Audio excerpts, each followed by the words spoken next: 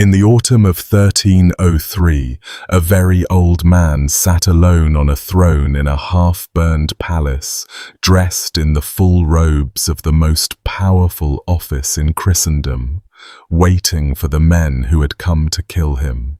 He had put on the crown on purpose. He had the cloak of St. Peter draped over his shoulders, the cross in one hand and the keys in the other, and he had told the people around him that if he was going to die, he would die looking like what he was.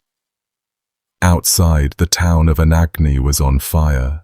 Soldiers were dragging gold and silver and church plate out of the rooms below him, smashing locks, tipping over chests, and somewhere in all that smoke was a man who had ridden hundreds of miles for the specific pleasure of watching this particular pope suffer. The old man on the throne was Boniface VIII. He was somewhere in his 70s, his body wearing out, kidney stones grinding away at him from the inside, and he had spent the last decade making enemies the way other men collect debts. Now most of them had arrived at once, in armor, in his own hometown, with the doors coming off the hinges. I want to get into that scene properly later, because it's one of the strangest and most humiliating things that ever happened to a sitting pope, and it deserves to be told slowly. But it's the wrong place to begin a life. So before any of that, welcome in, and thank you for being here. If you're new to the channel, this is the spot where we sit with the grim and the strange corners of medieval history for a while. No rushing, just the story told the way it actually happened. And while we're settling in, do me a small favor and drop a comment telling me where in the world you're listening from. I genuinely love reading those, and it always surprises me how far these stories travel. How many quiet rooms in how many countries somebody is sitting in the dark, listening to me talk about a dead pope. A like helps the video find new people too, but mostly I'm just glad you pulled up a chair. I also run a Patreon that can be found down in the description if you'd like to support the channel, or you can become a YouTube member. All the support is greatly appreciated and helps me keep digging into forgotten history. Right. Back to the man on the throne and the long, strange road that put him there. He started life a long way from any throne in a hill town called Anagni, roughly 50 kilometers southeast of Rome, around the year 1230. Some sources push that to 1235, and the honest truth is that nobody bothered to write down the exact birth of an unremarkable younger son of a minor noble family, so we work with a range and we move on. His name then was Benedetto Caetani. The Caetani were what you might call respectable but not spectacular, old blood, baronial standing, a family name with a bit of weight in the region, and connections that mattered rather more than the family's actual money did, because the money was fairly modest. They had links to the papal court through Benedetto's mother, Emilia, who was a niece of one pope and tied by blood to the families of two others. So the boy grew up close to power without ever quite holding any of it himself. That distance, that sense of being near the fire without being warmed by it, of watching relatives wear the crown while you carry someone's books, seems to have done something to him that never wore off. Men who grow up just outside the room where the decisions get made sometimes spend the rest of their lives trying to kick the door down. Anagni itself is worth a moment because the town shaped him in ways he never escaped, and in the end, it nearly killed him. It was a place that produced popes the way some towns produce wine or wool. 3 pontiffs had already come out of those streets before Benedetto was even born, and the town carried itself accordingly, proud and stony, and absolutely convinced of its own importance, perched up on its hill, looking down at the green Campagna spread out below. People there grew up breathing in the idea that great churchmen came from Anagni, that this was a town that made history rather than watching it. Benedetto would love that town his whole life. He poured money into it as he rose, and it would be the stage for his final ruin. But as a child he was simply one more well-connected boy being pointed gently and firmly at a career in the church. Because that was what you did with a younger son who wasn't going to inherit the family lands. You gave him to God, and you hoped he'd climb high enough to bring the rest of you up with him. We know almost nothing about the boy himself, the way we know almost nothing about the childhoods of most medieval people who were not born to a crown. No anecdotes survive of the young Benedetto, no charming stories, no early signs of what he would become. He steps into the record already half-grown, already a canon, already being moved from one uncle to the next along the well-worn track that carried promising boys up through the church. What we can say is that he was being shaped, early and deliberately, into an instrument of the family's ambition, and that the shaping took. By the time we can see him clearly, he is already what he would be at the end, sharp, acquisitive, certain, and entirely at home in the world of offices and incomes and influence. He climbed.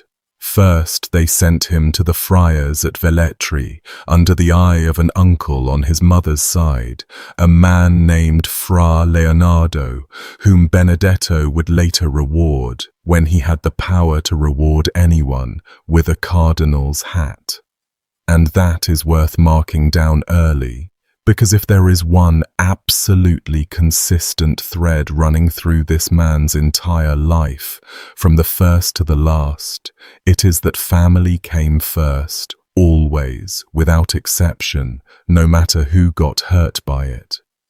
He became a canon at the cathedral in Anagni while he was still a teenager, drawing the income of a church position before he was old enough to grow a proper beard. The earliest actual document that names him by name dates to around 1250, when he'd have been about 20, give or take a few years. When another of his uncles became Bishop of Todi, Benedetto followed him there and began studying law in earnest, and Todi stuck with him too, lodged somewhere warm in his memory. Years later, as Pope, with all of Europe to think about, he would still talk about Todi with real affection, calling it the place that nourished him in his tender years, the dwelling of his early youth. From Todi, he moved on to Spoleto, and then to Bologna, and Bologna is where the real making of the man happened. Bologna in that century was the beating heart of legal learning in all of Europe. If you wanted to truly master the law, both the canon law of the church and the civil law that came down from ancient Rome, you went to Bologna, and you stayed there in the lamplight bent over enormous books until your head was so full of statutes and decretals and precedents that you saw the whole world in terms of them. Benedetto stayed for years. He came away with a doctorate in both kinds of law, the full set, and he came away as one of the sharpest legal minds in all of Christendom. That is not me being generous to him. Even the people who would later despise him most bitterly admitted, through gritted teeth, that he was brilliant at the law. It was the one thing about him that nobody ever seriously disputed.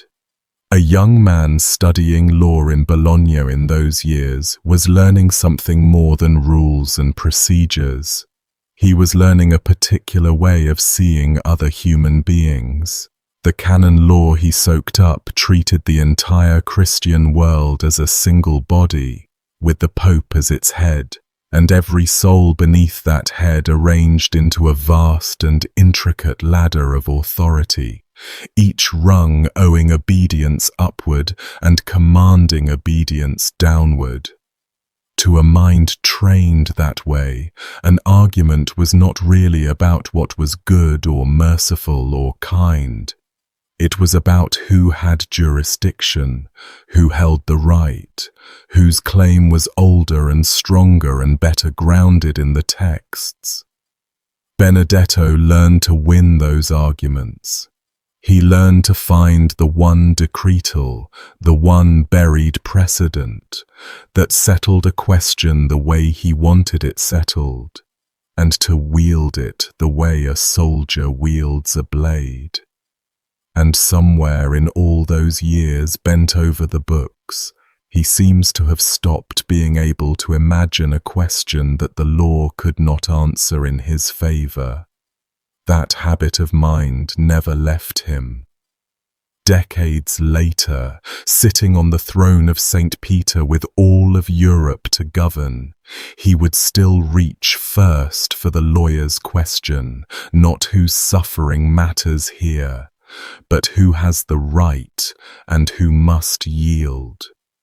He moved in a world, too, where the church and money were tangled together so tightly that you could not always tell where the one ended and the other began. A churchman of ambition collected what were called benefices, church positions that came attached to incomes, and the more of them you held, the wealthier and more powerful you grew, even if you never once set foot in most of the places that were paying you. Benedetto became very good at this. He understood the flow of money through the church, the way a miller understands the flow of water through his wheel, and he made sure a great deal of it flowed toward him and toward his family. None of this was unusual for an ambitious cleric of the age. What set Benedetto apart was the sheer cold competence of it, the scale, and the complete absence of any apparent embarrassment about it. And this detail matters more than it might first sound, so stay with me on it, because it explains everything that comes after. Benedetto Caetani was not a holy man. He was not a mystic, not a hermit, not a humble servant of the sick and the poor, not someone who wept over scripture or fasted himself thin in a cave. He was a lawyer, a formidable, cold, calculating lawyer who understood, better than almost anyone alive, that the church was not only a spiritual body, but a vast legal and political and financial machine, the biggest single institution in the Western world, and he understood precisely how that machine worked, where all its hidden levers were, and exactly how hard to pull each one. Everything he later did, the impressive and the monstrous alike, came pouring out of that lawyer's brain. He saw the whole world as a structure of rights and duties and overlapping jurisdictions, of who owed obedience to whom, and at the very top of that structure, above every king and emperor and prince on earth, he placed the Pope. He believed that completely. He never doubted it for a second, and he would die for it. He spent the next couple of decades quietly making himself indispensable. He went to France on a diplomatic mission early on. He went to England in the 1260s to help mediate between King Henry III and the barons who had risen up against him. And he stayed in England for a few years, watching a kingdom tear at itself and learning how power actually moved when the cushions were off and the knives were out. England in those years was a hard school for a young diplomat.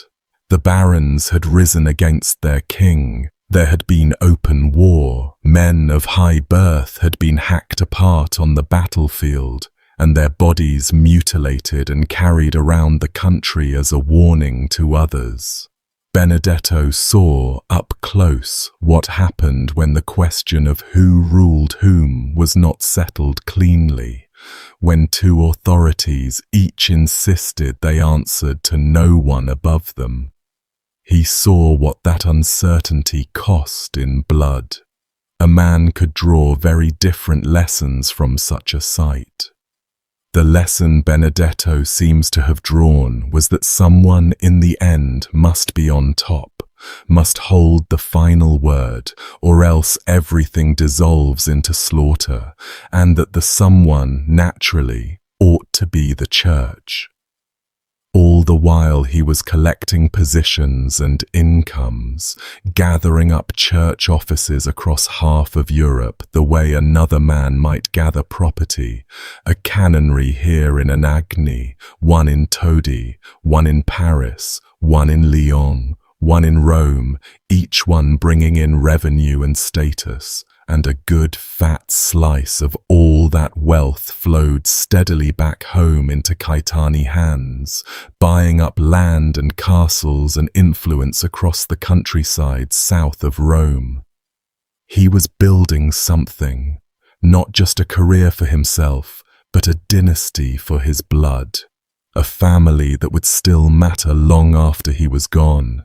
You can see the shape of his whole life already in that younger man, riding from court to court on the church's business, watching, calculating, gathering, sending money home. He was patient, he was thorough, and he forgot nothing and no one, neither the people who had helped him nor the people who had stood in his way. In 1281, Pope Martin IV made him a cardinal deacon attached to a particular church in Rome. And here is one of those small, strange facts that tells you what kind of office the cardinalate really was in that age. Benedetto wasn't even ordained a priest until 1291, when he was around 60 years old.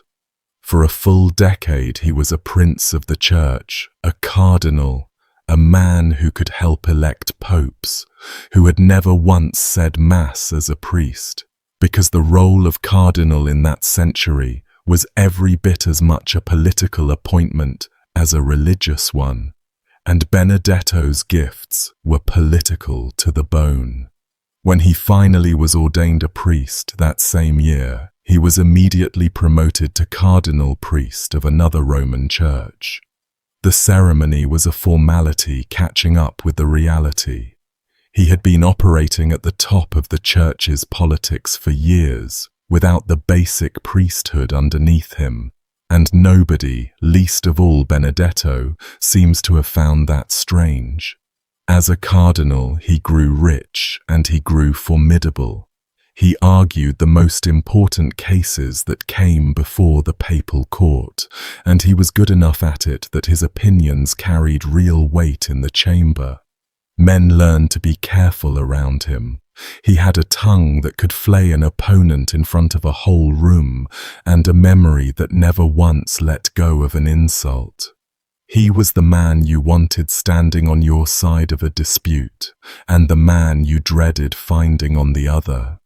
By the time the old century was running down toward its close, Benedetto Caetani was about as powerful a figure in the church as a man could be without actually wearing the crown himself.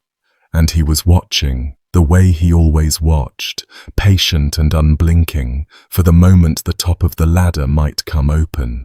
Around that same time, he was sent up to Paris as a papal legate to settle a bitter quarrel between the masters of the great university and the friars.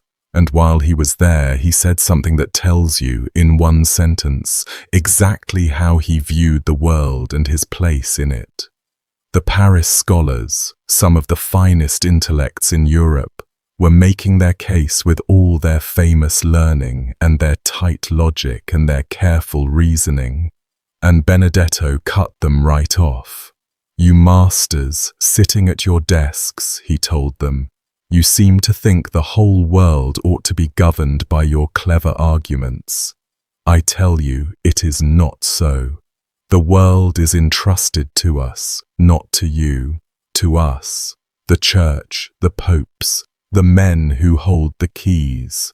Not to scholars, not to kings, not to anyone else." Pope Martin had described Benedetto as a man of profound judgment, reliable, careful, full of foresight and prudence. The humiliated Paris masters, packing up their books, probably had a few other words for him, but you can already hear, in that single brisk rebuke, the voice that would one day shake the whole of Europe to its foundations. Now, to understand how this hard, dry, ambitious lawyer ended up wearing the papal crown, you have to meet the man he replaced. And the man he replaced is one of the most genuinely heartbreaking figures in the entire long history of the papacy, a story so sad it almost hurts to tell. His name was Pietro da Morone, and he was an old hermit who never wanted any of this. When Pope Nicholas IV died in 1292, the College of Cardinals simply could not agree on who should follow him. They were split, viciously, between the two greatest families of Rome, the Orsini and the Colonna, two clans that loathed each other down to the marrow, and so the cardinals sat there deadlocked, month after month after month, for more than 2 solid years. 2 years with no pope at all. The entire structure of Western Christianity, the largest and most powerful organization on the continent, just frozen, paralyzed, leaderless, while a dozen rich and proud men refused to be the first to blink. It was a scandal and an embarrassment, and everyone knew it. Benedetto Caetani sat inside that deadlock as one of its players, one of the cardinals unable to break it, close enough to the prize to taste it and unable to reach it, and he watched the office he wanted sit empty month after month while the great families squabbled. Whatever he learned in those 2 frozen years about how the throne of St. Peter was really won, about the bargaining and the patience and the willingness to outweight other men, he would put to ruthless use very soon. And in the middle of that long, ugly stalemate, in the summer of 1294, somebody floated a wild and desperate idea. There was, up in the harsh mountains of the Abruzzi, a famous old hermit, a man around 80 years old, who had spent virtually his entire life in caves and stone cells, fasting, praying, sleeping on the bare rock, wearing a rough hair shirt knotted tight against his skin with an iron chain bound underneath it that he never took off. He ate almost nothing, bread and water, and he modelled his whole existence on John the Baptist out in the wilderness. People for miles around thought he was a living saint, an actual holy man in an age that produced very few of them at the top of the church. He had even gathered followers and founded his own austere little religious order. Why not, somebody suggested, just elect him? A pure soul, a man visibly above all this filthy political squabbling, a hermit who could not possibly be in anyone's pocket. And so, exhausted and desperate and perhaps a little ashamed of themselves, the cardinals did exactly that.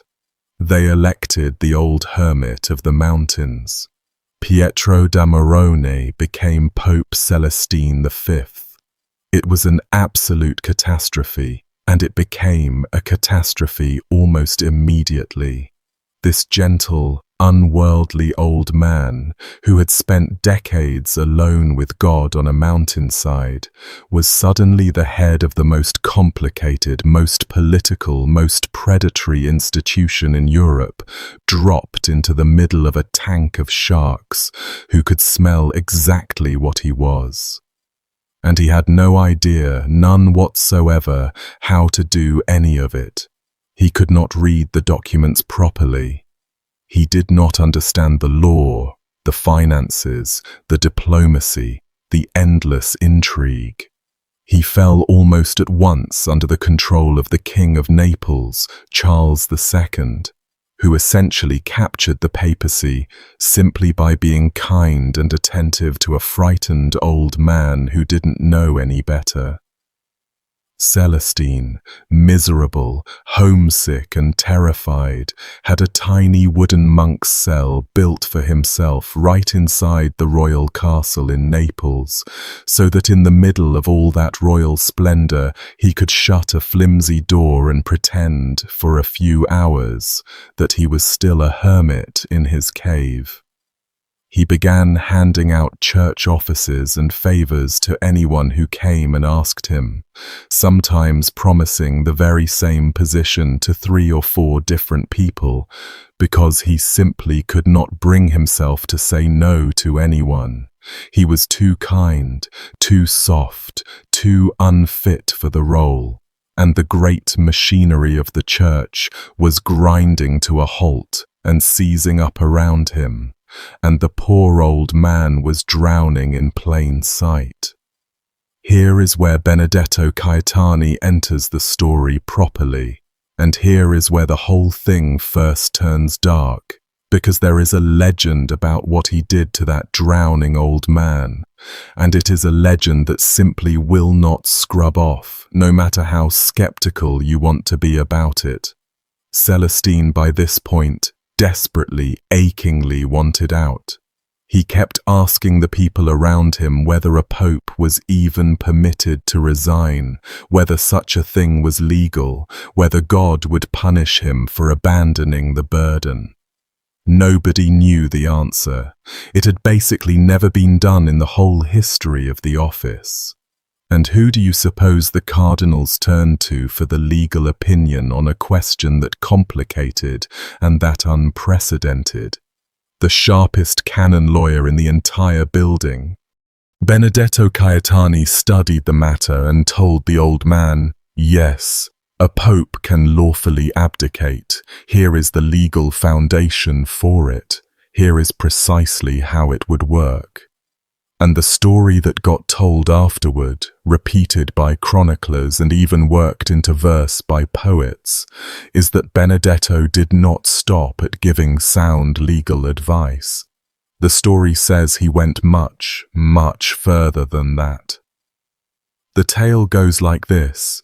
Benedetto, the lawyer, wanting the throne for himself and seeing this trembling old hermit as the only thing standing between him and it, had a hole secretly bored into the wall of Celestine's little cell, and a hidden speaking tube fitted into the hole, or perhaps had a young cleric do the boring and the fitting for him under cover of night.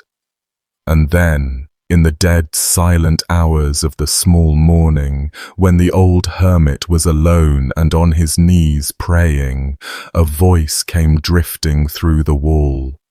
A low, strange, disguised voice in the darkness, claiming to be the voice of God himself, or of an angel, or of the Holy Spirit.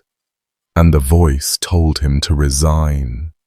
Night after night the voice returned, warning him solemnly to lay down this crushing burden that was too great for him, to flee back to the holy solitude he so desperately missed, or else risk the everlasting fires of hell for failing so badly at the sacred office God had given him. And the old man, alone in his cell in the blackness, hearing what he was certain was heaven itself commanding him to quit, was slowly, methodically broken down, night after night, until at last he agreed to do it. How much of that should we believe? Honestly, probably very little of it. The most reliable witness we have, a man who was actually there in Naples through all of this and saw it up close, says only that Benedetto was one of several cardinals who urged the old pope to step down, and that Celestine ultimately made the decision himself after a great deal of agonized thought, and that Benedetto's real role was simply to demonstrate that the law permitted it.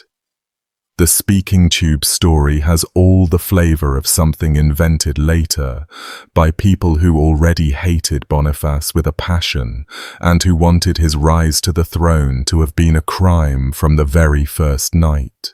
And yet, it stuck. It stuck hard, and it stuck for a reason, because it fit the man so perfectly. People believed it because they could absolutely believe it of him. The whisper through the wall, the patient psychological cruelty, the cold use of another man's faith as a tool against him, all of it sounded exactly like the Benedetto Caetani they knew. And that is its own kind of verdict on a person, isn't it? When the worst story anyone tells about you is also the one that sounds the most like you. On the 13th of December, 1294, Celestine V did the thing almost no pope in history had ever done. He summoned the cardinals, took off the heavy papal robes, pulled his old rough hermit's tunic back over his head, and resigned the throne of St. Peter. 5 months he had worn the crown, and he handed it back like a man setting down a stone he could no longer carry. The exact words he spoke that day are gone, lost to us. And part of the reason they are lost is that Boniface later destroyed Celestine's official records, a small detail, but a telling one when you sit with it for a moment. 11 days after the old man stepped aside, on Christmas Eve, the cardinals gathered in the castle at Naples and elected Benedetto Caetani. He took the name Boniface VIII. He was around 64 years old, and he had been climbing toward this single moment brick by brick, his entire life. Even the 2 Colonna cardinals, the men whose family he would later try to wipe off the face of the earth, voted for him that day. They could not have known what they were voting for. They were giving their support to a colleague, a brilliant lawyer, a safe and capable pair of hands after the disaster of the gentle hermit. Within 3 short years he would tear the red hats from their heads, excommunicate their entire bloodline, and grind their ancestral city into salted dirt. The men who helped put him on the throne would live to watch him try to erase them from the earth. His coronation was magnificent, an explosion of gold and white horses and pageantry, with the King of Naples himself holding the bridle of the Pope's mount as Boniface rode through the crowds. A long, long way from a hill town, and a younger son with no inheritance to his name. And you would think, having finally gotten everything he ever wanted, having reached the absolute summit of the medieval world, that Boniface might have left the poor, broken old hermit alone, might have let him shuffle back to his beloved cave to pray and die in peace. He did not. He could not. The lawyer's brain would not let him. This is one of the cruelest things Boniface ever did, and there is no real way to soften the edges of it. The lawyer in him looked at the situation and saw, very clearly, a problem. A former pope was still alive and walking around out there. And not just any former pope, but one who had been wildly, genuinely beloved by the common people, a man who looked and lived like a saint, a man who could become the rallying point for anyone at all, who wanted to argue that Boniface's whole election was illegitimate. A living predecessor is a loaded crossbow lying on the table where anyone might pick it up. So Boniface decided the old man simply had to be controlled, contained, kept where he could do no harm. And Celestine, sensing exactly what was coming for him, ran. This 80-year-old hermit, this frail, holy man, fled. He ran into the woods.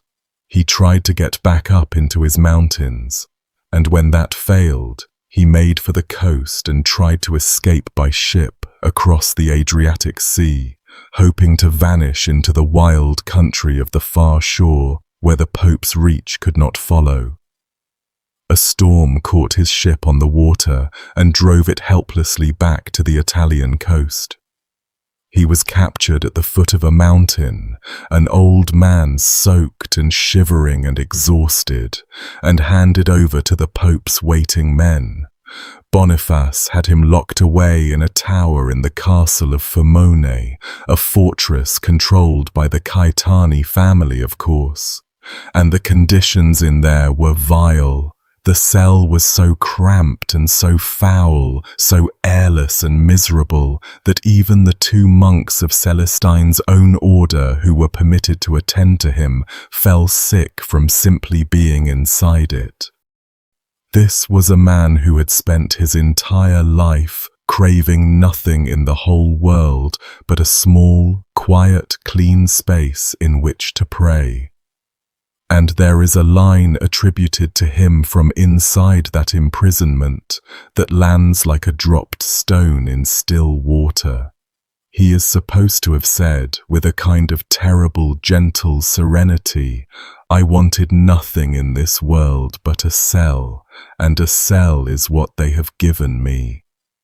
He died in that tower on the 19th of May, 1296, at around 81 years of age, after roughly 10 months shut away in the dark. He had been the most reluctant pope in the history of the office, a man who took the throne weeping and gave it back with relief, and his reward for stepping aside so that better men could govern was to be hunted across the country and walled up until his body failed. The 2 monks who sickened just from breathing the air of his cell went home. The old man did not have a home to go to anymore. The reported causes were pneumonia and possibly a stroke that left part of him paralyzed at the end. He had been pope for 5 months and a prisoner for nearly a year, and the second of those numbers is the one that should haunt you. Boniface could have let him go home. That is the thing to sit with. By the time the old man was caught at the foot of the mountain, soaked and shaking, he posed no real threat to anyone. A frail hermit who wanted nothing but to be left alone with his prayers until death took him. No one needed to lock him in a tower. Only the lawyer's cold logic of risk drove it, the calculation that a living predecessor was a danger that ought to be neutralized. And so an old saint spent the last 10 months of his life shut in a cell so foul it sickened the men who tended him, and died there, because the man who had taken his throne could not quite bring himself to take the small chance of leaving him free. His followers said, flatly and immediately, that it was murder. They said Boniface had effectively killed him, worn him down, and shut him in a hole until his body simply gave out, and the accusation latched on and never, ever let go. For centuries there was an even darker version of the story. because when people later examined Celestine's skull, they found a square hole punched into the bone, and a tale grew up around that hole that the saintly old pope had been quietly killed by a nail driven through his head on Boniface's secret orders. An image that grim is more than enough to keep a legend breathing for 700 years, and breathe it did. Modern forensic study has since gone over that skull very carefully and concluded that the hole was made after death in a skull that was already long since stripped down to bone, almost certainly during one of the many times the body was dug up and moved and reburied over the centuries, and not by a nail hammered into a living, breathing man. The tests for poisoning came back clean too. But the suspicion itself, the deep and lingering sense that this pope had blood on his hands from the very first hour of his reign, that he had begun his time on the throne by destroying a saint that has never once washed out, not in 700 years. Celestine, the gentle hermit who never wanted the job, was eventually made a saint in his own right, and the poet who would later condemn Boniface more savagely than anyone else who ever lived, Dante, placed Celestine in his great vision of the afterlife as the soul who made, through cowardice, the great refusal, the man who turned down the highest calling out of weakness. By quietly damning the man who quit the throne, Dante was also, in the same breath, damning the man who climbed up onto it after him. And in the 7 centuries since, no pope has ever once dared to take the name Celestine again. The name itself feels cursed. With the old hermit dead and buried, you might imagine Boniface could finally relax and enjoy what he'd won. Instead, he turned the full force of that restless, vengeful energy toward a feud that would come to define the entire middle stretch of his reign, and that would show the world exactly how far this man was willing to go when someone dared to cross him. The Colonna. The Colonna were one of the very greatest noble families of Rome, an ancient and powerful clan, and they were the natural, inevitable rivals of Boniface's own Caetani family in that crowded stretch of country south of the city.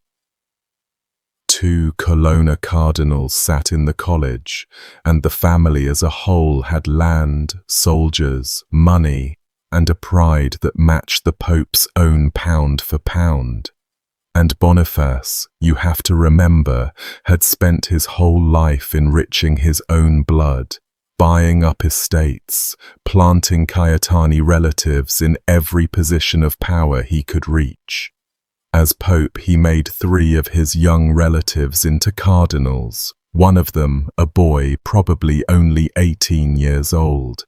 And he funneled church money and church land into Caetani hands so openly, so brazenly, that it managed to scandalize people who were not, generally speaking, easily scandalized by anything.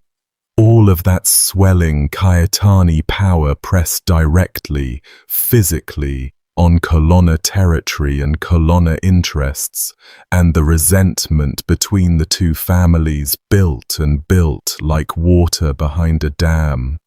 It finally burst in the year 1297.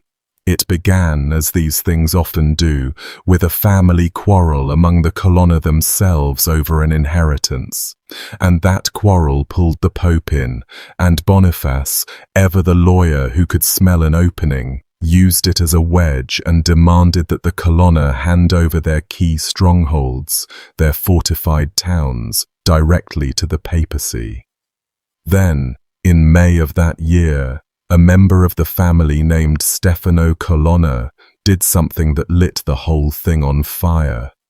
He ambushed a treasure convoy on the old Appian Way, the ancient road running out of Rome, near the great round tomb of a Roman noblewoman that still stands there to this day. And this was no ordinary convoy. It was carrying an enormous portion of Boniface's personal wealth, reportedly somewhere around 200,000 gold florins, loaded into something like 80 heavy sacks on the backs of a train of mules, being moved up from Anagni to Rome by one of the Pope's own nephews. Stefano Colonna and his men took every last sack of it. Boniface's reaction was volcanic, and it tells you a great deal about the man and his temper. Within days, he stripped both Colonna cardinals of their rank, tore the red hats off their heads, and excommunicated the entire family, cast them all out of the church in one furious stroke. The Colonna struck back in the only way that could truly wound a man like Boniface, the one way that cut all the way down to the bone. They went public, and they went straight for his legitimacy. They drew up manifestos and nailed them to the doors of churches all across Rome, and even in an act of breathtaking nerve, onto the high altar of St. Peter's Basilica itself, declaring to the whole world that Boniface was no true pope at all. And their argument was devastatingly clever, the work of people who knew exactly where the soft spot was. Celestine's abdication, they argued, had been illegal, because a pope simply cannot truly resign the office God gave him, and therefore Celestine had remained the one and only true pope right up until the day he died in that tower. And therefore Boniface was nothing but a usurper, a pretender, and every single official act of his reign, every appointment, every excommunication, every decree was empty and void. They were soon joined by a fiery Franciscan poet named Jacopone da Todi, a man with a genuine reputation for holiness, and he began calling Boniface the new Lucifer in writing for everyone to read. That word, Lucifer, the name of the fallen angel, the devil himself, hung around the neck of a sitting pope by a famous holy man, set down in ink. People did not forget that. It was the first time the shadow of the devil fell across Boniface's name, and it would not be the last. The accusation about the abdication was the truly dangerous one, though, the one that could actually unseat him, because it was not mere name-calling. It was law, and law was his own ground. If Celestine could not validly resign, then Celestine had still been the true pope when he died in the tower at Fumone, and every single act Boniface had performed in the meantime was the act of a pretender, empty and void. The lawyer in Boniface understood exactly how sharp that blade was, because he had spent his whole life sharpening blades just like it. He could not simply shout it down. He had to crush the men holding it, utterly and completely, so that no one anywhere would ever dare pick the argument back up.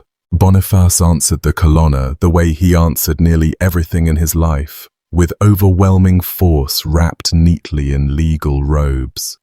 In late 1297 he declared open war on the family, and then he did something genuinely shocking, something that scandalizes even now. He proclaimed a crusade against them, an actual crusade. The full, sacred, terrifying machinery of holy war that the Church reserved for its struggles against Muslims and pagans in the distant Holy Land, the indulgences, the remission of all sins for any man who took up the sword in the cause, the whole apparatus of God's own war, and he aimed every bit of it at fellow Christians, at a single Roman family, over a feud and a stolen treasure train. He took the holiest instrument of war the medieval church possessed and turned it into a personal weapon for a personal grudge. Most of the colonna castles fell quickly under that kind of pressure, but one of them held out.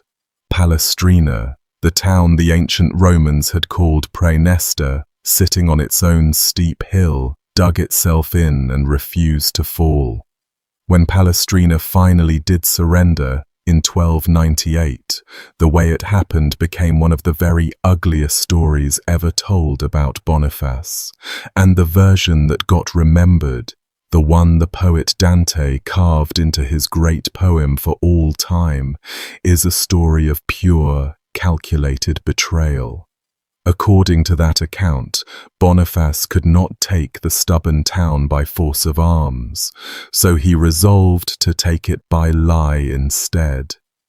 On the cunning advice of an old soldier who had become a friar, a man famous for his slyness, Boniface offered the Colonna a full and complete pardon, total amnesty, every offence forgiven, if only they would lay down their arms and surrender the town.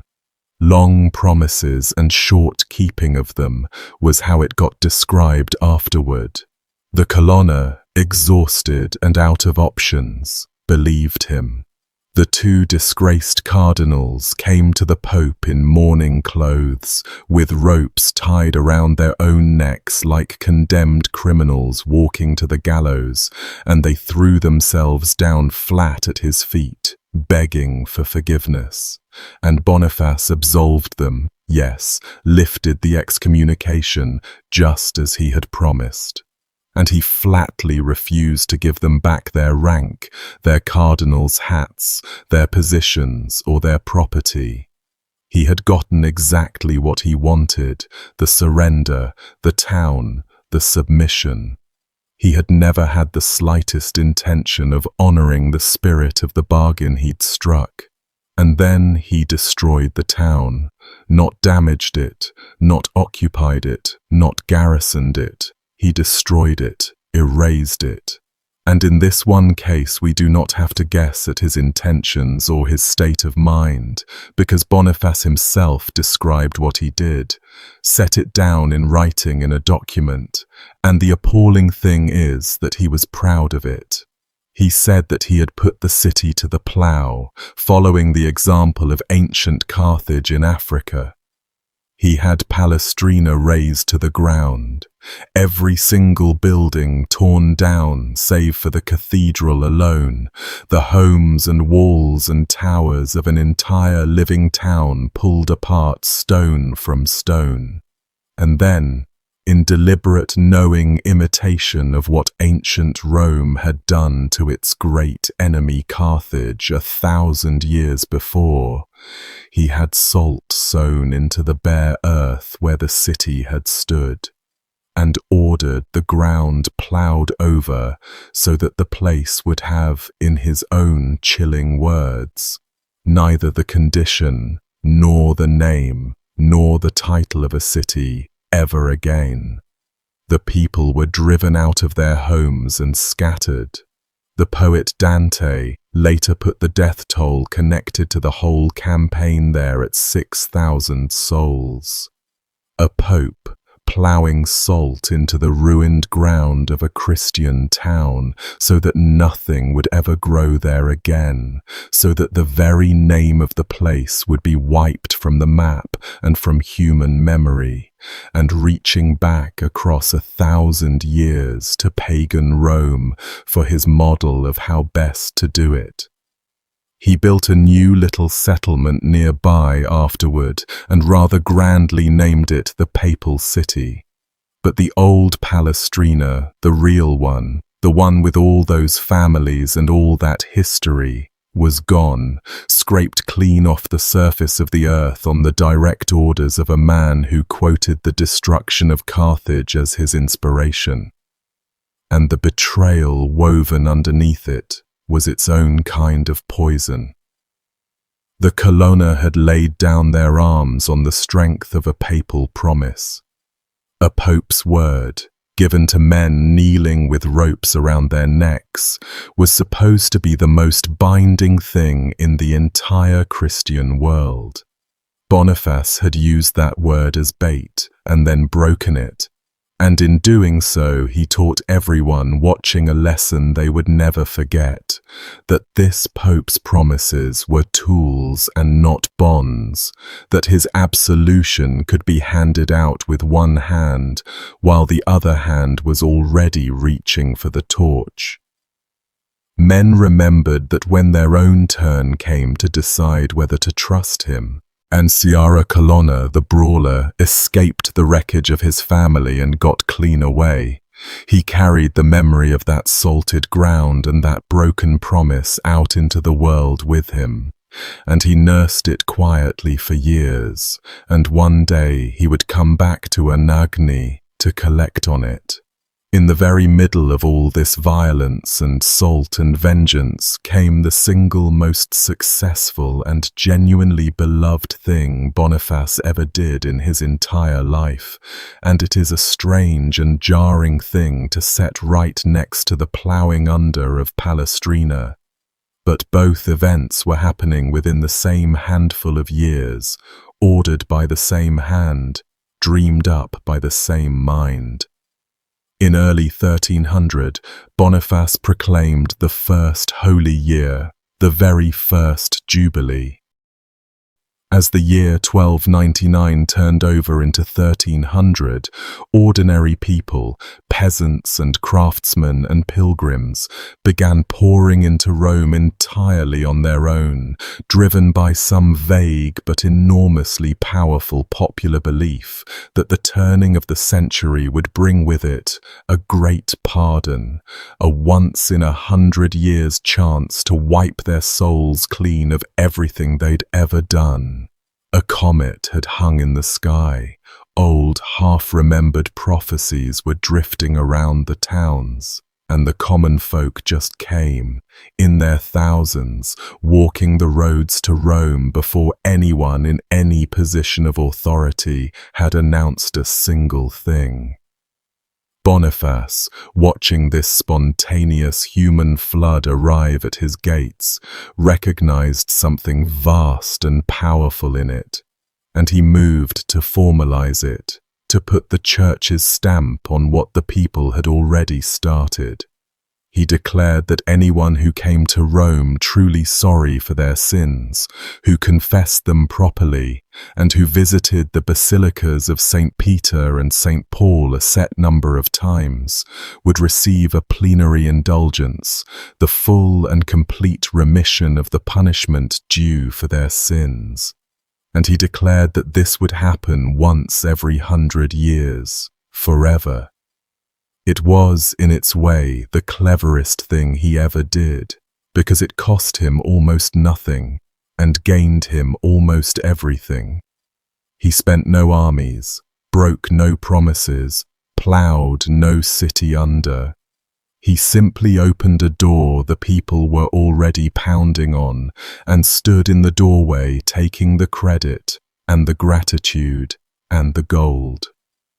For 1 year, the loud, grasping, frightening Pope got to be exactly the figure he had always told himself he was, the shepherd at the center of Christendom, the man through whom the mercy of God flowed down to ordinary souls. You can almost understand why he loved it so much. It was the one stretch of his reign where the power he craved and the love of the people lined up in the same direction, and it never happened to him again. The response was staggering, almost beyond belief. A Florentine chronicler named Giovanni Villani, who was actually there in Rome and saw the whole thing with his own eyes, called it the most marvelous thing he had ever witnessed in his life. He reckoned that all the way through the entire year, without a single break, there were 200,000 pilgrims in Rome at any given moment, on top of the ordinary population of the city. The crowds on the bridge by the Castel Sant'Angelo, the great stone bridge over the Tiber leading towards St. Peter's, were so dense, so impossibly packed, that the authorities had to divide the bridge straight down the middle into 2 lanes, one for the people pushing towards St. Peter's, and one for the people streaming back, just to stop the human crush from killing people. Dante saw that divided bridge too, and the memory of it went straight into his poem. Think for a moment about what that year must have looked like and smelled like and sounded like around Boniface. Roads choked from horizon to horizon with the dust of walking feet. Families who had sold a cow or a strip of land to make the journey, the sick carried on litters in the hope that a year of grace might mend them. The old come to die where their sins could be wiped clean first. Inns full, fields outside the walls turned into rough camps. The constant murmur of 100 languages and dialects bouncing off the ancient stones, and in the middle of it all, raised above it, the Pope who had called them. For Boniface, who had spent his whole life being told in 1,000 small ways that real power sat just out of his reach, this must have been an intoxicating thing to stand at the center of. The whole of Christendom walking to his door on its own 2 feet. And the money. The offerings poured in, and they poured in at precisely the moment Boniface needed them most desperately, because his long fight with France had been steadily strangling his income from that direction. The Jubilee refilled the papal treasury almost overnight and lifted the prestige of the papacy to a height it had not touched in a very long time. He had the great painter Giotto, or someone working closely in Giotto's circle, paint a fresco of himself proclaiming the Holy Year, and a fragment of that very painting survives to this day, one of the only contemporary images we have of his face. Boniface, it must be said, dearly loved being depicted. He commissioned statues of himself, more of them than any pope before him had ever dared, scattering images of his own face and form across the churches of Rome, and that particular habit would come back to bite him savagely later on, because his enemies would seize on it and twist it into a formal charge that he had set up idols of himself in holy places to be worshipped like a god. He explained the statues himself once to his own physician in words that survive. He said he commissioned them to enlarge the glory of the Church of Rome, so that his memory would remain glorious forever and ever. A man does not say a thing like that unless the fear of being forgotten sits somewhere near the center of him. He wanted to be remembered. He got his wish in the end, though not at all in the shape he had in mind when he ordered the sculptors to work. But in 1300, standing at the very peak of his power, none of that poison had landed yet. For one single shining year he was the triumphant Pope, the man who had drawn all of Christendom to Rome and sent it home again with its sins forgiven and its purses lighter. That triumph was the high water mark of his whole life, and from there the entire story slides downhill, gathering speed, toward the catastrophe waiting for him in his own hometown. And the man at the top of that hill, the man giving him the great fatal push, was the King of France. Philip IV of France, called Philip the Fair, mostly on account of his striking good looks rather than his fairness in dealing, was in almost every way the precise opposite of Boniface.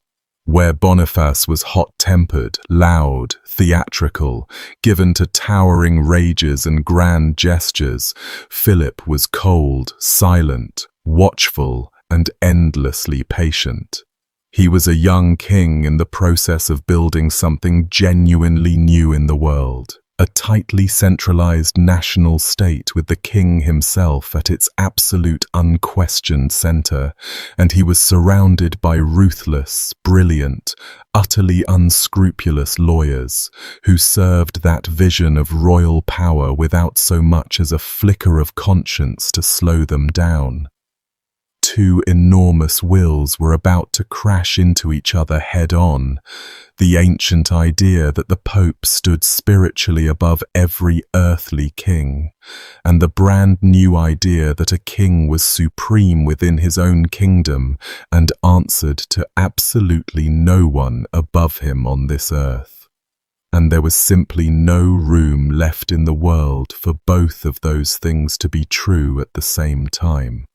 One of them had to break. Boniface had spent his entire life believing the answer was already settled in the law, settled in scripture, settled in centuries of popes who had humbled emperors and made kings stand barefoot in the snow waiting for forgiveness.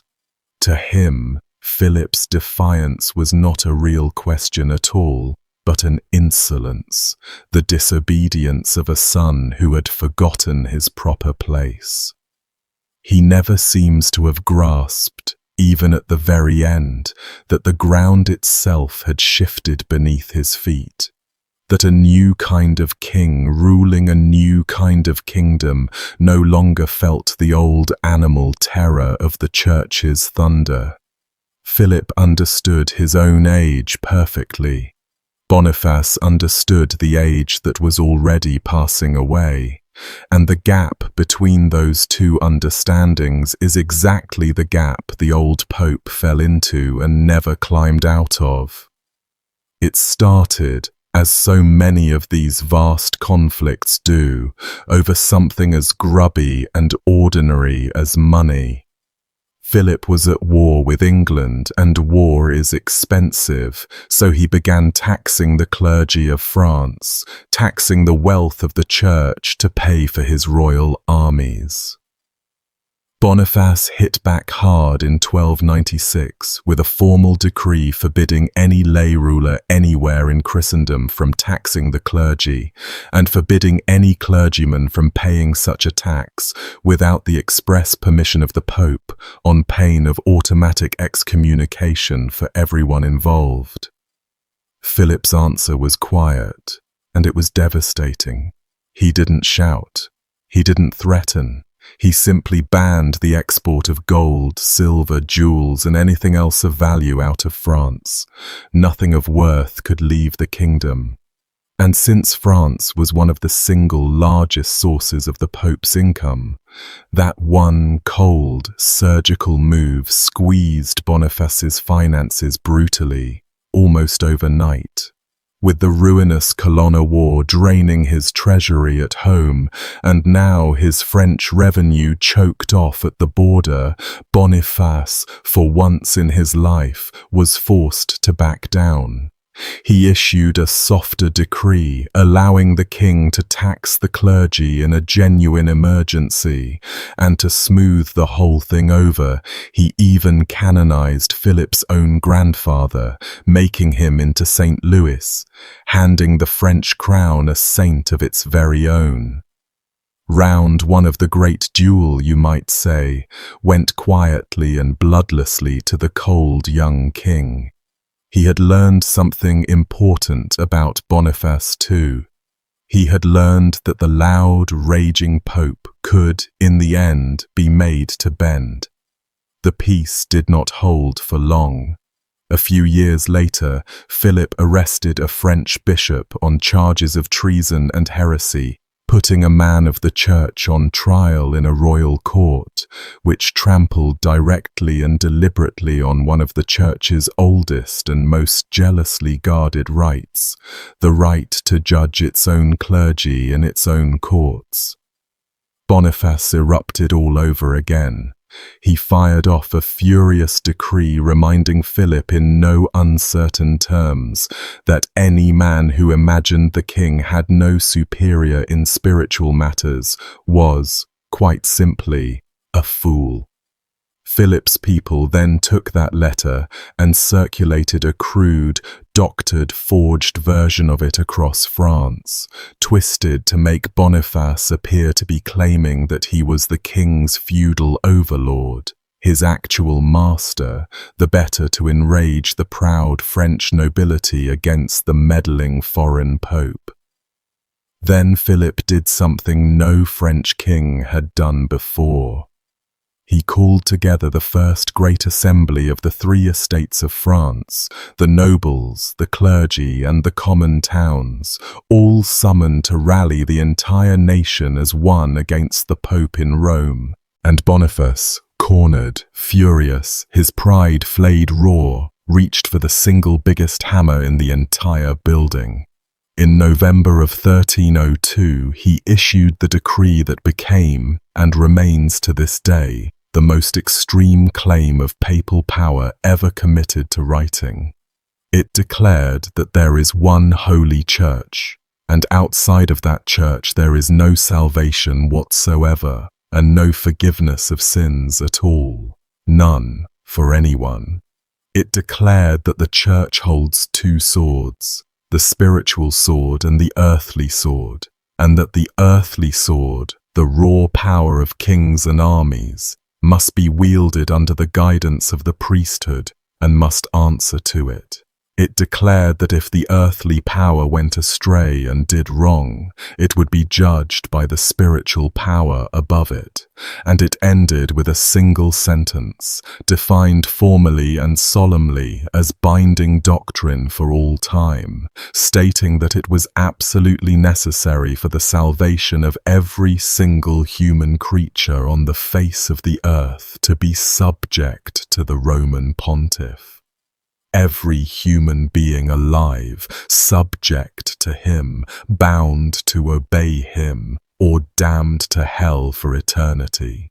No pope had ever, before or since, claimed quite so much in such stark, total, uncompromising words.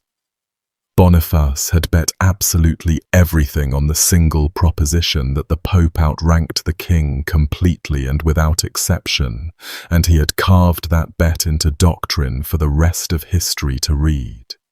You can feel the lawyer in every line of it, the careful piling up of authorities, the two swords, the appeal to scripture, the closing sentence locked shut like a clause in a contract that admits no escape.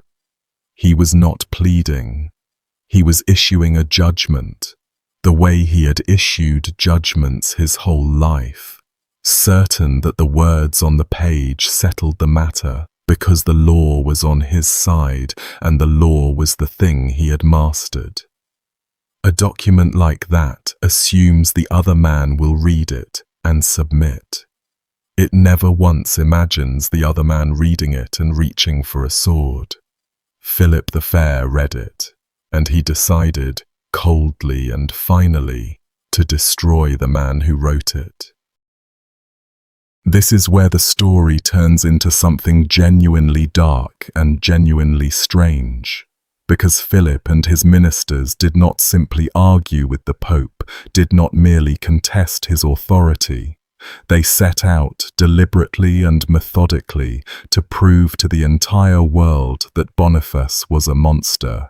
And this is the part of the story that gives this whole tale its name, the cold and calculated campaign to brand Boniface not just as a bad pope, not just as a proud or greedy or violent one, but as a heretic, a sorcerer, a man who had turned his back entirely on God and made his bargains in secret, in the dark, with something very much worse.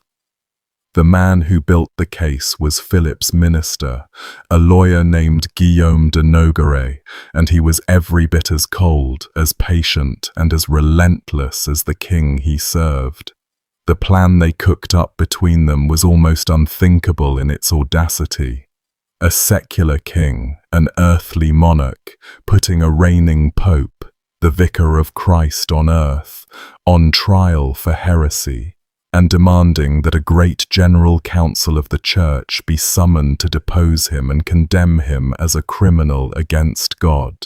Nogaret read out the first batch of accusations at the royal council in March of 1303, and later another of the king's men stood up at a public assembly and laid out a formal, structured accusation against the Pope in 29 separate articles, point by point, like an indictment. And the articles were lurid. They were designed from the ground up to be lurid, to horrify, to stick in the mind and never leave. They charged that his election had been illegitimate from the start, that he had tricked and manipulated the saintly Celestine into resigning and had then murdered him, quietly, in his prison cell at Fumone. They charged him with heresy of the very deepest and most damning kind, that he denied the immortality of the human soul, that he did not believe in any life after death, nor in the power of confession and penance to save a single soul, that he denied the real presence of Christ in the Eucharist, the absolute central mystery of the entire Christian faith, the belief that the bread and wine truly become the body and blood of Christ. They charged him with idolatry, pointing straight at all those statues of himself he loved so much. They charged him with sodomy, with keeping concubines, with the open selling of church offices for hard cash, with blasphemy of every shade and color.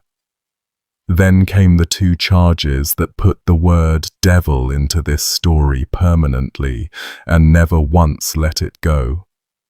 One article stated, in plain and unambiguous language, that the Pope kept a private demon, a personal familiar spirit of his very own, whose dark advice he followed in all things, and that this fact was publicly and commonly known.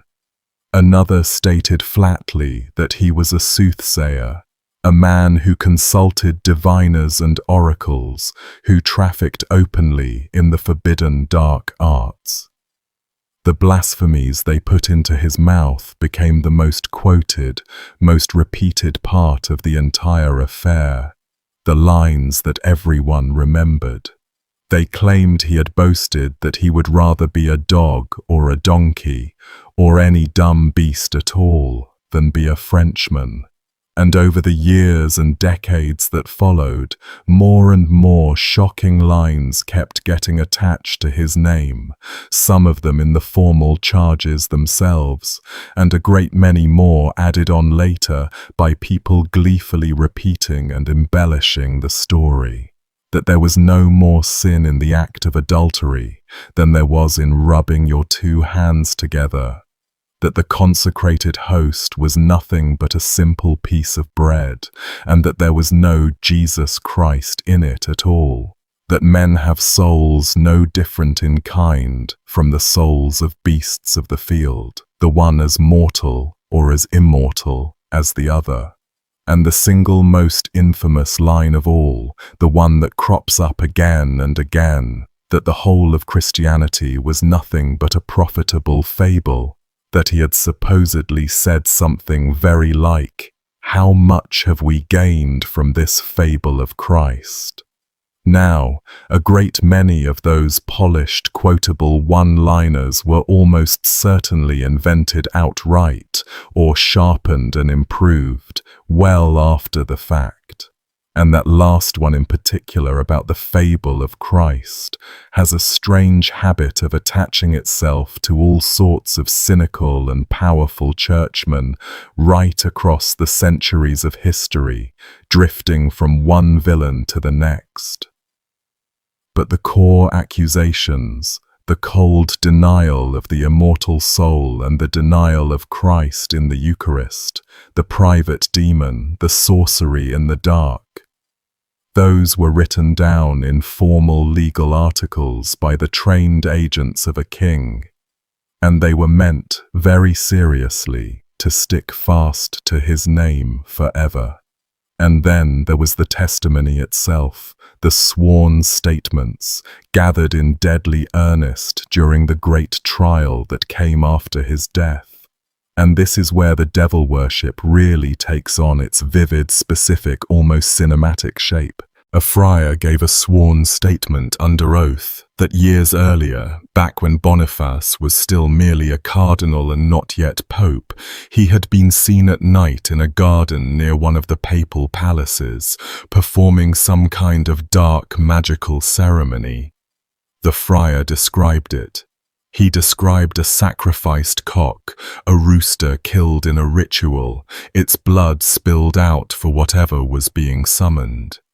He described a book of spells, and he described an attempt to conjure up demons there in the darkness of the garden. Another witness swore, equally under oath, that Boniface kept a demon trapped and bound inside a ring that he wore on his own finger, that he carried a captive spirit around with him everywhere, sealed up tight in a band of metal pressed against his skin. These were the closest things to actual evidence that anyone ever managed to produce that this pope worshipped the devil, sworn statements taken years and years after the supposed events, in a legal process run start to finish by his bitterest enemies, with a powerful and vengeful king's full weight pressing down behind every single word that was set on the page. Whether even one of these statements was true is a question that the men busily gathering them did not much trouble themselves about. They wanted a picture, a single, unforgettable image to burn into the mind of all of Christendom, and the picture they wanted was a pope in a garden at midnight, fresh blood on his hands, a book of spells open before him, calling up things from the pit below. The genius of that picture, the reason it worked, is that it took the things people already disliked about Boniface and gave them a supernatural shape. He was secretive, so he must have secrets worth hiding. He was proud and cold and seemed to fear no man, so perhaps he feared no God either. He surrounded himself with images of his own face, so perhaps those images were idols. He had crushed his enemies with a ruthlessness that felt almost inhuman, so why not make him literally inhuman, a man with a demon at his shoulder whispering the next cruelty? Every real flaw got a tail and horns pinned to it. The witnesses did not have to invent a new man. They only had to take the man everyone already half feared and follow him down into the dark. How much of all this should we actually believe? The honest answer, the one the evidence keeps pointing toward, is that the men standing closest to that evidence did not believe most of it themselves. The whole towering dossier of charges fairly reeks of political manufacture, of accusations assembled to order by a government that desperately needed its enemy to be the single worst thing the medieval imagination could conjure. And yet, and this is the genuinely uncomfortable part, the part that keeps the story from being a simple tale of an innocent man framed. Boniface himself had handed his enemies so very much to work with.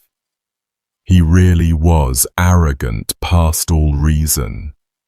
He really did enrich his own family with a shamelessness that shocked his contemporaries. He really did plough salt into the ground of a Christian town and boast about it in writing. He really did break his sworn promises, crush his enemies without mercy, proclaim sacred crusades over personal grudges, and scatter statues of his own face across the holy churches of Rome. He is reported to have said, out loud, that everything in the church was lawful for him to do, that there were no limits on him at all. So when his enemies sat down to paint him as a man who believed himself above God and answerable to no power in heaven or on earth, they were not painting from nothing. They were exaggerating, wildly, viciously, a portrait that already had a great deal of real ugliness in it. The demon sealed in the ring was almost certainly a lie. But the towering, suffocating pride that made such a lie so easy for people to believe, that was no lie at all. That was the truest thing about him. And here is the quiet tragedy underneath the whole spectacle. A more careful man, a gentler man, a man who had made fewer enemies and kept more of his promises, could have shrugged off accusations like these, because they would have rung false against everything people knew of him. Boniface could not, because too much of the rest of it fit. He had handed his enemies the brush and half the paint. When they sat down to make him into a monster, they were not working from a blank canvas. They were darkening lines he had drawn himself, year after year, with the salt and the broken word and the tower at Fumone, and the statues and the cold certainty that everything was lawful for him. The devil worship was invented. The man it was painted onto was real, and he had spent decades making himself the perfect surface for it. While Philip was patiently building his monstrous case against the Pope back in France, Boniface was preparing his own ultimate weapon, and he meant to fire it from his beloved hometown, the city of popes, where his confidence ran deepest. He had drawn up a decree that would excommunicate Philip outright, cut him off from God and the Church entirely, and that would formally release every one of the king's subjects from their oath of obedience to him, dissolving the loyalty of an entire kingdom at a single stroke of the pen. And he planned to proclaim it on the 8th of September, 1303, from the steps of the cathedral at Anagni, where he had retreated to spend the late summer heat among his own people. He never got the chance to read a word of it aloud. Nogaret had crossed the Alps into Italy, and there he had found the perfect partner for the work he had in mind, a man whose hatred of Boniface was not cold and political like the king's, but white-hot and intensely personal. Ciara Colonna, of the very family that Boniface had excommunicated, dispossessed, betrayed, and whose ancestral town he had quite literally ploughed under and sown with salt. Ciara's nickname meant the brawler, the quarreller, the fighter, and he had been waiting for years, burning for exactly this opportunity to arrive. With French money flowing behind them and traitors already in place inside Anagni itself, ready and waiting to throw open the gates, they gathered together a force of cavalry and foot soldiers, somewhere in the range of 1,600 men by the most common count, and on the 7th of September, The very day before Boniface intended to drop his thunderbolt down onto the head of the King of France, they rode straight in through the open gates of Anagni without facing the slightest resistance. The captain of the town guard had simply handed over the keys to the city. They came surging up through the narrow streets of the Pope's own birthplace, the town that had made him, screaming death to the Pope and long live the King of France, and the old Colonna war cry rising above all of it, Colonna, Colonna, Colonna. They smashed and battered their way toward the papal palace. When its heavy doors held firm against them, they broke instead into the cathedral that stood right beside it, the great church of Anagni, and they set the holy place on fire, deliberately, to burn and force their way through into the palace beyond. The town that had made him turned against him in a single afternoon. The streets he had walked as a boy filled with armed strangers howling for his death. The relatives of his he could not protect, his own nephew among them, were hunted through the palace and the homes nearby, some of them seized, some of them stripped of everything they had. The Caetani, the family he had spent his whole life lifting up, watched their fortune torn out of their hands in a few hours by the very enemies he had made on their behalf. Everything he had built in that town, the wealth, the standing, the sense that Anagni belonged to him, came apart in the time it takes a fire to spread from one roof to the next. And Boniface, almost completely abandoned now by everyone who had ever flattered and served him, did the one thing that, whatever else you might think of this hard and ruthless man, you have to grant him a measure of respect for. He did not run, and he did not grovel. Nearly everyone around him fled for their lives.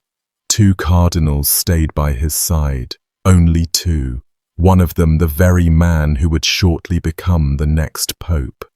The old man, somewhere deep in his 70s, his body already failing and full of pain, had himself dressed in the complete pontifical regalia, the full robes, the great mantle of St. Peter across his shoulders, the papal crown set firmly upon his head, the cross gripped in one hand, and the ancient keys of St. Peter in the other, and he had himself seated upon the papal throne to wait for the armed men climbing toward him through the smoke. If they were going to take him, he had decided, they would take him looking like the vicar of Christ on earth, not like a frightened old man cowering in his nightshirt. Nogaret reached him finally and stood before the throne and demanded that he resign the papacy and submit himself to judgment. Boniface refused. He said he would sooner die. And by the dramatic tradition that grew up around this terrible scene and has clung to it ever since, the old pope then bared his own neck and his own head before them and told them, "Here is my neck, and here is my head," that he was a Catholic and the lawful vicar of Christ, and that he was fully ready to die for the faith of Christ and his church. Sciarra Colonna, the brawler, wanted to kill him on the spot, wanted to run him through right there on his own throne in his own robes and have done with it, and it was the colder, more calculating Nogaret who held him back, because Nogaret's whole plan depended on dragging the Pope alive all the way back across the Alps to France, to be tried and broken in front of a council. And it was somewhere in the middle of this confrontation, by the most famous version of the story, that Sciarra Colonna struck the old man across the face, a blow remembered forever after as the slap of Anagni, supposedly delivered with an armoured gauntlet against the cheek of the Pope of Rome. Whether there truly was a literal physical slap is something the records themselves argue about. Some chroniclers report it plainly as fact, and some careful modern historians doubt that exact detail, while fully accepting that the old man was roughly handled, shoved and threatened. But the image of it, an excommunicated soldier striking a pope across the face in his own palace, was simply too perfect and too terrible for anyone to ever let it go. As his palace was being stripped bare of its treasure all around him, room by room, Boniface is said to have murmured only the words, "The Lord gave, and the Lord has taken away." Then they held him. For 3 full days, the old pope was a prisoner inside his own ransacked, looted palace, in the very town where he had been born, where he had played as a boy, where his whole family was buried. According to one source, during those 3 days of captivity, nobody bothered to bring him any food or any water, while his captors argued bitterly among themselves over what on earth to do with him, treating him not as a man at all, but as a valuable piece of property to be haggled over, an asset, a prize. An old, sick, exhausted, frightened man, sitting alone in the wreckage of his childhood home, hungry and parched, surrounded by people who had come a very long way to destroy him. The man who, just a few short years before, had been the most powerful human being in all of Christendom, the man who had solemnly declared that every soul on earth must bow to him or be damned, now could not get anyone to bring him a single cup of water. His captors went through his things. They are said to have ransacked the papal treasury kept there, carried off the gold and the silver and the precious vessels, the very wealth he had been moving and guarding and fighting over for years.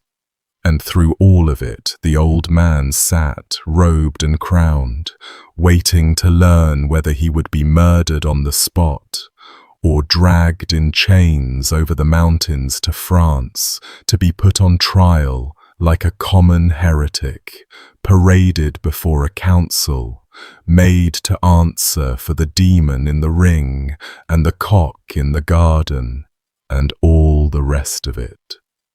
For an old man with a lawyer's mind, who had spent his life knowing exactly where he stood and exactly what the rules were, perhaps the worst of it was the not knowing, the hours grinding past in the wreckage with no idea which kind of death was coming for him.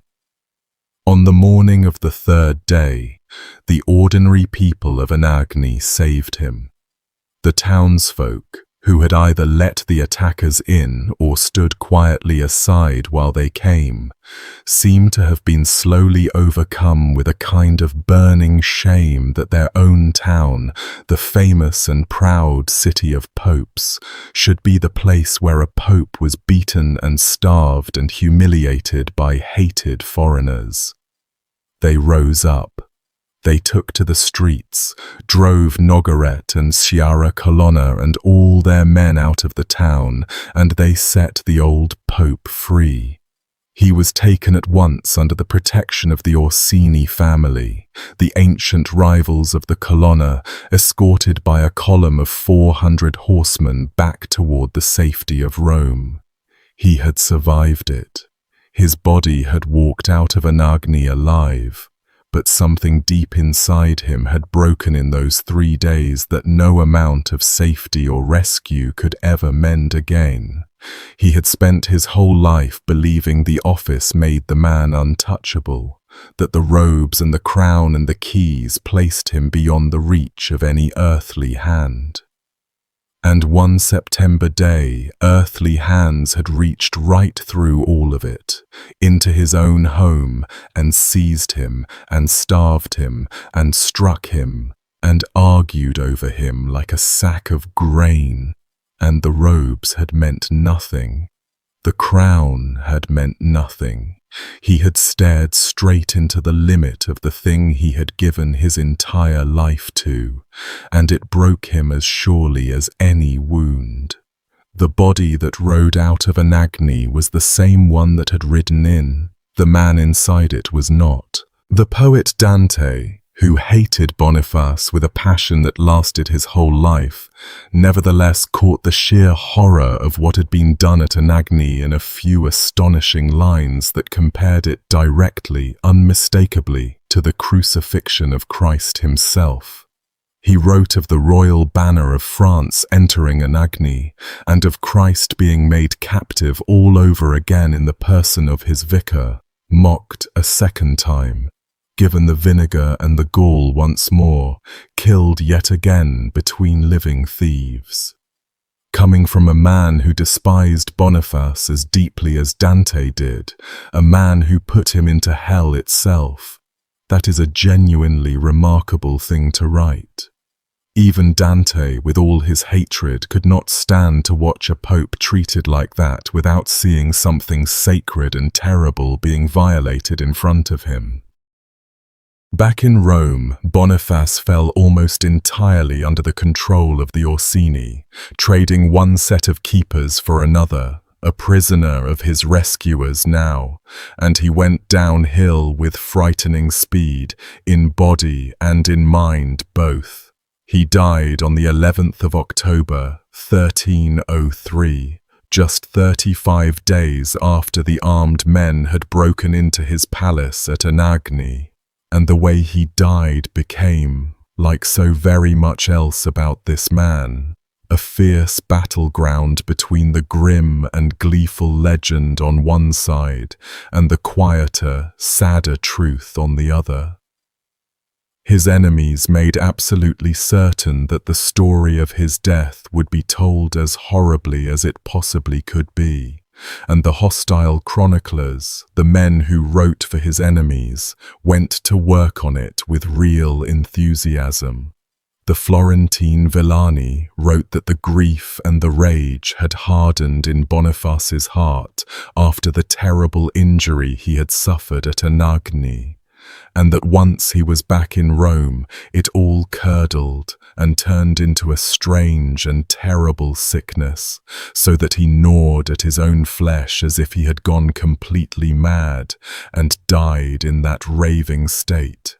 And from that grim seed, the legend grew teeth and claws. They said he went stark, raving mad with fury and shame, that he chewed on his own hands and his own arms, biting himself like a cornered animal, that he beat his own head against the stone wall of his chamber until it bled, that he died gnashing and grinding his teeth like a beast, that in his final days he refused all comfort, raging at the walls, cursing the men of Anagni and the King of France and perhaps God himself.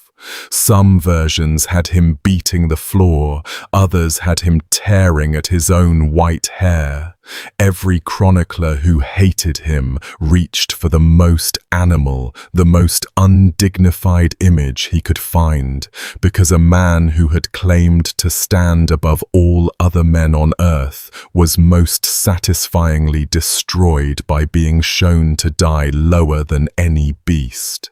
One account claimed that sailors out near the volcanic Lipari Islands, which medieval people genuinely believed sat right at the smoking mouth of hell itself, heard evil spirits crying out in the air above the water, "Open up, receive Pope Boniface, down into the regions of the damned." And they said that at his funeral a terrible storm broke open over Rome, so violent and so sudden that the old pope was hurried into the ground, as one chronicler put it, with less dignity than a pope ought to have, bundled into his grave while the very heavens raged and howled over him, as if the sky itself could not wait to be rid of him.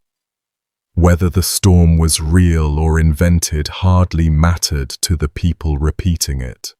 They wanted his end to come with thunder and judgment, wanted nature itself to recoil from the burial of so wicked a man, and so the story gave them their thunder. A pope who had drawn 200,000 pilgrims to Rome in joy was now, in the telling, shoveled into the ground in the rain, with everyone glad to see the back of him. Whether that is what actually happened or only what his enemies wished had happened, it is how a great many people chose to remember the last hour of Boniface VIII above the earth. The calmer record, the one less interested in his damnation, tells it quite differently. The kinder tradition holds that he died of a violent fever, in full and clear possession of his mind right to the end, surrounded by 8 cardinals and the chief members of his household, after receiving the last sacraments and making the normal Christian profession of faith, just as any dying believer would.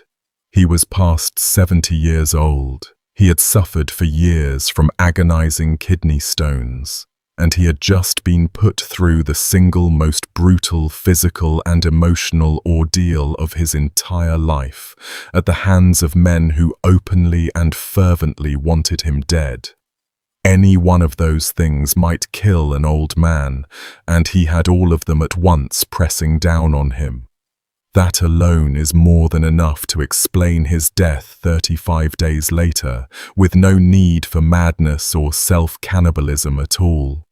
The frenzied chewing of his own flesh, the beating of his head against the wall, all of that flowed from the pens of people who needed his end to look like the visible damnation of a devil-worshipping heretic.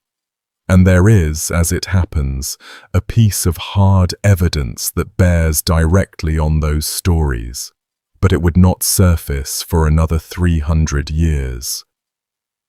Philip the Fair, the cold young king, was not finished with Boniface, even with the man safely dead and buried. And this is the part of the story that shows you just how deep and how strange the hatred ran, because the king kept right on hunting his enemy out past the edge of the grave. He wanted the dead pope put formally on trial for heresy. He wanted Boniface's bones dug up out of their tomb and publicly burned, the way the bones of a condemned heretic were burned. The pope who came immediately after Boniface lasted less than a single year on the throne and was widely rumored to have been quietly poisoned. The one elected after that was a Frenchman, Clement V, a man very much in the orbit of the French crown, who never even set foot in Rome and who eventually moved the entire papacy out of Italy altogether to the city of Avignon in southern France, beginning nearly 70 years of the popes living in the long shadow of the French king, a period people would later call the Babylonian captivity of the Church. And Philip leaned on this French pope, Clement, relentlessly, year after year, to condemn the dead Boniface once and for all. Clement stalled for years, and you can hardly blame the man, because he could see plainly what everyone with eyes could see, that the witnesses being produced were bought and paid for, and that the testimony they gave was rotten to its core.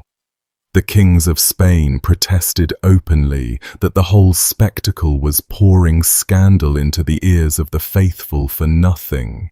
And consider what was actually being asked.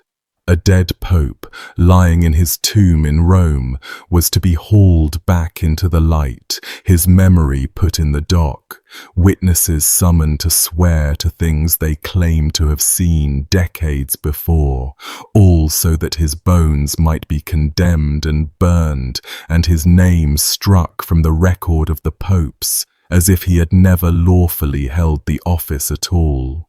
It had almost no precedent. It was the lawyer's revenge taken to its furthest possible point, using the church's own machinery to unmake one of the church's own heads. And the strangest part is that the man driving it, the cold King Philip, may have half believed it. Once you have decided to destroy someone utterly, it becomes easy to believe every dark thing said about them, even the things you yourself invented.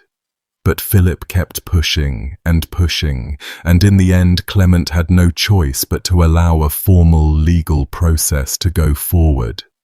The depositions, the sworn statements, were taken down at a priory in southern France across 1310 and on into 1311.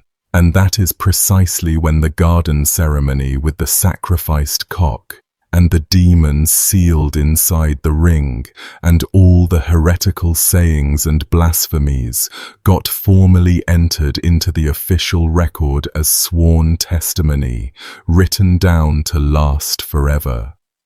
Clement himself complained openly, in his own words, about the poor quality of the witnesses and the obvious corruption of the men bringing the accusations, even as he was forced by the king to go through the motions of solemnly collecting their statements. The whole matter finally came to rest at a great council of the church, and there the thing fizzled out in a way that tells you everything you need to know about how much truth was actually in it. By the traditional account, 3 cardinals came forward and swore solemnly to Boniface's orthodoxy, to the soundness of his faith. And 2 Catalan knights threw down their gauntlets on the floor and offered to defend the dead Pope's innocence in trial by combat against anyone at all, who would dare to accuse him to their faces and back it with their sword arm. And nobody picked up the gauntlets, not one man. Nobody would step forward and fight for the charges out in the open, with steel, where lies could get a man killed. In the spring of 1311, Clement formally declared that Philip had acted throughout out of good and honest zeal for the faith, gently undid all of Boniface's measures against the king, and then quietly, carefully buried the entire question, reserving it to himself, simply the medieval way of saying that he made it vanish. No verdict ever came against Boniface.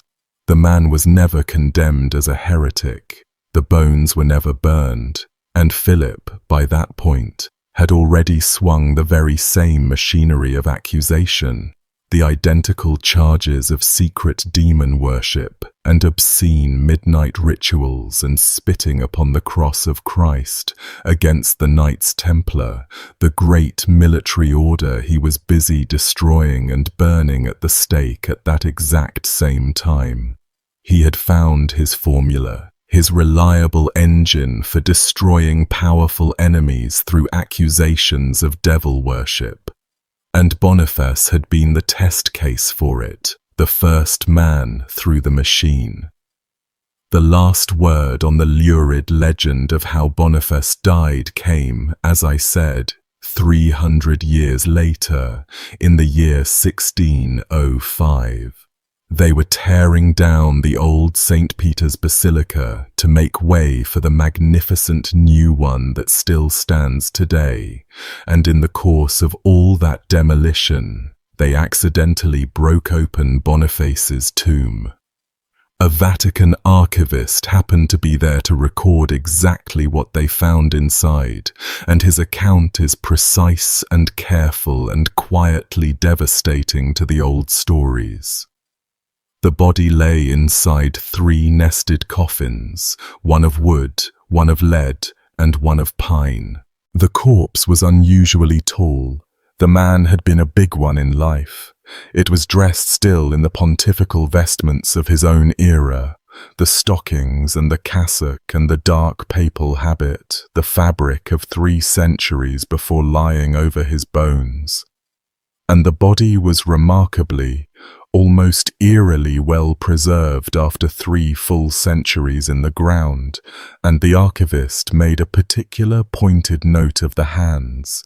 He described them as still shapely, still whole, still intact. The hands. 300 years on, and the hands were perfectly intact.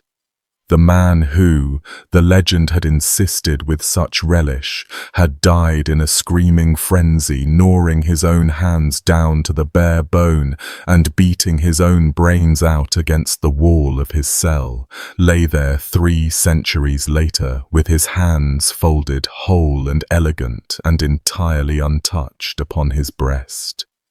The grave itself, when it finally opened, gave its own silent, patient answer to the worst story his enemies had ever told about him.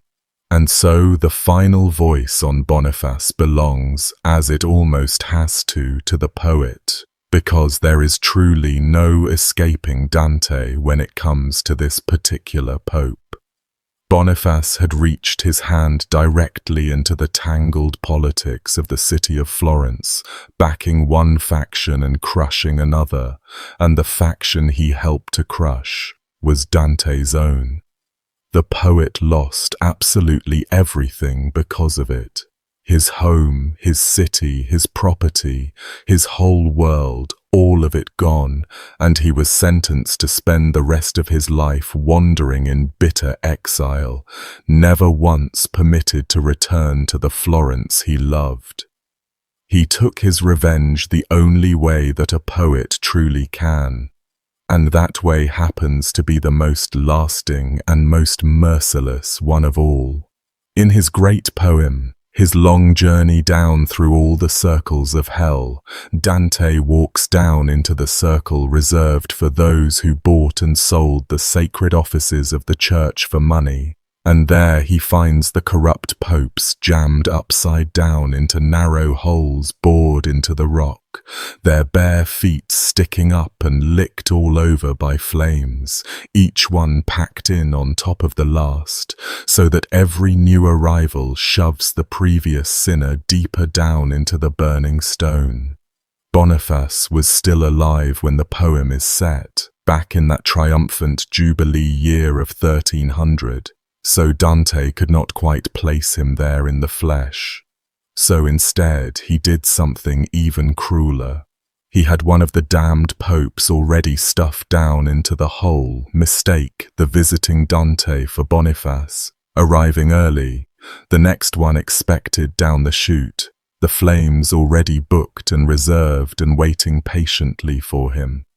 A standing appointment in hell, written down by a man who had lost his entire country to him and fixed forever into the most famous poem in the whole of the Italian language, where Boniface VIII still hangs to this very day, head downward, feet in the fire, waiting for the next bad pope to come along and shove him deeper into the rock.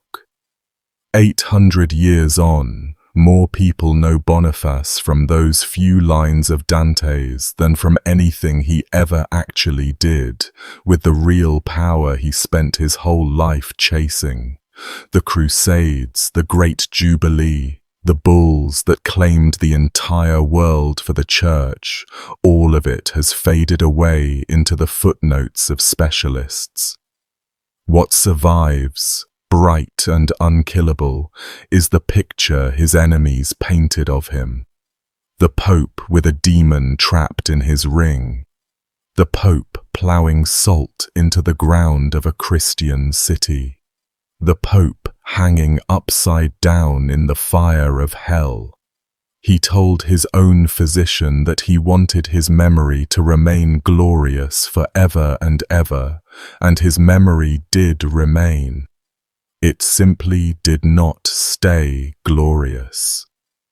That is where I will leave him, This strange, fierce, brilliant, hollow man who clawed his way up out of a small hill town to the very summit of the medieval world, declared that every living soul on earth must bow to him or burn for eternity, plowed salt into the ground of a Christian city, locked a gentle old saint away in a tower to die, and ended his own days starving and parched in the ruins of his childhood home, while armored soldiers carried his gold out the door right past him. If you stayed with me all the way through that, thank you, genuinely. It is a strange thing to spend an evening in the company of a man this far gone from where he started, and I'm grateful for the company in the dark while I told it. A like and a subscribe are the things that actually carry the next one of these out to new people, so if you have a spare second, that is the real and honest help. I keep a Patreon going over at patreon.com/eternalmysteries, where everything lands early before it goes public and stays completely free of ads, if you ever feel like going deeper. And drop me a comment down below and tell me who you'd like me to go dig up next. Boniface had no shortage of company down in that hole after all, and I'm always glad to climb down and go find them. Until next time.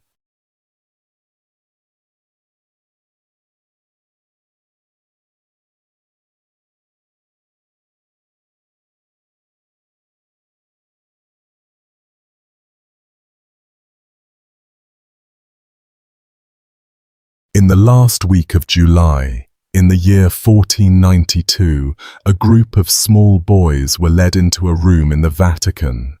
Somewhere past the guards, past the antechambers, past the doctors who had run out of ideas, an old man lay dying in an enormous bed, and he could no longer keep any food down. Not bread, not broth, not wine. His body had been shutting itself down for weeks, folding in on itself, refusing every kindness offered to it. And so a physician, whose name we only think we know, came up with something.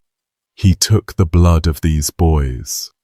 What exactly happened after that is the whole reason people still whisper about this Pope 500 years later, and it's a story that has been retold so many times and stretched so far past whatever actually occurred, that pulling it apart is half the fun and half the tragedy.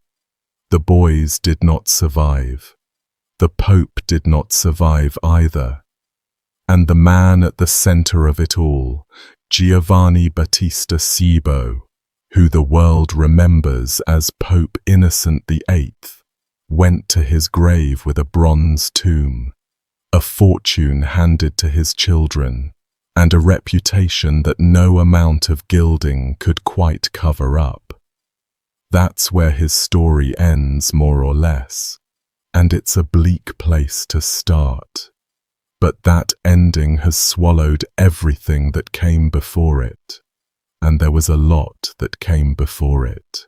A whole life, 60 years of a man climbing, spending, scheming, fathering children he shouldn't have, and acknowledging them anyway, taking money from a Turkish sultan, putting his seal on a document that would help kill tens of thousands of people he'd never meet. The blood story is the thing people remember, and we'll get there. We'll take our time with it, because it deserves care.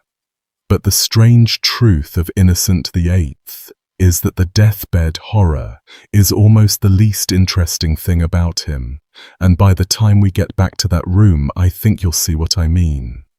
Before we get into all of it though, welcome in. If you're new here, thank you for showing up, and if you've been around a while, you already know how this goes, so settle in, grab something to drink, get comfortable, do whatever it is you do when you put one of these on, and do me a small favor while you're at it.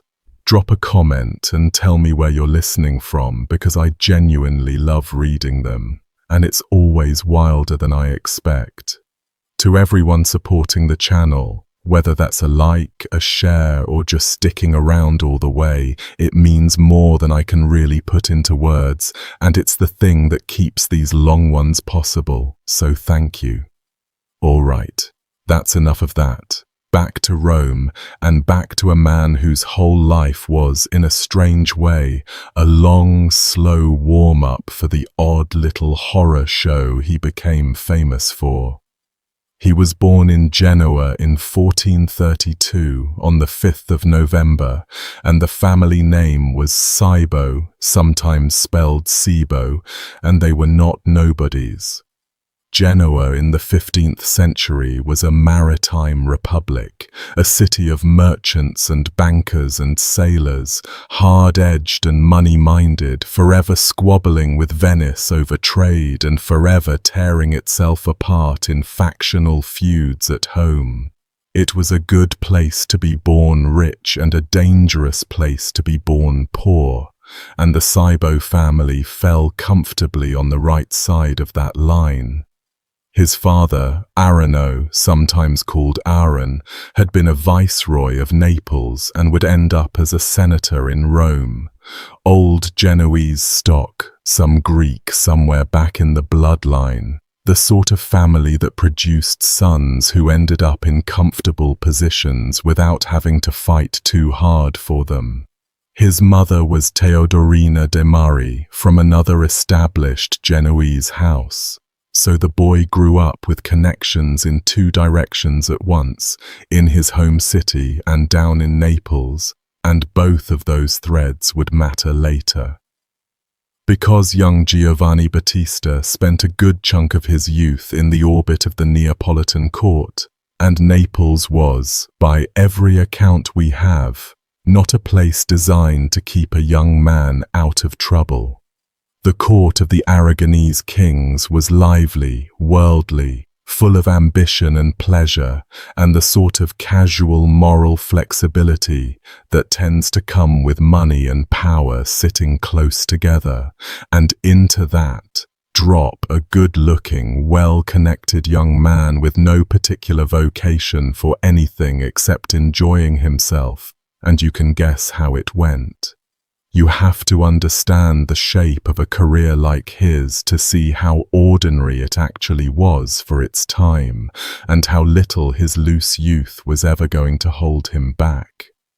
A young man from a good family, in that era, didn't necessarily choose the church out of any burning faith.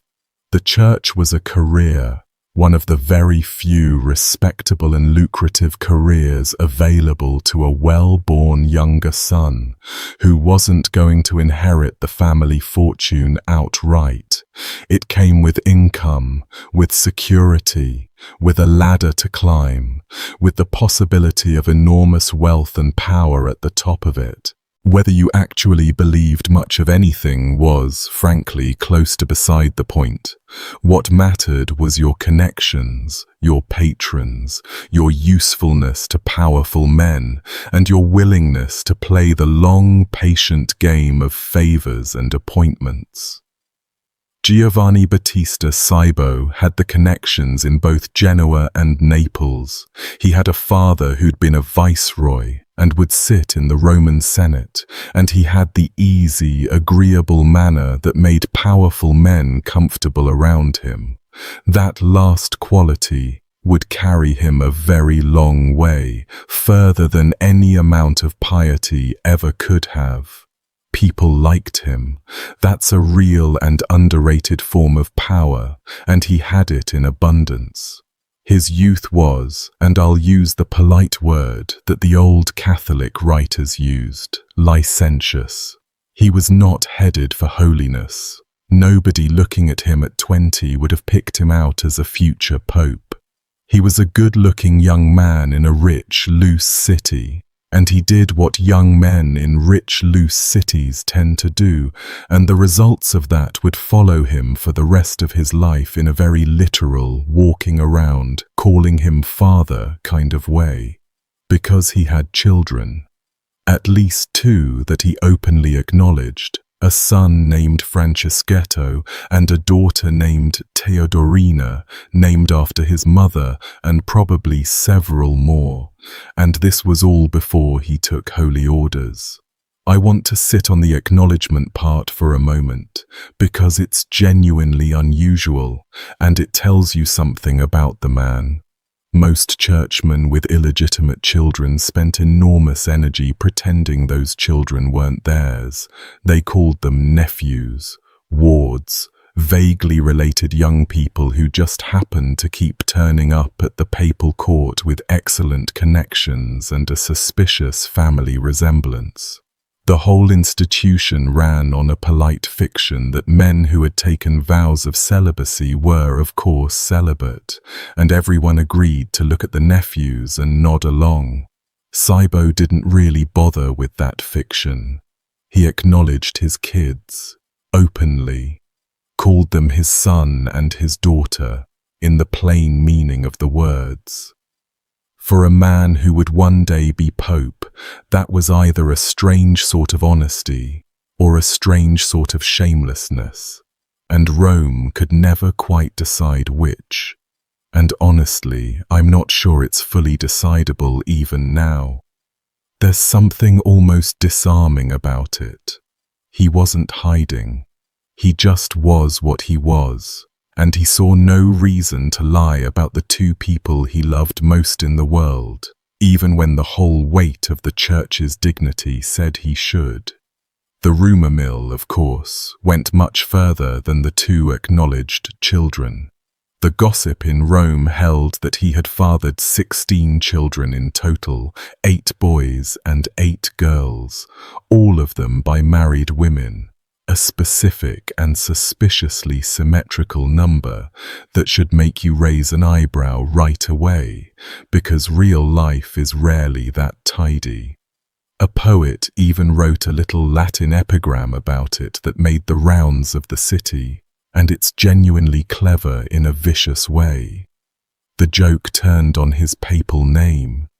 Innocent, in Latin, innocens, carrying the sense of harmless, blameless, guiltless.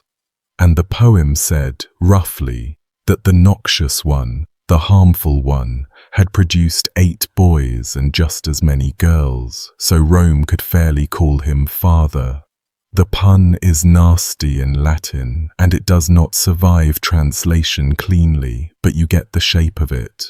The man who took the name Innocent, they said, was anything but, and the city of Rome was, in a sense, full of his children, so calling him the father of Rome landed as both a formal compliment to a pope and a filthy insult at the same time, folded into one line.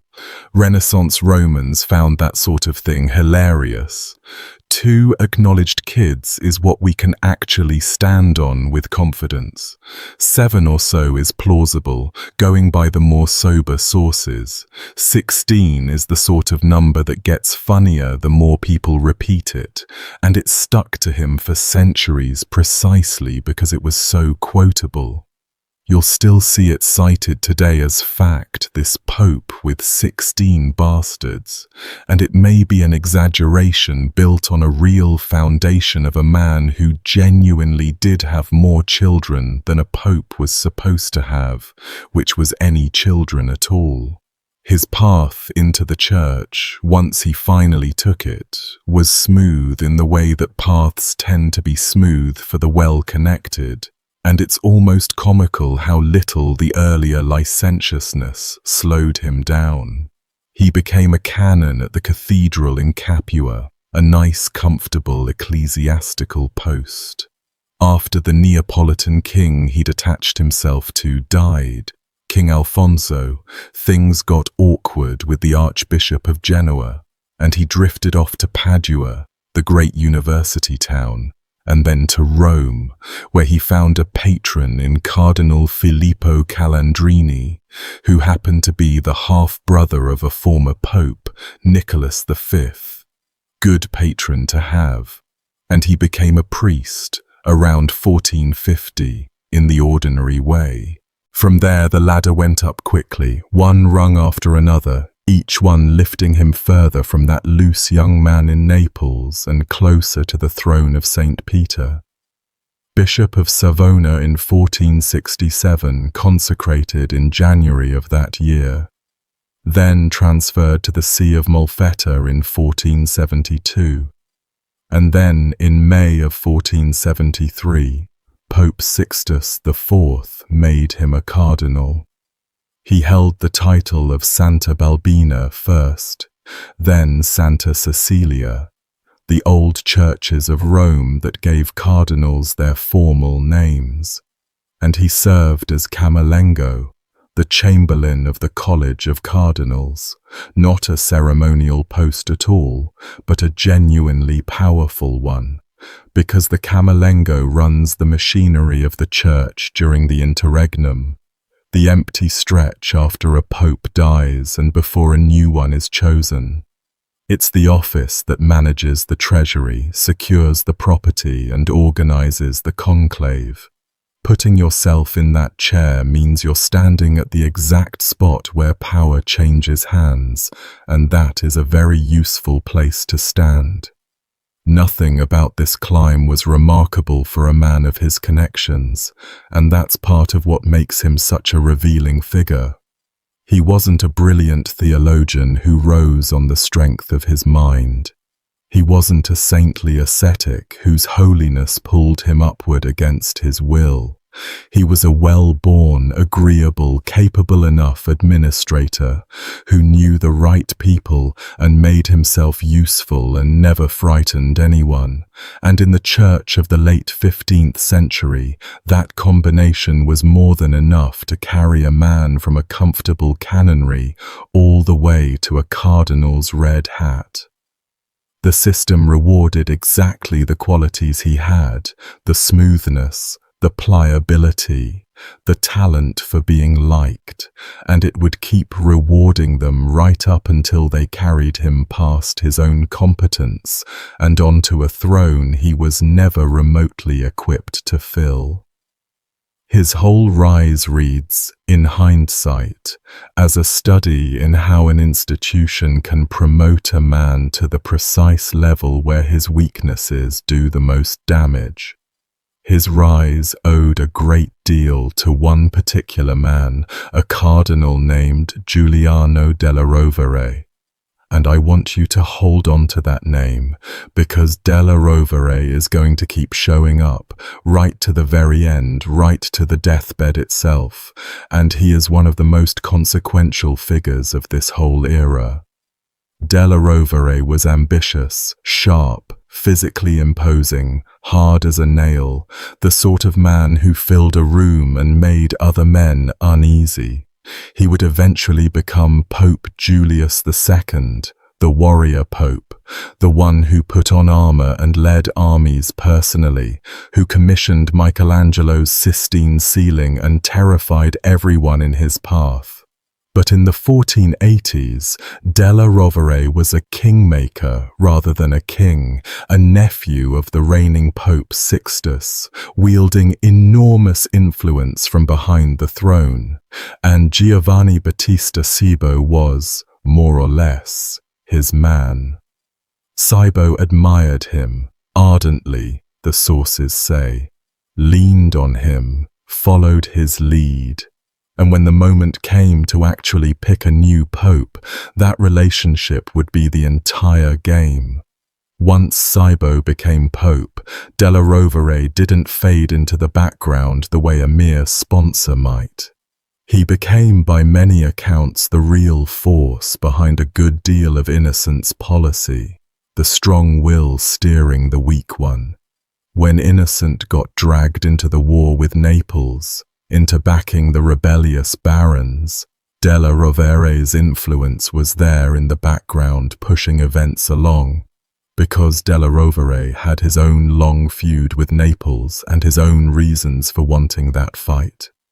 It's genuinely difficult, looking back, to draw a clean line between where Innocent's own judgment ended and where Della Rovere's began, and that ambiguity is itself the point. Contemporaries said outright that Innocent was a tool of Della Rovere, that the cardinal governed and the Pope signed.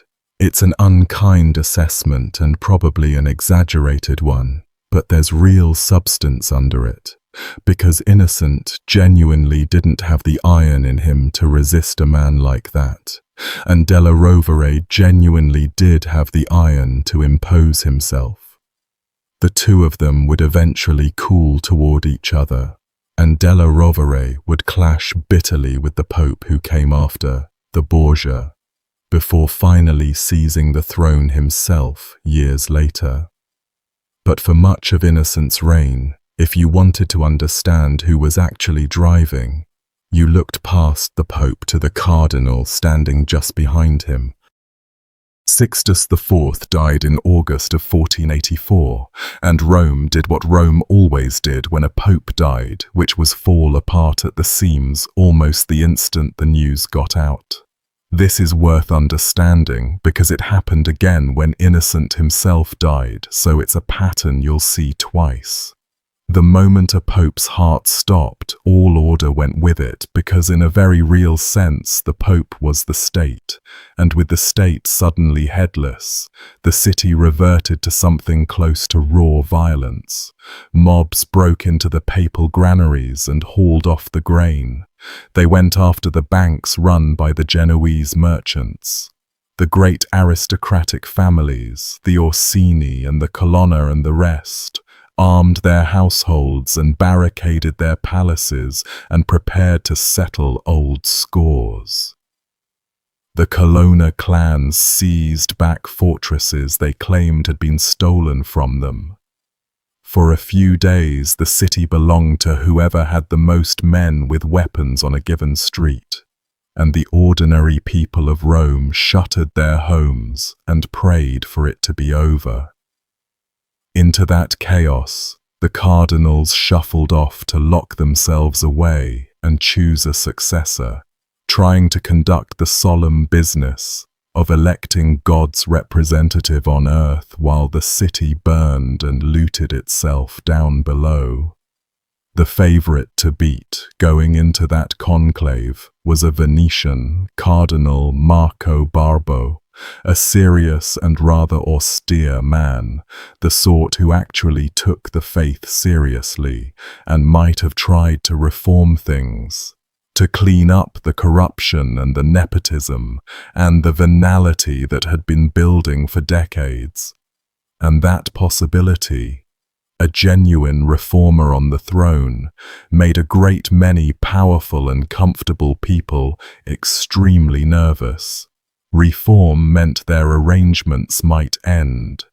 So the night before the vote, two cardinals went to work in the shadows, Giuliano della Rovere and Rodrigo Borgia, the Spaniard who would himself one day become the infamous Alexander VI. The most notorious pope of them all, moved quietly from cell to cell inside the sealed conclave, buying votes. Promises of benefices, of lucrative offices, of hard money, of positions and pensions for relatives, whatever it took to peel a cardinal away from Barbo. This is simony, the buying and selling of sacred offices, named after Simon Magus in the Book of Acts, who tried to purchase the power of the Holy Spirit and got cursed for it. It was flatly, explicitly against every rule the Church had.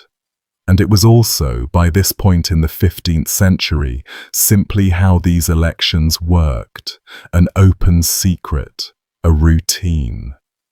It helps to sit for a second with what a papal conclave in this era was really like, stripped of the incense and the solemnity we tend to picture.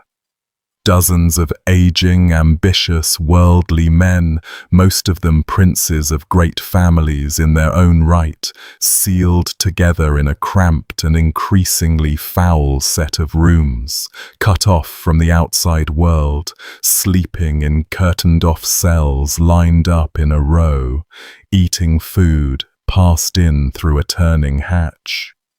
The theory was that isolation and the fear of God would concentrate their minds on choosing the holiest candidate under the guidance of the Holy Spirit. The practice was a pressure cooker of deal-making, threats, promises, and horse trading, where the real negotiations happened in whispers in the dark between the cells, and a man like Della Rovere, who understood exactly how to apply pressure and where, could move through that sealed world like a fixer working a room. Cybo, in all of this, was not a driving force. He was the compromise, the safe pair of hands, the man everyone could live with precisely because he threatened no one and would owe everyone. His ascension, as one modern reference dryly puts it, was not the result of his personal strengths. It was the result of his personal weaknesses, which were exactly the qualities the men doing the actual choosing were looking for in a pope they could manage. Everyone involved signed a document beforehand, an election capitulation, a formal agreement meant to bind whoever won to a long list of promises about how he'd govern and what he'd share out. Those documents were never, ever worth the parchment they were written on, because the first thing a new pope discovered was that he was now infallible in matters of faith and answerable to no earthly power, and the promises he'd made as a mere cardinal evaporated the moment the white smoke went up. When the votes were finally counted, the man who came out on top was Cybo. Not because of any towering personal quality, not because anyone thought he was holy or wise or strong. He was pleasant, agreeable, weak, and above all, controllable. Della Rovere wanted a pope he could steer, and Cybo was a man who could be steered. On the 29th of August, 1484, Giovanni Battista Cybo became Pope Innocent VIII, taking the name in honor of a fellow Genoese, Innocent IV, who had held the office 2 centuries earlier. The New Catholic Encyclopedia, which is not exactly a hostile anti-Catholic source, describes the whole election as shameless bribery. That's the Church's own reference book, in plain print, describing how one of its own popes came to the throne. Now, the thing you notice immediately about Innocent's papacy, the problem that would define the entire 8 years of it, is that he inherited an empty treasury and a very full set of appetites, both his own and his family's, and squaring those 2 facts became the defining struggle of his reign. Sixtus, his predecessor, had spent staggering sums on his own relatives and on wars and on building projects, and the papal coffers were scraped dry. There was no money. And yet here was a new pope with children to provide for, a court to maintain, allies to pay off, and the general standard of Renaissance papal magnificence to uphold. So Innocent did what a man does when he desperately needs money and happens to hold an office that can, at least in theory, manufacture value out of thin air. He started selling things. And not just the ordinary things that were already for sale. He got creative. He created brand new offices, positions that had simply never existed before in the history of the Church, invented purely so that he could turn around and sell them to the highest bidder. The numbers here are real, and they're documented, and they are genuinely a little breathtaking when you lay them out. He expanded the pool of papal secretaries to 26, and the new posts were sold off, bringing in something on the order of 62,000 ducats. He created and appointed 52 men called plumbatores, The officials whose job was to attach the lead seals to papal documents, the little disc of lead that made a bull official. And each of those 52 men paid 2,500 ducats for the privilege of holding that office. Think about what that transaction actually is. He's not raising money by taxing land or trade or by any productive activity. He's raising it by conjuring up a job title, attaching a fee to it, and finding a wealthy man willing to pay. And once you've paid a small fortune to buy yourself a job, you don't then sit in it out of the pure goodness of your heart and serve the church for free. You make that money back, and then a healthy profit on top, by charging for every single thing you touch in the course of your duties. So the venality didn't stay at the top. It flowed downward and outward through the whole system, every office extracting its fee, every document costing something, every stamp and seal and signature having a price. Everything in Rome, as one observer put it, seemed to be for sale, from a judge's pardon in a criminal case all the way up to, well, the papacy itself, as he'd just demonstrated by buying it. And here's where the story curdles from ordinary corruption, which the Renaissance was frankly swimming in, into something with a darker edge. Two of these papal secretaries, men who'd bought their way into the office of writing and issuing papal documents, were caught forging them, and not petty stuff, not a fudged date here or there. They confessed, under questioning, to having forged more than 50 papal bulls over the space of 2 years. 50 official documents, complete with seals, purporting to carry the authority of the Pope himself, sold to whoever would pay for a decree they wanted. One of the forged documents, and I love this detail because it's so oddly specific and it opens a little window onto how the trade worked, was a bull granting Norwegian priests permission to celebrate Mass without wine, presumably because wine was genuinely hard to come by that far north, and so there was real demand for an official-looking exemption, and where there's demand, there's a forger willing to supply. The 2 men were caught, and they were hanged, and then their bodies were burned afterward for good measure, which tells you that the punishment for corruption in innocence Rome depended almost entirely on whether you were freelancing on your own account or whether you were paying your cut into the system properly. Sell offices from the throne, that's governance. Forge the documents yourself and skip the middleman, that's a hanging. There's a dark comedy in the whole affair once you look at it squarely. The Pope was, in effect, running an enormous, legal, official forgery operation of his own, manufacturing offices out of nothing and selling the paper, and the men he'd sold those offices to simply took the logic one step further and started manufacturing the documents themselves, cutting out the Pope's fee. From their point of view, they were only doing what the whole system taught them to do, treating the sacred machinery of the church as a printing press for money.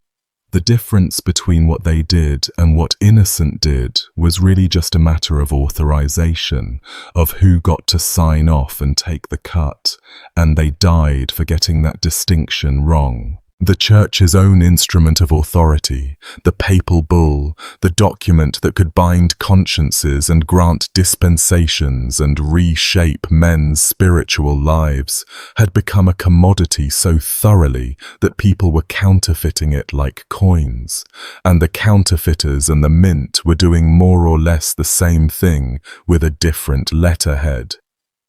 There's a line that comes down to us, supposedly overheard by a chronicler named Infessura, and we are going to talk a great deal about Infessura before we're done, where a papal official explains away the near total absence of real justice in the city with a grim little joke.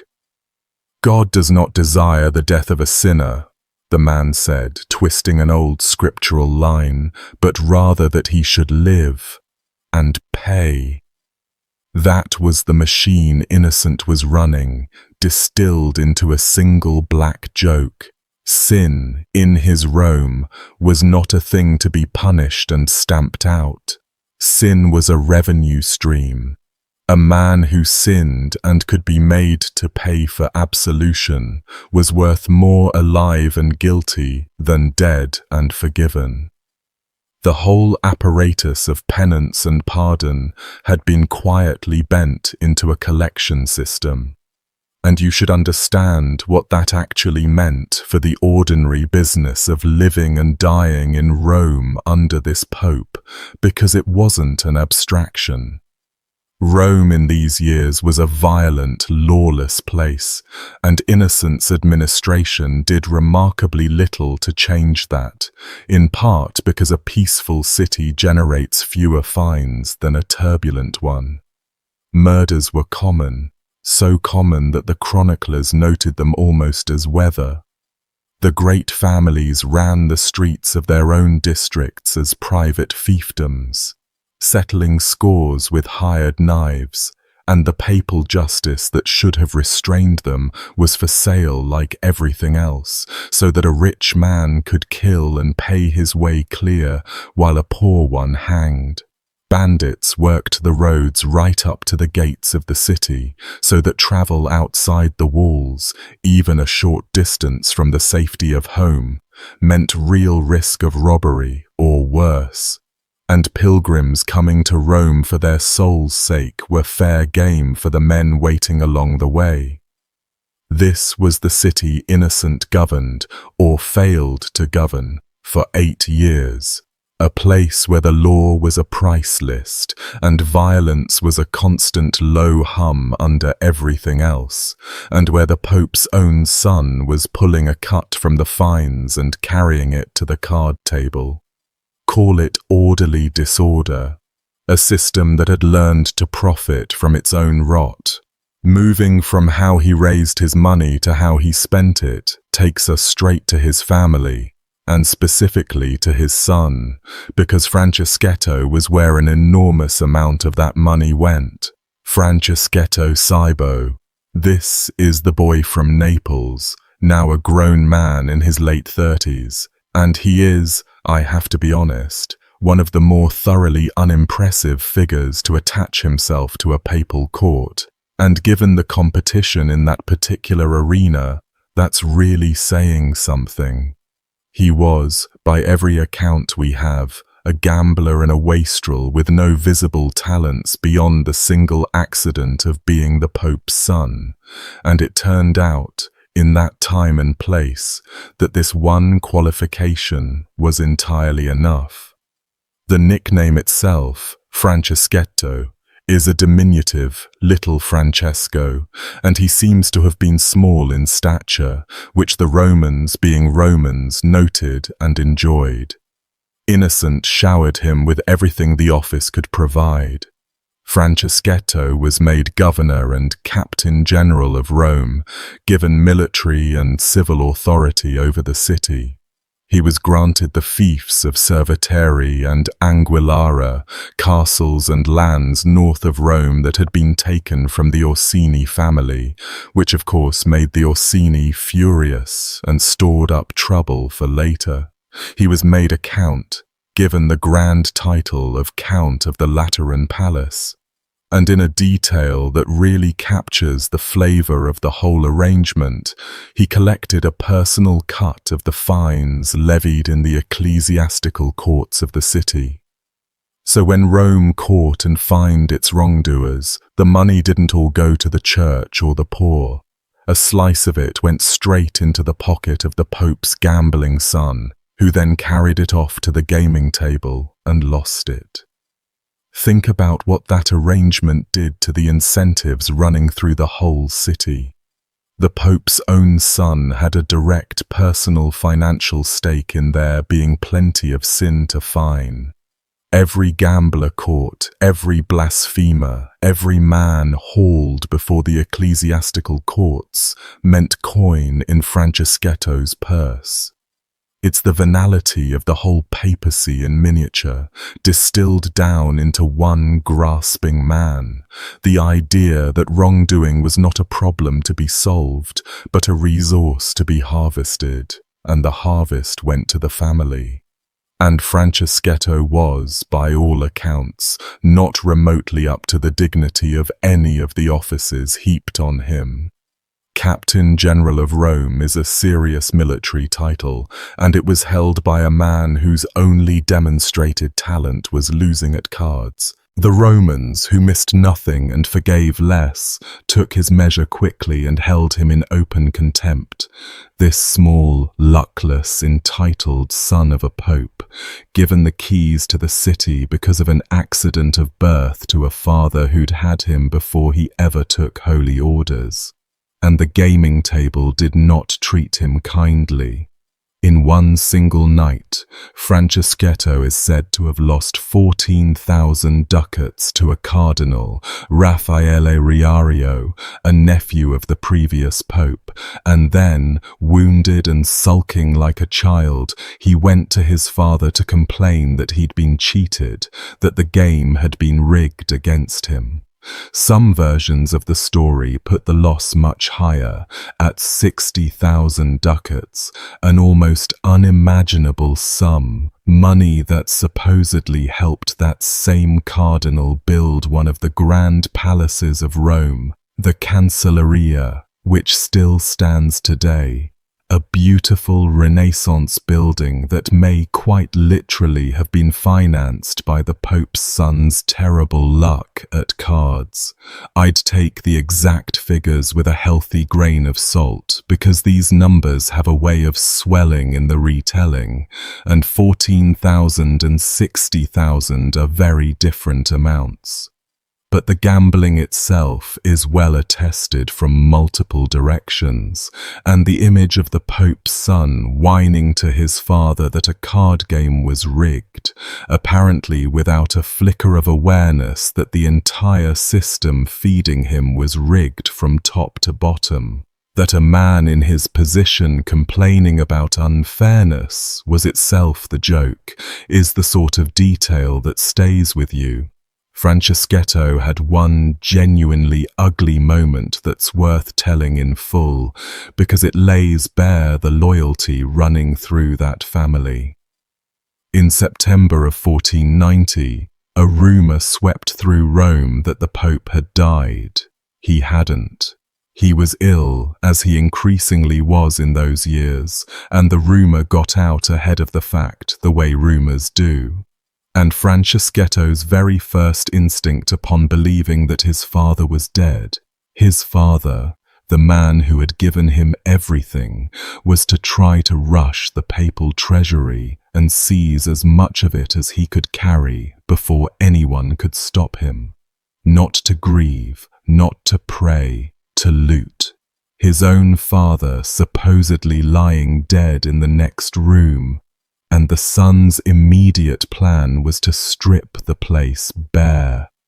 When Innocent turned out to be very much alive, the whole grasping business had to be quietly hushed up and walked back, and everyone pretended it hadn't happened. It gives you an unsentimental picture of the affection running through that household, and Franceschetto's habits would prove consistent right to the end. To secure Franceschetto's future in a way that gambling and looting couldn't, though, Innocent needed a proper marriage, a dynastic one, and here he pulled off the single, genuinely shrewd piece of statecraft of his whole reign. He married his gambling, treasury-raiding, card-cheated son into the most important family in all of Italy, the Medici of Florence. In January of 1488, Franceschetto Cybo married Maddalena de' Medici, the daughter of Lorenzo the Magnificent himself, the uncrowned Prince of Florence, the greatest patron of the Renaissance, the man at the very center of the Italian world. Maddalena was around 15 years old. She brought a dowry of 4,000 ducats. And Lorenzo, in return for placing his daughter inside the papal family and gaining a direct line into the Vatican, got something he wanted a great deal more than he wanted to give away 4,000 ducats and a daughter. He got a cardinal's hat for his son. His own second son, Giovanni de' Medici, was made a cardinal by Innocent as part of the bargain. And Giovanni was, at the time of his nomination, 13 years old. 13. A boy who by rights should have been at his lessons was elevated into the highest governing rank of the Christian Church, a prince of the Church, all because his sister had married the Pope's son, and his father was the most powerful man in Florence. And this was simply how the trade worked at that level. There was a fig leaf of decency draped over it, a stipulation that he wouldn't openly take up the role for a few years until he was slightly less absurdly young, but the deal was the deal. And that boy, that 13-year-old cardinal, would grow up to become Pope Leo X, the Pope who happened to be sitting on the throne of St. Peter when an obscure German monk named Martin Luther nailed his 95 theses to a church door and cracked all of Western Christianity clean in half. The whole Protestant Reformation, the wars of religion, centuries of division, all of it unfolded under, and partly because of that man, whose journey to the papacy began with this transaction. A deal between two fathers, trading their children back and forth for advantage, each convinced he'd gotten the better end of it, and each, in his own terms, entirely right. Spare a thought, though, for the two young people who were actually the currency in that exchange. Maddalena de' Medici, 15 years old, sent from Florence to live inside the papal family and share a bed and a life with Franceschetto Cybo, a gambling man well into his 30s with a reputation already fixed. She hadn't chosen him. She'd been handed over as one half of a transaction her father wanted for reasons of state, and she would spend her marriage tied to a man whose chief occupations were losing money and grasping after more of it. And her little brother Giovanni, 13, robed as a cardinal, a boy dressed up in the scarlet of a prince of the church before he'd finished growing, set on a path he'd had no say in either.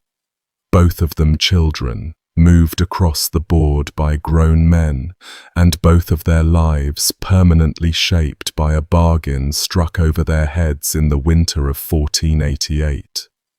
The Renaissance ran on marriages like that, and the people inside them rarely got a vote.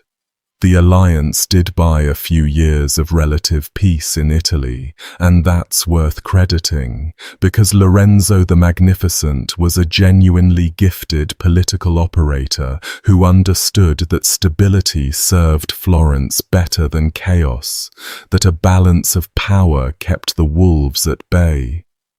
With his son-in-law's family running the papacy, Lorenzo could quietly steer papal policy toward keeping the peninsula calm.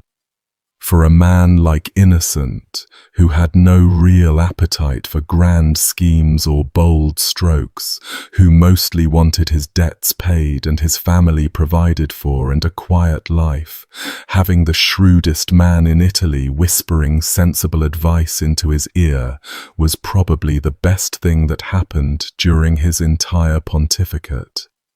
When Lorenzo died in 1492, just months before Innocent himself, that steadying hand was gone, and the peace didn't long survive either of them.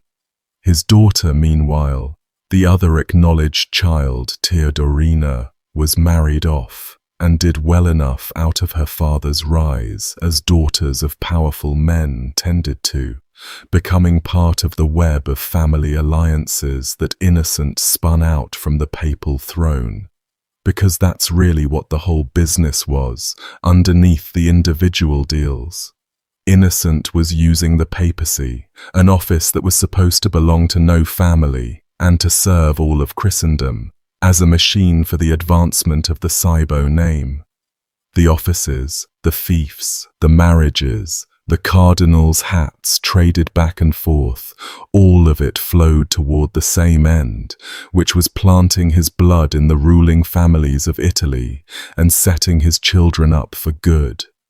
It was nepotism, from the Latin for nephew, which is fitting given how many popes disguised their children as nephews, and Innocent practiced it about as openly as anyone. He didn't invent the game. Sixtus before him had played it hard, stuffing the College of Cardinals with relatives and carving out principalities for his nephews. But Innocent played it with a certain shamelessness, because in his case the beneficiaries really were his own children, and everyone knew it, and he made little effort to pretend otherwise.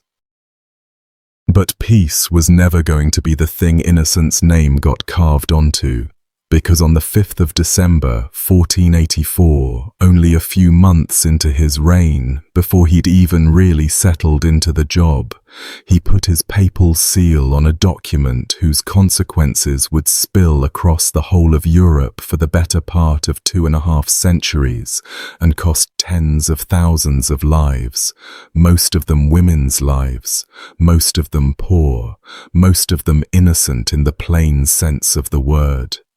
The document is known by its opening Latin words, summis desiderantes affectibus, which means something like desiring with the deepest longing, and it is, in blunt terms, the witch bull. The papal bull that lent the full, formal authority of the Church of Rome to the hunting and killing of witches. Here's how it came about, and I want to walk through the origins because they're grubbier and more bureaucratic than the grand cosmic evil framing the document later acquired. There was a Dominican friar and inquisitor named Heinrich Kramer, sometimes Latinized as Notorious, and he was, by any reasonable measure, a fanatic, and quite possibly genuinely unwell, obsessed with witchcraft and with the sexual wickedness of women in a way that unsettled even his own contemporaries, who were not exactly a progressive bunch themselves. Kramer had been trying to run witch trials up in the German lands, and he kept hitting a wall, because the local clergy and the local bishops kept blocking him. They disputed his authority. They told him, in effect, that he had no standing to come marching into their dioceses and start arresting and torturing and burning their parishioners on his own say-so, and they turned him away, which, viewed from a certain angle, means the local German church was actually acting as a brake on the madness, containing this man, refusing to let him run wild. So Kramer did what obsessive men do when the people around them won't cooperate. He went over their heads. He went all the way to the top, to the Pope, to Rome, and he asked for a document that would blow past all the local resistance and hand him the authority he craved. And Innocent, who seems to have understood very little about the theological or human machinery he was setting in motion, and who cared even less, distracted as he was by money troubles and his son and Naples, gave Kramer more or less exactly what he asked for. The bull declared, with the full weight of papal authority behind it, that witchcraft was real, not a delusion, not a peasant superstition, not a matter for skepticism, but a genuine, present, terrible reality. It stated that people, and it singled out women in particular, were consorting with demons, giving themselves over to devils in body and soul, and that through this they were blighting crops in the field, killing infants in the womb and at the breast, striking men with impotence, ruining livestock, poisoning the harvest, calling down storms, all of it, the whole catalogue of rural disaster suddenly reframed as the deliberate work of women in league with hell. And it authorized Kramer and his colleague Jacob Sprenger to prosecute these people across a broad swath of Germany, naming the provinces, and it explicitly forbade anyone, any local cleric or official, from getting in their way. It ordered the Bishop of Strasbourg to lend them his active support. So in a single stroke of the pen, the Pope had taken a marginal fanatic whom the German clergy had been more or less successfully containing and handed him a golden license, straight from Rome, to do whatever he wanted. Now, the careful historians who study this period will point out, quite rightly, that the bull itself didn't actually invent anything new in law. Popes before Innocent had made similar noises about the reality of witchcraft going back more than a century. In strict legal terms, the document broke no fresh ground, and there's a serious scholarly argument that Innocent's real motives were about jurisdiction and church authority and probably revenue, rather than any personal burning zeal to cleanse the world of witches. He likely gave it about as much thought as he gave to any other petition that crossed his desk with the right fees attached. But motives are one thing, and consequences are another thing entirely, and the consequence of this particular routine document was catastrophic, and the reason it was catastrophic comes down to what Kramer did with it next. The thing the bull really did, in the practical sense, was solve Kramer's authority problem. Before it, he was a lone inquisitor whom local bishops could and did turn away, telling him he had no jurisdiction in their territory. After it, he could produce a document from Rome, from the Pope himself, specifically naming him and specifically ordering local authorities not to obstruct him, and specifically instructing a bishop to back him with force. It converted him from a crank the local church could contain into an agent of Rome that the local church was commanded to assist. And a document like that, once issued, doesn't stay pointed only at the situation that produced it. It becomes a precedent, a tool, a piece of leverage that can be waved in front of any hesitant official anywhere. Innocent almost certainly thought he was resolving a minor jurisdictional squabble in a distant province, doing a favor for a persistent friar, clearing a bit of paperwork off his desk. What he'd actually handed over was a key that unlocked doors he never saw and never thought about again. Kramer took that bull, that papal endorsement, and a couple of years later, around 1486, he wrote a book, a manual, a comprehensive, systematic, step-by-step guide to identifying and prosecuting and torturing and executing witches, a technical handbook for the destruction of human beings, and he called it the Malleus Maleficarum, the Hammer of Witches. And he printed the Pope's bull right there at the front of it, in the opening pages, so that anyone who opened the book saw, first thing, before a single word of Kramer's own poison, what appeared to be the personal, explicit endorsement of the papacy for everything that followed.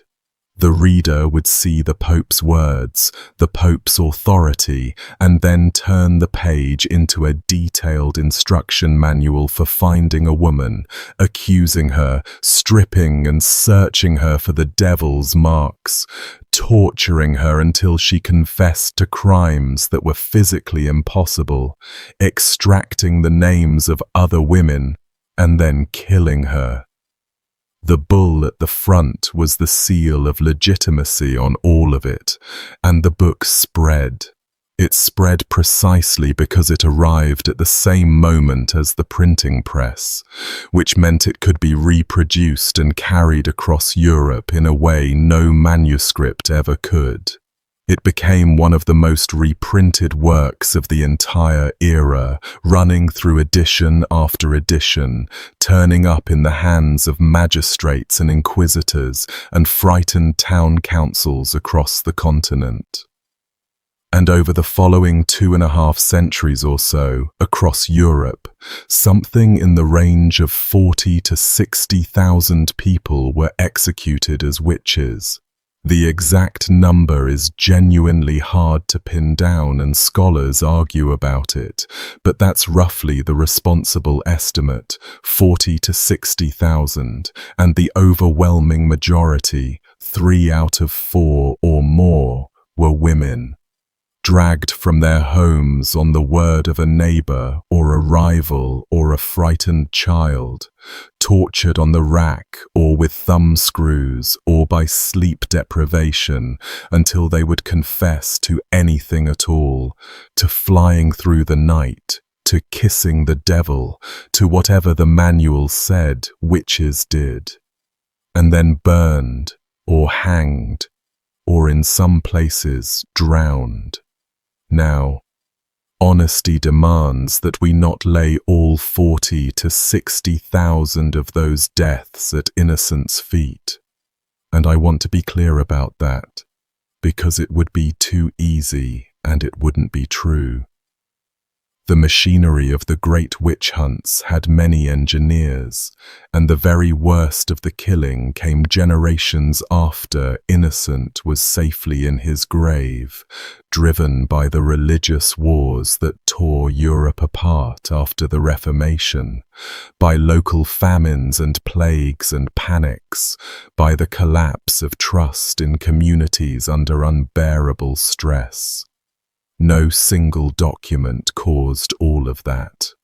The Church itself would actually go on to censure the Malleus within a few years of its publication, and there's evidence that Sprenger, the co-author whose name Kramer used, may have actually turned against Kramer and tried to keep him out of the Dominican houses in his territory. So the picture is tangled. But Innocent's seal was on the front of the book, his words, his authority, dressing up the worst of it as though Rome had blessed it. And that appearance did real work in the world. A nervous magistrate in some small German or Swiss town, holding a printed book that opened with the Pope's own solemn declaration that witches were real and must be hunted, was a great deal more willing to sign the order and light the fire than he might otherwise have been. Innocent didn't strike the match himself. He just made the match a great deal easier to strike, over and over, in thousands of towns, for a very long time after he was gone. He signed a petition to make an inquisitor's paperwork go through, and the paperwork went out and helped build the bonfires. It's the ordinariness of the accusation, once the machine got going, that makes it so grim to read about. The women who died were mostly not mysterious or powerful figures. They were poor, old, often, widowed, living alone, dependent on the goodwill of neighbors who could turn on them the moment a cow died, or a child sickened, or a harvest failed, and someone needed a reason.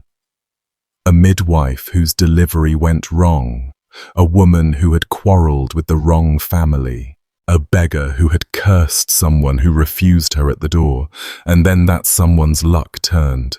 The book Kramer wrote gave the accusers a framework that made all of it fit, that turned ordinary rural misfortune into evidence of a vast demonic conspiracy staffed almost entirely by women, and it gave the torturers permission to keep going until the confession came, and under enough pain the confession always came.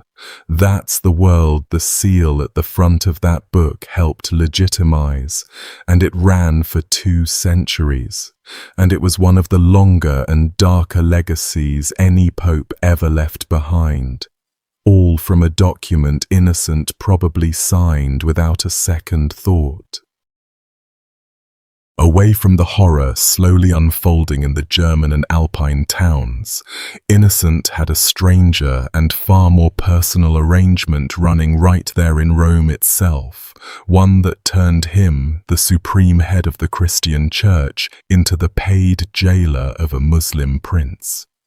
This is the affair of Cem, sometimes written Gem, sometimes Zizim in the old sources, and it is one of the most genuinely bizarre episodes of the entire Renaissance papacy, strange enough that you'd assume it was invented if the documentation weren't so solid. Cem was an Ottoman prince, a son of Mehmed II, Mehmed the Conqueror, the Sultan who had taken Constantinople in 1453 and ended the Roman Empire for good.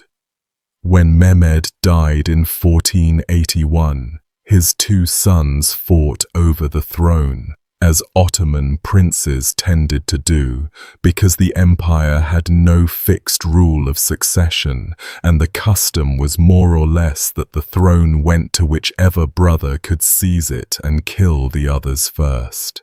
Cem's older brother Bayezid won that fight, and Cem, having lost, and knowing exactly what usually happened to the losing brother in these contests, which was strangulation with a silk bowstring so as not to spill royal blood, did the only sensible thing. He ran. And his flight took him somewhere no one could have predicted.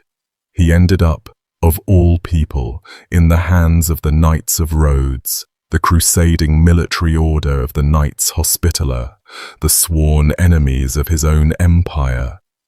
They took him in, and then he was moved on to France, held by the order there for years, and eventually, in March of 1489, after a good deal of maneuvering between various Christian powers, all of whom recognized his value, he was handed over to Pope Innocent and brought to the Vatican under heavy guard, escorted right into the heart of Christendom.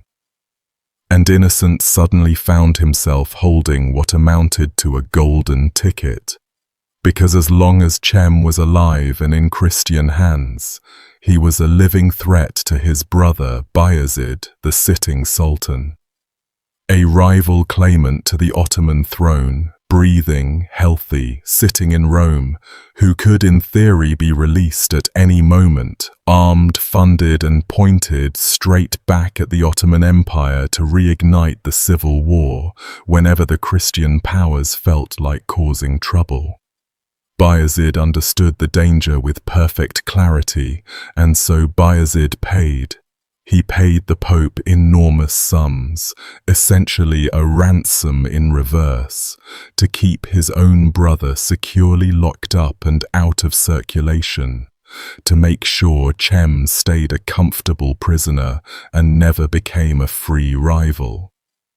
And the figures that come down to us are staggering. There was a lump sum reported at 120,000 crowns, which contemporaries said was equal to all the rest of the papacy's annual income put together. On top of that, an annual payment somewhere in the range of 40 to 45,000 ducats, essentially a yearly retainer, a salary paid by the Muslim Sultan to the Christian Pope for the service of imprisoning a Muslim prince.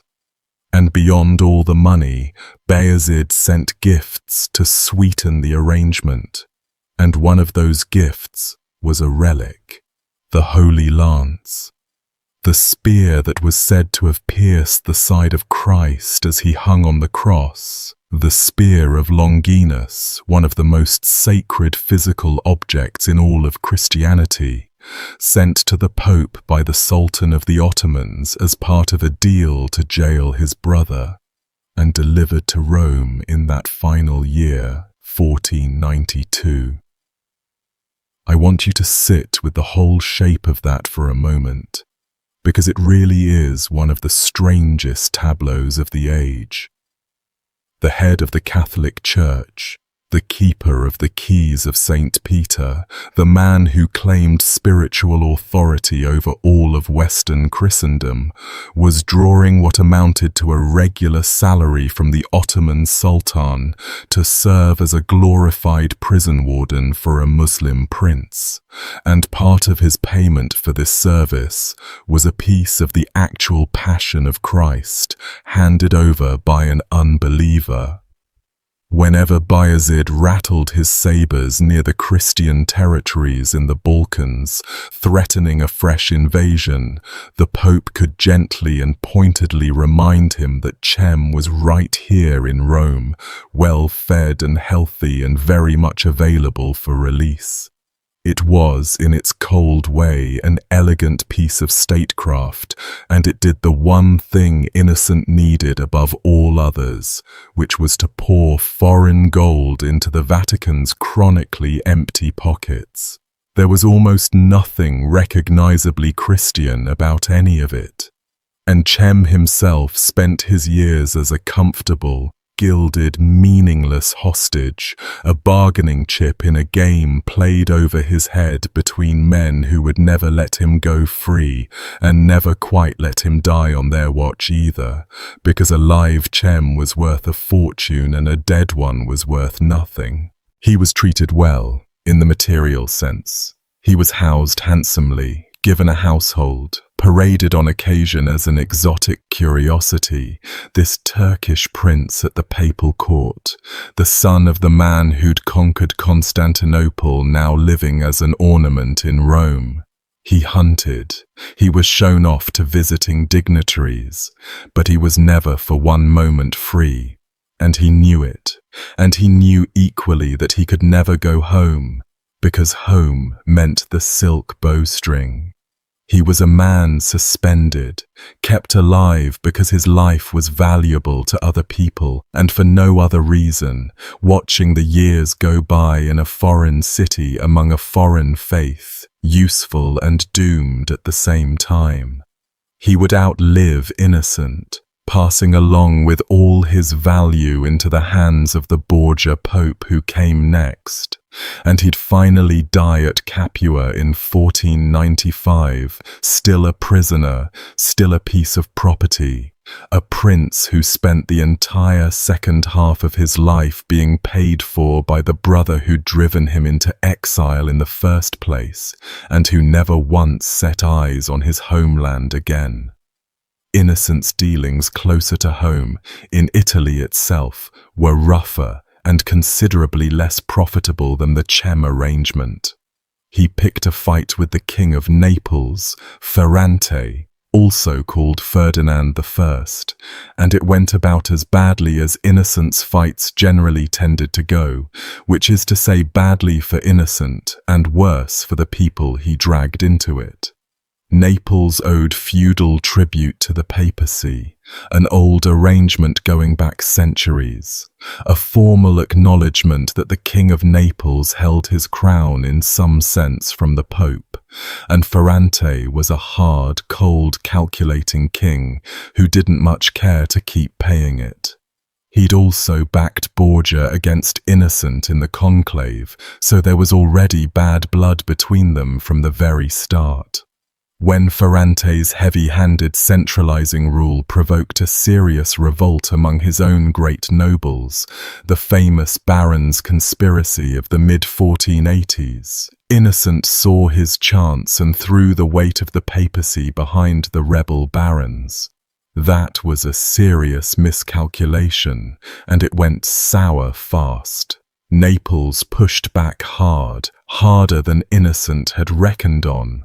The Duke of Calabria, Ferrante's son and heir, marched a Neapolitan army straight up into the Papal States and brought it all the way to the very gates of Rome, and Innocent suddenly found himself with no allies willing to actually come and save him, an army of his own that hadn't been paid and was on the verge of open mutiny, and a college of cardinals rapidly losing patience with the whole expensive misadventure.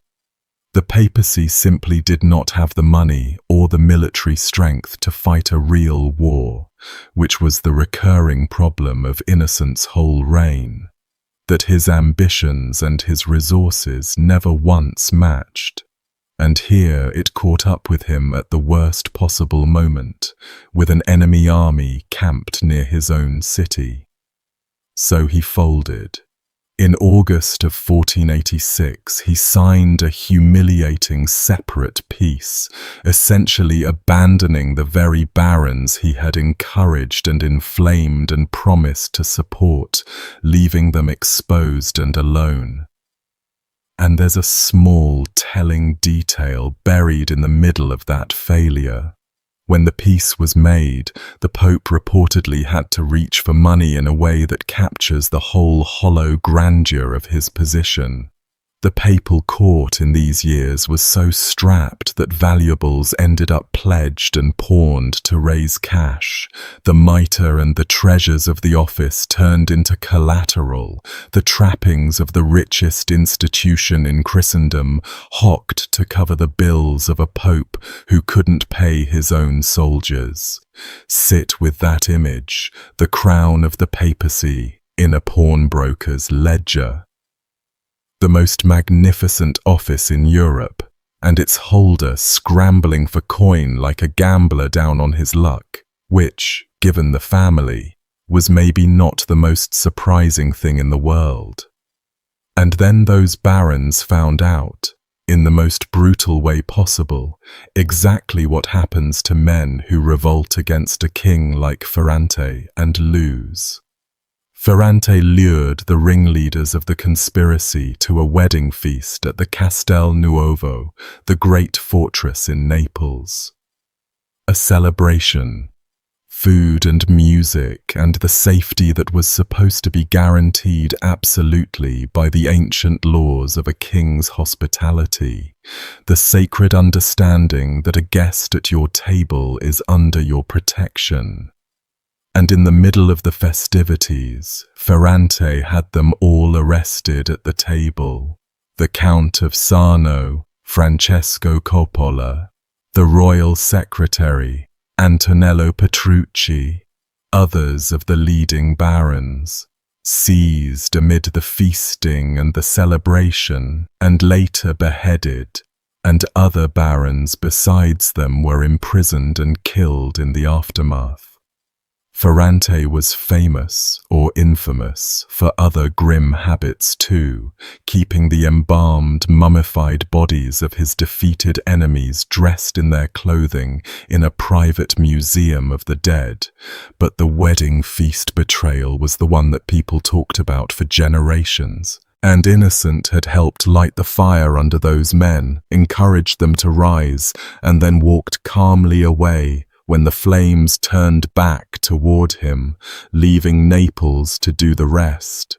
He'd try the whole thing again a few years later, excommunicating Ferrante and then inviting the King of France, Charles VIII, to come down and take Naples for himself. A fateful invitation that helped set up the French invasion of Italy that would tear the entire peninsula apart in the wars beginning in 1494, after Innocent was safely dead and past caring. He had a real talent throughout his life for starting things he couldn't finish and then leaving other people to bleed for them. Not everything he touched was politics and money and hostages, though the line between those things and actual religion was thin to the point of vanishing in his Rome. He did the ordinary and extraordinary business of a pope as well. He confirmed Tomás de Torquemada as the Grand Inquisitor of Spain in 1487, which put the full papal stamp of approval on the Spanish Inquisition's long, grinding, terrible work of hunting converted Jews and Muslims suspected of secret heresy.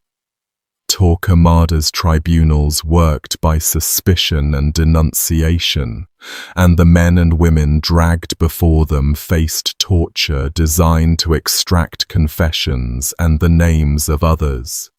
And at the end of it, those found guilty and unrepentant were handed over to the secular authorities to be burned alive in public ceremonies, the great autos da fe that drew crowds. Innocent didn't invent the Spanish Inquisition, and he didn't run it. But his confirmation gave it the papal legitimacy it needed to keep operating, and so his signature sits somewhere in the paperwork behind those fires too. The same pattern as the witch bull, a distant pope signing off on machinery that would grind human beings to ash for generations after him. He went after the Waldensians, an old dissenting Christian group who had survived for centuries in the remote high valleys of the Alps, issuing a bull against them and prompting a crusade up into the mountains of Dauphiné and Piedmont to root them out, sending armed men climbing up into isolated valleys to hunt down people whose only real crime was worshipping God in a way Rome hadn't authorized. And what happened up in those valleys was genuinely savage. The Waldensians were poor mountain folk, farmers and herders living in some of the most inaccessible country in Europe, precisely because being hard to reach had kept them alive through generations of persecution.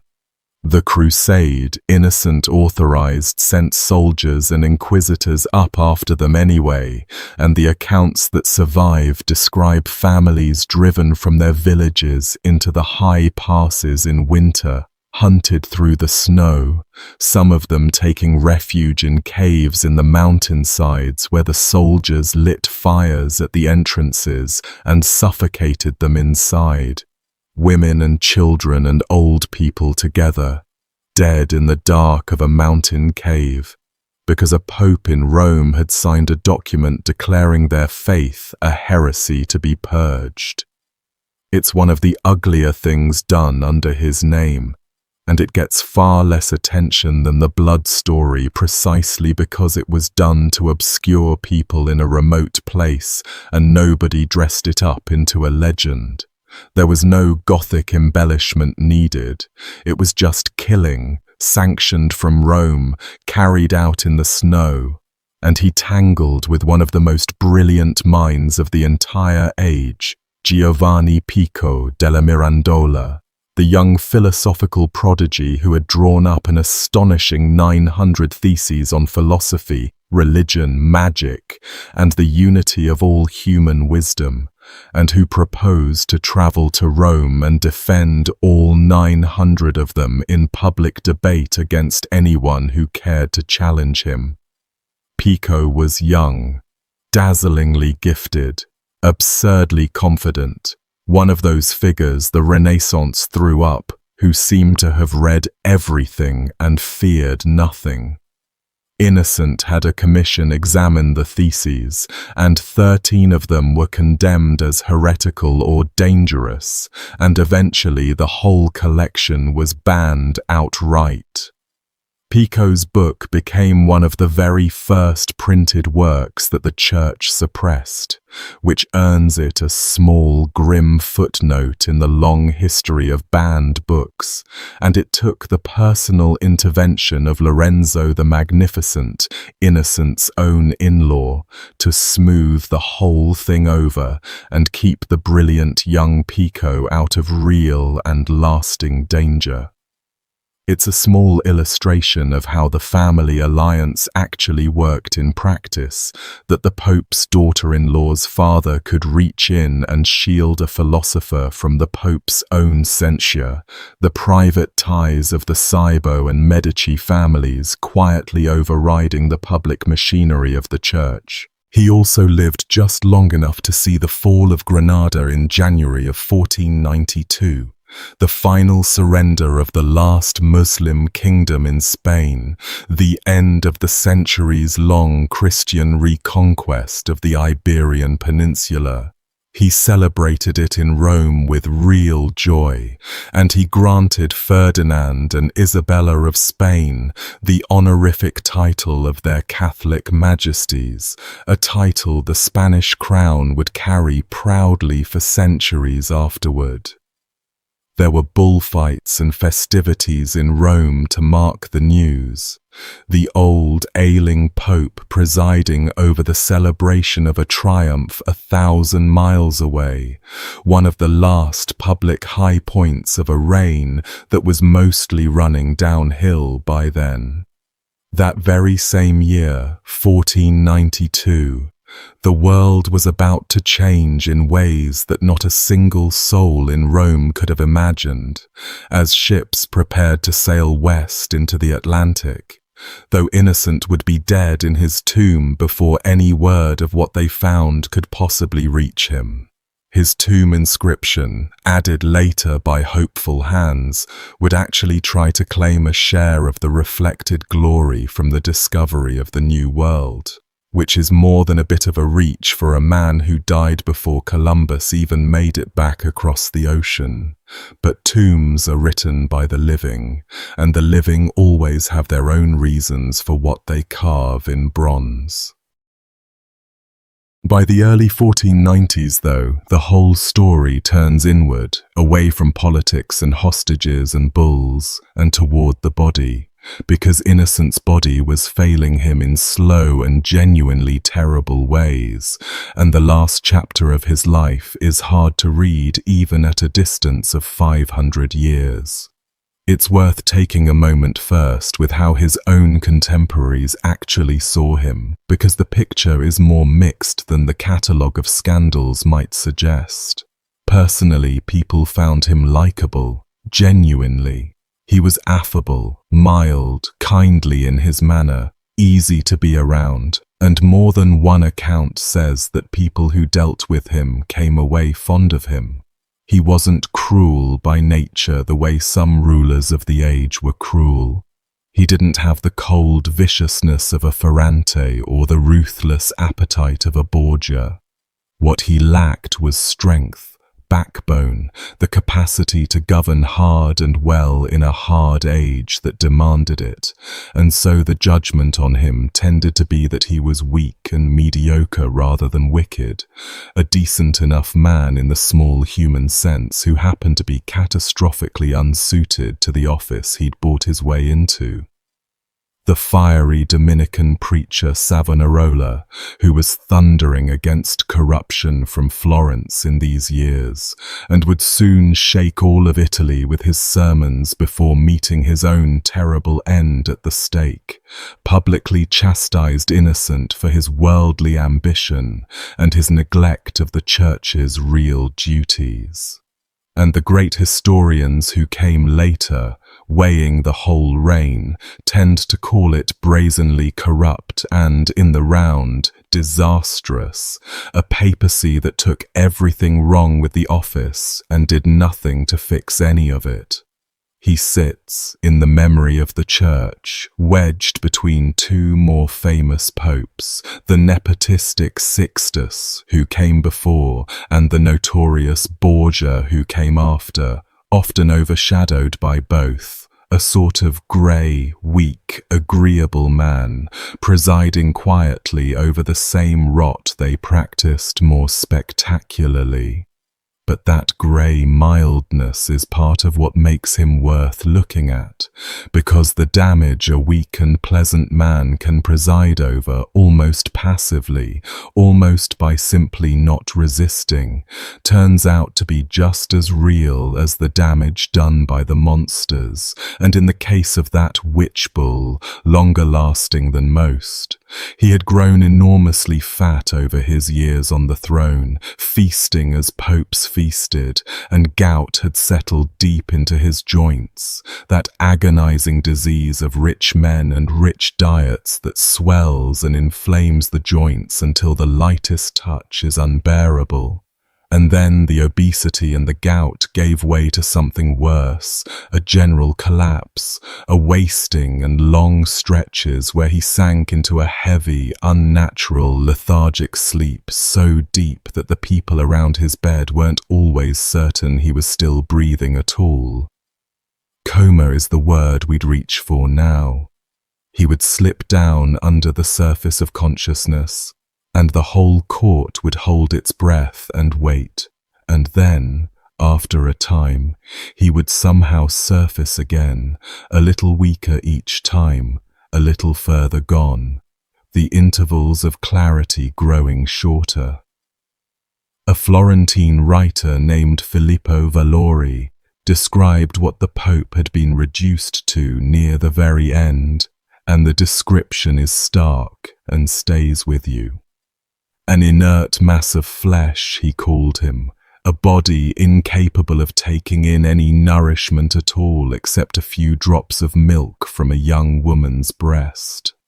That was the state of him, a dying old man, too far gone even to swallow ordinary food, kept barely alive on drops of milk from a wet nurse because his ruined and failing body could accept nothing else and would reject everything else. There's an old medical logic underneath it. A milk diet was a genuine period prescription for wasting and dying patients, thought to be the gentlest possible nourishment for a body that could handle nothing more. But the raw image of it, the most powerful churchman in all of Christendom, the successor of St. Peter, the man who had crowned kings and jailed princes, reduced at the end to taking a mouthful of a young woman's breast milk at a time because that was all that remained to him, is precisely what the chroniclers of the age could not resist writing down. And it is true, or at least true enough that the people gathered at his bedside believed it and recorded it. The medicine of the day had nothing to offer a man in that condition, and it's worth remembering just how little any physician could actually do in 1492, because it matters for what comes next. The learned doctors of the 15th century worked from a system inherited from the ancient world, the theory of the four humours, blood and phlegm, and the two biles, and the idea that health was a balance among them, and illness a matter of one running to excess. Their tools were bloodletting, purging, special diets, and a vast pharmacy of herbs and minerals and stranger things, some of it useful by accident, much of it useless, some of it actively poisonous. When a patient of great importance was dying, and the ordinary measures had all failed, the pressure on his physicians was enormous, and the temptation to try something drastic, something desperate, something outside the usual bounds, grew with every hour that the great man sank lower. A pope was not an ordinary patient. The doctors who failed to save a pope had reason to fear for a great deal more than their reputations. And into exactly that situation of desperation and fear and helplessness, with an emperor of the church dissolving into an inert mass of flesh on the bed, and his physicians watching their own futures dissolve along with him, comes the story that made this Pope's name, the one thing about him that outlived the tomb and the bronze and everything else. Which brings us finally back to the boys, and to the story that put this Pope's name in your search history in the first place. And I want to walk through this slowly and carefully, not to drain it of its horror, because it has plenty, but because the way this particular story has grown and mutated and swollen over 5 centuries is itself a real part of the horror. And the actual thing that may have happened in that room is grim enough on its own without any of the embellishments that later generations kept piling on top of it. The whole tale rests at its very root on the word of one man, Stefano Infessura. He was the secretary of the Roman Senate, an educated and observant Roman with a front-row seat to the life of the city, and he kept a diary of Rome across exactly these years, the Diario della Città di Roma, and it's a vivid, gossipy, blood-soaked chronicle, absolutely packed with murders and scandals and portents and the daily texture of a violent city. It's also, crucially, written by a man with a serious axe to grind against the papacy. Infessura was tied closely to the Colonna family, the great aristocratic rivals of papal power in Rome, and he ran with an anti-papal humanist crowd, the sort of educated men who resented the corruption and the worldliness of the Renaissance popes, and were not shy about it. He disliked the papacy, as an institution and often as individuals, and he wrote down more or less every ugly rumor about it that ever drifted past his ear, whether or not it was true, whether or not he could check it. The Catholic Encyclopedia, trying hard to be fair to him, says that he put down in his chronicle every fragment of the most preposterous and malevolent gossip current in Roman society, and that he is therefore not a reliable chronicler and can only be used with the greatest caution and after very careful criticism. So the single original source for the blood story, the one man everything ultimately traces back to, is not a neutral or detached witness. He's a committed partisan, aligned with the Pope's enemies, industriously collecting the very worst things that anyone in a hostile city was saying about a Pope he despised.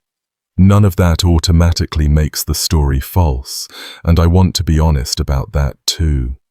Hostile witnesses sometimes record true things, and Rome in these years really was full of genuine horrors, so the mere fact that Infessura hated the papacy doesn't prove the boys didn't die. What it does mean is that we're standing on a single, cracked, tilted foundation, and everything built on top of it inherits that instability. When only one source reports something, and that source is a man with every reason to want it to be true and no habit of checking whether it was, you're right to hold the whole thing loosely. And the case for holding it loosely gets stronger the moment you notice that the story's later fame rests not on Infessura's actual words, but on what generations of retellers did to them, each one polishing and sharpening and dramatizing, until the murky note in a partisan's diary became a confident chapter in the history of medicine. Here is roughly what Infessura actually wrote, and I want you to notice that it is narrower and stranger and less cinematic than the legend it eventually became. As the Pope lay dying, a physician, described as a Jewish doctor, took blood from 3 boys, each of them around 10 years old, who had been promised a ducat apiece, presumably paid to their poor parents. And the 3 boys died. That's the core of it. 3 boys bled, and dead in the course of some attempt to treat or cure the dying pope. Whether Infessura's own words even clearly state that the blood ever actually reached the pope's body, that he drank it or was given it in any form, is genuinely murky and disputed among the people who've gone back to the original text. The earliest version of the story is really more about 3 dead children and a doctor who then fled, than about any specific medical procedure that we would recognize or could reconstruct. And this is the point where the story gets more complicated than it first appears, because there's an old and loaded accusation sitting right inside that account, and it shapes how you have to read it. The image of a Jewish physician draining the blood of Christian children wasn't a fresh or neutral detail in the 1490s. It matched something Europe already had a name for, the blood libel, the recurring accusation that Jews murdered Christian children and used their blood, a charge that had been leveled again and again across medieval Europe and had led to Jewish communities being accused, tortured, expelled, and killed over and over for generations before Infessura ever picked up his pen. It was one of the most familiar and combustible accusations of the age. So when a hostile chronicler, in the middle of smearing a dead pope he despised, reaches for the ready-made story of a Jewish doctor and 3 drained Christian boys, the story lands in a groove that had already been carved very deep. And there's a fact worth setting right beside it. Innocent himself had licensed and shown favor to a Jewish physician during his reign, a real, named man, Abram de Balmes, granting him permission to practice. So the documented relationship between this pope and Jewish doctors ran the opposite way from the story. He protected one. The tale has another killing children for him. Those 2 things sit uneasily next to each other, and I'll leave them there for you to weigh. Now, the part that everyone actually quotes, the version that made this pope famous, the transfusion, the pope drinking the blood of 3 children in a desperate attempt to become young and strong again, that specific and lurid version is not really an Infessura at all. The transfusion framing came together mainly in the 19th century, when historians like Sismondi and then Pasquale Villari retold the old episode and dressed it up in the shiny new language of a medical experiment, of science. Villari described a Jewish physician proposing a blood transfusion by means of some new instrument. The difficult experiment attempted 3 times, 3 boys losing their lives, the Pope receiving no benefit whatsoever. And once the story was framed that way, as a transfusion, a procedure, it took on a whole vigorous second life, because people started calling it the first blood transfusion in history. This grisly, precocious, doomed Renaissance medical first, performed on a dying pope. It became a fixture in popular histories of medicine, and you'll still find it repeated confidently today. The pope who received the first transfusion, 3 boys dead for it, told as settled fact in books that should know better. The trouble with that framing, and a Dutch medical historian named Lindeboom laid this out back in the 1950s, is the plain question of how a blood transfusion in the year 1492 would even have worked. Nobody in the world understood how blood circulated through the body at that point. The circulation of the blood, the fact that the heart pumps it around a closed loop, wasn't worked out and demonstrated until William Harvey, well over a century later, in the 1600s. In 1492 there was no concept of it, and so no obvious way to imagine getting blood out of one person's vein and into another person's vein and having it accomplish anything. The instruments for it didn't exist. The knowledge didn't exist. So whatever happened in that room, if anything happened at all beyond a rumor, a transfusion in the modern sense is hard to picture. At the most, the boy's blood might have been drawn to be used in something, some potion, some concoction the doctor meant for the Pope to drink, since drinking was really the only route available for getting anything into a dying man's body. Another of the old accounts, from a chronicler named Reinaldus writing later, frames it that way, as a fraudulent healer who promised a cure and drew the boy's blood to compound some remedy by a chemical process, with the Pope himself horrified when he learned what had been done in his name, and the physician fleeing the city before he could be seized.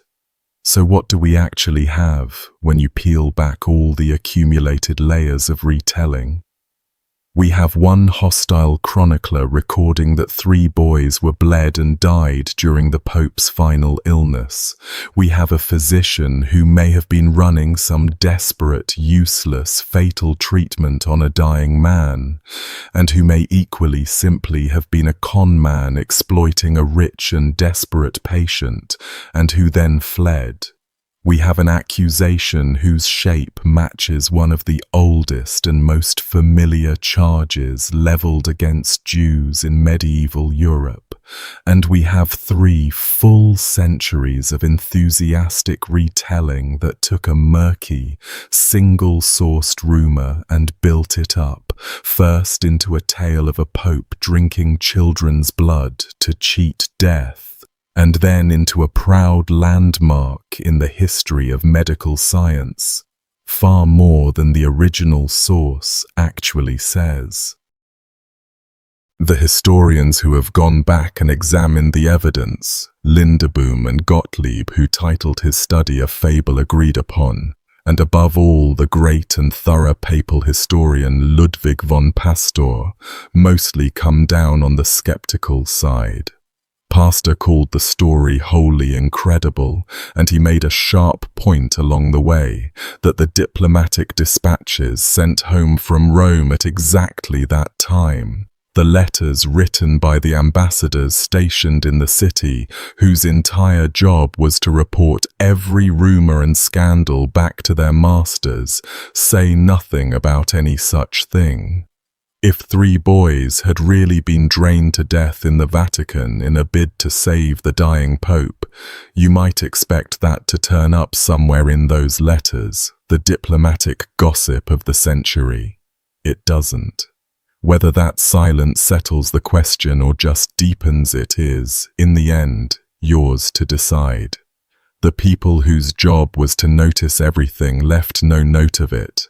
What we're left holding, then, is not a clean, solid fact, and not a clean, obvious fabrication either. It's something in between the two, and honestly, it's stranger and sadder for sitting in that in-between.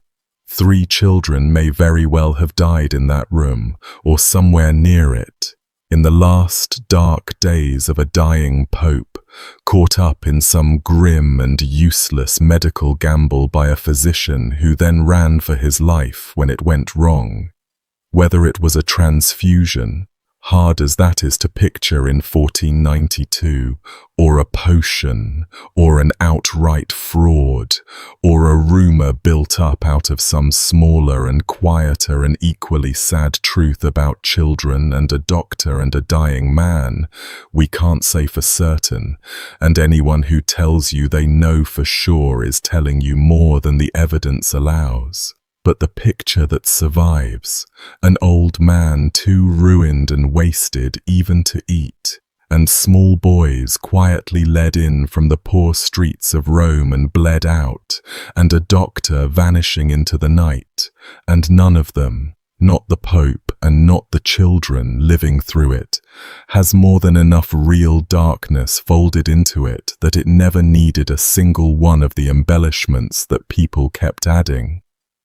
The legend took a genuinely bleak deathbed and made it lurid and cinematic, but the bleakness underneath was always already there, waiting, and you don't have to invent anything to feel it. 3 families in Rome, poor enough that a single ducat was worth handing over a child for.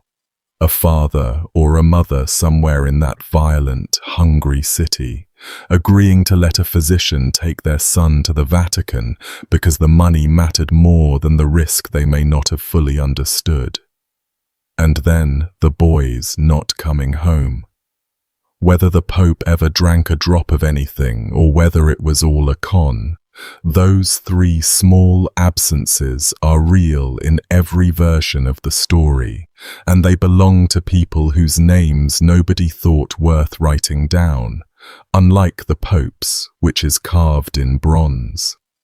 The chronicler recorded the 10-year-olds as a detail in the death of a great man, but the death of the great man was ordinary, the natural end of a fat and gouty old body. It's the children who are the strange and terrible part, and they arrive in the record almost as an afterthought, a line in a hostile diary, gone before anyone even asks who they were. Innocent died on the 25th of July, 1492. His last days were tense and undignified and heavy with the sense of vultures already circling.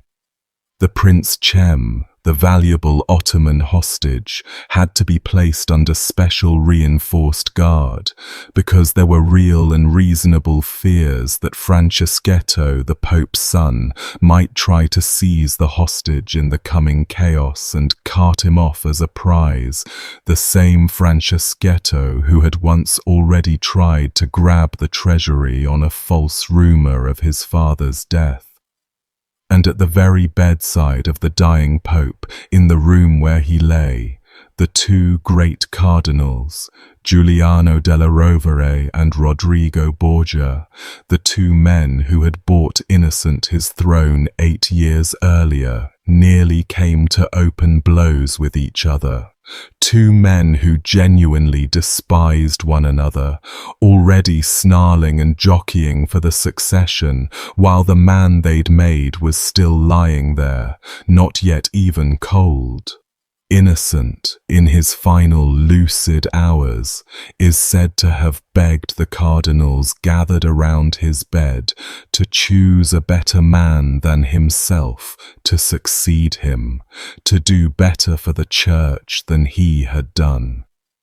A strange, sad, self-aware little plea from a man who evidently understood, right at the end, more or less exactly what he had been and what his reign had amounted to.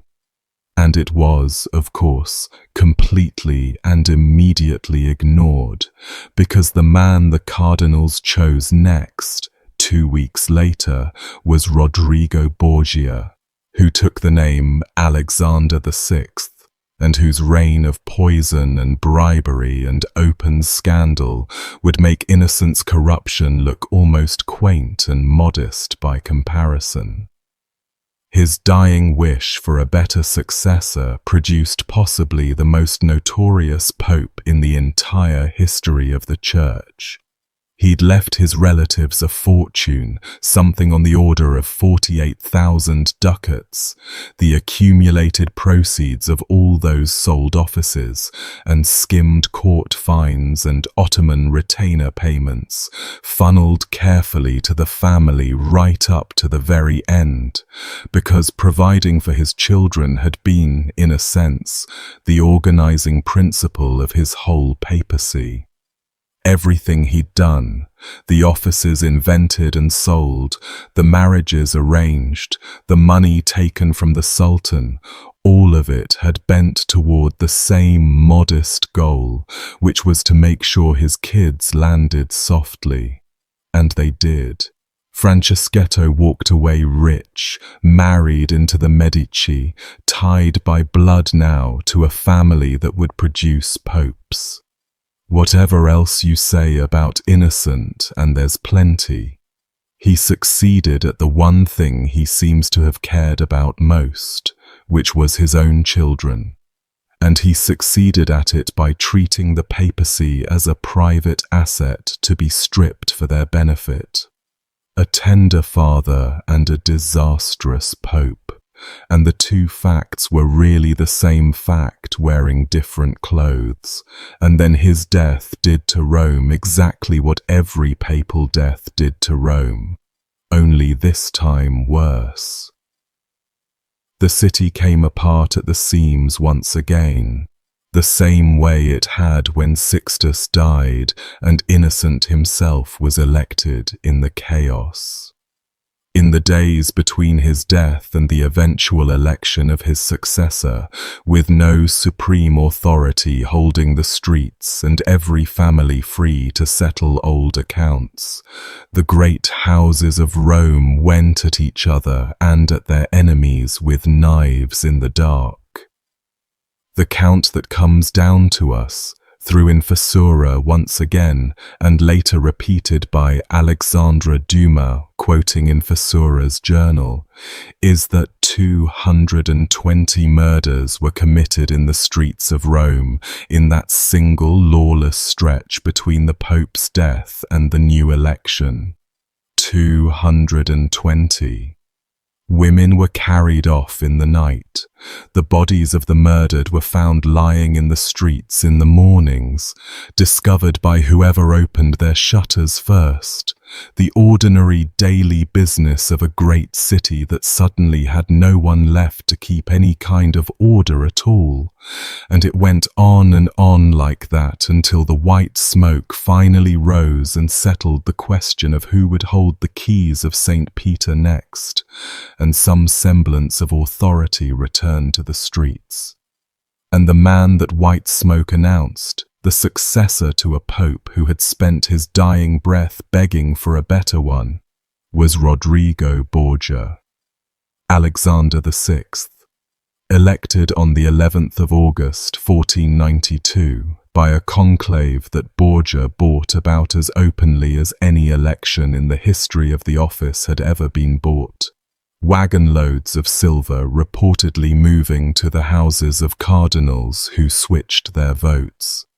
The Renaissance papacy, at its most nakedly corrupt, had produced Innocent, and then Innocent's death produced Borgia, each one a step down a staircase that seemed to have no bottom. Whatever sins bronze could cover on Innocent's tomb, his successor was about to make look almost restrained by comparison. Innocent's last wish, sincere as it may have been, was answered with the single most scandalous pontificate in the memory of the Church.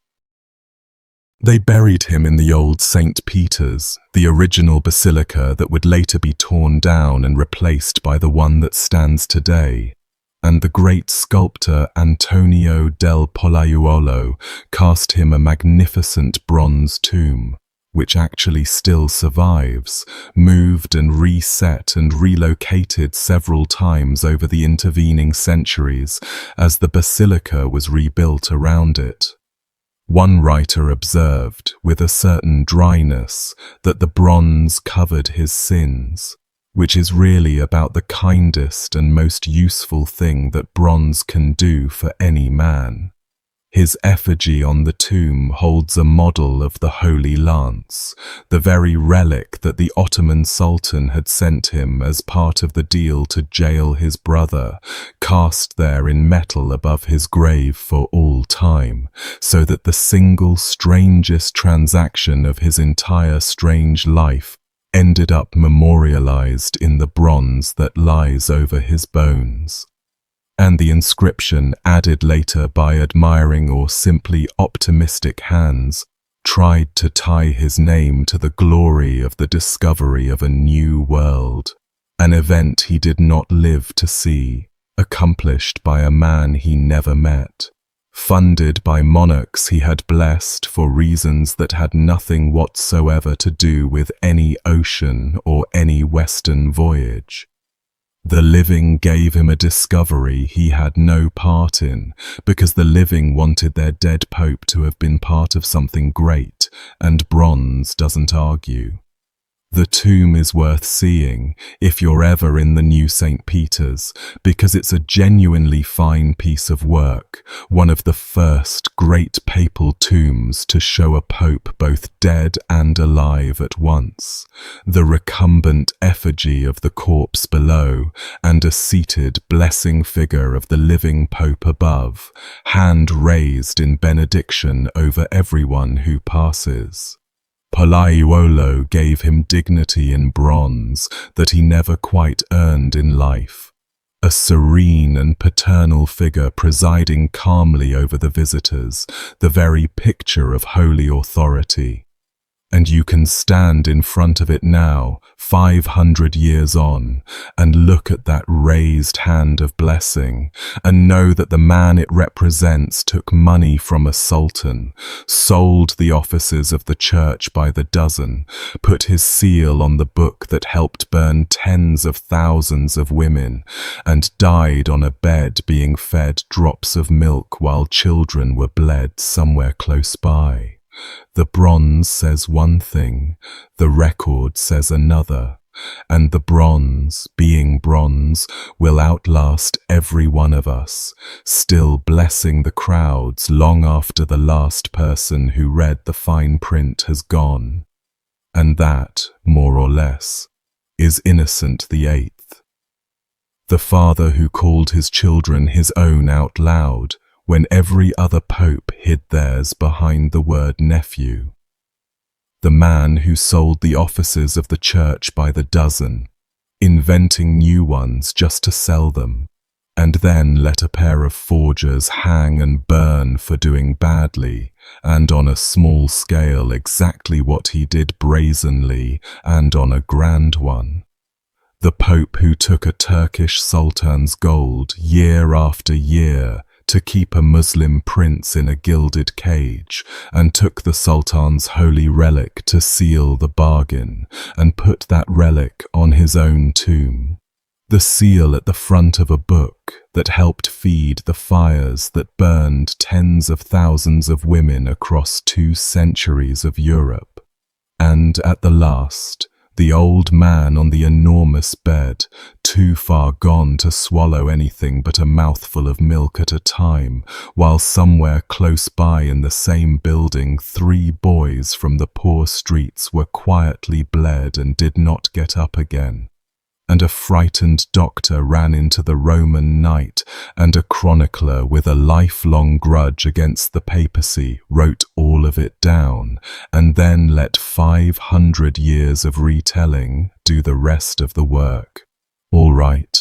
Before I let you slip back into whatever the rest of your day looks like, thank you for spending this long stretch of it here with me and a dead Renaissance Pope neither of us would ever have wanted at our dinner table.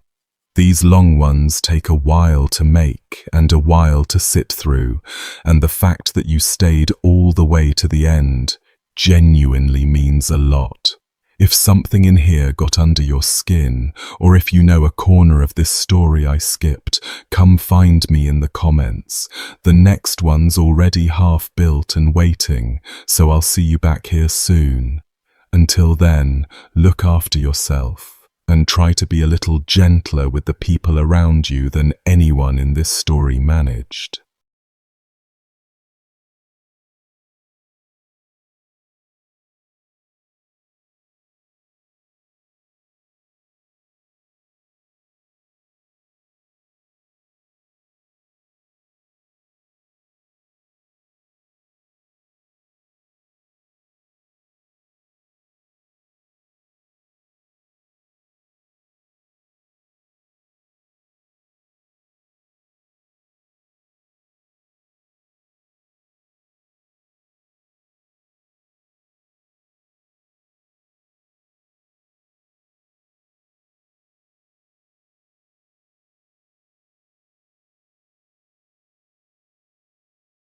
Sometime in the years after 1056, a hermit living in the countryside outside Rome was walking near an old mill when something came up the path toward him.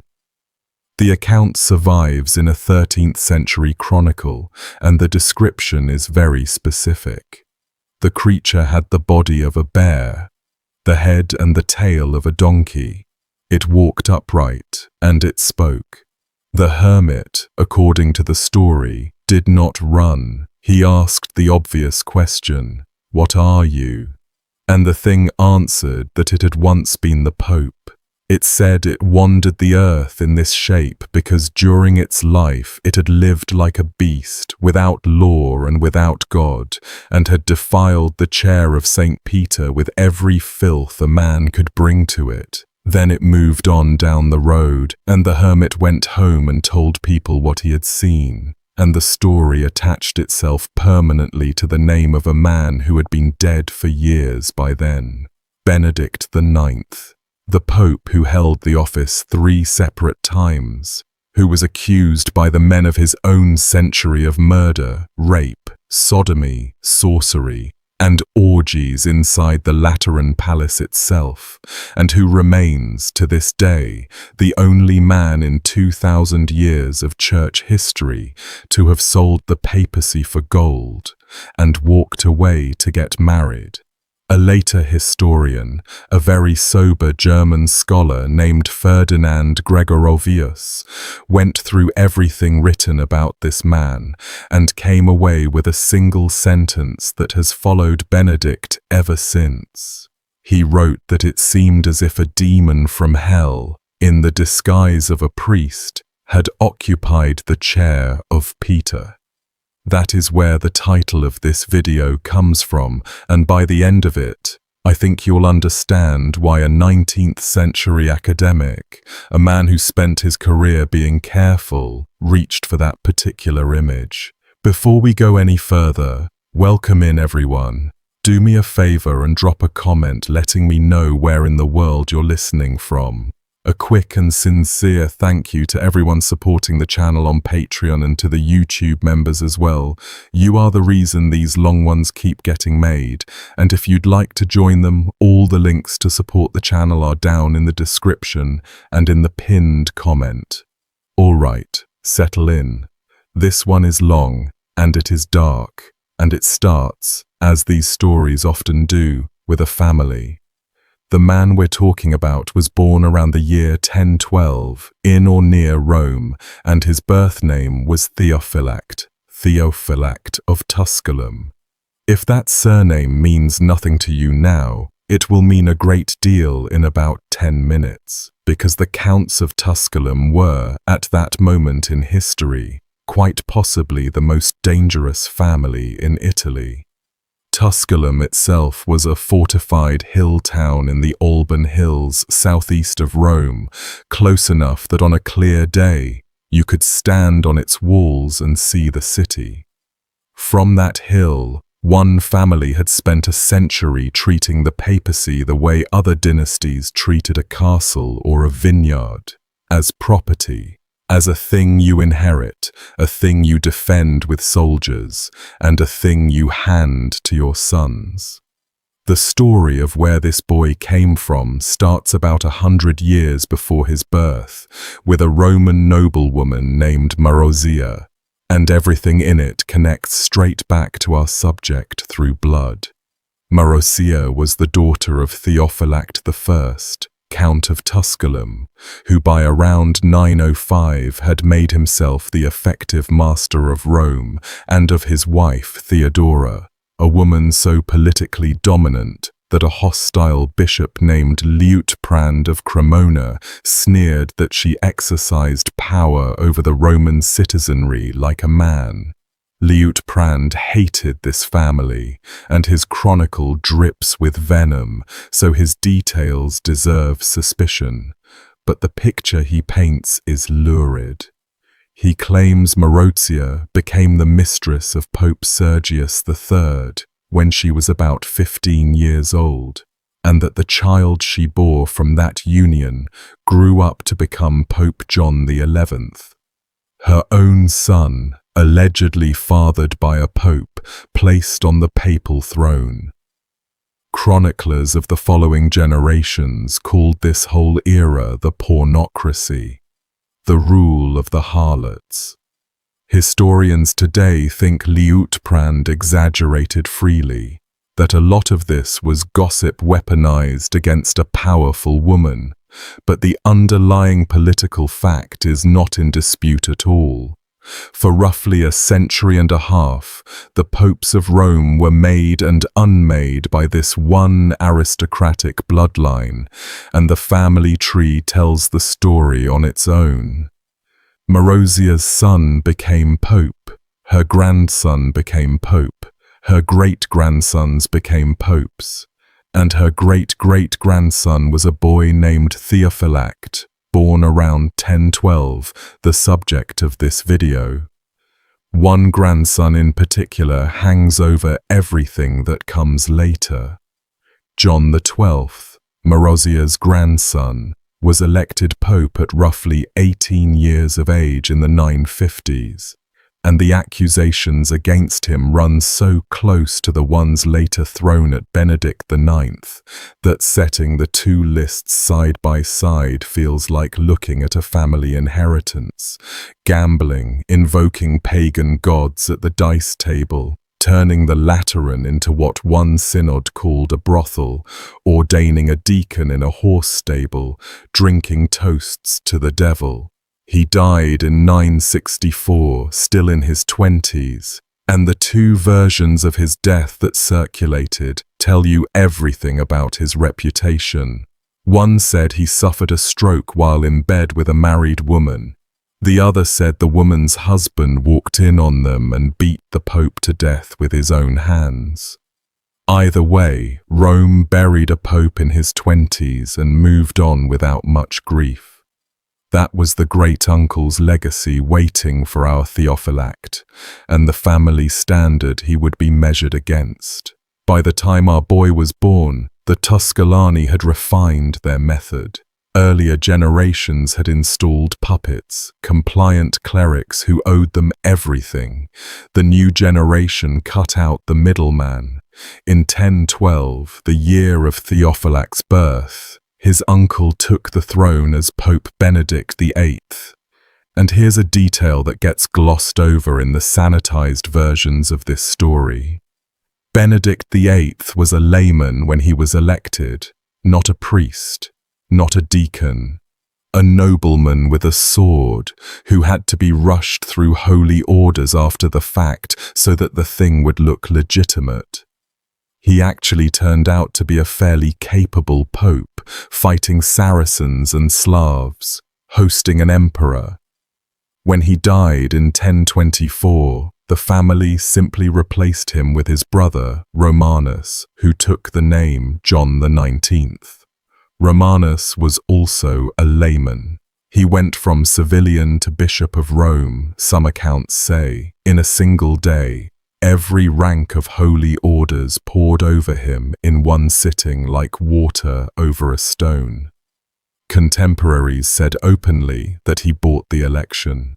Nobody in Rome found any of this shocking anymore, and that detail might be the darkest part of the whole setup.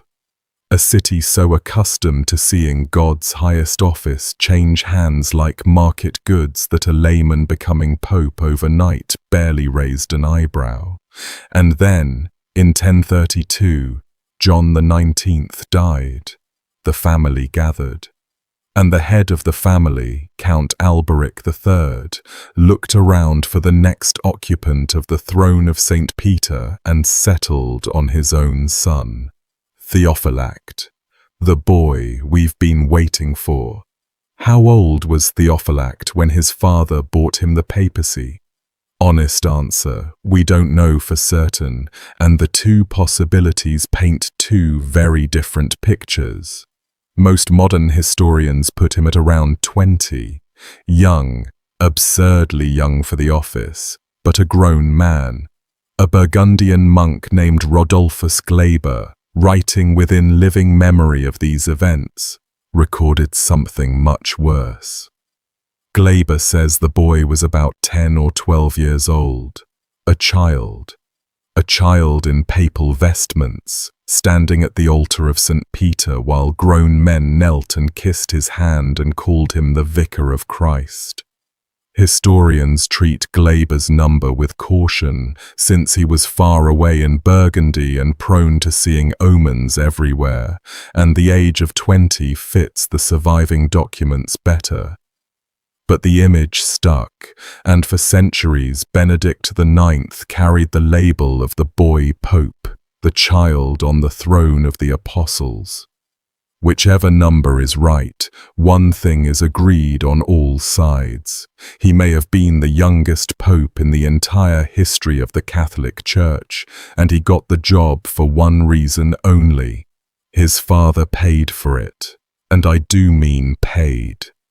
The sources describe wholesale bribery, gold and silver moving through Rome in the autumn of 1032 the way it might before a rigged election anywhere, because that's exactly what this was. Remember, no college of cardinals controlling papal elections existed yet. That system didn't exist. It would be invented later, partly in direct response to the disaster we're about to watch unfold. In 1032, a pope was chosen by the clergy and people of Rome, and in practice that meant whoever could buy, intimidate, or slaughter their way to a majority of the Roman mob and the Roman nobility. Alberic III had spent his life doing all three. The money went out, the right hands closed around it, and on October the 21st, 1032, the boy Theophylact was proclaimed pope. He took the name Benedict IX in honor of his uncle. One account preserves the almost tender detail that papal vestments had to be made for him, cut and fitted to a young body, and that he was consecrated at the Lateran early in 1033. A tailor somewhere in Rome measuring a teenager for the robes of St. Peter and getting paid Tusculum gold for the work. Nothing about the election was secret. Nothing about it was even disguised. A contemporary chronicler at the Abbey of Farfa recorded the transaction flatly, and across Europe, in the monasteries where reform-minded men were beginning to gather, people took note. The papacy had been degraded for a century, yes, but this felt like a new flaw. A count had purchased the throne of the apostles for his own child as casually as a mill or a bridge toll, and now everyone waited to see what the child would do with it. What he did with it became the stuff of nightmares, at least according to the men who wrote about him. And here, one time only, the nature of the evidence needs putting on the table. Almost everything we know about Benedict's private conduct comes from his enemies, from churchmen of the Reform Party who despised him, some writing while he lived, some writing decades later. One careful scholar, Reginald Lane Poole, pointed out long ago that the accusations grow worse the further you get from Benedict's own lifetime, and that in an age of savage political hatred, men said things about their enemies that calmer times would never have suggested. That caution belongs in the picture, so does this. The most damning testimony of all comes from a man who was no gossip and no distant rumour-monger. It comes from Desiderius, the abbot of Monte Cassino, among the most respected churchmen in Italy, a man who himself later became pope as Victor III. Desiderius lived through these years. He knew Rome. He knew the players, and when he sat down to write about Benedict IX, this careful, saintly abbot produced a sentence that still lands like a hammer 1,000 years later. His life as pope was so vile, so foul, so execrable, that I shudder to think of it. A future pope, describing a former pope, saying the memory alone made him shudder. He wrote of the man's rapes, his murders, his unspeakable acts. Those are the words of the most credible witness we have, and they set the tone for everything else. Around that core, the other voices pile on. Saint Peter Damian, the fiercest moral reformer of the 11th century, a hermit monk who wore chains under his robe and wrote a book called the Book of Gomorrah, cataloguing the sexual corruption of the clergy, looked at Benedict IX and saw the disease made flesh. He accused the Pope of routine sodomy. He accused him of bestiality. His summary of the pontificate was that this wretch, from the beginning of his reign to the end of his life, feasted on immorality. Feasted, as though sin were laid out on the Lateran tables like a banquet, course after course, year after year. A bishop named Benno of Piacenza went further and got specific about the violence, charging Benedict with many vile adulteries and murders, and the Latin phrase he used removes all ambiguity about what was meant. Homicides perpetrated by his own hands. The phrase did not mean deaths ordered from a distance or arranged through hired men, though those were alleged too.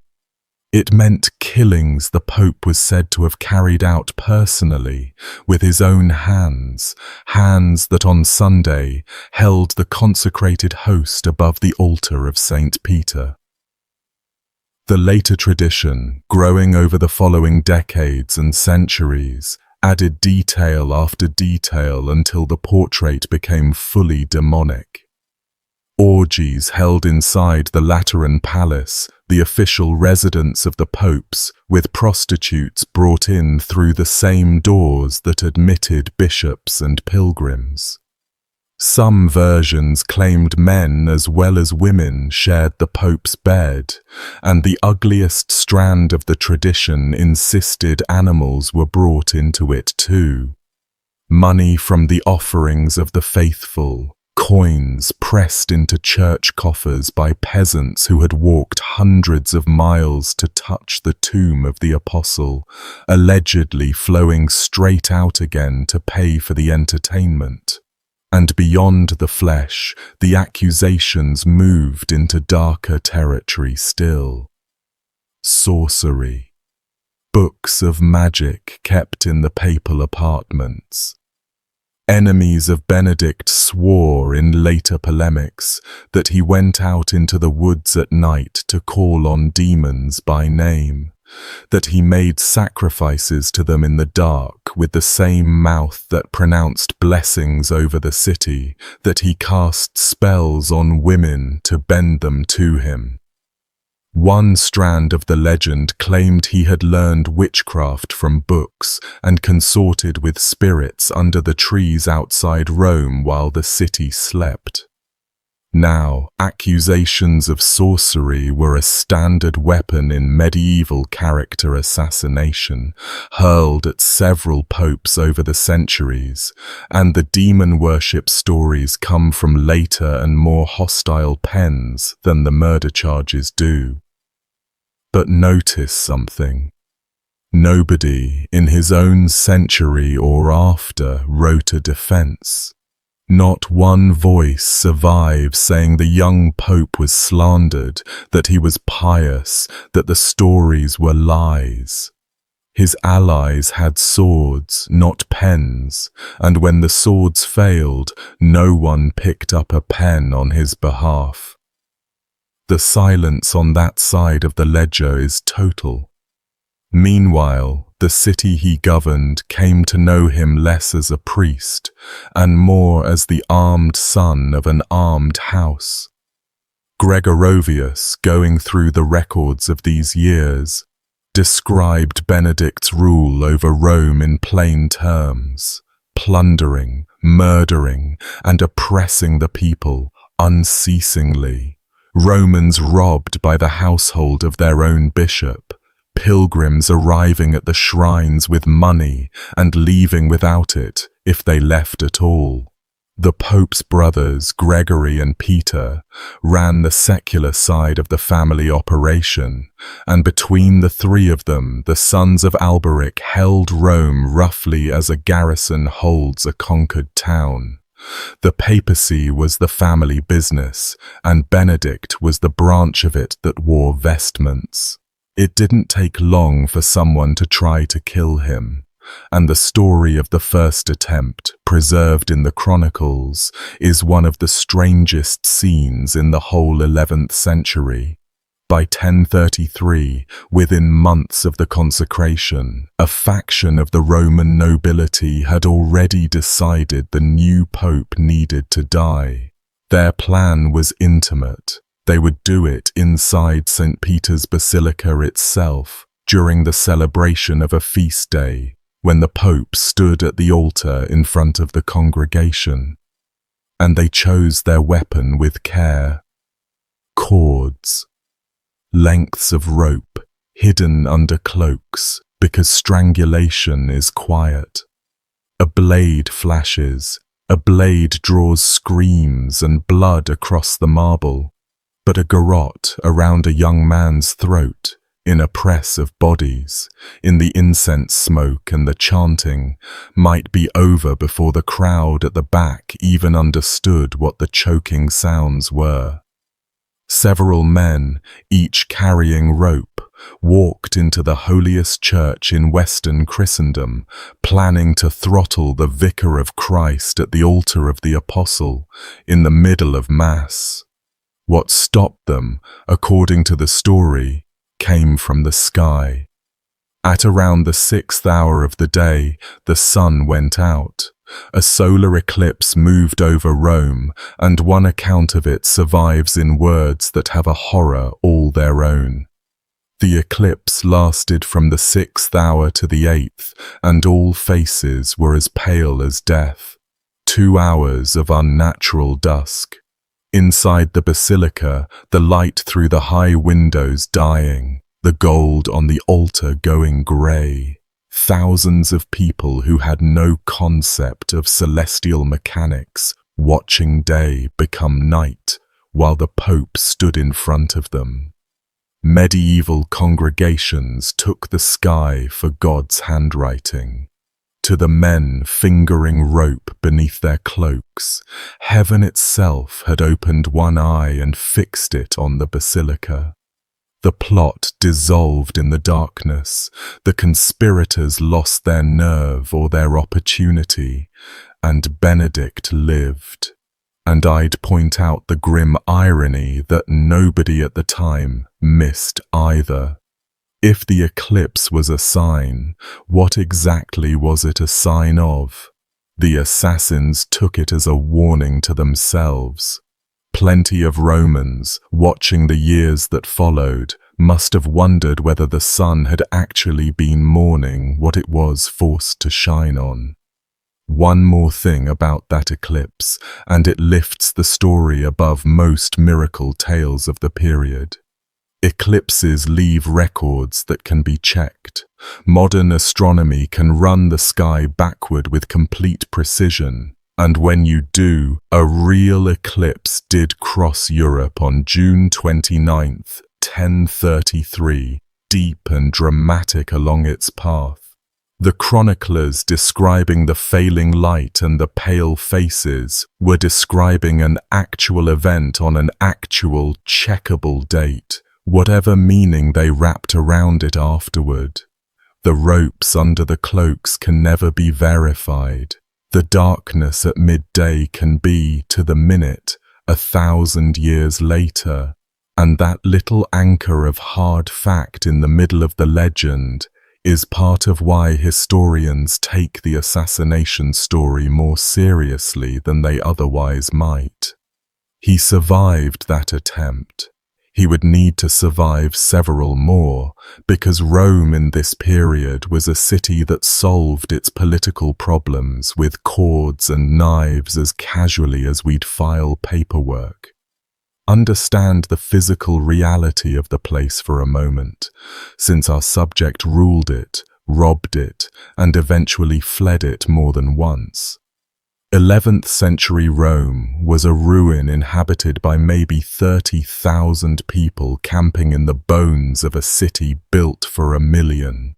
Cattle grazed in the old forums. The great aqueducts were broken, so the population huddled in the low ground along the Tiber, in the bend of the river, where the water was close and the malaria was closer.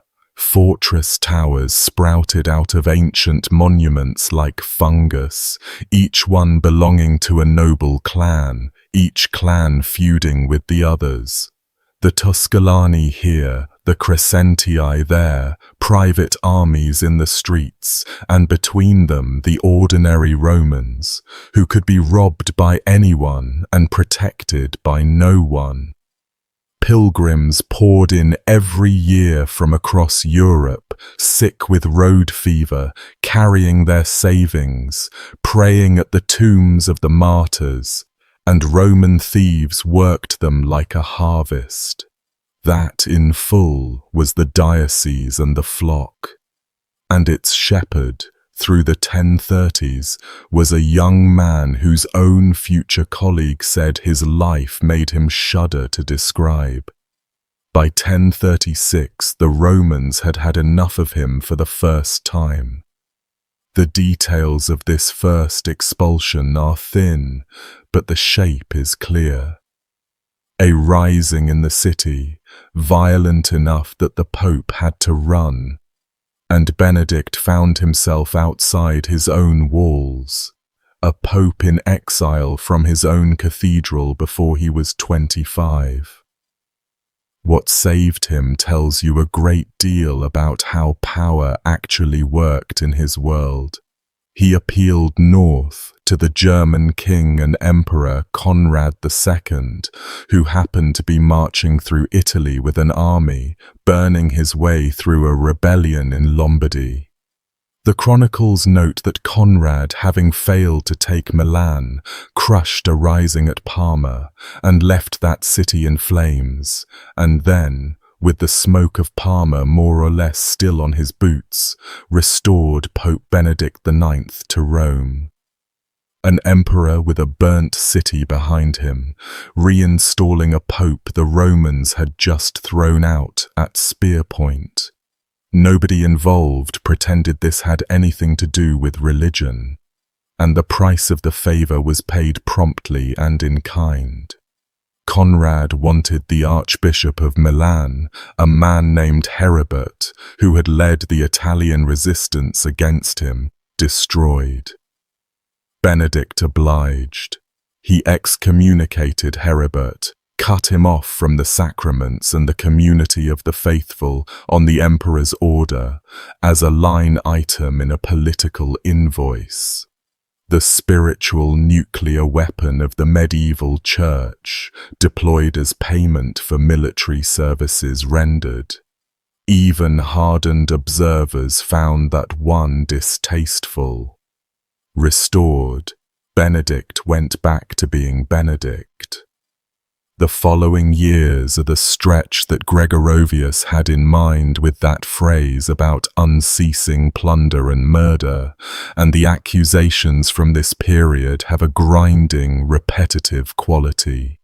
The violence went on, property kept being seized, and the conduct Desiderius refused to describe in detail continued, because, he said, the telling itself was horrible.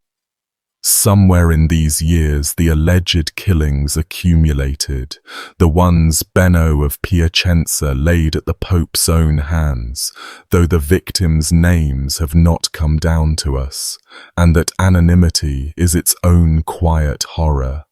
People died, the sources insist, at the will or the hands of the Bishop of Rome, and history didn't even keep their names.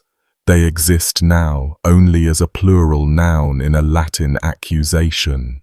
Murders, adulteries, rapes. A whole hidden population of the wronged compressed into 3 words in a polemic.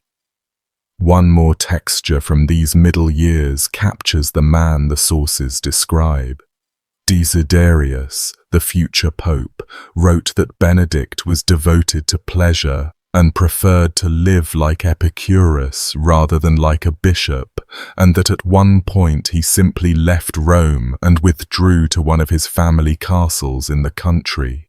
The logistics buried inside that sentence take a moment to sink in. The Pope of Rome, absent from Rome, holed up in a Tusculan fortress in the hills, presumably with the entertainment and company he preferred, while the churches of the city ran themselves and the papal office sat empty like a shop whose owner couldn't be bothered to open it.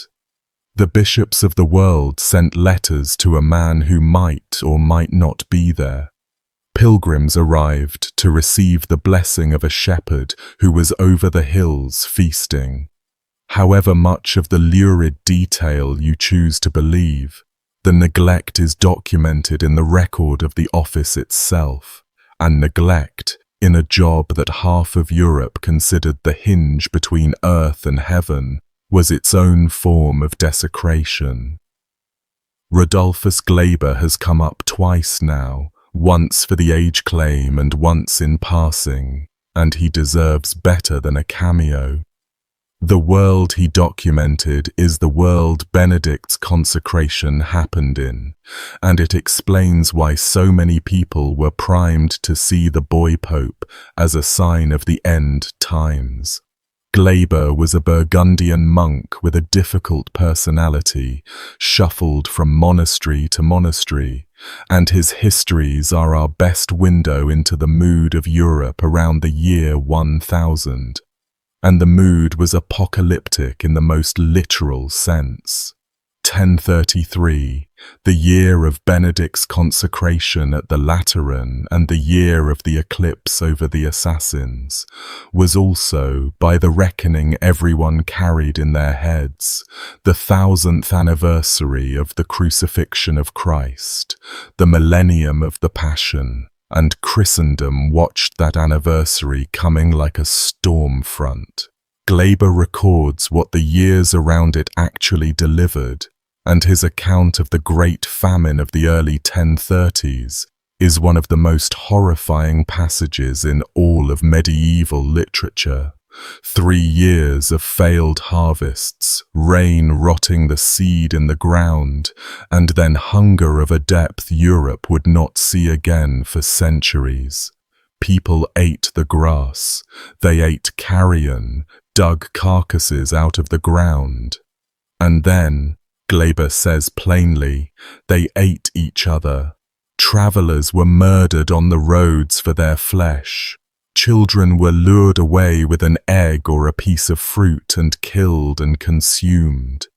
He records that at the market of Taunus, in his own Burgundy, a man was caught selling cooked human flesh among the meat stalls as ordinary butcher's goods, and was burned for it, and that another starving wretch dug the flesh up where it had been buried, ate it anyway, and was burned in his turn.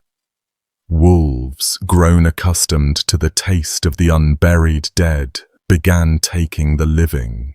Across that Europe, in 1032 and 1033, travelled the news that a count outside Rome had bought the throne of St. Peter for his son. Men like Glaber, cataloguing cannibals and famine corpses and unnatural darkness at noon, slotted the purchased boy pope into the list without any difficulty at all. One more sign, one more symptom of a world so sick that Christ's own vicar could be a child bought at market, in a decade when human meat had literally been sold at 1. When Glaber wrote down that the new pope was a boy of 10 or 12, he may have been wrong on the number, but understand what he was doing. He was taking the pulse of the end of the world, and Benedict IX was, for him, one of the symptoms. Rome itself, the stage for the pontificate, ran on a level of casual public violence that makes the assassination plots feel almost routine, and one standing fixture of the Lateran neighborhood makes the point better than any statistic. Outside the palace, through all of Benedict's years there, stood a great bronze equestrian statue, an emperor on horseback, green with age, one of the only large bronzes to survive from antiquity. Medieval Romans believed it was Constantine, the first Christian emperor, and so it was spared the furnaces. It was actually Marcus Aurelius, the same statue that stands on the Capitoline today. In Benedict's world, that statue had a second function. Justice was performed around it.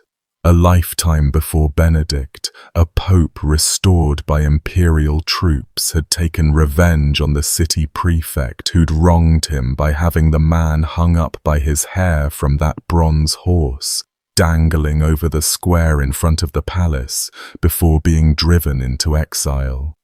Executions and mutilations happened in its shadow as a matter of civic routine.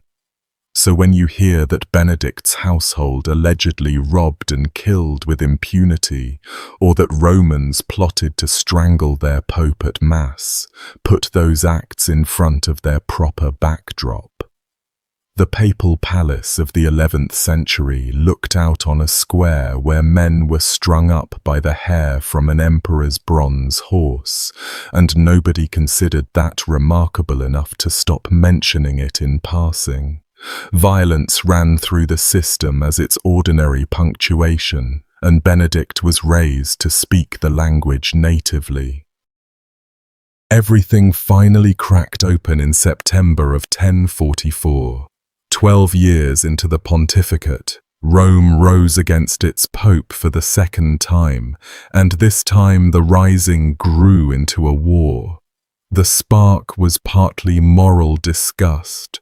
After more than a decade of a bishop the city regarded as a criminal investments, and partly cold politics, since the rival Crescentii clan had been waiting a generation for a chance to break the Tusculan grip on the papacy and smelled blood.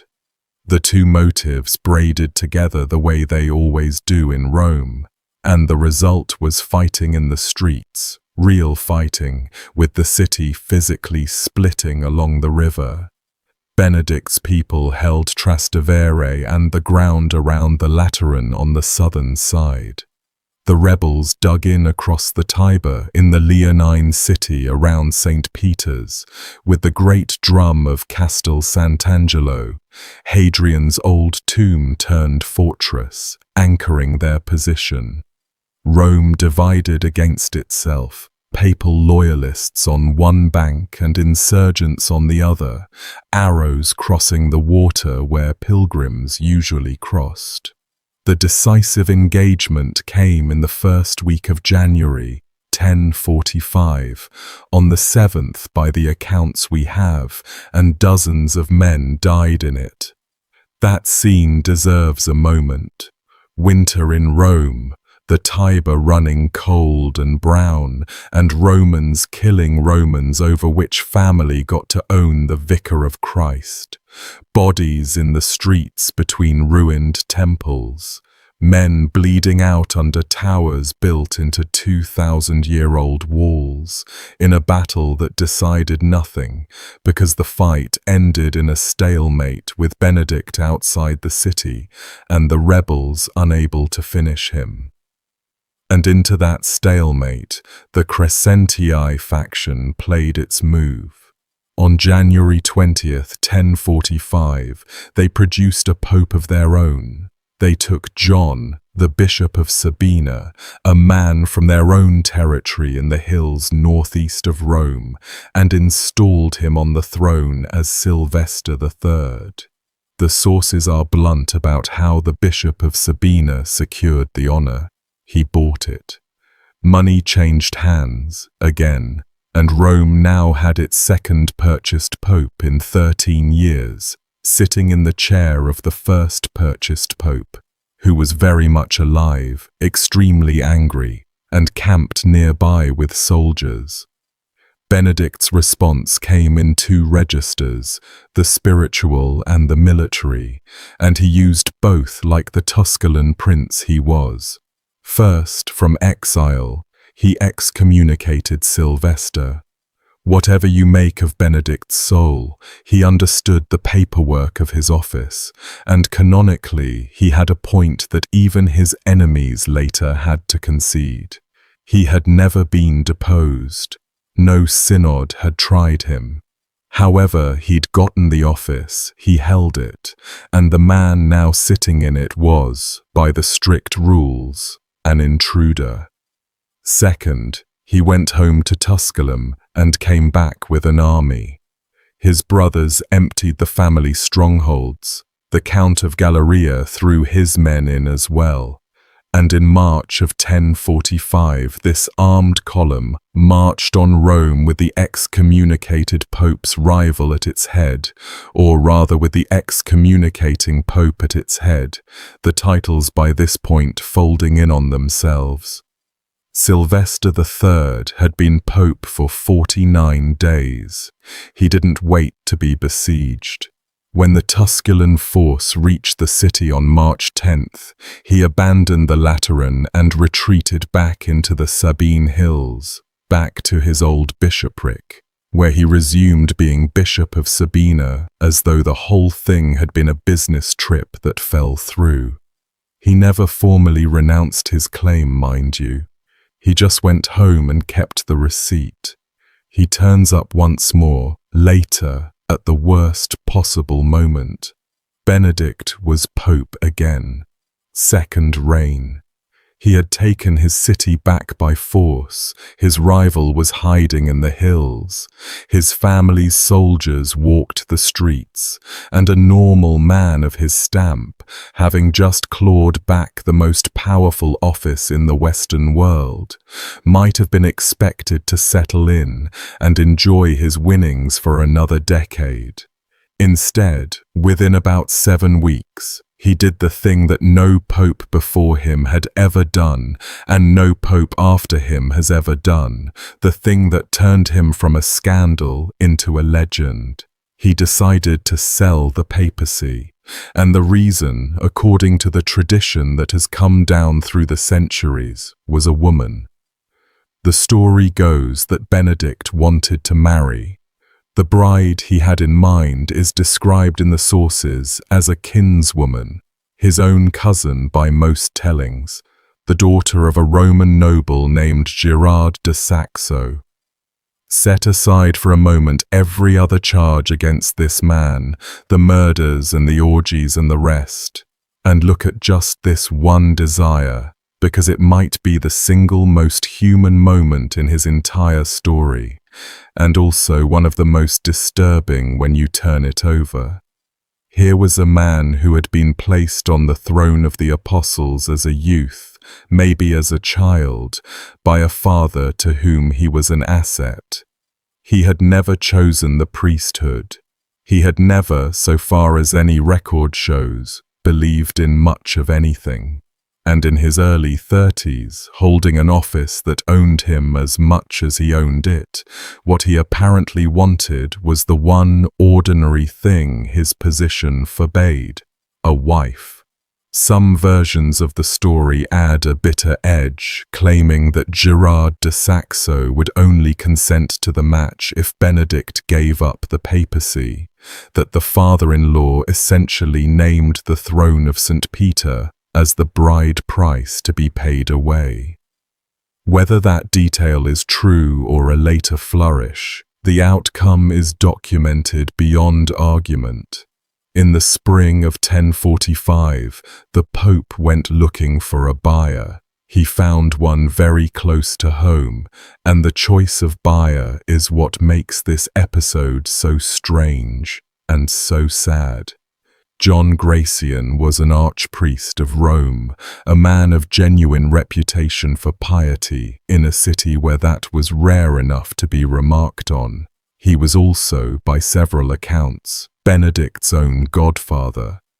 The conversations between them must have been strange ones. The young pope, coming to the old priest as a wayward godson, comes to the one respectable adult in his life. The tradition says Benedict sought his advice about resigning. Could a pope even do such a thing? Was it lawful? Gratian, along with others Benedict consulted, seems to have answered that resignation was possible, and one suspects that every honest churchman in Rome asked whether this particular pope could lawfully stop being pope, had to fight the urge to answer before the question was finished. But Benedict attached a condition. He had spent a fortune getting the office and getting it back. He wanted his expenses reimbursed. He would resign the papacy into his godfather's hands, and his godfather would pay him for it. And John Gratian paid. On the 1st of May, 1045, the deal was done. Benedict abdicated, and the old archpriest became Pope Gregory VI. How much money moved is one of those questions where the sources scatter. The figure repeated most often is £1,500 of gold. One tradition, and this detail has a special sting, says the payment consisted of Peter's pence, the annual offering collected from the faithful of England, penny by penny, household by household, from peasants and craftsmen across that whole rain-soaked island, gathered up and shipped to Rome as an act of devotion to the apostle, an entire nation's church tax, allegedly handed to a resigning pope as the purchase price of God's highest office to fund his retirement and his wedding. Other accounts say roughly £1,450. A modern retelling puts it as high as 2,000. The earliest and most careful sources just say a great sum, expenses, a pension. Whatever the number, modern attempts at conversion land somewhere in the tens of millions of dollars, and the effect on the papal treasury was reportedly immediate and brutal.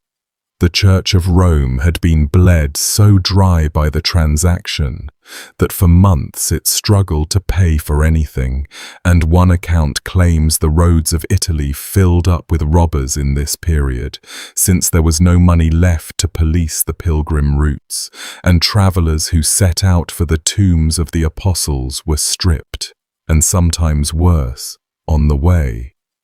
Trace that chain of consequences to its end, and it lands on some anonymous pilgrim family lying in a ditch outside Viterbo, robbed of everything, so that a pope could cash out. Here's the part of the transaction that historians still argue about. Was John Gratian a cynic or a rescuer? The case for rescuer is real. Plenty of decent churchmen at the time saw the purchase not as corruption, but as ransom, the paying off of a hostage-taker to free the hostage being the papacy itself. Peter Damian, the scourge of simony, the last man on earth inclined to bless a bought election, greeted the news of Gregory VI with open joy. He wrote to the new pope celebrating the change and urging him to get on with cleansing the church, to go after the corrupt bishops of Pesaro and Città di Castello and Fano by name.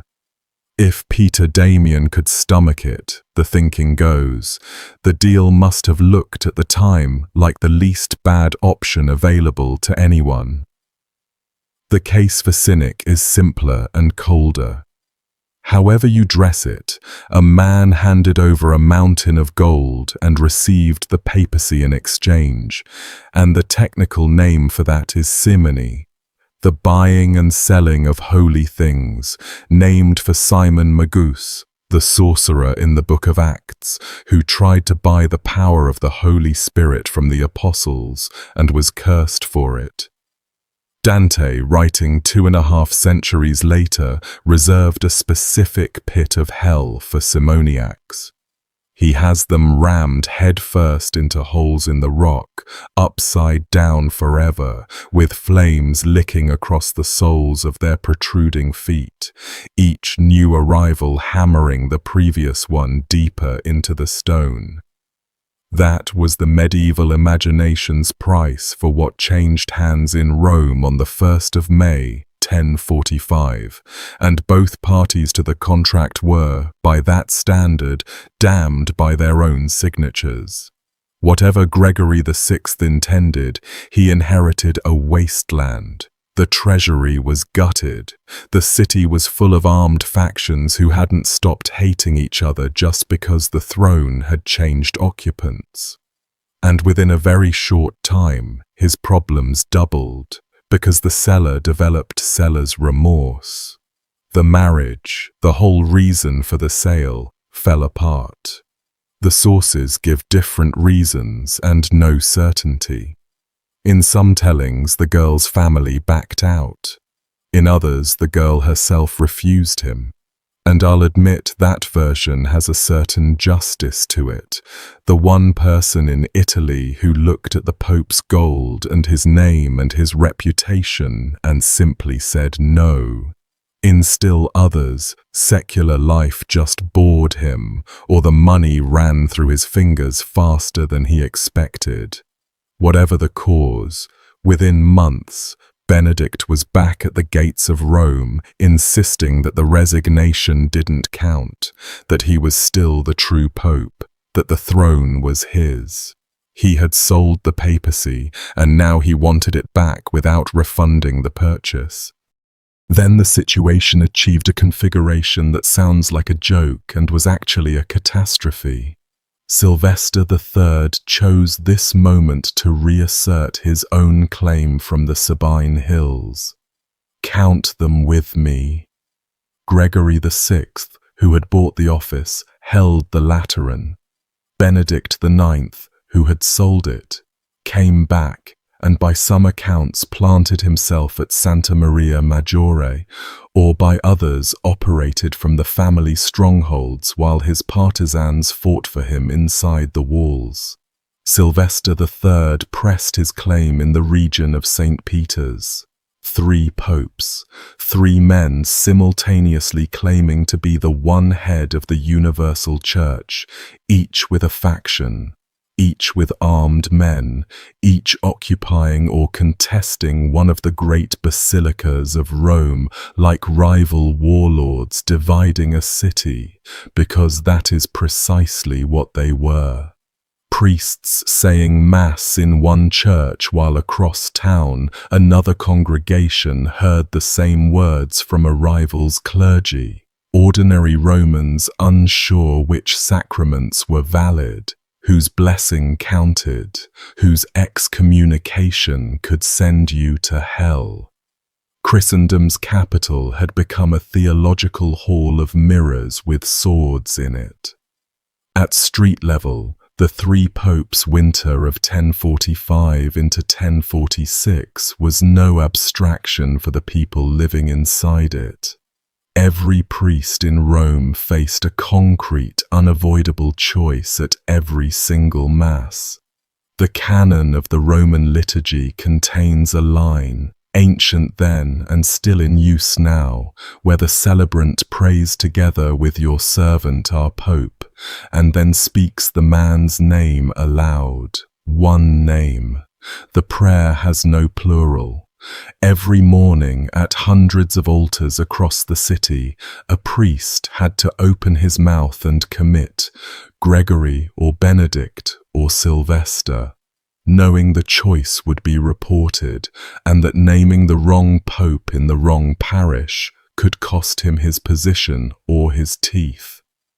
Tithes and offerings had the same problem with sharper edges, since money has to physically go somewhere, and 3 separate papal households were collecting, each treating payment to the others as theft. Penitents under serious sins needed absolutions that only a true pope's authority could guarantee, and nobody could tell them with certainty which authority was real, meaning that for over a year, ordinary dying Romans went to their graves with no way to be sure whether their souls had been settled by an actual vicar of Christ or by an expensive impostor. Marriages, ordinations, appointments, court cases, all of it ran on paperwork that one pope issued and another might void. The city functioned in the way that cities always somehow function, but underneath the functioning ran a low hum of spiritual terror that we, at 1,000 years' distance, mostly can't hear anymore. The chroniclers who begged Henry to come south and clean out the sty weren't only complaining about morals, they were describing a machine for manufacturing damnation anxiety installed in the capital of Christendom, running day and night with our subject's signature on the original patent. Word of this travelled north, as word always did, carried by every merchant and pilgrim and disgusted cleric crossing the Alps, and it landed on the desk, so to speak, of the one man in Europe with both the power and the motive to do something. Henry III, King of the Germans, was in his late 20s, pious in a stern and believing way, and he needed exactly one thing from Rome: an imperial coronation. Only a pope could crown him Holy Roman Emperor, and at the moment Rome could not produce a pope, singular, to do it. Beyond the self-interest, the sources suggest Henry was sincerely appalled. Appeals had reached him from Roman clergy begging him to come south and clean out what one description calls the sty.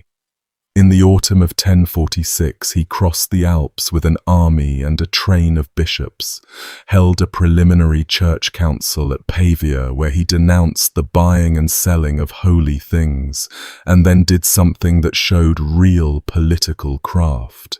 He met Gregory VI at Piacenza and treated him, for the moment, with honor, as if he were the true pope. He let the old man ride along with the royal column, wrapped in respect, all the way to the reckoning that Henry had already planned for him. The reckoning convened on December 20th, 1046, in a small hill town north of Rome called Sutri, about 40 kilometers from the city, chosen precisely so the proceedings would happen outside the reach of the Roman mobs and the Roman knife. A synod of bishops with the king presiding. The Council of Sutri lasted only days, and it dismantled the entire papal situation like a demolition crew. Sylvester III came first. The council judged his election the fruit of bribery and mob politics, declared him a usurper, stripped him of his priestly rank, and sentenced him to be shut in a monastery for the rest of his life. Though in the messy way of these things, he seems in practice to have slunk back to Sabina and carried on as a bishop for years anyway. Then Gregory VI, the pope who had paid for peace. The old man stood in front of the synod and explained himself with what several accounts describe as disarming honesty. He had given the money, he said, to free the papacy from a man who was disgracing it, and he had believed he was doing a good work. The bishops let his own words close around him. However noble the intention, gold had bought the office, and an office bought is an office corrupted. The accounts say Gregory, seeing where it ended, pronounced his own deposition aloud, stripping himself with his own voice, either as an act of genuine humility or because Henry left him nowhere else to stand. And Benedict IX, the man whose career had caused the whole council to exist, he was condemned and deposed along with the others. He simply wasn't in the room for it. He hadn't come. Summoned to answer for 14 years of everything we've been describing, he stayed behind his family's walls in the Alban Hills and ignored the greatest church council of his generation, the way he'd ignored most other duties of his office. Deposed in absentia, he never accepted the verdict for a single day of the rest of his life. Sutri had one more piece of business beyond the depositions, wrapped up at the follow-on council in Rome those last days of December, and it quietly settled who owned the papacy for the next generation.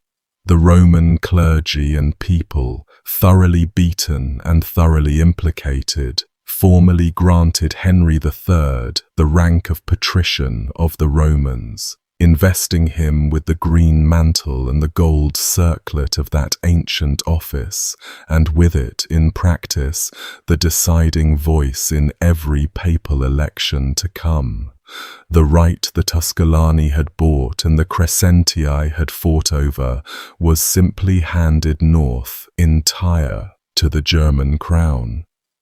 For the next decade, popes would be, in effect, imperial appointments, German bishops sent south in series, and the Romans, who had spent a century treating the papacy as their own civic property, watched it administered from beyond the Alps like a colonial office.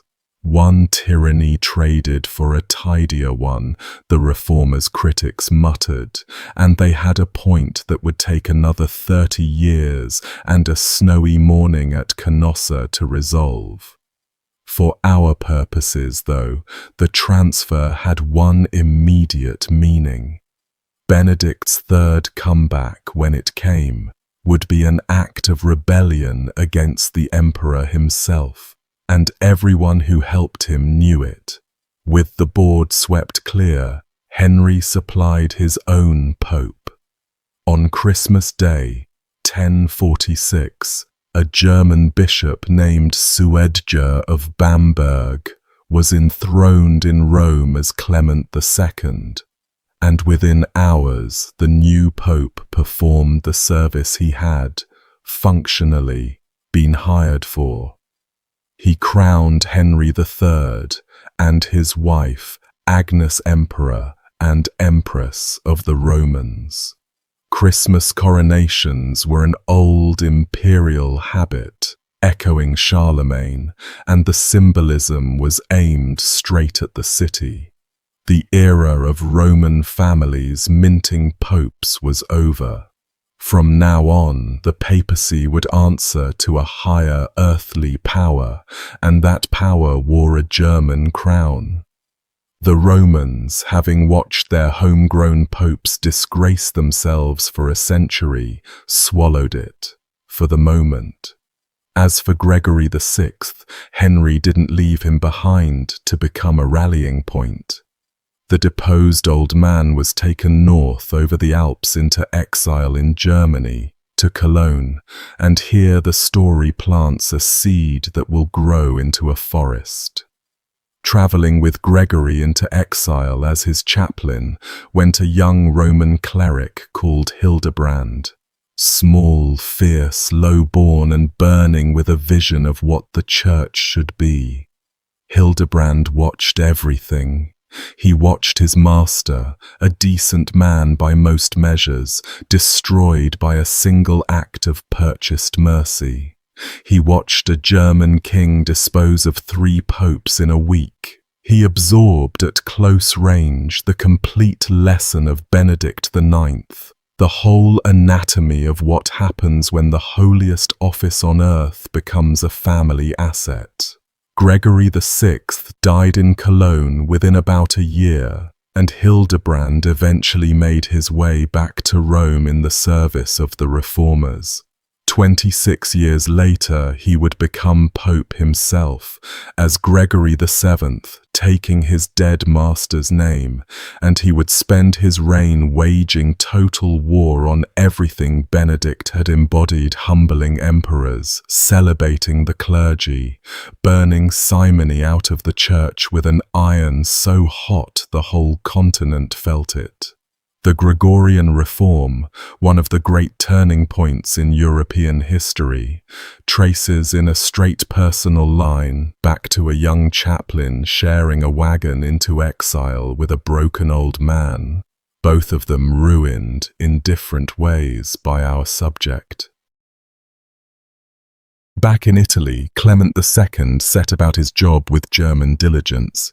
In January 1047, he held a synod in Rome that formally condemned simony and decreed excommunication for anyone buying or selling church offices, legislation aimed at the corpse of the previous regime, except the previous regime was still breathing, watching from the Alban Hills, an afternoon's ride away, patient as a spider. Clement travelled with the emperor through southern Italy, placed the city of Benevento under interdict when it shut its gates to them, and then, as 1047 wore on and the emperor recrossed the Alps, the new pope began a journey north through the peninsula. He never finished it. At the beginning of October, at a monastery near Pesaro, Clement II fell violently ill. On October 9, 1047, after less than 10 months as pope, he was dead. Rumour named his killer before the body was cold, and the name was the obvious one: Benedict. The whisper ran through Italy that the deposed pope's partisans had gotten poison into Clement, and the poison had a specific identity in the telling: litharge. A compound of a heavy metal, the same soft grey metal the Romans had used for their water pipes, ground and prepared in a form that dissolves into wine, with a property that made it a favourite of poisoners for centuries. It tastes sweet. Slipped into a cup, it doesn't warn the tongue like bitter poisons do. It sweetens the drink, and then it settles into the body and begins to wreck it from the inside, the gut first, gripping cramps and days of misery, then the nerves, the mind fogging, the hands weakening, and in a heavy enough dose, convulsions and death. All of it slow enough and vague enough that an 11th century physician would see only a man sickening on the road, as travellers so often did. Irish chronicles from the period, of all places, preserve the claim that the Pope was poisoned. The counter-argument writes itself just as easily. Central Italy in autumn was a killing ground of malaria.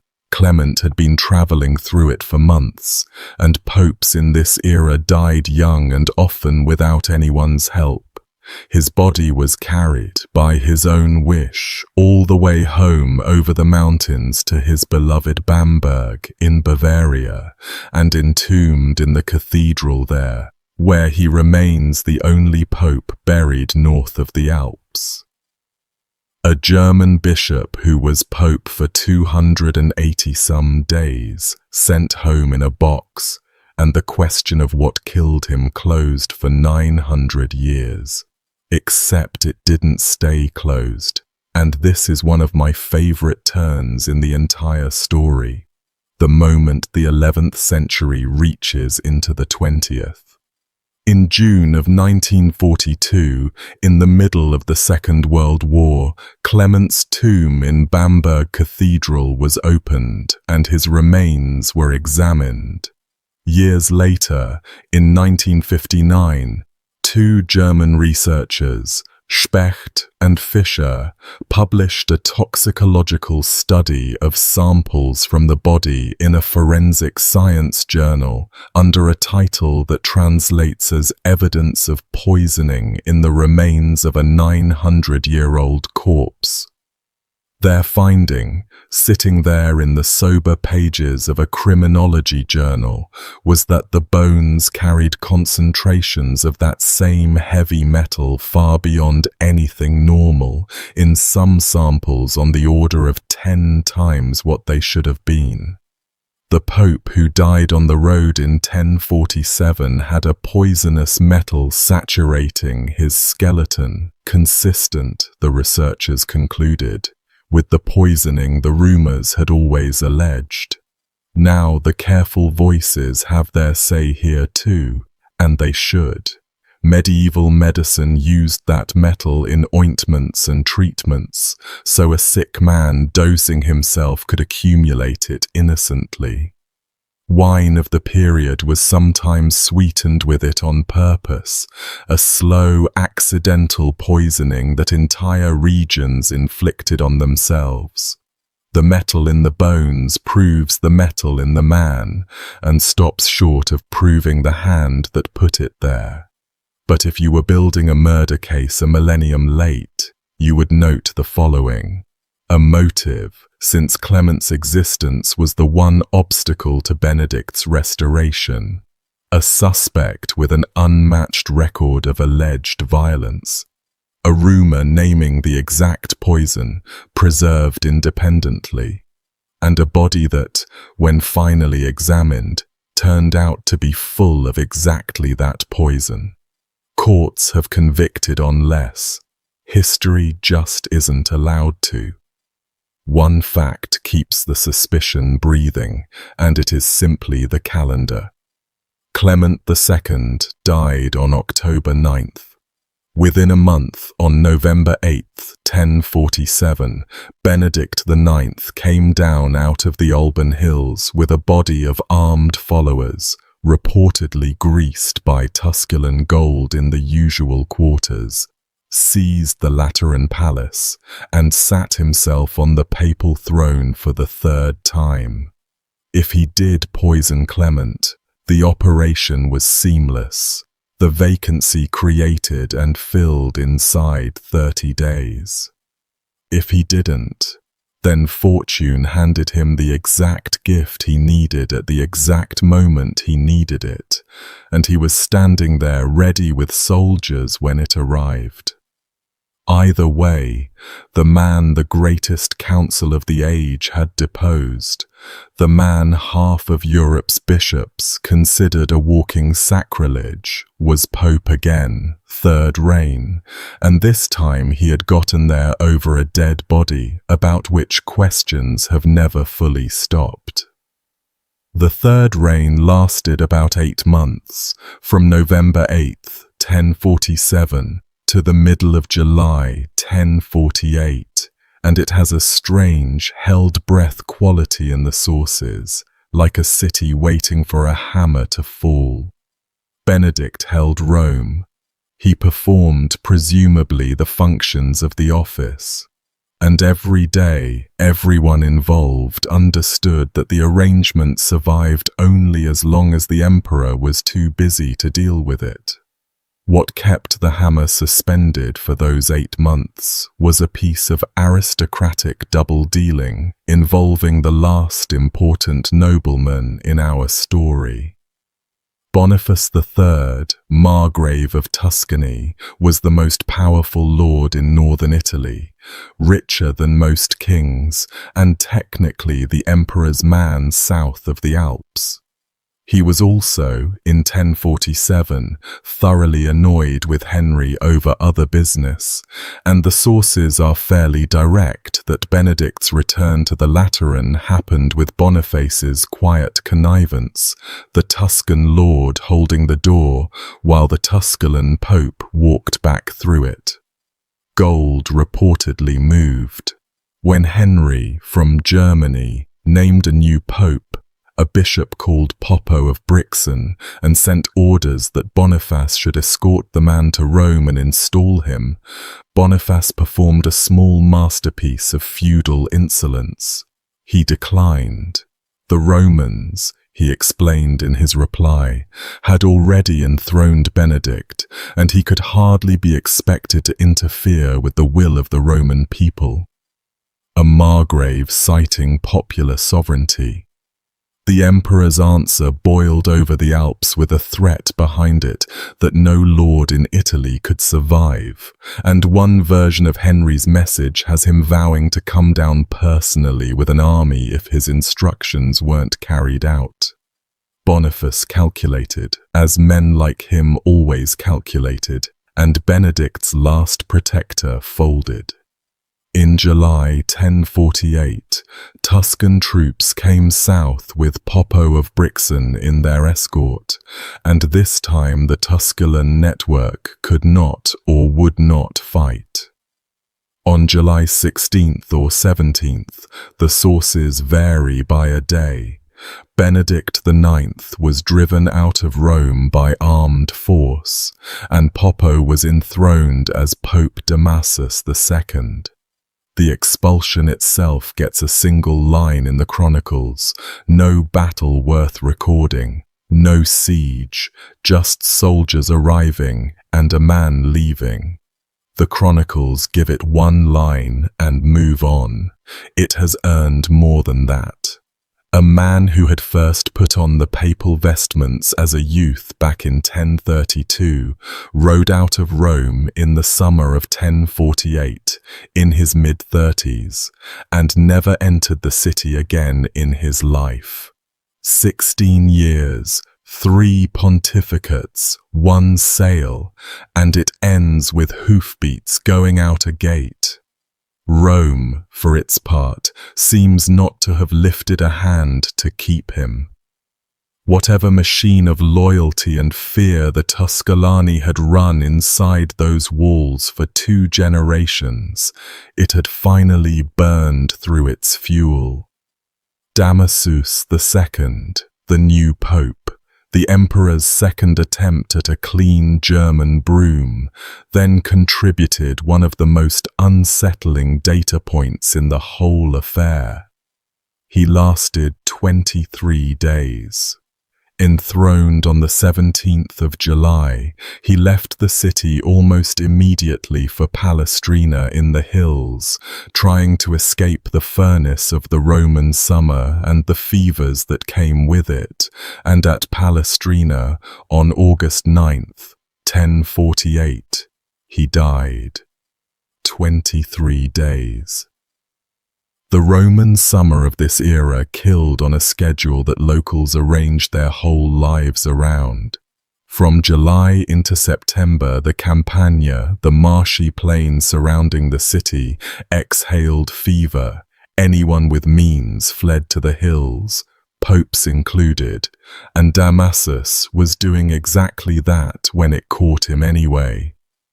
Malaria in its worst form opens with chills no blanket can touch, climbs into a furnace of fever, and can move through delirium to death inside a couple of weeks. And northern visitors, carrying no inherited resistance whatsoever, walked off the Alpine passes straight into it. German popes in Italy died like sailors on a fever coast, predictably, and in numbers everyone had stopped remarking on. The likeliest killer, by far, is malaria. The same swamp fever that murdered visitors to Rome by the thousand and gave the city its reputation as a place northern churchmen went to die. But Rome had just watched 2 imperial popes die within 10 months of each other, both inconveniencing the same deposed rival, and the whispering started again on schedule. This time the rumor even attached a name, a certain Gerhard Brazutus. described in the hostile tradition as a friend of Benedict IX, alleged to have administered poison on his behalf. No trial ever tested it, and nothing survives beyond the name and the accusation, floating down the centuries attached to a 23-day pope in a grave at Palestrina. Whatever its truth, the rumor maps where every mind in Italy went the instant a pope stopped breathing. Everyone looked south, toward the Alban Hills, toward the man in the fortress who would not stay deposed. Poisoning had become his signature in the public imagination, whether or not his hand ever touched a cup, and reputations like that become historical facts in their own right. People believed the Pope-maker of Tusculum was killing popes. They arranged their fears around it. Henry III, by now surely wondering if the papacy itself was cursed, reached for his best remaining man, and this time the choice changed history. Bruno of Egisheim-Dagsburg, Bishop of Toul, a cousin of the emperor, tall, red-haired by tradition, and holy in a way that even cynics conceded, was designated pope at the end of 1048. And Bruno did something at the very start that told everyone the weather had changed. Offered the office by imperial appointment, he answered that he would accept it only if the clergy and people of Rome freely elected him, and then he travelled to Rome not as a conqueror but as a pilgrim, on foot for the final approach by the famous account, barefoot in some tellings, entering the city humbly to ask for the throne rather than seize it. The Romans, who had seen popes arrive with armies, with bribes, with imperial escorts, and once with a father holding a boy's hand, watched a man walk in asking permission, and they gave it with something like relief. In February 1049, he became Pope Leo IX, and the real cleanup of the world Benedict made began. Leo's method was a rolling synod. He took the reform on the road, holding councils across Italy, France and Germany, hauling simoniac bishops in front of assemblies and breaking them in public, and at Rome, in April 1049, he convened a council to deal with the wreckage at home. Among its business was a summons. Benedict IX, living unrepentant on his family lands, was formally called to appear and answer the charge of simony, the crime that had defined both ends of his career, the bought beginning and the sold ending. He was summoned, and in a gesture entirely of a piece with the rest of his life, he did not come. He had ignored Sutri, he ignored this, and he would answer to no assembly of men for anything. The council excommunicated him, cast out of the church he had 3 times headed. The sentence meant, in the theology of the age, that if he died in that state, he died outside the ark of salvation entirely, cut off from absolution and from Christian burial, the doors of heaven closed and sealed. For most people of the 11th century, that prospect was more terrifying than any death the body could suffer. Whether it frightened Benedict at all, in 1049, nobody recorded. The answer, when it comes, arrives at a monastery. Before we follow him to that monastery, meet the men who built his reputation. The accusers are characters in this story too, and knowing them changes how the accusations sound in your ear. Peter Damian first, since his voice is the loudest. Damien was born poor in Ravenna around 1007, close enough in age to Benedict that they were effectively contemporaries. Two Italian boys born 5 years apart into utterly different worlds. And a story from Damien's childhood has an older brother's household treating him as a swineherd and near slave before another brother rescued him and paid for his education. He grew into one of the most learned men in Italy, and then, at the height of a brilliant teaching career, he threw it all away and walked into the hermitage of Fonte Avellana in the mountains, where the monks lived in stone cells, fasted on bread and water for days at a stretch, and flogged themselves in penance for the sins of the world. Damien took to the discipline with a ferocity that alarmed even his brother hermits. This was the man who sat down around 1049 in the first years of Leo IX and wrote the Book of Gomorrah, the most explosive document of the century. It was a systematic exposure of sexual corruption among the clergy, sparing nothing, naming practices in blunt Latin that later ages found too obscene to translate. Priests with concubines, priests with each other, confessors absolving their own partners in sin, and a church hierarchy that shuffled offenders sideways and buried complaints, a pattern he described with a precision that lands very uncomfortably on modern ears. Damien addressed the book to the Pope and demanded a purge. And for Damien, the recently departed Benedict IX was the whole disease wearing a tiara, the proof of where tolerance ended. When he wrote that the wretch had feasted on immorality from the beginning of his pontificate to the end of his life, he was writing about a man whose reign he had lived through as an adult in Italy, with correspondence in Rome. He was a zealot, no question, a man who saw sodomy and simony as twin demons strangling the church, and zealots exaggerate. He was also the best-informed moral auditor of his generation, and he never wrote about anyone else, not any of the other bad bishops in his gallery of targets, in quite the register he reserved for Benedict. The afterlife of Damien's book, incidentally, tells you how raw this nerve stayed even among the reformers. The Book of Gomorrah was addressed to Pope Leo IX, with a demand for mass depositions of offending clergy, and Leo, saint and reformer though he was, wrote back praising Damien's zeal, and then conspicuously declined to swing the axe as hard as the book demanded, distinguishing degrees of offence and leaving repentant men in office. Damien was furious. A few years later, under Pope Alexander II, the book itself went missing, and the story Damien tells is that the Pope borrowed the manuscript from him and then simply refused to give it back, locking it away.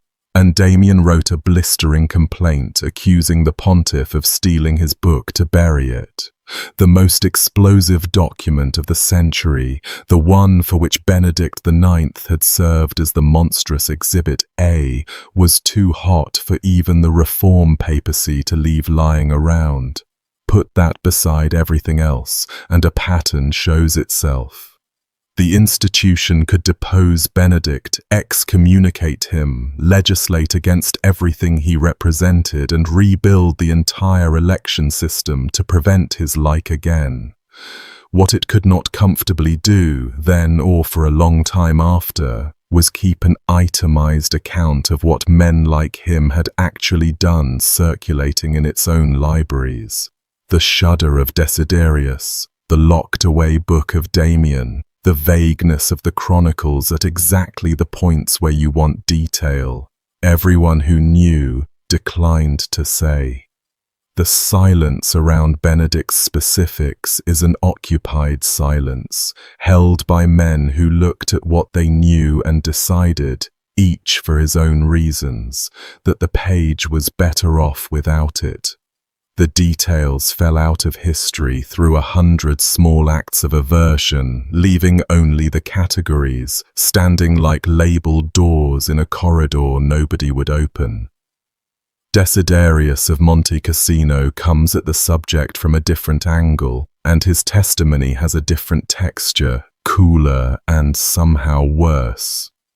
Desiderius was a Lombard prince who renounced a throne for a monk's habit, rebuilt Monte Cassino into the intellectual jewel of Europe, and was so universally respected that in 1086 they made him pope practically against his will.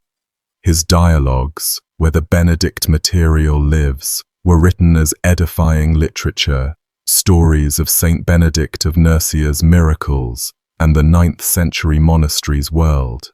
And when the narrative touches our Benedict, this careful author performs a gesture that historians of rhetoric would call paralypsis, and the rest of us would call the shudder.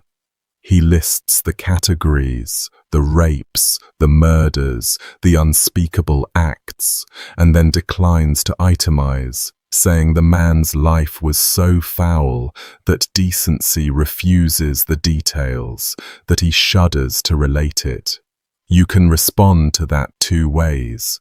Maybe the details didn't exist and the shudder covered the gap. Or maybe a man who had heard the specifics genuinely could not put them on a page that monks would copy for centuries. Notice, though, what Desiderius does not do. He does not doubt. Writing for an audience that included men who remembered the 1040s, he states the categories of crime as common knowledge, the way you'd mention that winter was cold, and moves on.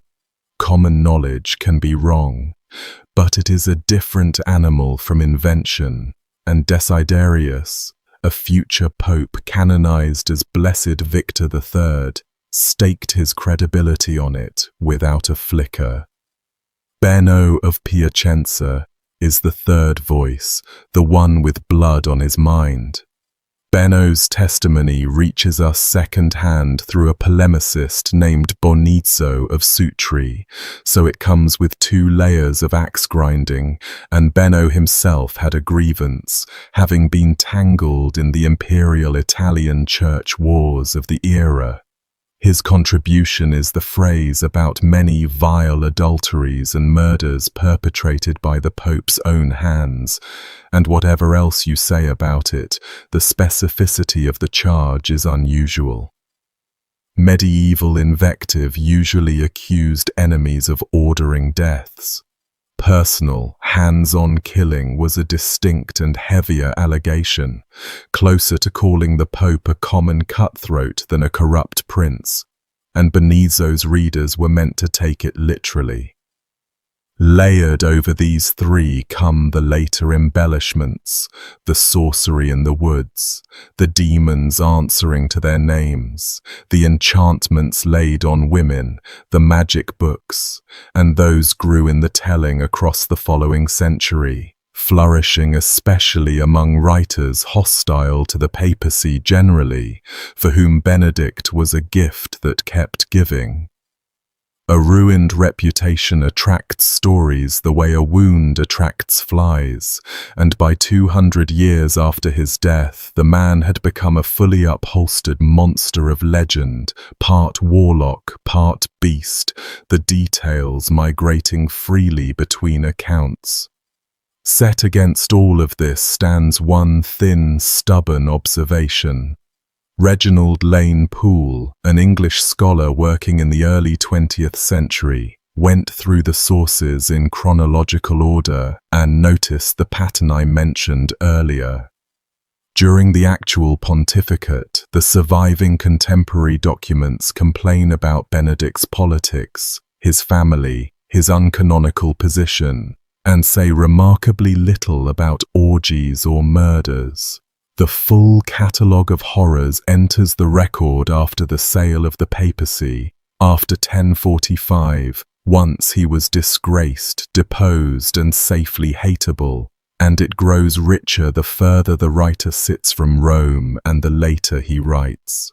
Poole's conclusion was measured: a negligent pope, very likely a profligate man, whose portrait was painted exclusively by the victors after his fall. That is the honest flaw of what we know. The ceiling is Desiderius shuddering. And the space between the floor and the ceiling is where Benedict IX has lived for 1,000 years, and where, frankly, this video has to leave him, because no document is coming to settle it. What I'd offer you, thinking it through out loud, is just this. Strip away every accusation that appeared after his fall, every last one, and the remaining undisputed skeleton of the man's career: purchased throne, armed reconquest, sale of the office, excommunication for simony, is still, by itself, unlike anything else in the history of the papacy. The legends did not have to build the monster from nothing. They decorated a frame he had constructed himself, in public, with documents.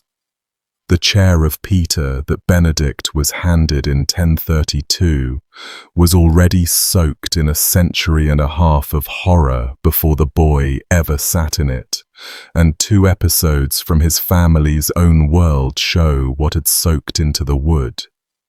The first happened about 135 years before his election, and it remains, by common consent, the single most grotesque scene in the history of the papacy.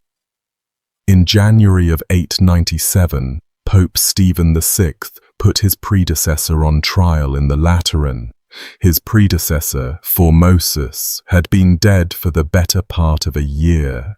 They dug the corpse out of its tomb, dressed the rotting body in the full vestments of the papacy, propped it upright on a throne in the council hall, and prosecuted it. A living deacon crouched beside the dead man and answered the court's questions on his behalf, throwing the Pope's voice for a cadaver whose face was falling in. The corpse was, naturally, convicted. They stripped the vestments off it, hacked from its right hand the 3 fingers used for blessing, dragged the remains through the streets of Rome, and pitched them into the Tiber.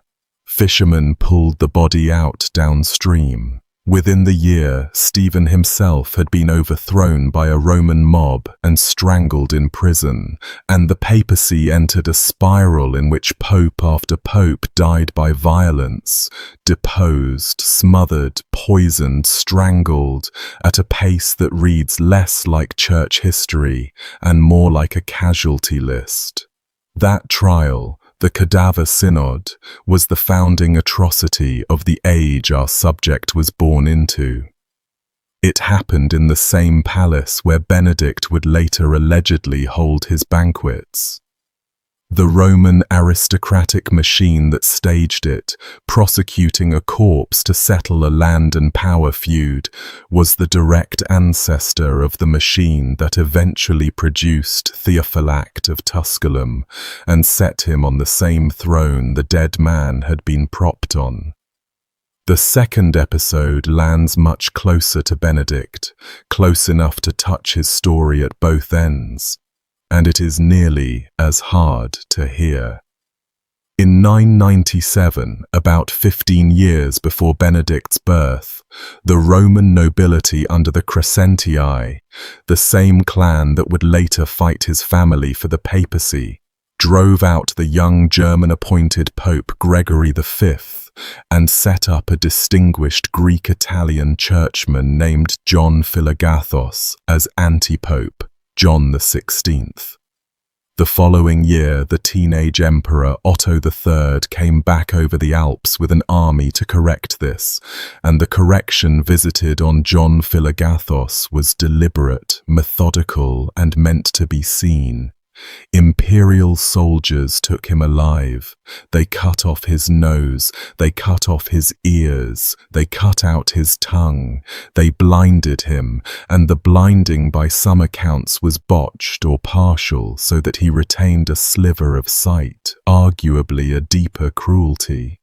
Then, so that Rome would absorb the lesson through its eyes, the mutilated man was dressed in rags, seated backwards on a donkey, and paraded through the streets holding the animal's tail, the crowds jeering at the ruin of a man who had briefly called himself Pope. And into that scene walked a figure who matters enormously to the end of our story. Nilus of Rossano was a Greek monk from Calabria, already in his late 80s, revered across Italy as a living saint, and John Philagathos had been, long before his disgrace, Nilus's friend and countryman.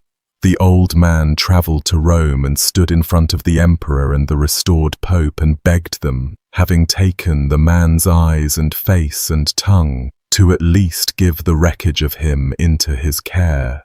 The request was refused, or honoured too late and too little, and Nilus, the story says, pronounced God's judgment on emperor and pope for their mercilessness, and walked out of Rome.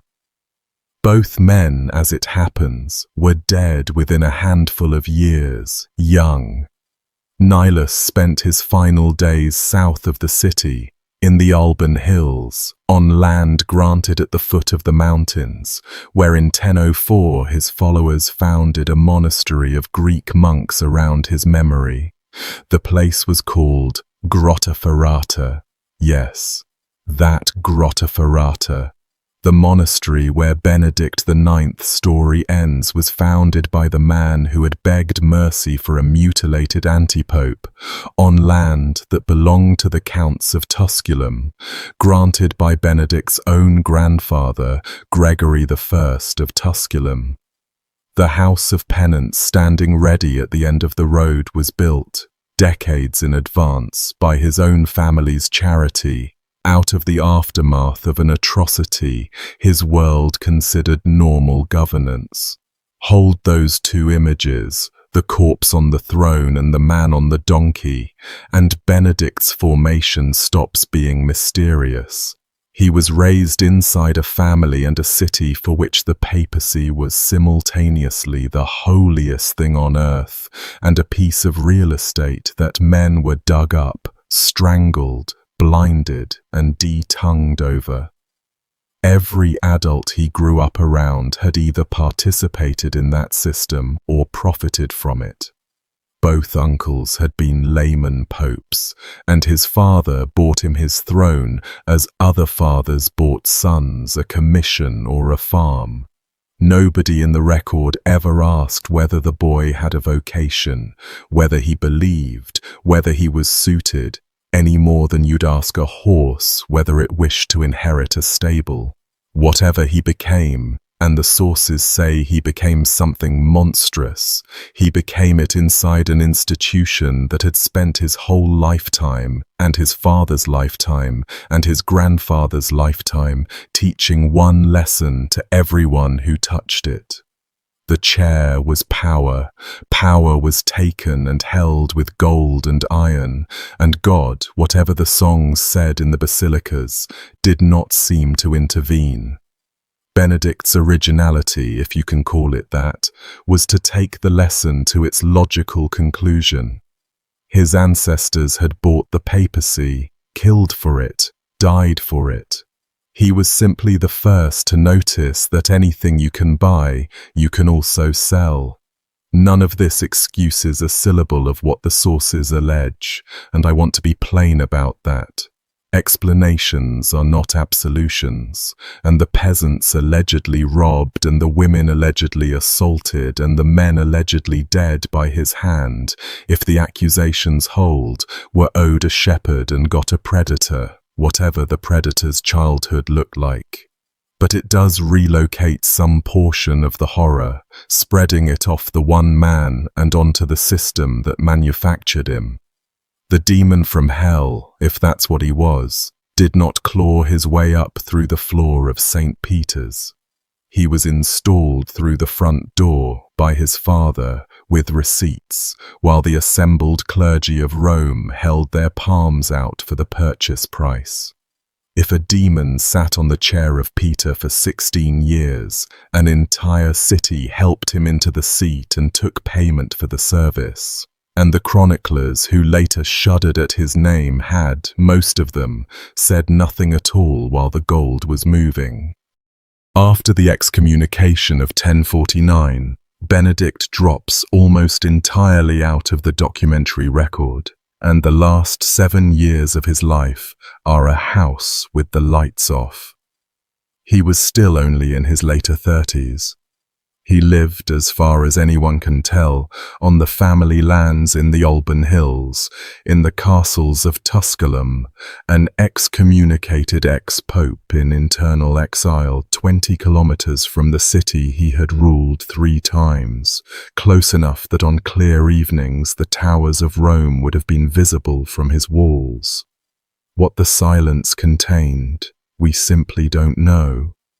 He never renounced his claim in these years, and one strand of tradition insists he never renounced it at all, styling himself the true pope in his hills until the day he died, a Napoleon on a very small Elba, watching pope after pope occupy what he considered his chair.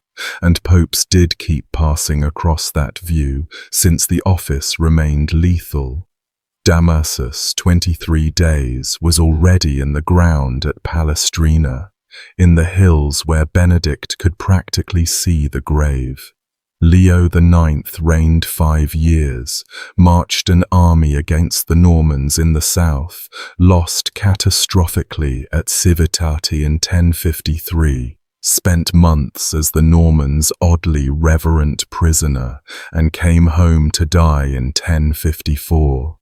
From the fortress at Tusculum, the deposed man in his 30s watched them come and go, the men who held his title, and every funeral in Rome must have set the same thought moving through what remained of his faction.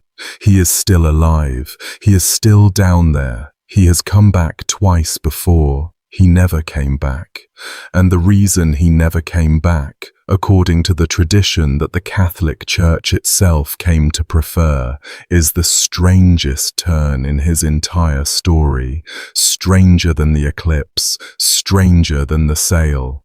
At some point in his final years, the story goes, Benedict IX repented.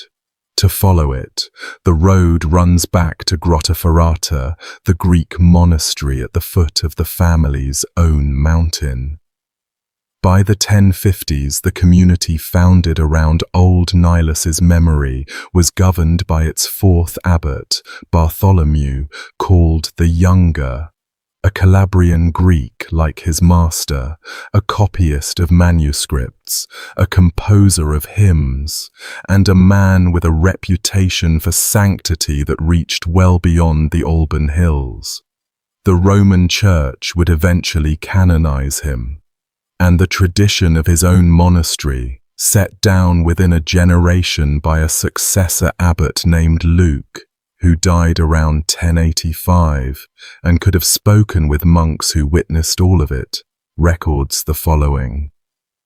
The former pope, whom the account describes with a restraint that is almost tender, as a young man enslaved to pleasure, who through human weakness had fallen into sin, came to Bartholomew, came seeking what exactly the account frames in the language of the confessional: absolution, intercession, a path back from the far side of an excommunication.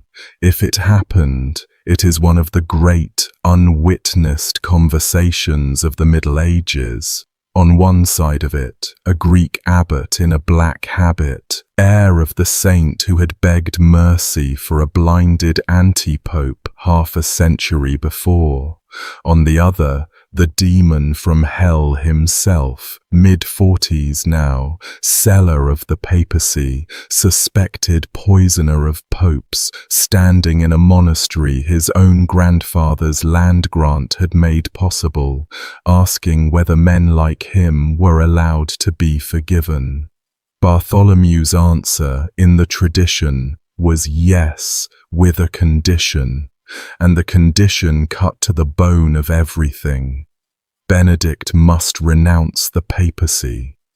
Fully, finally, in his heart, and not just on parchment. The thing he had clawed back twice with armies, the thing that had defined him since childhood, the last piece of the identity his father had bought him. Give up the chair forever, do penance, and die a monk. And the tradition says he did it. The last pope of the House of Tusculum laid down his claim, entered the monastery at the foot of his family's mountain, and spent his final stretch of life in penance among Greek monks, in the chanted offices of a rite that wasn't even his own, an aging Roman prince in a community of Calabrian ascetics, praying in a church whose language he may barely have followed. He died there, by the reckoning most modern scholarship accepts, in 1055 or the first days of 1056, somewhere around his mid-40s, and the monks buried him within their walls. The Abbey of Grottaferrata claims his grave to this day, and for centuries the monastery held one further piece of evidence for its version of the man, a physical object that visitors described seeing until as late as 1713. A painting hanging in the abbey, showing a cowled monk holding a papal tiara in his hands, in the act of presenting the crown to the Virgin Mary, giving it back, handing the whole terrible gift up and away. Beneath the figure, an inscription of one word and a numeral. Benedictus IX. I'll be honest with you. That painting does something to me that the whole rest of the story doesn't. Every other image we have of this man was made by his enemies, the bear, the demon, all the rest.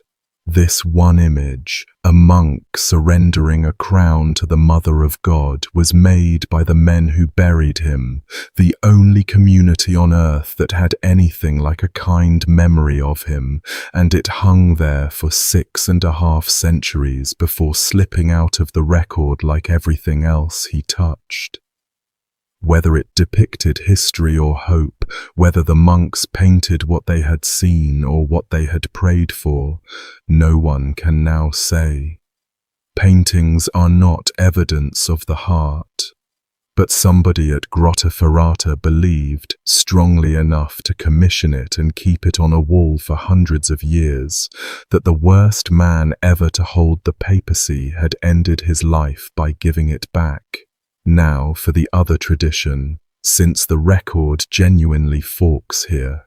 A separate line of sources maintains that Benedict never repented anything, that he pressed his claim to the papacy for years after 1048 and died as he had lived, unreconciled, with dates offered as late as 1065 and even beyond. In that version, the Grottaferrata story is the pious spin of a monastery that ended up with a notorious body and needed a holy explanation for it, the medieval equivalent of laundering a reputation post-mortem, and the painting is the advertisement rather than the receipt. The two traditions cannot both be true, and each has exactly the bias you'd expect. Hostile sources preferring the unrepentant ending, the burial community preferring the redeemed one. The old Catholic encyclopedia, No Friend to Benedict, weighed the two and came down cautiously on the side of the penitent death at Grottaferrata. noting the monastery's early and consistent testimony and adding one more weight to the scale. By some accounts, Leo IX, before his own death in 1054, lifted the excommunication. If that's right, then the Church's sentence on Benedict was unsealed while he still breathed, and the door he'd slammed on himself in 1049 was opened again from the inside by the holiest pope of the age, in time for a man in a monastery to walk through it. You can choose the ending you find more plausible. The bones, either way, are at Grotta Ferrata, under the floor of a Greek abbey in the Alban Hills, about a half-hour's drive from St. Peter's, and the monks still know whose they are. If the tradition is right, his last months followed the Byzantine monastic day, and for this particular man that existence would have been its own reckoning. The horarium of a Greek house like Grotta Ferrata was built around the night. Monks rose in darkness, hours before dawn, for orthros, long stretches of standing prayer in a cold church by lamplight, psalm after psalm in Greek. The diet ran to bread, vegetables, and fasting seasons that stripped even that back. Obedience was total, silence extensive, and a penitent of Benedict's magnitude would by custom have been given a heavier rule than anyone, prostrations by the dozen or the 100 in a session. Full body, forehead meeting the stone floor, longer fasts, extra hours of the night offices, his penance calibrated to his sins by the abbot who had taken his confession. Now recall who this was. A man raised in fortress luxury, accused all his life of an appetite that a future pope said made him shudder. A man whose alleged banquets and beds were the scandal of Europe, ending his days on bread and prostrations in a foreign language liturgy, his knees and forehead meeting the pavement of a church built by his family's tenants, over and over, in the dark before dawn. Medieval penance worked on the body first, a physical technology for grinding a self down to something God could work with. And if Benedict IX actually submitted to it, then his last winter contained more bodily hardship than the previous 40 years combined, all of it voluntary, all of it aimed at outrunning the sentence his own legend was already writing for him. The monks would have called that mercy.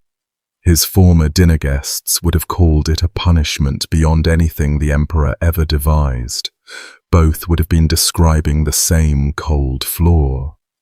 One more piece of timing sits quietly in the record, and I've never seen anyone make much of it, so consider this a small gift from the research pile. If the Grotta Ferrata dating is right, and Benedict died around the turn of 1055 into 1056, then he and the emperor who destroyed him left the world in the same 12-month. Henry III, the iron young king who had swept 3 popes off the board at Sutri, died in October 1056, not yet 40, his reforming empire passing to a 6-year-old son. The two great antagonists of the drama, the Pope who disgraced the office and the Emperor who avenged it, both gone within months of each other, both barely middle-aged, while the actual future belonged to a short Roman monk neither of them had paid much attention to, who was at that moment steadily climbing the ranks of the papal household. His turn is coming. The generation of Sutri was clearing the stage with remarkable speed. Gregory VI had died in his Cologne exile back in 1047, the godfather who bought the office to save it, never seeing Italy again. Sylvester III, the 49-day pope, had returned to being plain Bishop John of Sabina and, in one of history's small mercies or small jokes, seems simply to have carried on in that job, signing documents into the 1060s by some evidence, the only one of the three popes of 1046 to die of nothing in particular, in his own bed, in his own hills. Of the whole cast, the man with the mildest ambitions got the gentlest ending, and no lesson comes attached. The family, though, the family did not go quietly, and the Tusculani gave the story one last convulsion that ties everything together. In the spring of 1058, 2 years and a bit after Benedict's death, the reforming Pope Stephen IX died, and the old Roman aristocracy, sensing the reformers momentarily headless, executed one final papal heist in the classic style. In a night operation, with bought crowds and armed retainers, they seized the city and enthroned a pope of their own choosing. Their choice was a bishop of Velletri named John, called Mincius. John was a son of Guido of Tusculum. Guido was Benedict IX's brother.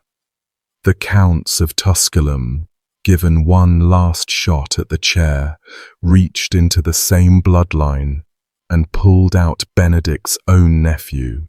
And the nephew, in a touch that tips over from dynastic pride into something like dark comedy, took as his papal name Benedict X.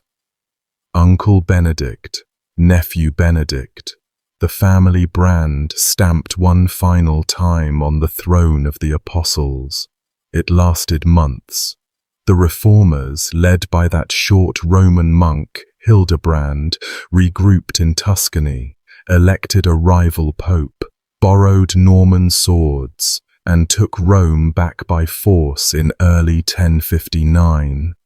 The nephew fled, was hunted, was besieged in a fortress at Galleria, surrendered, and was subjected to a formal degradation with a flavor of the family's own history about it, stripped of his rank in a public ceremony, by some accounts made to lie prostrate while charges were pronounced over him, then confined for the rest of his life around a Roman church, a prisoner in vestments. He reportedly protested to the end that the whole thing had been forced on him, that his relatives had made him pope at sword point against his will, and given this family, the excuse is entirely believable and did him no good whatsoever. And directly out of that final Tusculan outrage came the reform that changed the papacy forever, the one you can draw a straight line to from Benedict's career. In April 1059, Pope Nicholas II convened a synod at the Lateran and issued a decree on papal elections, and its core provision was aimed like a lance at everything the previous 150 years had been.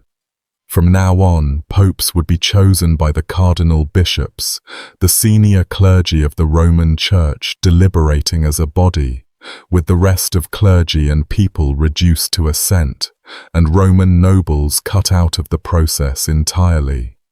The College of Cardinals, the institution that to this day files into the Sistine Chapel under Michelangelo's ceiling, locks the doors, and sends up its smoke, exists as a direct countermeasure to the House of Tusculum. Every conclave you have ever watched on the news is, structurally, a fortification built against the family of Benedict IX, a mechanism designed by men who had personally watched a count by the throne of Peter for his child and were determined to die before it happened again. Institutions remember trauma longer than people do.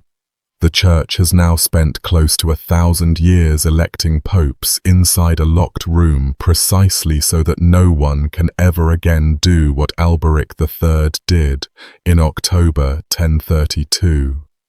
The Tusculani themselves faded from Rome across the next century, feuding with the city, backing losing sides, until Roman forces finally razed Tusculum itself to the ground in 1191, so thoroughly that the town has never been re-inhabited, its ruins still sitting empty on the hilltop above Frascati.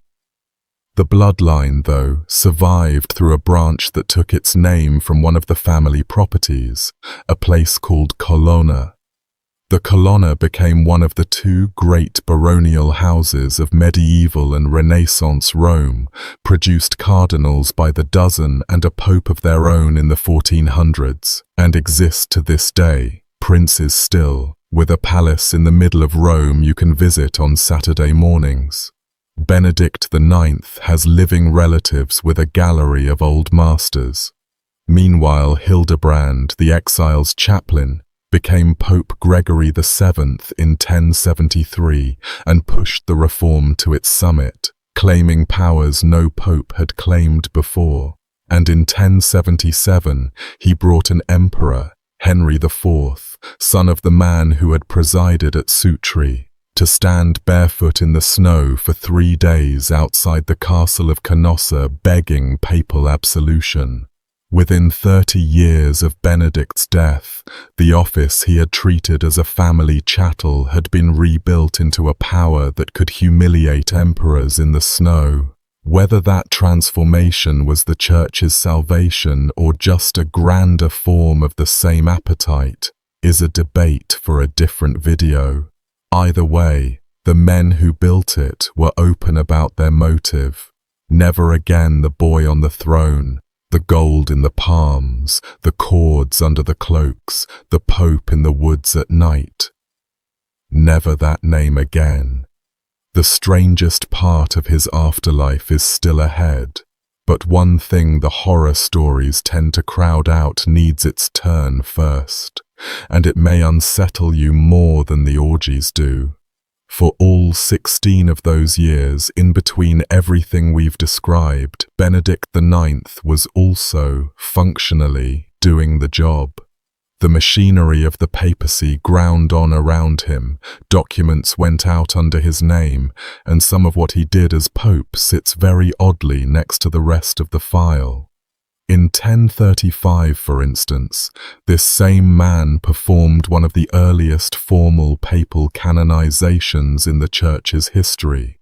A hermit named Simeon, a monk born in Syracuse who had traveled half the known world, Constantinople, the Holy Land, Rouen, before walling himself up in a cell in the old Roman gate tower at Trier in Germany, died there in 1035 with a reputation for holiness, and it was Benedict IX who declared him a saint of the Universal Church. St. Simeon of Trier is on the calendar to this day, and the signature underneath his sainthood belongs to the alleged demon of the Lateran. 4 years later, in 1039, Duke Bretislaus of Bohemia led a war raid into Poland and looted the cathedral city of Gniezno, and the prize his soldiers carried home was a corpse. The relics of Saint Adalbert, pried up and stolen at sword point, sacred grave robbery on a national scale. The case landed, as such cases did, on the Pope's desk, and Benedict handled it more or less by the book, condemning the theft and imposing penance on the Duke, who was made to found a monastery in atonement. Go through those files with no names attached, and you'd see an ordinary 11th century pontificate, saints canonized, dukes disciplined, privileges confirmed for monasteries, the paper river of the medieval church flowing along its usual bed, which raises a question that medieval people themselves lay awake on, and that gives this whole story a theological shiver beyond the murders and the orgies. If the man at the altar is what the sources say Benedict was, Do the sacraments he performs count? Every priest he ordained, every bishop he consecrated, every mass he sang, every absolution he pronounced over some dying Roman, every marriage blessed, every saint canonized, all of it flowing from hands that were, allegedly, the hands of a rapist and a killer. Did any of it work? The Church had actually settled this question centuries earlier against a movement called the Donatists, and its answer is one of the more remarkable pieces of doctrine ever formulated. The sacraments work regardless. Their power comes from Christ. The doctrine runs and passes through the minister the way water passes through a pipe, and a filthy pipe still delivers the water. The teaching exists precisely so that the faithful never have to audit their priest's soul before trusting their baptism. But doctrine printed in a book and doctrine lived in a pew are different weights to carry, and spare a thought for the ordinary Romans of the 1030s, kneeling at the rail in the Lateran, watching those particular hands lift the host, knowing everything the whole city knew, and having to believe, having to make themselves believe, that grace was passing through that pipe. Some of them surely managed it. Some of them, one suspects, looked up at the man and felt the floor of their faith move. The reformers understood this perfectly, and it fueled their fury more than any single crime did. Damien's writing pulses with it. Souls were the stakes. A poisoned well doesn't just disgust, it makes people afraid to drink, and Benedict sat for 16 years at the wellhead of Western Christendom. His pontificate leaves one more administrative ghost, a small absurdity with his family's fingerprints on it that survives inside the papal name list to this day. Official Catholic reckoning treats Benedict's 3 reigns as 3 genuine pontificates of 1 genuine pope, making him the only man to appear on the list more than once, and the sequence around him is a canon lawyer's migraine. If his resignation in 1045 was valid, then Gregory VI was a true pope, who was nonetheless deposed for buying the office, and if the resignation wasn't valid, then Gregory paid a fortune for nothing, and Clement II reigned while the real pope sulked in the hills. The Church, wisely, has never fully untangled it and lists all of them. Then his nephew added the bug in the numbering. When the reformers crushed Benedict X in 1059, they ruled his election invalid, making him an anti-pope, but the number 10 had already been used, and rather than reuse it, the Church just carried on counting from there. Every subsequent Pope Benedict, the 11th, the 12th, all the way to Benedict XVI, who resigned in 2013, has borne a number 1 higher than the true count of legitimate Benedicts. The Tusculan family error is baked permanently into the papal succession, a typo in the Church's own register, planted there by the nephew of the man who sold the office. Institutions, as I said, remember trauma. Sometimes they also inherit the bookkeeping mistakes. People are usually surprised, with a figure this notorious, at how little of him physically survives. We have no idea what Benedict IX looked like. No contemporary portrait survives, no physical description, not the color of his hair, not his height, nothing. The images you'll find attached to his name online, the sour-faced engravings, the imagined miniatures, were all invented centuries later by artists working from nothing but the reputation, drawing the character rather than the man. We don't have his voice either. Popes of this era issued documents, and a handful of bulls and privileges with his name on them survive, formulaic Latin ground out by chancery clerks, but nothing personal, No letter where the actual human being flickers through, no recorded remark, no anecdote of him saying anything at all. 16 years at the center of the Western world, and not one sentence of his own comes down to us. Every word ever put in his mouth, from the Chronicles to the ghost story we started with, was written by someone else, most of them enemies. His name, for what small poetry this offers, was worth something once. Theophylact, the name he was born with, the name of his great-great-grandfather who founded the dynasty, is Greek, and it means guarded by God. The family had been recycling it for a century as a statement of ownership over Rome, and the boy who carried it last into the papacy ended up, if the darker sources are right, about as far from its meaning as a human being can travel. The centuries that followed sorted him without hesitation. Cardinal Baronius, the great Catholic historian of the 1500s, working through this whole era for his massive annals of church history, coined for the 10th century the label that stuck, the Dark Age, the Iron Age of the papacy, and he wrote about the popes of the Tusculan machine with a candor that surprises people who expect church historians to whitewash, treating Benedict as the rotten fruit at the end of a rotten century. Gregorovius, in the 1800s, gave him the demon sentence we opened with. The Old Catholic Encyclopedia, an official-minded reference work written by priests, summed him up in 6 words with no appeal filed since. He was a disgrace to the chair of Peter.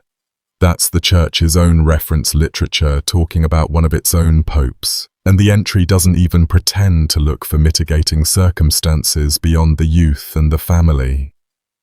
More recent scholarship, as we've discussed, has picked carefully at the edges, sorting early accusations from late ones, weighing the politics of each accuser, wondering aloud how much monster and how much smear. But nobody, in 1,000 years of revisionism-friendly historiography, has ever attempted an actual rehabilitation. Some reputations attract defenders eventually. Richard III has societies. Nero has revisionists. Benedict IX has nobody, and after 10 centuries, no one has yet stepped forward to argue his side, any more than they did in 1045. Even the institution whose supreme office he held 3 times looks back at him the way a family looks at the relative nobody names at dinner. His career also left the Church a legal inheritance nobody thanks him for, and it surfaced again very recently, within most of our lifetimes. Benedict IX is one of the founding cases in the canon law of papal resignation. Before him, the question of whether a pope could resign at all was mostly theoretical fog, since a pope answered to no earthly superior, and resignation normally means handing your office back to whoever gave it to you. When Benedict wanted out in 1045, his advisors had to reason their way to the position that a pope could renounce the office into no one's hands, a pure abdication, and the fact that his particular renunciation came with an invoice attached tangled the precedent from the start. The canonists of the following centuries kept returning to the 1040s as their case file. When Celestine V, the holy hermit dragged onto the throne in 1294, wanted to resign after 5 months, the lawyers dusted off Benedict and Gregory VI to establish that abdication was possible at all, and Celestine's resignation then became the clean precedent that Benedict's dirty one couldn't be. And when Benedict XVI stunned the world by resigning in February 2013, the first pope to do so freely in 6 centuries, the historical articles that flooded out in the following days all had to include, somewhere around paragraph 5, the awkward ancestor of the whole tradition, the other Benedict, the one who resigned for gold and a girl and then tried to take it back. Every legal road to a pope leaving office alive runs at its beginning through the deal of May 1st, 1045. The most disgraceful transaction in papal history quietly fathered one of the papacy's modern mercies, the ability to lay the office down, and I doubt anyone at the 2013 press conferences enjoyed the genealogy. While we're tracing what he left behind, the woman herself never appears again. The cousin, the daughter of Gerard de Saxo, the person for whom, by tradition, the papacy itself was sold, enters the record as a marriage prospect in 1045 and then vanishes from history so completely that we don't even know her name. Whether she refused him, whether her father did, whether she lived out her life in Rome watching the man who had traded St. Peter's chair for her hand get excommunicated and buried, no source says. She's a blank where the story's hinge should be. Half the catastrophe of 1045 turned on her existence. The whole cascade of rival popes and imperial intervention flowing in part from one intended wedding, and the bride is a shadow without a face or a name, which feels, by this point in the story, entirely in keeping. The record around Benedict IX eats people. His alleged victims went unnamed, his bride went unnamed, and even his own face is gone. What survives is the damage and the paperwork. Now the ghosts. I promised we'd come back to the thing at the mill, and the road there runs through the 11th century's dealings with its dead, a subject the age took seriously, and never more seriously than when the dead had been popes. Medieval Europe had a whole literature of the returning dead, revenants, apparitions, souls granted leave from purgatory to beg the living for help, and Peter Damian, of all people, was one of the genre's great collectors. Scattered through his letters are ghost stories he plainly believed, told with names and places, and one of them involves this very family, so here it is. Damian relates that after the death of Pope Benedict VIII, our Benedict's capable uncle, the dead pope appeared to a bishop riding a black horse. The bishop, terrified, asked how the pope fared in the other world, and the apparition answered that he suffered, that he was in torment, but that he might yet be helped. He directed the bishop to a specific chest, in a specific place, holding money he had wrongly kept in life, and begged that it be given to the poor for the relief of his soul. The living checked. The chest was where the dead man said it was.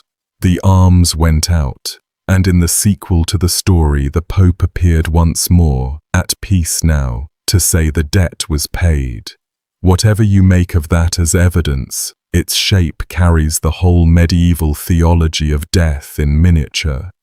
The uncle's ghost is in pain, but in the system. He suffers, he negotiates, and in the end, he is saved.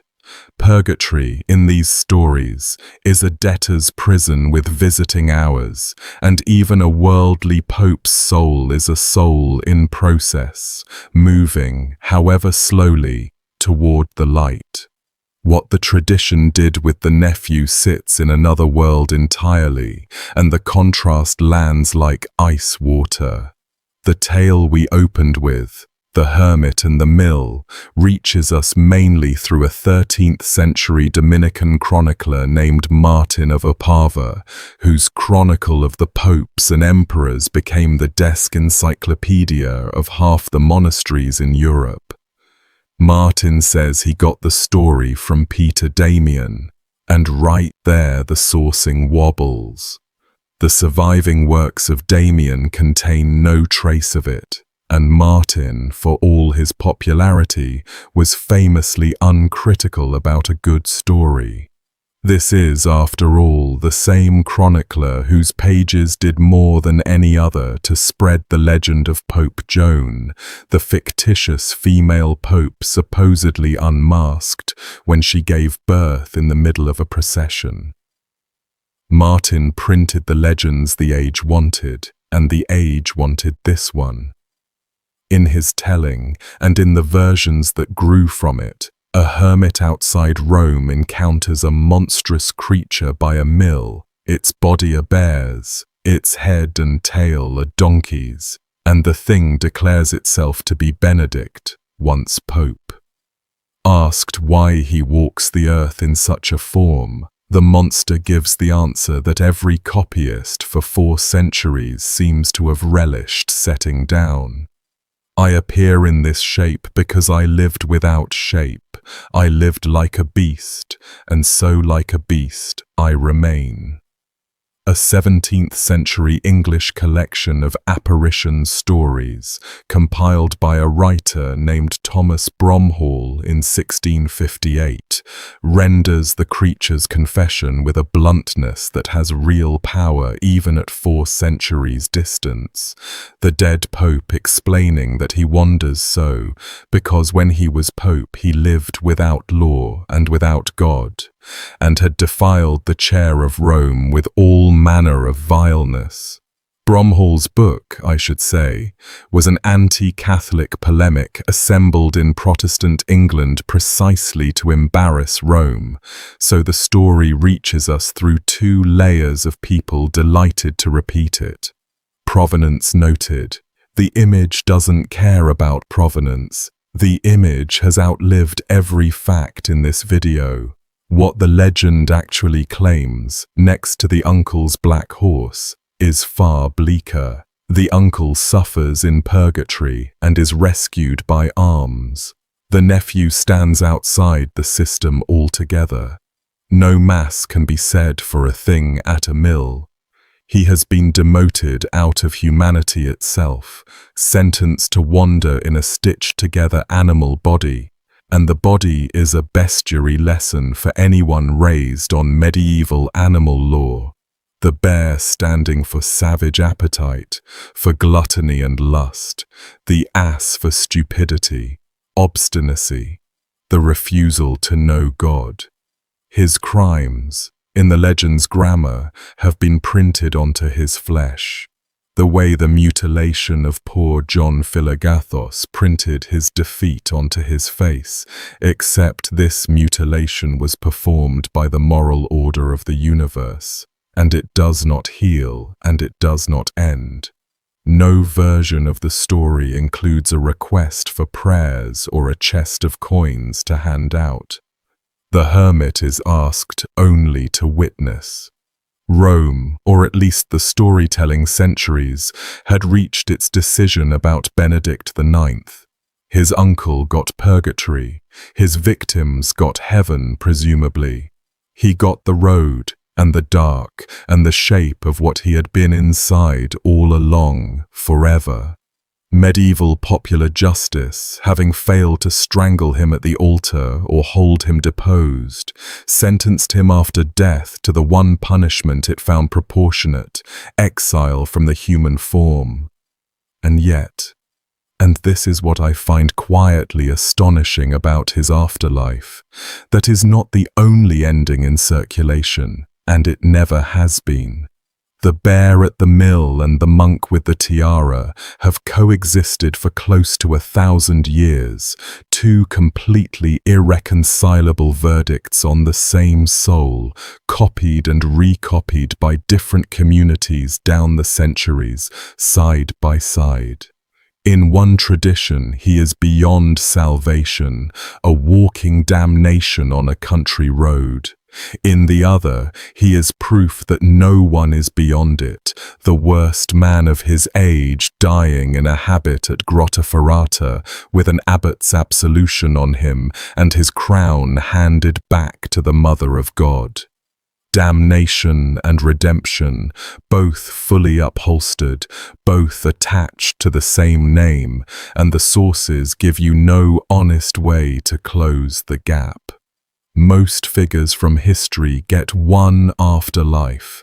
Benedict IX, the man who held the papacy 3 times, got 2, running in parallel forever, and depending on which manuscript a medieval reader happened to open, he was either the Church's blackest cautionary tale or its most extreme proof of mercy. I've turned this over for a long while preparing this video, and I'll just tell you where I land for whatever a narrator's opinion is worth, and you're free to throw it out. I don't think the 2 stories are really in conflict.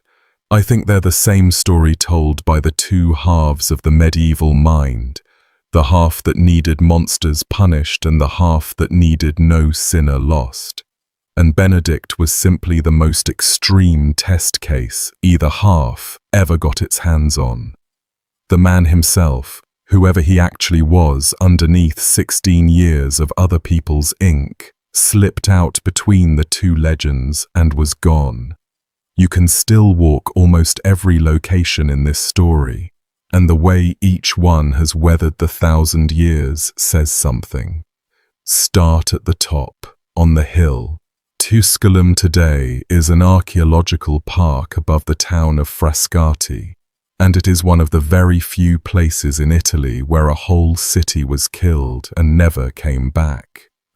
After the Romans finally demolished it in 1191, the hilltop stayed empty, and what's up there now, among the pines, is a small Roman theatre with weeds in the seats, stretches of ancient paving, the outline of foundations, and a view that explains everything. From the summit you can see Rome spread across the plain below, the dome of St. Peter's visible on a clear day, close enough to covet. Benedict's family looked down at the city from this exact vantage for 100 years the way a hawk looks at a field. The fortress the boy grew up in, the walls he retreated behind after every expulsion, the halls where the sale of the papacy was presumably discussed over dinner, all of it is under the grass now, unexcavated or gone, and the site gets a fraction of the visitors that any second-rank Roman ruin gets. The dynasty that owned the papacy for a generation doesn't even rate a gift shop. Down in the city, the buildings themselves have shuffled out from under the story. The St. Peter's, you know, the one in every photograph, is not the basilica where the assassins waited with their cords in 1033. The ancient basilica, Constantine's, the one Benedict was proclaimed in and the eclipse darkened, stood for another 5 centuries after him, sagging and cracking, until the Renaissance popes demolished it entirely and raised the current church over its footprint. So the floor where the conspirators stood is somewhere under Bernini's marble, out of reach. The Lateran Palace, scene of the alleged orgies, burned twice in the 1300s and was rebuilt from scratch, so those rooms are gone too.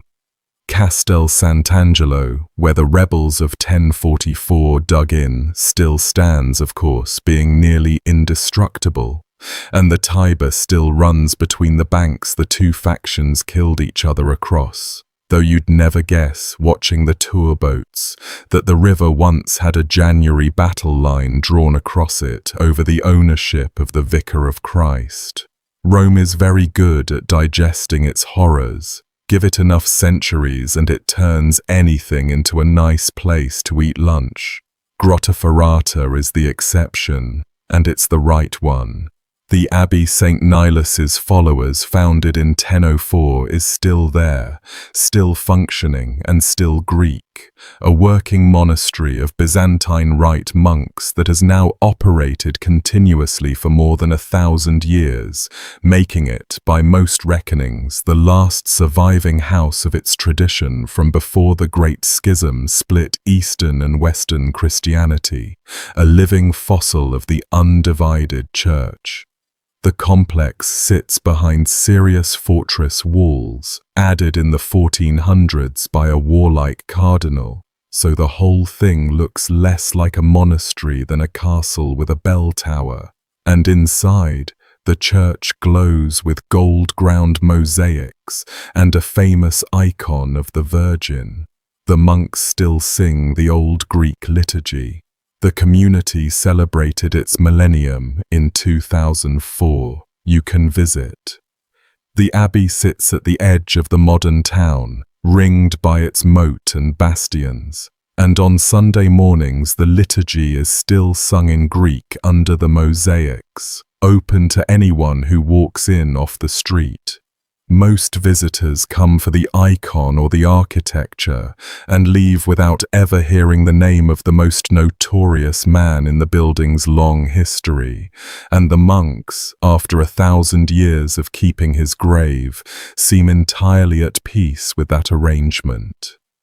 And somewhere within those walls, in a grave whose exact spot is no longer marked with certainty, lies whatever remains of Theophylact of Tusculum, 3 times Pope of the Roman Church, taken in at the end, if the abbey's own tradition holds, by the spiritual descendants of the gentlest man his terrible world ever produced. Of every building in this story, the one that survived intact, functioning, unburned and undemolished across the entire millennium, is the House of Penance. Make of that whatever you like. I know what the monks would make of it. His grave gets no pilgrims. Down the hill in Rome, tourists queue for hours to file past the tombs of the popes under St. Peter's, the good ones and the forgettable ones and the merely lucky ones, and 20 kilometers away, the only man who ever held that office 3 times, lies unvisited in a Greek abbey that most guidebooks give a paragraph. No cult ever formed around him, obviously, and the black legend never turned into tourism either. Nothing marks the spot for the curious. The church never formally struck him from the list of popes, so he remains, officially, a legitimate successor of St. Peter, all 3 times, his portrait medallion included in the long papal frieze at the Basilica of St. Paul outside the walls, an invented face in a row of invented faces, hanging there between his uncles and his godfathers. If you ever find yourself in that basilica, look for him. Benedictus IX, a made-up young face rendered in mosaic, gazing out over the tourists with the others as though he belonged there, as though the frieze itself weren't quietly performing the church's final verdict on him, keeping him in the row because the record demands it, and keeping him anonymous in that long crowd of faces because nothing else is bearable. The last hard fact in the record is a date and a place. In late 1055, or the opening days of 1056, at the monastery of Santa Maria di Grottaferrata in the Alban Hills, a man in his middle 40s died, and the monks buried him beneath their church. Somewhere below that floor, the bones keep the only version of him that's true, and they have never said a word. Honestly, this one rearranged some furniture in my head while I was researching it, and I suspect it'll sit with a few of you the same way. If it did, the single best thing you can do is share the video with someone who'd appreciate it. Everything else that keeps this channel alive, the Patreon and the YouTube memberships, is linked down in the description and in the pinned comment. And to everyone already supporting, you genuinely make these long ones possible, and I don't take it lightly. Tell me in the comments which ending you believe, the monk or the beast. I go through every one of them. Good night, everyone.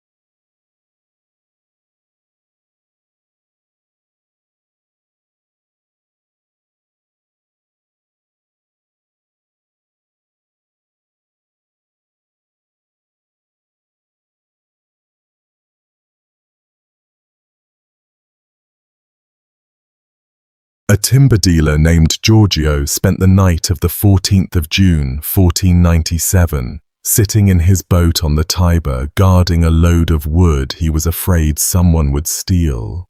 Around 2 in the morning, he watched a man on a white horse come down the alley beside the hospital of San Girolamo, the spot where Romans dumped their refuse into the river. A body hung across the horse's back, head dangling off one side, legs off the other. 2 men walked at the horse's flanks, holding the corpse steady so it wouldn't slide off. At the water's edge, they turned the animal around, took the body by the hands and feet, swung it out, and let go. The rider asked if it had sunk. They said, "Yes, sir." Then one of them noticed a cloak still floating on the surface, and they threw stones at it until it went under too. After that they left, and Giorgio went back to watching his wood. Nobody asked him about it for 2 days. When investigators finally found him and wanted to know why he hadn't reported a murder, his answer survives in the record, and it tells you more about Rome in the 1490s than any sermon could. He said that in his time he had seen at least 100 bodies thrown into the river at that exact spot, and no one had ever come asking about a single one of them. This time somebody came asking. Fishermen dragged the riverbed and pulled up a young man fully dressed, boots and spurs still on, gloves tucked in his belt, dagger still sheathed, 30 ducats untouched in his purse. His hands were tied. 9 stab wounds, 1 straight through the throat, the rest scattered across his head and body and legs. He was 21 years old, a duke, and the favorite son of the man sitting on the throne of St. Peter. His father was Pope Alexander VI, born Rodrigo Borgia, and when they told him what the river had given back, the people outside his locked doors could hear him howling. "We are going to spend a long time with this family tonight. The murders that were never solved, the ones that absolutely were, the poison stories, the strangled son-in-law, the 50 courtesans and the chestnuts, the friar burned in Florence, and a papal corpse so foul that the workmen had to punch it into its coffin. Some of it comes from careful diarists who were standing in the room. Some of it comes from men who hated the Borgias with everything they had. I'll tell you who's speaking as we go, and you can weigh it yourself." Before we wade back into the river, a quick hello. If this is your first night here, I'm glad the algorithm washed you up on this particular shore, and if you're a regular, you already know how these evenings go. Do me one small favor while things are still calm. Drop a comment telling me where in the world you're listening from, city, country, whatever you're comfortable sharing, because the map of this audience fascinates me every single time.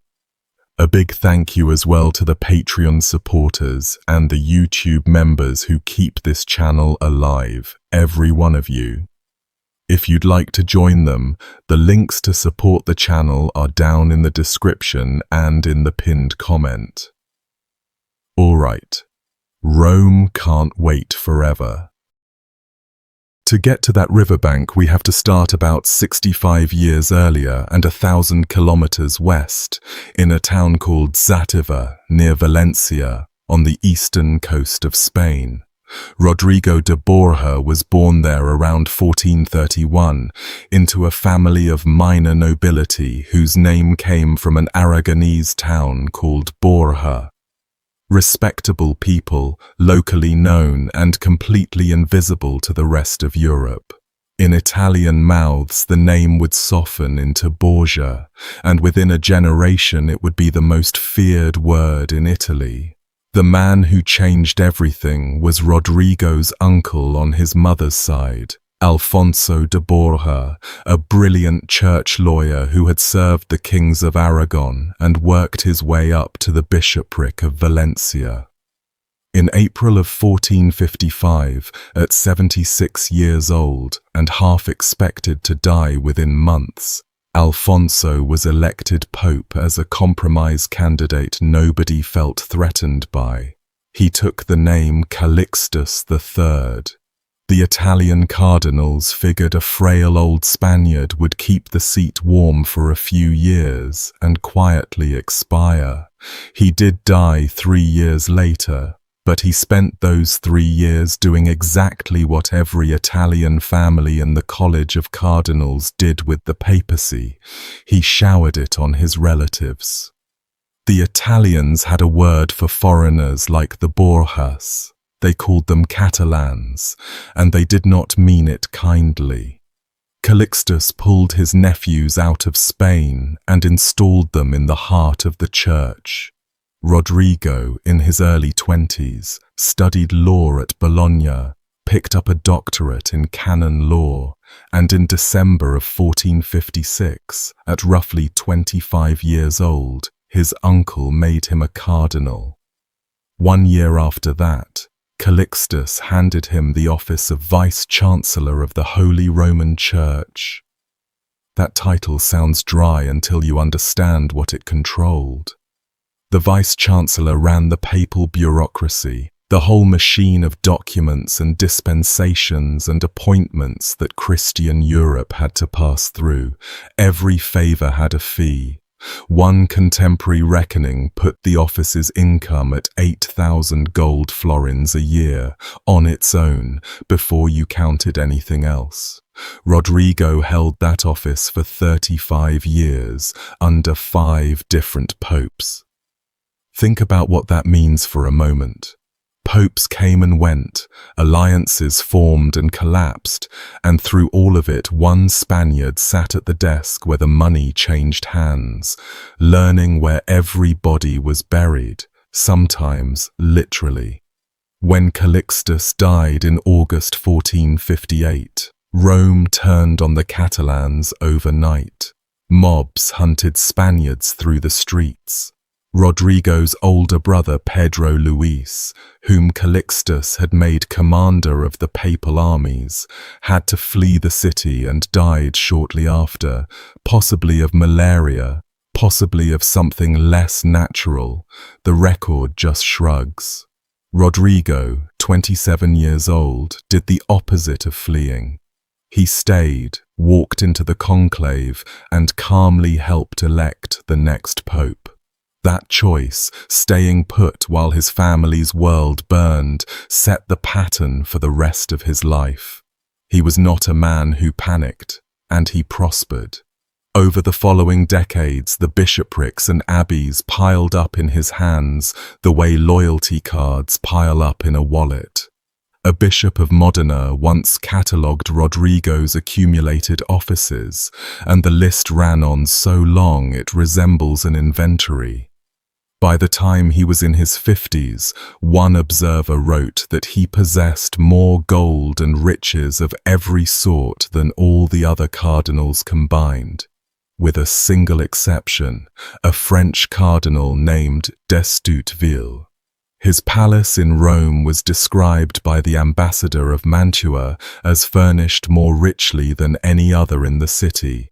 Walls hung with tapestry, beds draped in crimson, a small mountain of silver on display. One complication has to go on the table early, and it stays on the table all night. Even the men who despised him admitted he was extraordinary at his job. Francesco Guicciardini, a Florentine historian who wrote some of the most poisonous pages ever aimed at this family, still conceded that Rodrigo combined rare prudence and vigilance, mature judgment, marvelous powers of persuasion, and real skill in the most difficult business. He was energetic when most cardinals were ornamental. He spoke well. He worked hard, he almost never got sick, and people who met him tended to like him whether they wanted to or not. A tutor named Gaspare of Verona wrote, while Rodrigo was still a young cardinal, that he was handsome, cheerful, honey-tongued, and that beautiful women were drawn to him more powerfully than iron to a magnet. A churchman put that in writing about a colleague as a compliment, and apparently nobody blinked. The women part was not theoretical. In June of 1460, when Rodrigo was somewhere around 29, he attended a christening in Siena and then a private party in the walled garden of a man named Giovanni di Biccis. What happened in that garden we only know second-hand, but the second-hand source happens to be the Pope. Pius II was taking the waters at the baths nearby. heard the reports, and sat down to write his young cardinal a letter that survives to this day. A personal scolding from a pope is not a common document, so here it is at length. Pius wrote that several ladies of Siena, women entirely given over to worldly frivolities, had gathered in that garden, and that Rodrigo, quite forgetful of the high office he held, had stayed with them from the 17th hour to the 22nd, roughly early afternoon into the evening. One of his fellow cardinals was with him. The most licentious dances were indulged in, none of the allurements of love were lacking, and, this is the detail Pius kept circling, the husbands, fathers, brothers, and kinsmen of the young women were deliberately not admitted, so that the lusts of the churchmen might have free rein. Shame, the Pope wrote, forbids mention of all that took place. Our displeasure is beyond words.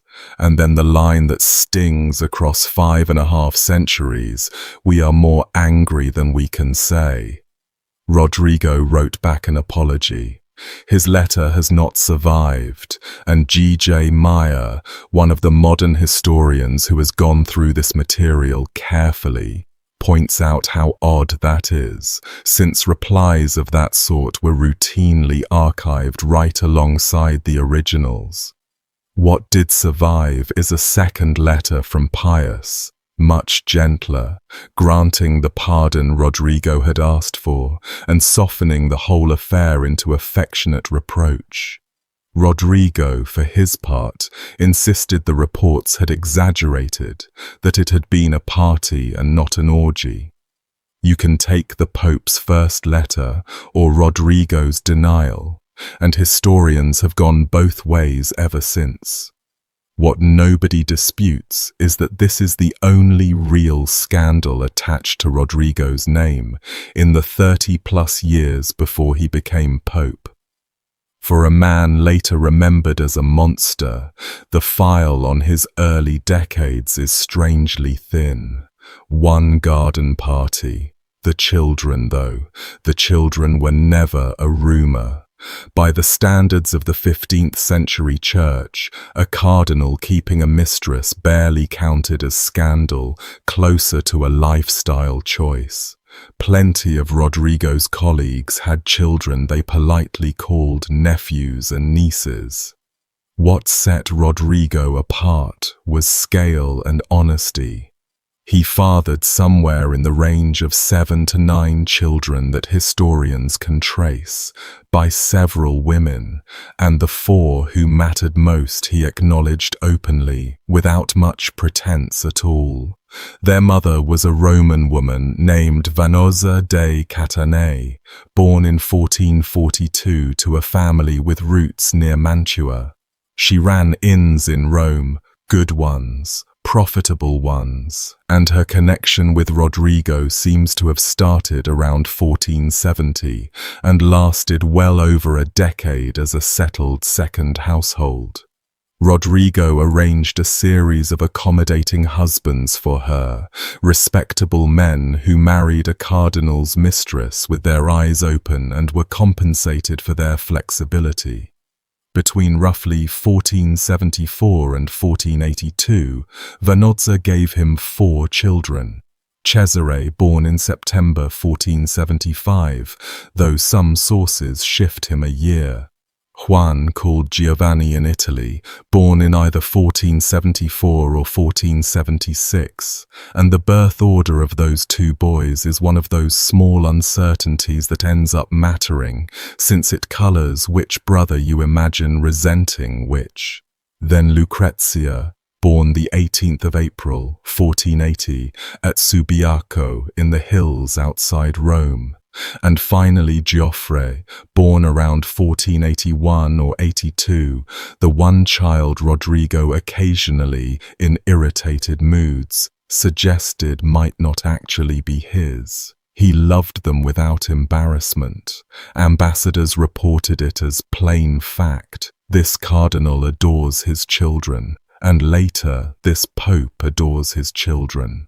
Whatever else gets said about Rodrigo Borgia over the next 2 hours, and a great deal will be said, his love for those four was real, fierce, and by the end, ruinous. Nearly everything monstrous in this story grows out of a father trying to hand the world to his kids. By the mid-1480s, his passion for Vendetta had cooled into something almost administrative. She kept her inns, invested in property, attended family occasions, and settled into a comfortable semi-retirement as mother of the Pope's children, a job title that existed in Renaissance Rome without irony. The woman who replaced her in Rodrigo's affections is where the story starts to feel less like colourful church history and more like something genuinely off. Giulia Farnese was born in 1474 into old but cash-poor nobility. People called her Giulia la Bella, Giulia the Beautiful, and the descriptions that survive dwell on dark eyes and hair so long she could stand on it. In May of 1489, at 15, she was married to a young nobleman named Orsino Orsini, who contemporaries describe as squinting, unimpressive, and thoroughly aware of his place. The marriage contract was signed in the palace of Cardinal Rodrigo Borgia. Orsino's mother, Adriana de Mila, was Rodrigo's cousin and one of his closest confidants, and she appears to have facilitated what came next with her own daughter-in-law. Within a couple of years, Giulia was Rodrigo's mistress. He was around 60. She was about 18.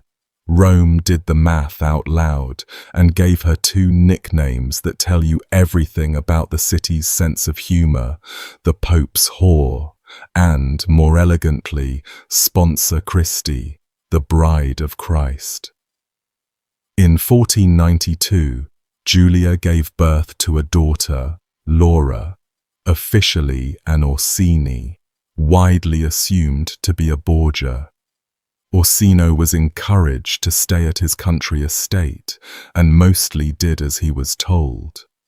Giulia, meanwhile, moved into a palazzo right beside the Vatican, in the household of Adriana de Mila, and living there with them was Rodrigo's 12-year-old daughter Lucrezia. Sit with that arrangement. The Pope's teenage mistress and the Pope's adolescent daughter raised in the same rooms, close friends by every account, chaperoned by the cousin who had arranged it all, a short walk from the papal apartments so visits could be made without ceremony. When Giulia's brother Alessandro Farnese was given a cardinal's hat shortly into the new papacy, Romans nicknamed him the Petticoat Cardinal, and the nickname chased him for the rest of his life, a rough fate for a man who would one day become a pope himself. All of that, the children, the mistresses, the palace like a treasury, was the situation on the 25th of July, 1492, the day Pope Innocent VIII finally died and Rodrigo Borgia, 61 years old, 35 years the second most powerful man in the church, decided he had waited long enough. Innocent's deathbed left one grim footnote behind, and it shows you the Rome that was about to choose a new pope. As the old man lay dying, unable to keep food down, taking nothing but sips of milk, a story went around the city, and the diarist, Stefano Infessura, wrote it down as fact, that a doctor had attempted a desperate cure by taking the blood of 3 10-year-old boys, who were paid a ducat apiece, and who died of it. Whether the blood was drunk or transfused, nobody could quite agree.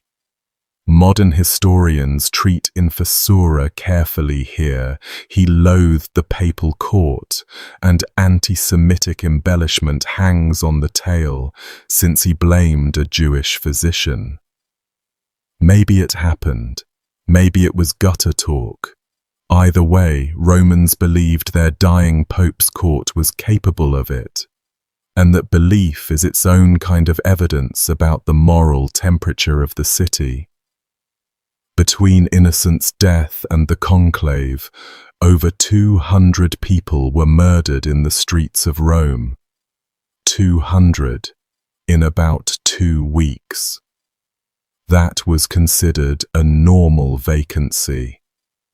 23 cardinals filed into the Sistine Chapel on the 6th of August, 1492, the first conclave ever held under Michelangelo's future ceiling, though at that point it was just Perugino's frescoes and a lot of ambition in a locked room.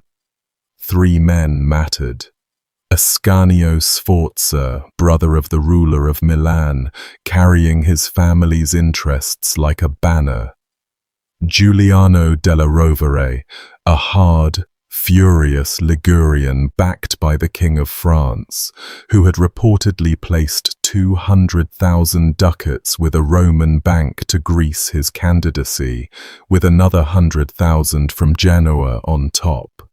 And Rodrigo Borgia, the vice-chancellor, the richest insider in the building, technically a long shot because he was a Spaniard, and the Italians had not forgotten the last Catalan pope.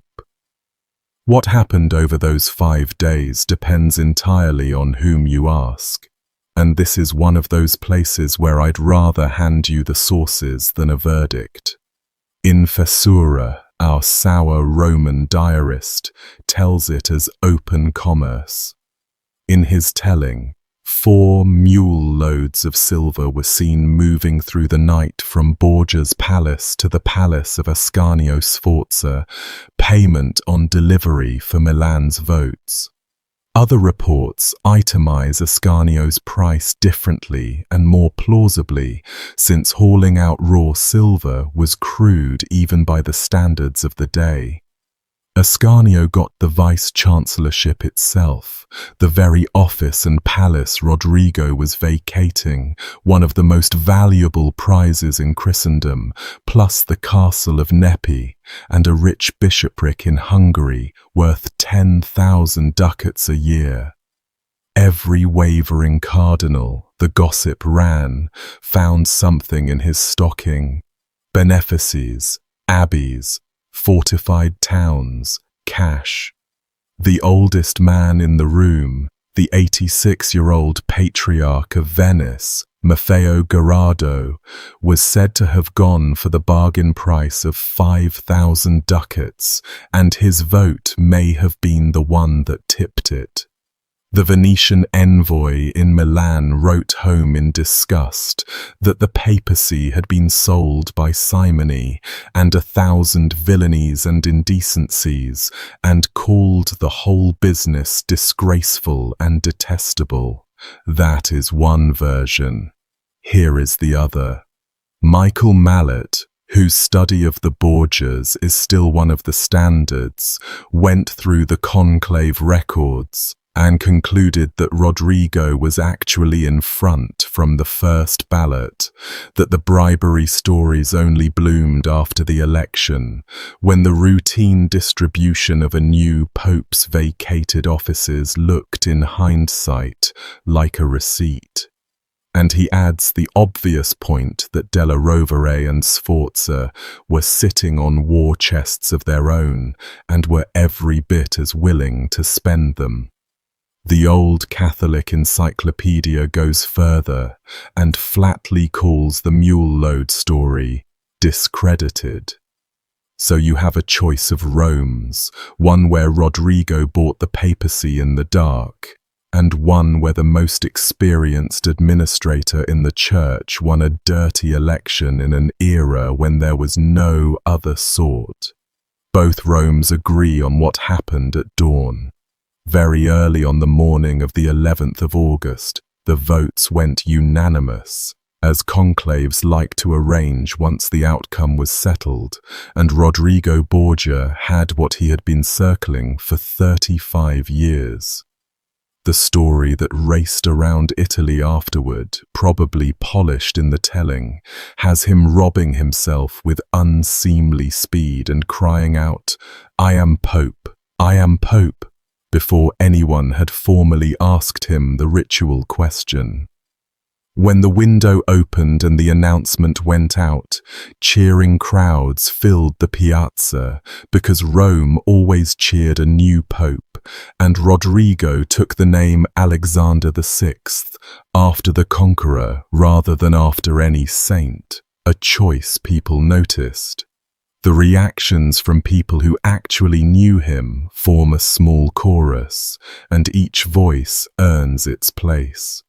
Giovanni de' Medici, a 16-year-old cardinal who would one day be pope himself, is supposed to have whispered to a colleague, "Now we are in the power of a wolf, the most rapacious, perhaps, that this world has ever seen, and if we do not flee, he will inevitably devour us."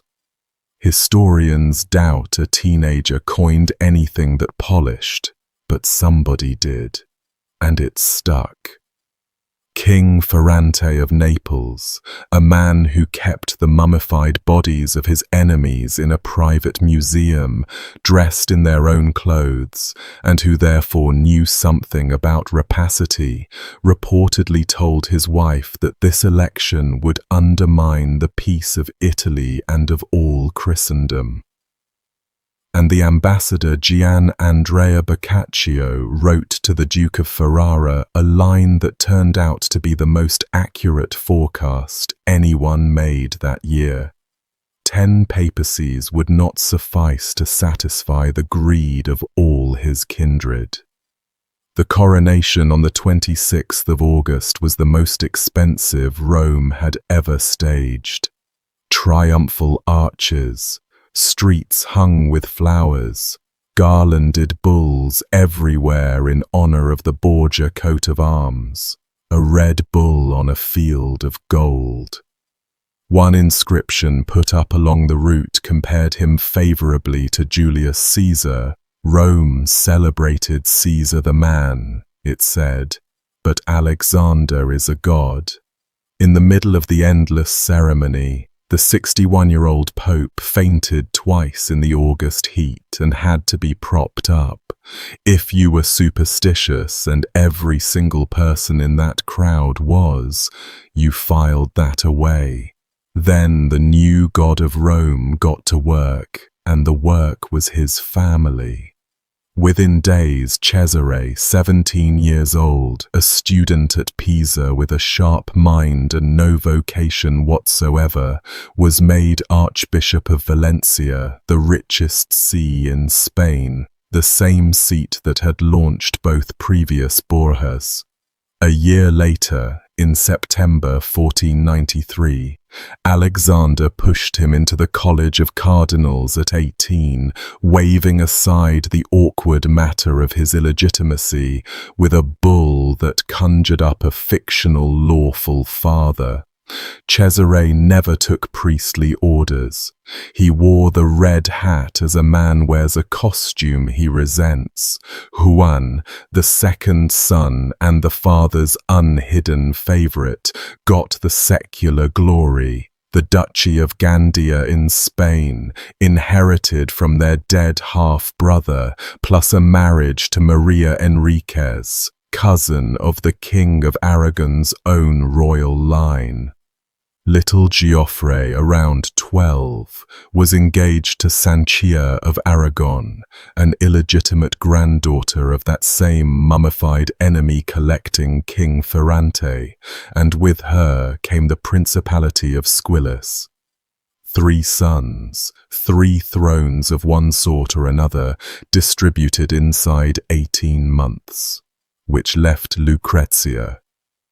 She was 12 when her father became pope, by every account sweet-natured, well-educated, fluent in several languages, with the long golden hair that painters and poets would go on about for the rest of her life. She had already been engaged twice to minor Spanish nobles, but a pope's daughter had a market value no Spanish nobleman could touch, and both engagements were briskly torn up. Milan needed binding. So on the 12th of June, 1493, in the Vatican itself, 13-year-old Lucrezia married Giovanni Sforza, the 26-year-old widowed lord of Pesaro, cousin to Ascanio and to the ruler of Milan. 10 cardinals attended, along with the Pope, and the party afterward ran late into the night with 150 Roman ladies present. Burchard, the papal master of ceremonies, whose diary is going to be our companion all evening, noted with his usual dead-level precision the sweetmeats being tossed and the general splendor. An ambassador reported comedies were performed, and the Pope enjoyed himself immensely. A little girl in white and gold, a political instrument from the age of 13, and we will watch what that instrument gets used for until the uses turn lethal. A word now on Johann Burchard, the man whose pen carries so much of the horror still to come. He was an Alsatian priest, the papal master of ceremonies from 1483 until after Alexander's death.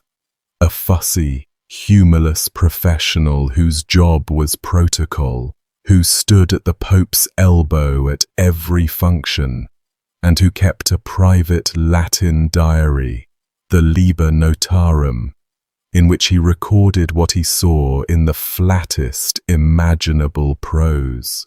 He rarely editorializes. He rarely gossips for pleasure.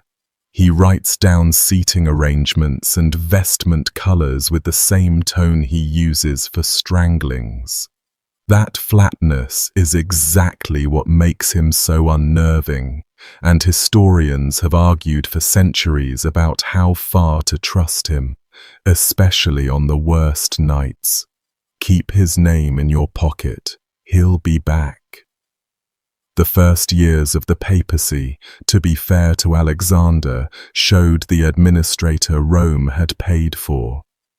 He tightened justice in the city after the murderous vacancy, set up prison visitations, heard petitioners on Tuesdays, reorganized finances, and generally ran the machine better than it had been run in decades. Even hostile observers admitted the streets got safer. If the story had stopped in 1493, he'd be a footnote, a competent Spanish pope with a scandalous personal life and pushy children. The story did not stop in 1493. That same year, Alexander did the thing for which, globally speaking, he probably matters most, and it had nothing to do with murder. Columbus had just returned from his first voyage. Spain and Portugal were squaring up over who owned an ocean, and both crowns looked to the Pope, in his capacity as arbiter of Christendom, to rule on it. Alexander, a Spaniard who owed Ferdinand and Isabella and needed their friendship, obliged with a series of bulls, the famous one issued on the 4th of May, 1493, called Inter Caetera. He drew a line down the map of the world, pole to pole, 100 leagues west of the Azores and Cape Verde Islands, and granted Spain everything beyond it that no Christian prince already held, with a follow-up bull in September, so generous to Spain it gestured toward India itself. Portugal refused to accept it, negotiated directly with Spain, and the next year the two kingdoms signed the Treaty of Tordesillas, shifting the line west far enough that Brazil would eventually fall to Portugal, and that is why South America speaks what it speaks. Entire continents of consequence dispensed from a desk in Rome by a man doing a favor for his home country. Whatever you think of Rodrigo Borgia, his handwriting is on the modern world in ways his enemies never will be. And one more act from those early years that sits strangely beside everything else you're going to hear tonight.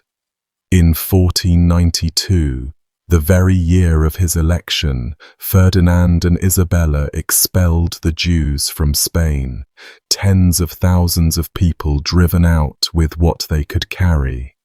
Around 9,000 of the destitute made their way toward the Papal States, and Alexander let them in. More than that, he formally declared they were permitted to live free of interference from Christians, to keep their rights, to earn wealth, and to enjoy their privileges.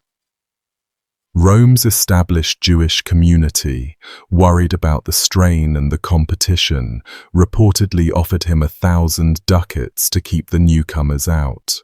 He refused the money, and the story goes, fined the community for having asked.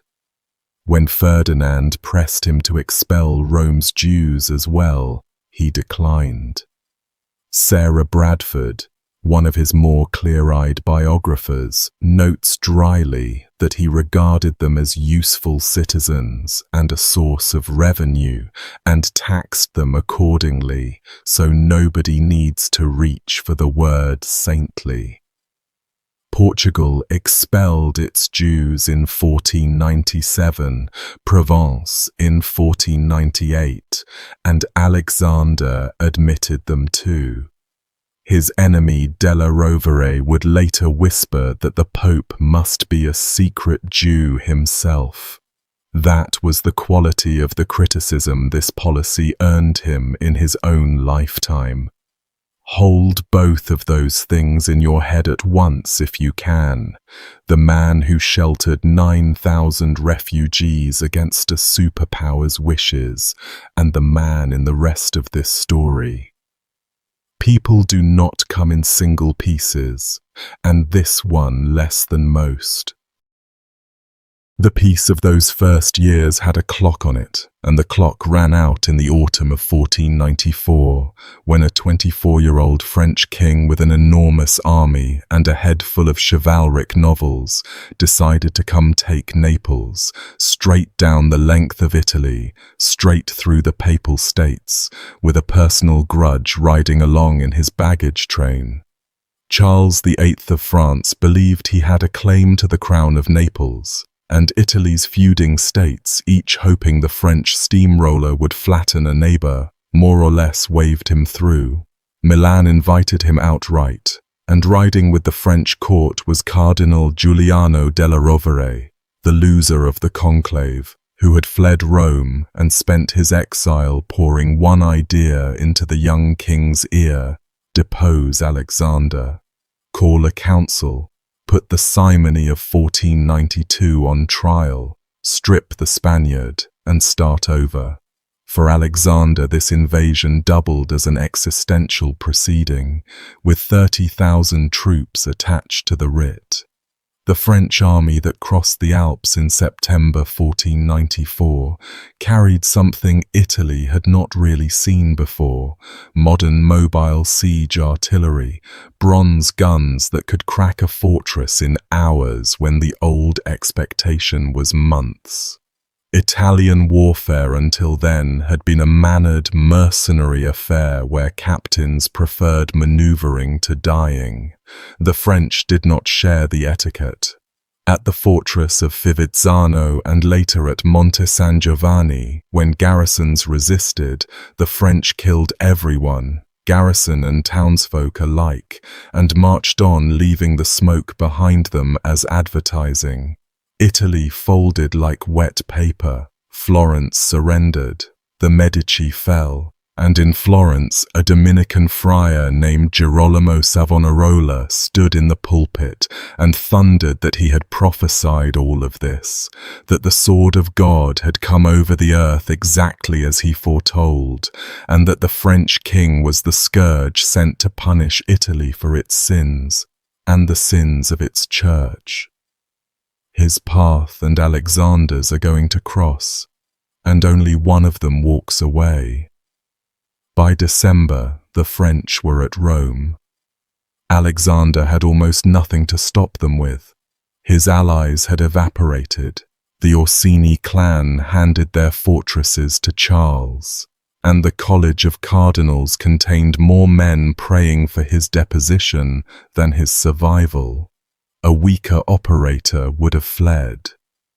Alexander moved into the fortress of Castel Sant'Angelo, and when a section of its outer wall collapsed at the mere approach of the French guns, as if the masonry itself wanted to surrender, he still did not run. On the very last day of 1494, he opened the gates and let Charles into Rome, calculating correctly that the French would rather have a deal than a siege. What followed over the next few weeks is one of the great escape acts in papal history, and even people who loathed Alexander tilted their heads in respect. Face to face, the 63-year-old Pope took the measure of the 24-year-old king and charmed him into the ground. Charles got transit rights through papal territory, a few fortresses on loan, a cardinal's hat for his advisor, and the Pope's troublesome Ottoman hostage as a traveling companion, and I'll come back to that hostage in a second. What Charles did not get, despite Della Rovere standing right there, was the one thing with permanent value, a formal investiture of Naples, or a council, or anything whatsoever in writing against Alexander himself. The king with the unstoppable army went away holding smoke. Della Rovere reportedly could not believe what he was watching. His weapon had been handled and handed back. The hostage's own story makes a perfect little Borgia parable. Cem was the younger brother of the Ottoman Sultan Bayezid II, a failed rival for the throne who had fled and ended up by a chain of ransoms, living in the Vatican as the most valuable prisoner in Europe. As long as Cem sat in Rome, the Sultan paid the Pope 40,000 ducats a year, essentially protection money, to keep his brother comfortable and, crucially, elsewhere. Alexander and Cem apparently got along fine. The prince rode in papal processions in his turban, and Romans found the whole arrangement fascinating. During the crisis, letters surfaced, and their authenticity has been fought over ever since, suggesting Alexander had written to Bayezid asking for help against the French, and that the Sultan had answered with an offer of 300,000 ducats if the Pope would simply have Cem killed and deliver the body. Whatever the truth of the letters, Alexander handed the living Cem over to Charles as agreed, and within weeks, in French custody at Naples, Cem sickened and died. Poison administered on Borgia instructions before the handover, said the rumour mill, slow acting by design. A respiratory infection, say most modern historians, noting the French had every reason to keep him alive. Either way, the 40,000 a year stopped, the corpse was eventually shipped east, and Europe added another poison story to the growing Borgia file. Notice the pattern forming, a death that plausibly had natural causes, a Borgia standing somewhere in the background, and a continent that had already decided which explanation was more fun. Charles took Naples without a fight in February 1495, and then discovered what every occupier of Naples discovers: holding it is the hard part.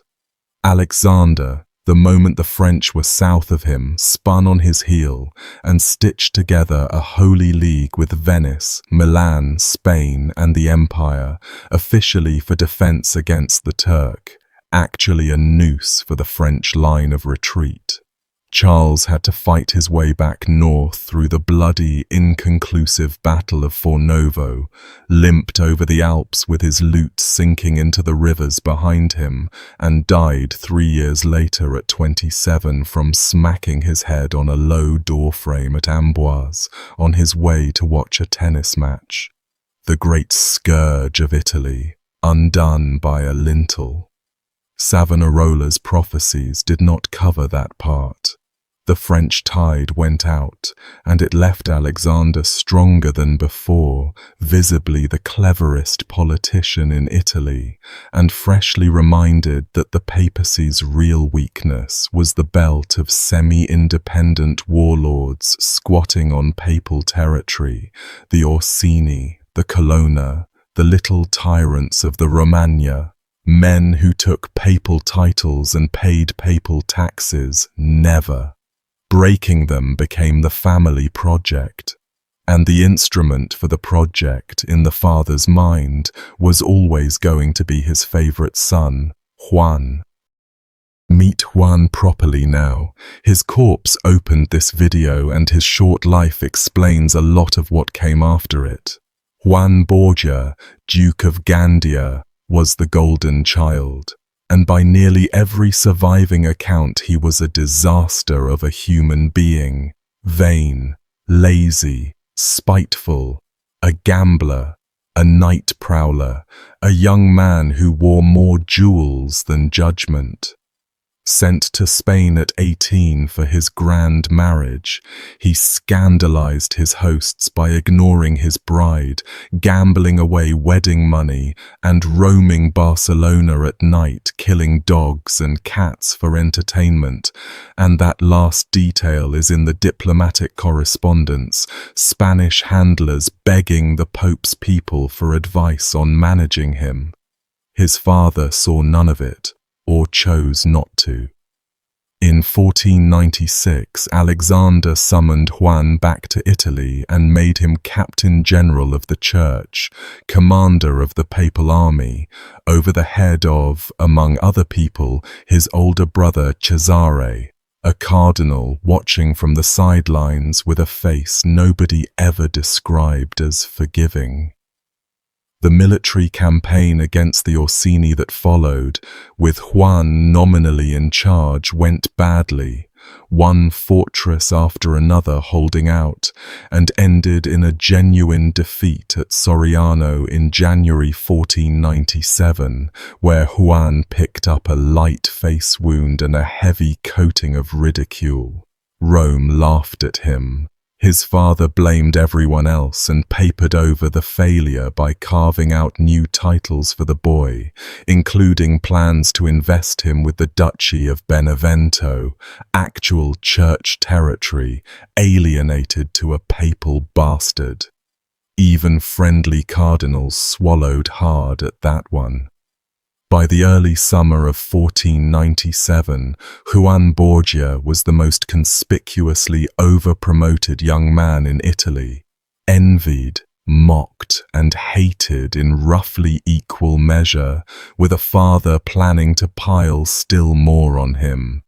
He had, depending on the count, perhaps 2 weeks to live, which carries us back at last to the evening of the 14th of June, 1497, and the supper in the vineyard.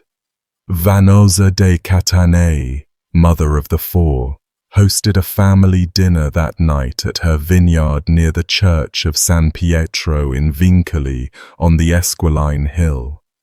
It was a warm June evening in the open air. Cesare was there. Juan was there. Their young cousin Cardinal Juan Borgia of Monreale was there, along with other guests. The brothers left together after dark, riding side by side toward the Vatican with a small escort. two brothers on horseback through the summer streets, and somewhere near the ghetto, Juan reined in and announced he was off to amuse himself alone. He would say no more than that. A masked man climbed up behind him on the mule, a figure witnesses had seen visiting Juan almost daily for about a month, and whose face nobody ever saw. Juan sent his groom away, told him to wait an hour and then go home, kept just one footman, and rode off into the dark with the man in the mask. Cesare continued to the Vatican. That is the last confirmed sighting of Juan Borgia alive. By morning the pieces started washing up. The mule wandered back on its own, one stirrup leather sliced through. The single footman Juan had kept was found mortally wounded, and, in the version Burchard gives, so far gone he could explain nothing before he died, though another report has him refusing to talk, dying with his mouth shut, which if true is its own little horror, a servant more afraid of naming the attackers than of dying unavenged. Juan himself, nowhere. Alexander spent that first day telling himself the boy was sleeping off a conquest at some woman's house and would slink home at dusk. Fathers of 21-year-olds will recognize the reasoning. By the second day, the self-soothing collapsed. The Pope, in the words of one dispatch, was seized to the depths of his bowels with terror, and Rome was turned inside out. Armed search parties in the streets, houses ransacked, the Spanish quarter boiling, informers dragged in. And that is how they eventually found their way to a Slavonian timber dealer named Giorgio, watching his wood on the riverbank, who told them, with the weariness of a man explaining tides, about the white horse, the two men swinging the body, the stones thrown at the floating cloak, and the 100 corpses he'd seen go into the river before this one, none of which anyone had ever asked about. They dragged the Tiber with nets and grappling hooks through the morning of the 16th of June. Around midday, near the sewer mouth by Santa Maria del Popolo, the nets came up heavy.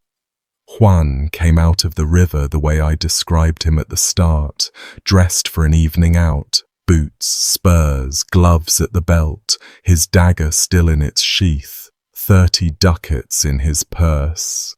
Whoever did this wanted the motive understood. A robber empties a purse. And these killers left the money on the body like a signature. His hands were bound, 9 wounds, the throat cut through, and the rest, head, torso, legs, delivered with an enthusiasm that went well past what was needed to kill him.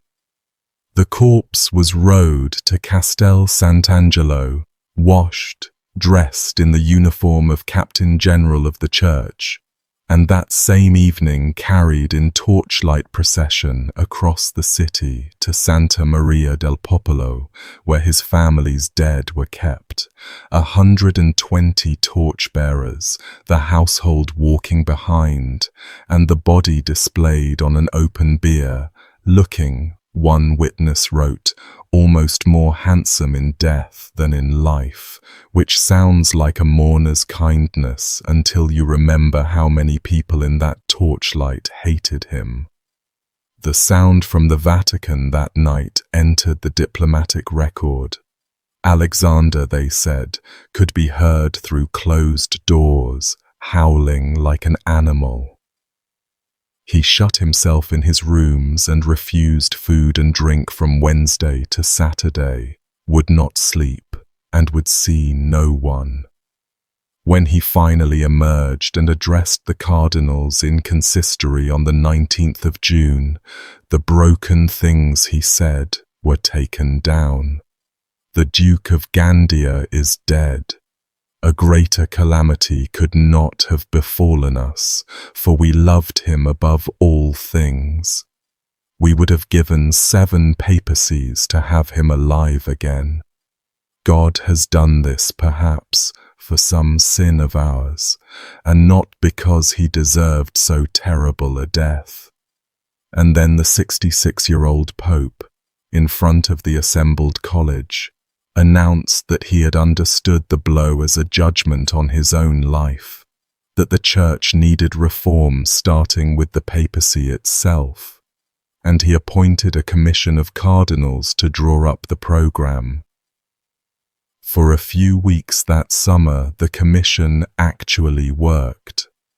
Draft decrees survive, limits on simony, on the sale of offices, on cardinals' luxury, on, and you can hear the pen tremble. Popes providing for their children. Then the Pope's grief scabbed over. The political costs of reform clarified themselves, and the whole project was quietly filed in a drawer where it stayed forever. The one moment Rodrigo Borgia looked into himself, brought on by his son's opened throat, and it lasted about a month. The investigation went the same way. Suspects were everywhere because enemies were everywhere. The Orsini, freshly at war with the man's father, sat at the top of the list, and Alexander seems privately to have believed it was them for a while. Giovanni Sforza, the despised son-in-law, nursed grudges and motives of his own. Ascanio Sforza panicked so hard he fled Rome, always a bad look. Even little Geoffrey had a theoretical motive, since Juan had been paying obvious attention to Geoffrey's wife Sanchia, who collected Borgia brothers, all of them, and I do mean apparently all of them. But nobody seriously pictured the youngest boy managing an operation this clean, and gradually, with never an arrest or a trial or a scrap of written evidence, the search simply stopped. Burchard's diary, so precise about everything, goes quiet on the matter. Within a couple of months, the Ferrarese ambassador reported that the Pope no longer wished the death investigated. Draw what you like from a father calling off the hunt for his favorite son's killers. Rome drew conclusions immediately. The name Rome eventually settled on arrived about a year later, floating up first in Venetian dispatches and then everywhere, and it was Cesare. No witness ever placed him. No evidence was ever produced, and several modern historians, Mallet among them, point out that the case against him is built entirely of hindsight. He benefited, he was capable, and he later did things that made it easy to believe. Others note the family behavior afterward, the halted inquiry, Cesare's untouched standing with his father, and find the hindsight persuasive. The one thing beyond argument is what the accusation did once it existed.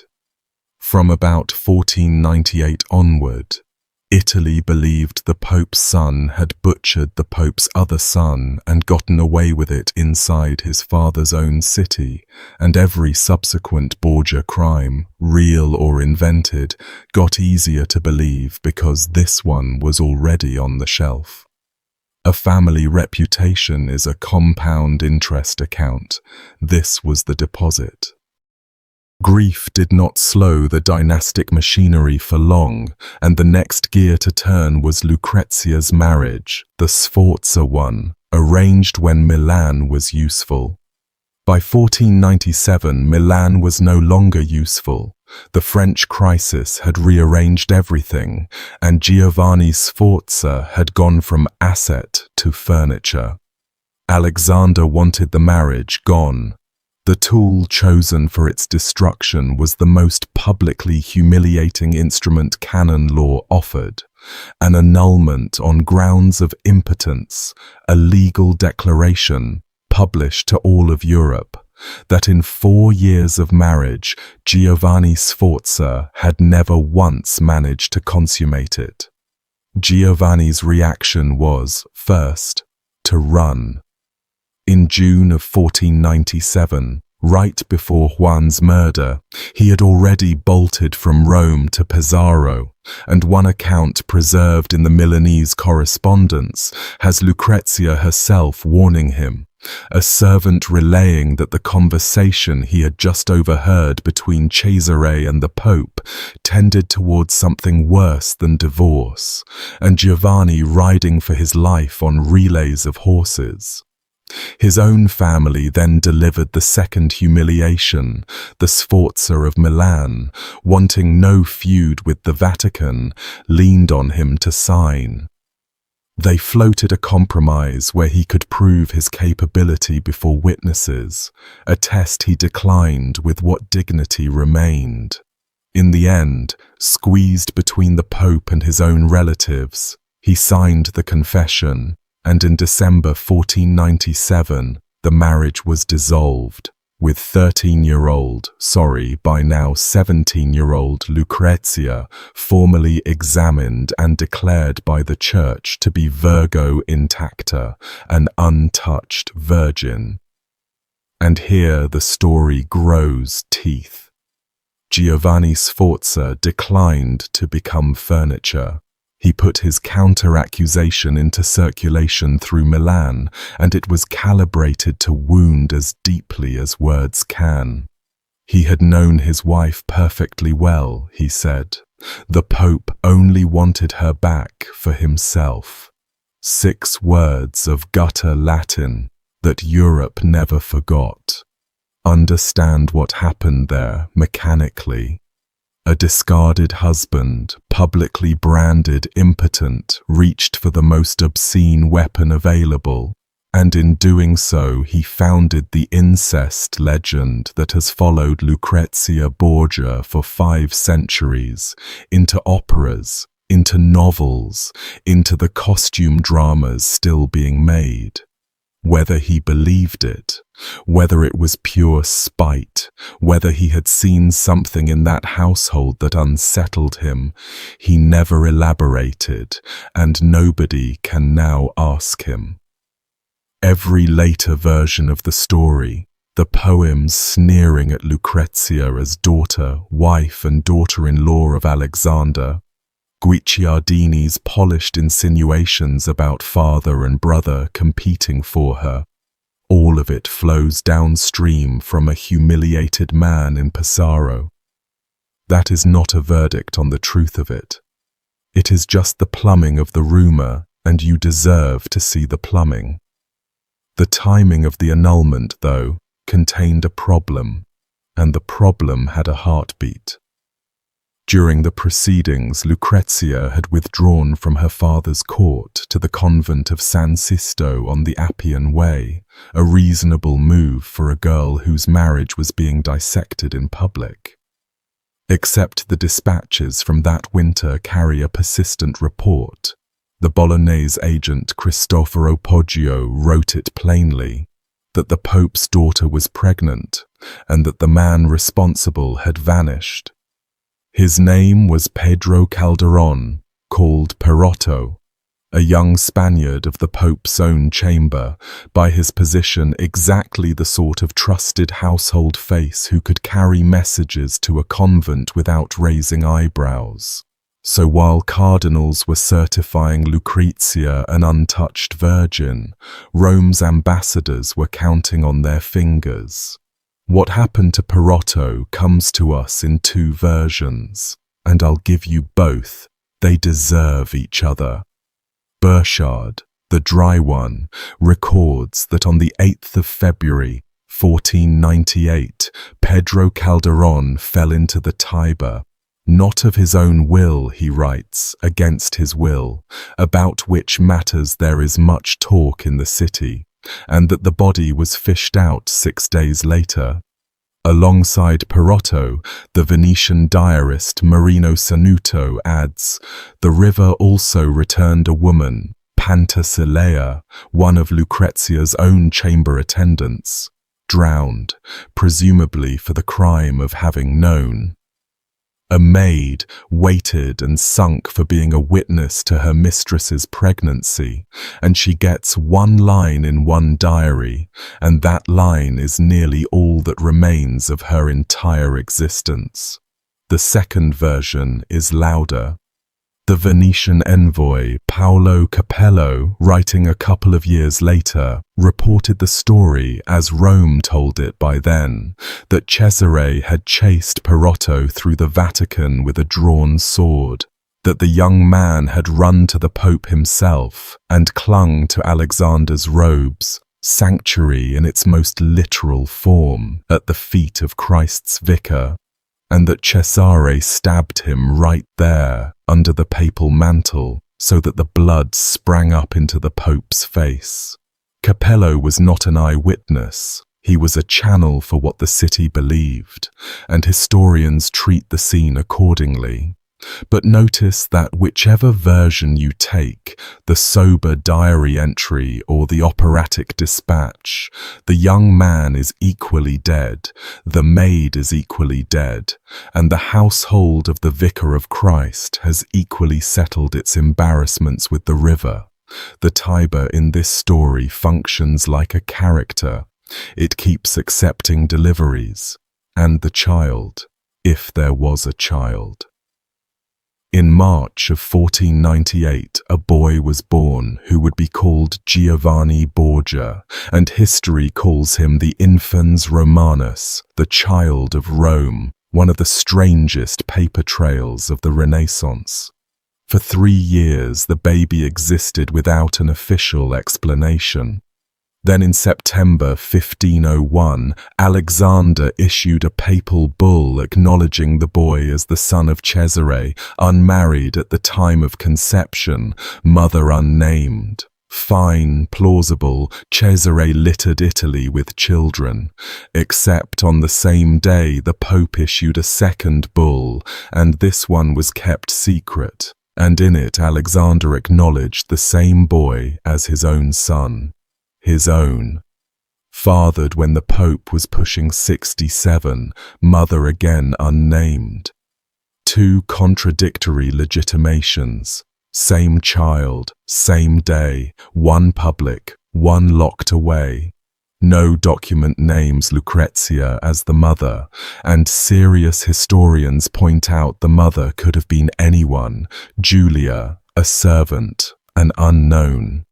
But you can see what people did with it then and have done with it since, laid the secret bull beside Giovanni Sforza's 6 words, and let the 2 documents whisper to each other.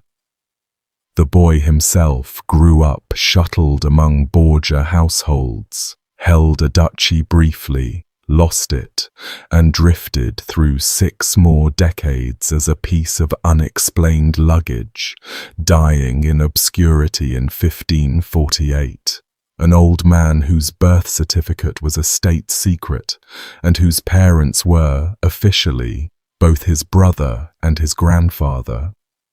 Somewhere under all the innuendo was a real person who lived an entire life inside other people's cover story. While Rome was fishing its secrets out of the river, Florence was preparing a bonfire, and the man on top of it had spent 5 years calling Alexander everything short of the Antichrist, and some listeners felt he'd implied that too. Girolamo Savonarola, the Dominican friar we left prophesying doom from the pulpit of San Marco, had become, after the fall of the Medici, the effective conscience and quasi-ruler of Florence. Bands of his boy followers went door to door collecting vanities, mirrors, cosmetics, pagan books, paintings, playing cards, and burned them in pyramids in the public square. He preached that the church would be scourged and renewed, and about the church's current management, he grew less and less careful. In his sermons, the Rome of Alexander became a harlot church, a monster of abomination, a place where, he said, They sell the sacraments, they sell benefices, they sell the blood of Christ. He never quite named the Pope from the pulpit. He never really had to. Alexander's handling of him for years was patience itself, and readers expecting a snarling tyrant find the correspondence almost disappointing. He invited the friar to Rome to explain his prophecies. Savonarola pleaded ill health and declined. He suggested a pause in the preaching. Savonarola paused, then resumed louder. According to a story in circulation at the time, the Pope tried the classic Roman solution and dangled a cardinal's hat, and Savonarola answered from the pulpit that he wanted no hat but the red hat of martyrdom, a hat of blood. You can call that holiness or a death wish. The two have overlapped before. What finally exhausted Alexander wasn't theology at all. Savonarola kept Florence loyal to France through every twist of the wars, undermining the Pope's whole Italian League. And when the friar began writing to European monarchs urging them to convene a council and depose the Pope as a simoniac unbeliever, letters that were intercepted, the matter stopped being spiritual entirely. Excommunication came in May 1497. Savonarola ignored it, celebrated Mass anyway, and Alexander began squeezing Florence itself, threatening interdict, the commercial kiss of death for a city of bankers with property in Rome. The end, when it arrived in the spring of 1498, was engineered less by Rome than by Florence's own fatigue, though Rome supplied the paperwork. A rival Franciscan challenged Savonarola's followers to prove their prophet by ordeal, walking through fire, and the city, delighted, scheduled it for the 7th of April in the main square. Stands were built, crowds packed in for the best show of the decade, and then watched two teams of friars bicker for hours about the rules, whether the Dominican could carry the consecrated host into the flames, while the sky darkened, a downpour soaked the woodpile, and the authorities cancelled the whole thing. Nobody burned, and that was the catastrophe. The crowd had been promised a miracle and got a rain delay, and overnight the city's spell broke. The next day a mob besieged San Marco. Savonarola's partisans fought back with swords over altar rails. A few men died inside the church, and by morning the friar was in custody with two of his closest brethren. What Florence did to him over the following 6 weeks, with a papal license arriving partway through to make it canonical, was torture, plain and simple, and the instrument was the strappado. Hands bound behind the back, hoisted to the ceiling by the wrists, then dropped and jerked short. The shoulders dislocate. Repeat as needed. Savonarola, physically frail, a scholar in his mid-40s, was given multiple drops in a single session, 14 by one count on the worst day, and between sessions the examiners got their confessions, prophecies invented, visions faked, whatever the transcript needed. Each time they let him recover, he took it back. So they hoisted him again, and he reconfessed and recanted again when the pain stopped, back and forth, a man being dismantled in installments while notaries kept minutes. The Pope's commissioners arrived from Rome in May to finish the process, and one of them, a Spanish jurist named Remolines, is on record announcing before he had questioned anyone that they would have a fine fire, for the sentence, he said, was already in his pocket. On the 23rd of May, 1498, in the Piazza della Signoria, on almost the exact spot where his followers had burned their mirrors and playing cards, Savonarola and his two fellow friars were led out onto a raised walkway ending in a gallows above a pyre. First came ritual degradation, stripped piece by piece of their vestments, when the bishop conducting it fumbled his lines and declared, "I separate you from the church militant and from the church triumphant." Savonarola corrected his Latin one last time. "Militant only," he said. "The triumphant is not yours to give." Then the three were hanged in chains, and while they still swung, the fire was lit beneath them, so the crowd got both executions at once, the strangling and the roasting, and boys threw stones at the dangling bodies to make them jerk. The fire was fed for hours specifically to destroy every relic-sized fragment, and the ashes were shoveled into carts, taken to the Ponte Vecchio and dumped into the Arno, another Italian river accepting another delivery so that no one could gather so much as a knuckle-bone to venerate. Alexander had not built the pyre, Florence built it, but the license to torture and the confirmation of the sentence carried his seal, and among the friars' followers, and much later among Protestant pamphleteers, that seal was remembered. With the loudest voice in Italy silenced, the family turned to its most ambitious construction project yet, the transformation of Cesare, and here the second half of our story begins. From this point, the Pope recedes just slightly, and the son moves to center stage, with the father funding, blessing, and occasionally wincing at everything the son does. Cesare Borgia in 1498 was 22, technically a cardinal, functionally a caged animal. Contemporaries describe him as strikingly handsome, tall, athletic to the point of exhibitionism. He was known to leap onto a horse without touching the saddle, and, at festivals, to cut off a bull's head with a single stroke, and possessed of a controlled, watching quality that unsettled people long before he had done anything to justify unease. He also carried from his early 20s the new French disease, syphilis, freshly imported to Italy with Charles's army, and his personal physician Gaspar Torella wrote a treatise on it with Cesare as a barely anonymized case study. In its later flare-ups, the disease scarred his famous face, and the man who had been the best-looking prince in Italy took to appearing in public masked, a detail that did wonders for his legend, and nothing for anyone's comfort. In August 1498, he did the unprecedented thing.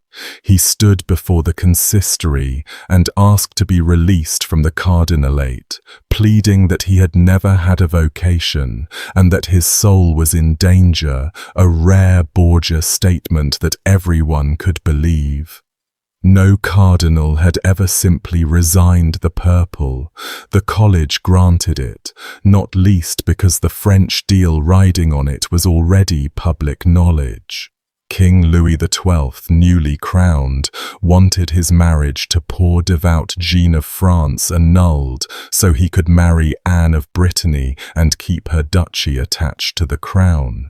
The Pope had an annulment for sale. The price, paid to Cesare personally, was the French Duchy of Valentinois, which conveniently echoed his existing nickname, Valentino, a princely income, a French army on call, and a French royal bride, Charlotte d'Albret, sister of the King of Navarre, married in May 1499. Their one summer together produced a daughter Cesare would never meet. He left for Italy that autumn, and Charlotte, 20 years old, never saw her husband again and wore mourning for him, by the accounts from Navarre, for the rest of her quiet life. She gets forgotten in this story, one more person who touched it briefly and came away marked. Cesare came back over the Alps at the head of French cavalry with a new motto stamped on his sword: "Aut Caesar, aut nihil," either Caesar or nothing, and a shopping list drawn up by his father, the cities of the Romagna. On paper, these were papal lands. In practice, they were run by little dynasties of tyrants, some of them vicious even by period standards, and their removal could be marketed, not entirely dishonestly, as the church repossessing its own. Imola fell first, then Forlì in January 1500, where the defense was commanded by the one ruler in the region with more nerve than her soldiers, Caterina Sforza, the warrior countess who held the fortress personally until French troops swarmed the breach. What happened to her in Cesare's custody was reported across Italy within days. The Venetian envoy wrote that Cesare kept her and boasted of it in terms I'll leave in the diplomatic Latin, and she was hauled to Rome and locked in Castel Sant'Angelo for over a year until French honor, embarrassed at a woman who had technically surrendered to France being treated as a trophy, pried her loose. She retired to Florence and told a correspondent that if she could write everything that had happened, she would stupefy the world. She never wrote it. Historians have been arguing about the gap in the record ever since, and the gap is exactly where the worst of it would sit. Money for all this conquest poured from a source that scandalized even hardened observers, the Jubilee of 1500. A holy year, pilgrims from all Christendom pouring into Rome to pass through the newly instituted Holy Door and buy indulgences, forgiveness priced on a sliding scale, and the receipts flowing, with impressive directness, into the war chest of the Pope's son. Contemporaries did the accounting in public. On top of that, in a single autumn day of 1500, Alexander created 12 new cardinals, and the going rate was common knowledge. The 12 together yielded around 120,000 ducats. 3 years on, in the last spring of the reign, 9 more hats went the same way for roughly 130,000. The shop still open while the shopkeeper was practically measuring his own coffin. A red hat had a price, exactly as a mule had a price. When one is tempted to ask what, precisely, Martin Luther was so worked up about 17 years later, the ledgers of this papacy are a decent place to start browsing. And the pilgrims arriving for that holy year got, along with their indulgences, a look at how the Pope's family entertained itself. On the feast of St. John in June of 1500, a section of St. Peter's Square itself was boarded into a bull ring, and Cesare rode in alone against 5 or 6 bulls, killing them one after another to the roar of the crowd, finishing one, spectators reported, by taking its head off at a stroke. A Spanish corrida in the forecourt of the holiest church in Christendom, blood soaking into ground where, that same week, pilgrims on their knees were climbing the steps toward absolution. Nobody involved saw any contradiction worth mentioning. That absence of embarrassment, more than any single crime, may be the most Borgia thing about the Borgias. Not all of Cesare's recreations were public, and the private ones ran darker.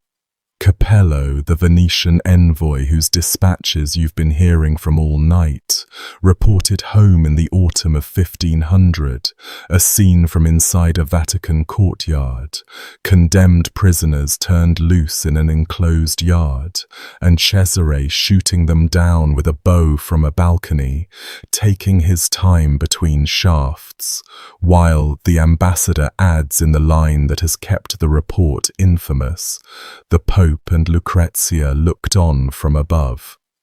One ambassador, one dispatch, no second witness, and Capello was actively hostile by then, gathering everything ugly Rome would tell him, so weigh it as you like. His summary of the 25-year-old in the same report needs no weighing at all. It was already the consensus of every court in Italy. All Rome trembles, he wrote, at the Duke. Cesare by then had turned his days upside down, sleeping through the daylight, rising at dusk, doing business at midnight, wandering the city masked with a few companions on errands nobody dared ask about. And the mask, whether it hid the syphilis scars or just the man, became the way Romans pictured him, a faceless figure abroad in the dark hours with the power of life and death and no fixed address. You could build a horror film from the dispatches alone. Rome didn't have to build anything. It just had to get home before dark. The war machine rolled south again in the autumn of 1500, funded by the Red Hats and the Jubilee, and the Second Romagna campaign gathered up Rimini and Pesaro almost without a fight, the tyrants bolting before Cesare arrived. And Pesaro supplied the campaign's one comic note. The lord running out the far gate was Giovanni Sforza, Lucrezia's discarded first husband, the author of the incest rumor, chased off his own throne by the brother-in-law he'd slandered. He survived, he was good at that, and he'll get his footnote later. Faenza came next, and Faenza did fight. Its lord was Astore Manfredi, 16 or 17 years old, and his little city, out of pure affection for the boy, held Cesare's army through an entire winter. Townspeople on the walls beside the soldiers, one of the genuinely moving episodes of the Italian wars. When starvation ended it in April 1501, the terms were generous and specific, honours of war for the garrison and, for Astore, a guarantee of life and liberty. Cesare took the surrender, praised the defence, and invited the boy to travel with his court, an honoured guest by the official description, and then, some months on, the honoured guest shaded into a prisoner in Castel Sant'Angelo, the fortress that keeps recurring in this story like a drain. Astore and his younger half-brother sat in that castle for about a year, and on the 9th of June, 1502, Burchard's diary carries the entry you were probably bracing for. The bodies of the young lord of Faenza and his brother fished out of the Tiber, a stone tied about Astore's neck. 18 years old, give or take. Guicciardini, telling it later, loaded one further insinuation about what had been done to the beautiful boy before the river, phrasing it just clearly enough to be unmistakable and just vaguely enough to be undisprovable, and Sabatini, the family's 20th century defense counsel, protested that the whole flourish rests on Guicciardini's pen and nothing else. The strangled boy with the stone at his neck rests on Burchard in the official record, and even Sabatini had no answer for the stone. Faenza had surrendered on a promise. The promise was the murder weapon as much as the water was. That same Jubilee summer of 1500, back before Faenza, while the bulls were dying in the piazza, the family's alliance politics had already condemned a 19-year-old boy who had made the mistake of marrying into it. Rewind 2 years to July 1498. Lucrezia, freshly annulled, freshly bereaved of Perotto if the dispatches had it right, was married again at 18, and this time the politics pointed toward Naples. The groom was Alfonso of Aragon, Duke of Bisceglie, 17 years old, illegitimate son of a Neapolitan king, and universally described as one of the most beautiful young men anyone had seen at the Roman court. And here, for once, the sources hand us something other than horror. Every ambassador agrees the two teenagers actually fell in love. Real, visible, slightly embarrassing to diplomats' love. They were a golden couple, the court's showpiece, and on the 1st of November, 1499, Lucrezia gave birth to their son, named Rodrigo for his grandfather the Pope, who was reported to be besotted with the baby. The marriage had been built on the Naples alliance, and Cesare's French deal detonated that alliance's foundations.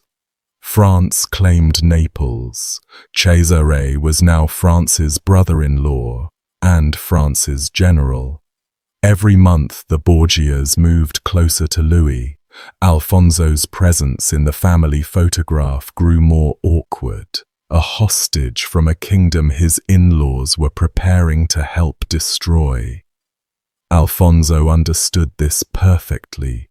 He had already fled Rome once, in 1499, and been coaxed back with assurances and with his pregnant wife sent to fetch him. He came back. 19-year-olds in love do that. Late that June, the palace received a warning, if you believe in warnings, and the 1500s believed in nothing else.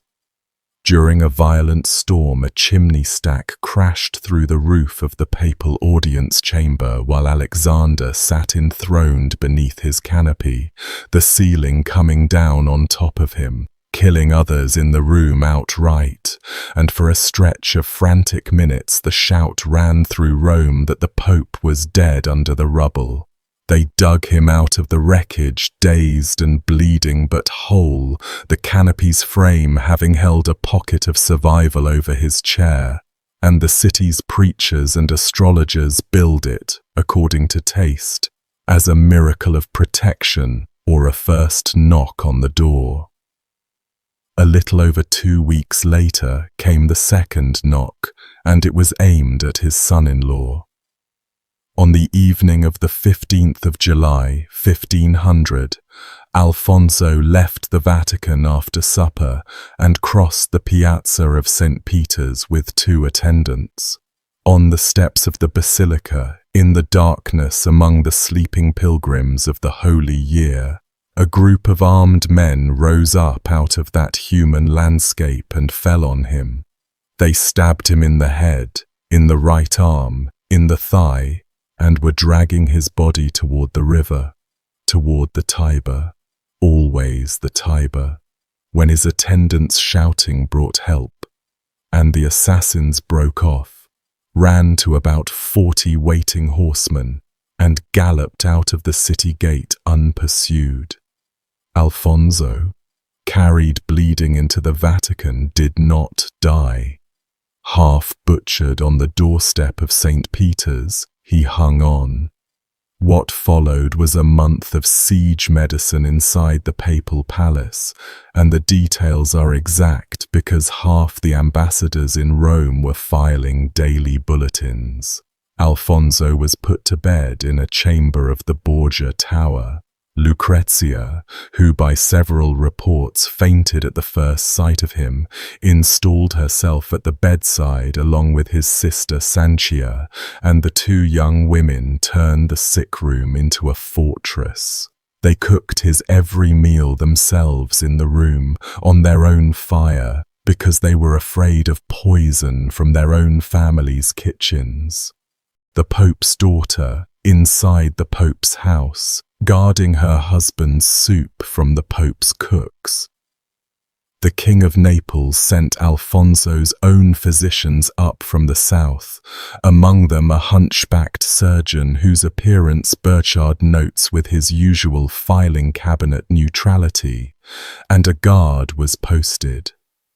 Alexander's own position wobbled between outrage and something more evasive. He was reported saying that what wounded one of them wounded them all, and simultaneously letting slip that if the attack had happened, perhaps Alfonso had earned it. Nobody in Rome bothered performing uncertainty about who had ordered the ambush. The Venetian envoy Capello named Cesare within days, and Cesare, questioned in a manner of speaking, offered only that he had not wounded the Duke, but that if he had, the young man had deserved no better. He also, according to the same dispatches, paid the convalescent a bedside visit, leaned close, and remarked that what was not done at dinner would be done at supper. You can choose to believe an ambassador polished that line. Someone in that palace was thinking it, polished or otherwise. Alfonso got better. That was the problem. By mid-August he was sitting up, joking, out of danger, and on the 18th of August, 1500, Cesare's household captain entered the sick room with armed men. His name was Miguel de Corella, called Michelotto, a Valencian who functioned as Cesare's hands whenever the work was strangling, and his fingerprints, in the most literal way available, are on half the deaths remaining in this story. Michelotto arrested Alfonso's uncle and the Neapolitan envoy at the bedside, binding them, and when Lucrezia and Sanchia rounded on him, he told them, with what witnesses describe as perfect courtesy, that he was only following orders, and that if they objected they should take it up with the Pope. The two women ran to find Alexander. They were gone a matter of minutes. When they came back, guards stood across the door, and Alfonso of Aragon was dead in his bed, strangled, 19 years old. The official line, announced with a straight face, was that the Duke, distressed by his wounds, had suffered a fatal hemorrhage. Burchard, closing the file in his diary, wrote simply that since the Duke declined to die of his wounds, he was strangled in his bed. One flat Latin sentence, sitting in the official record of the papal household like a knife left on a desk. They buried the boy quietly at night, with a haste bordering on disposal, in a chapel by St. Peter's. His doctors were arrested for form's sake and released. Nobody was ever charged with anything. And Lucrezia, 20 years old, twice married, once widowed by strangulation, wept, by the reports, so continuously and so audibly that her father found it wearing, and packed her off to the castle of Nepi to grieve out of earshot. From Nepi that autumn her surviving letters go out signed not with her titles, but with a phrase, La infelicissima principessa, the most unhappy princess. She had her baby son with her. and around her the quiet of a fortress town, and in Rome her father and brother were already sorting through candidates for husband number 3. The instrument had been through 2 uses. One more remained. Lucrezia's 3rd marriage was already under construction while she wept at Nepi, and the target this time was the summit of the market, the house of Este of Ferrara, one of the oldest sovereign dynasties in Italy. Before we get there, 2 episodes from her early 20s belong in the record, and both cut hard against the poisoner of the legends. In August 1499, her father had appointed her, at 19, governor of Spoleto and its territory, a post normally reserved for cardinals. A teenage girl handed an actual province with actual armed disputes to settle, and the surviving records show her settling them, mediating a feud between Spoleto and the town of Terni, issuing orders, running the administration, and doing it, by the accounts, competently. Then, twice, in 1501, when Alexander left Rome to inspect fortresses, he did something with no real precedent in the history of the papacy. He left Lucrezia in charge, installed in the papal apartments with authority to open his correspondence and conduct routine business of the Holy See, told, if anything difficult arose, to consult the cardinals. A 21-year-old woman sitting at the desk of the papacy, opening the mail of Christendom. One cardinal, asked to assist her, grumbled about discussing curial business with a young lady, and she reportedly handled him without her father needing to intervene. Rome, naturally, processed all of it as one more obscenity, the harlot daughter enthroned in the Vatican, and later centuries processed it the same way, but strip the sneer off and look at the bare fact underneath. Alexander trusted her mind. Nobody who watched her later run Ferrara ever suggested the trust was misplaced. The men of this family spent their talents on conquest and murder.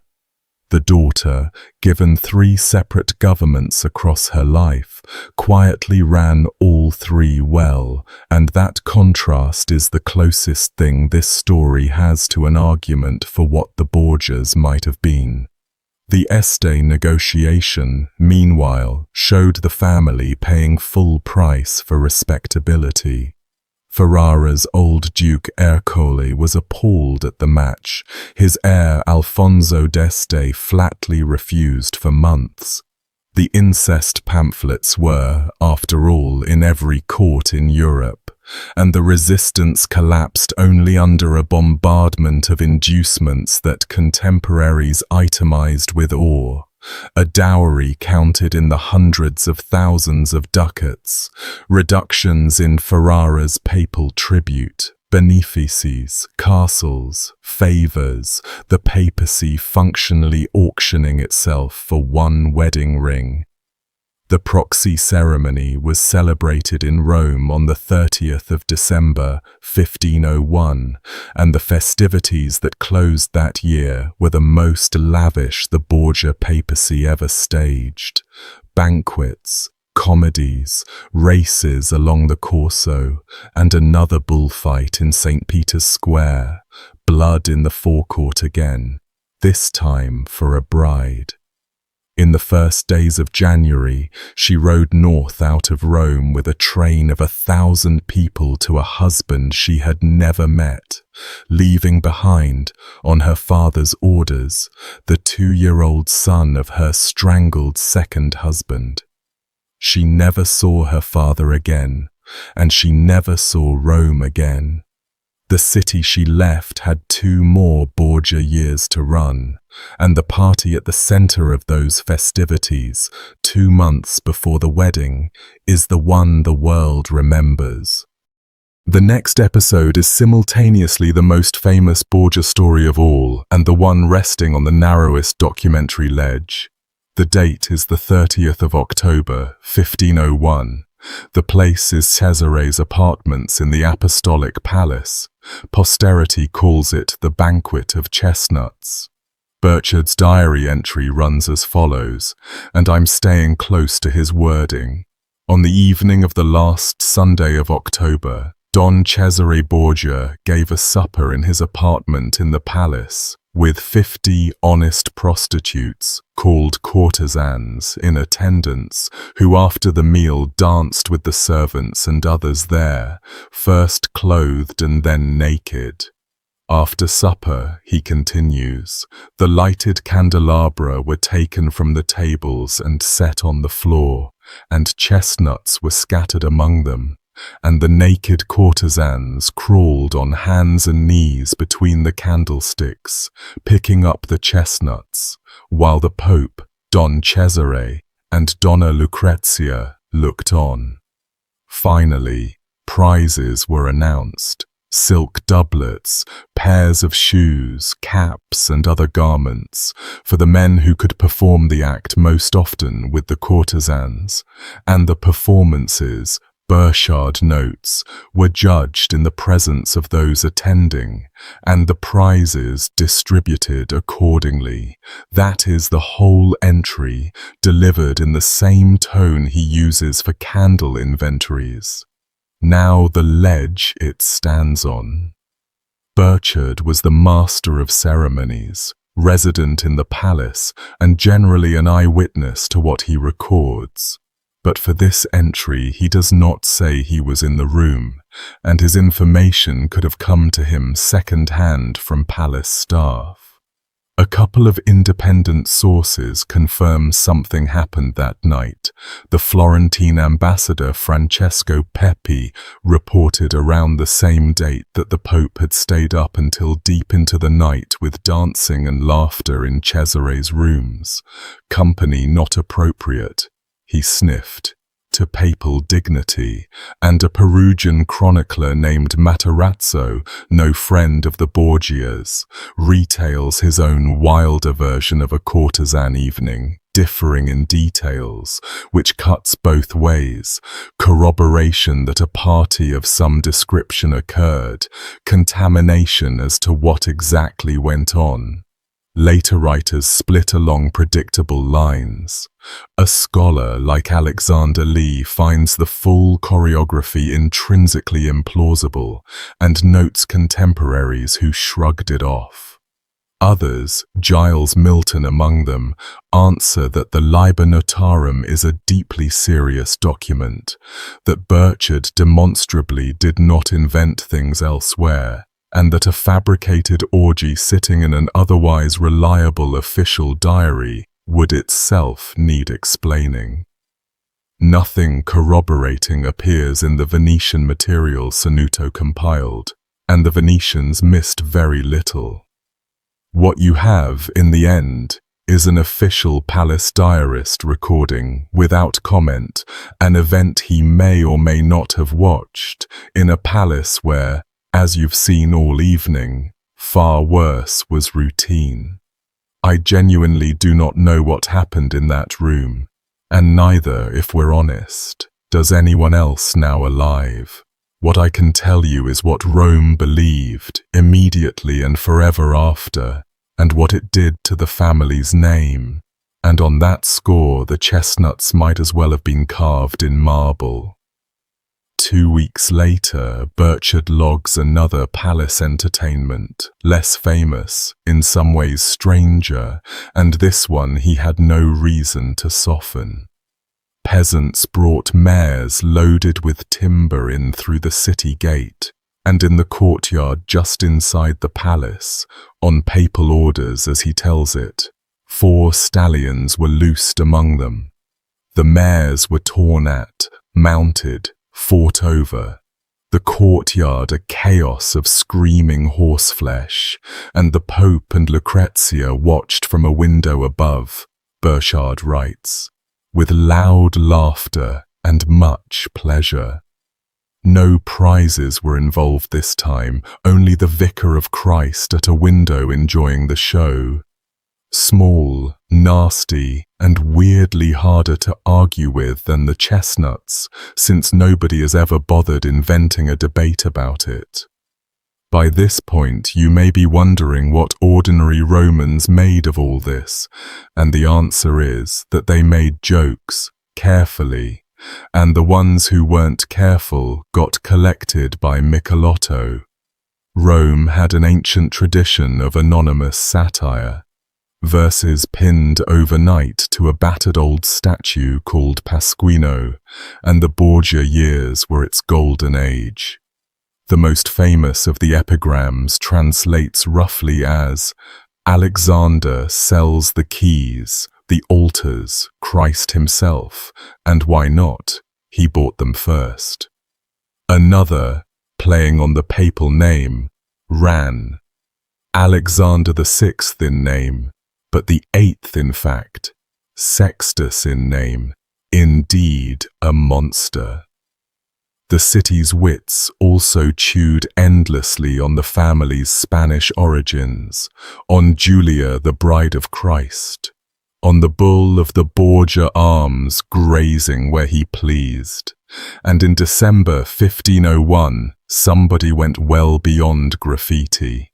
An anonymous letter began circulating through the courts of Europe, addressed to a Roman noble in exile named Silvio Savelli, fictitiously datelined from the Spanish military camp, and it remains one of the most comprehensive character assassinations ever drafted, a full catalogue of every Borgia charge in circulation, the murders, the incest, the simony, the chestnuts, addressed to the world at large. It called Alexander an abyss of vice, a subverter of all justice, a betrayer of the human race.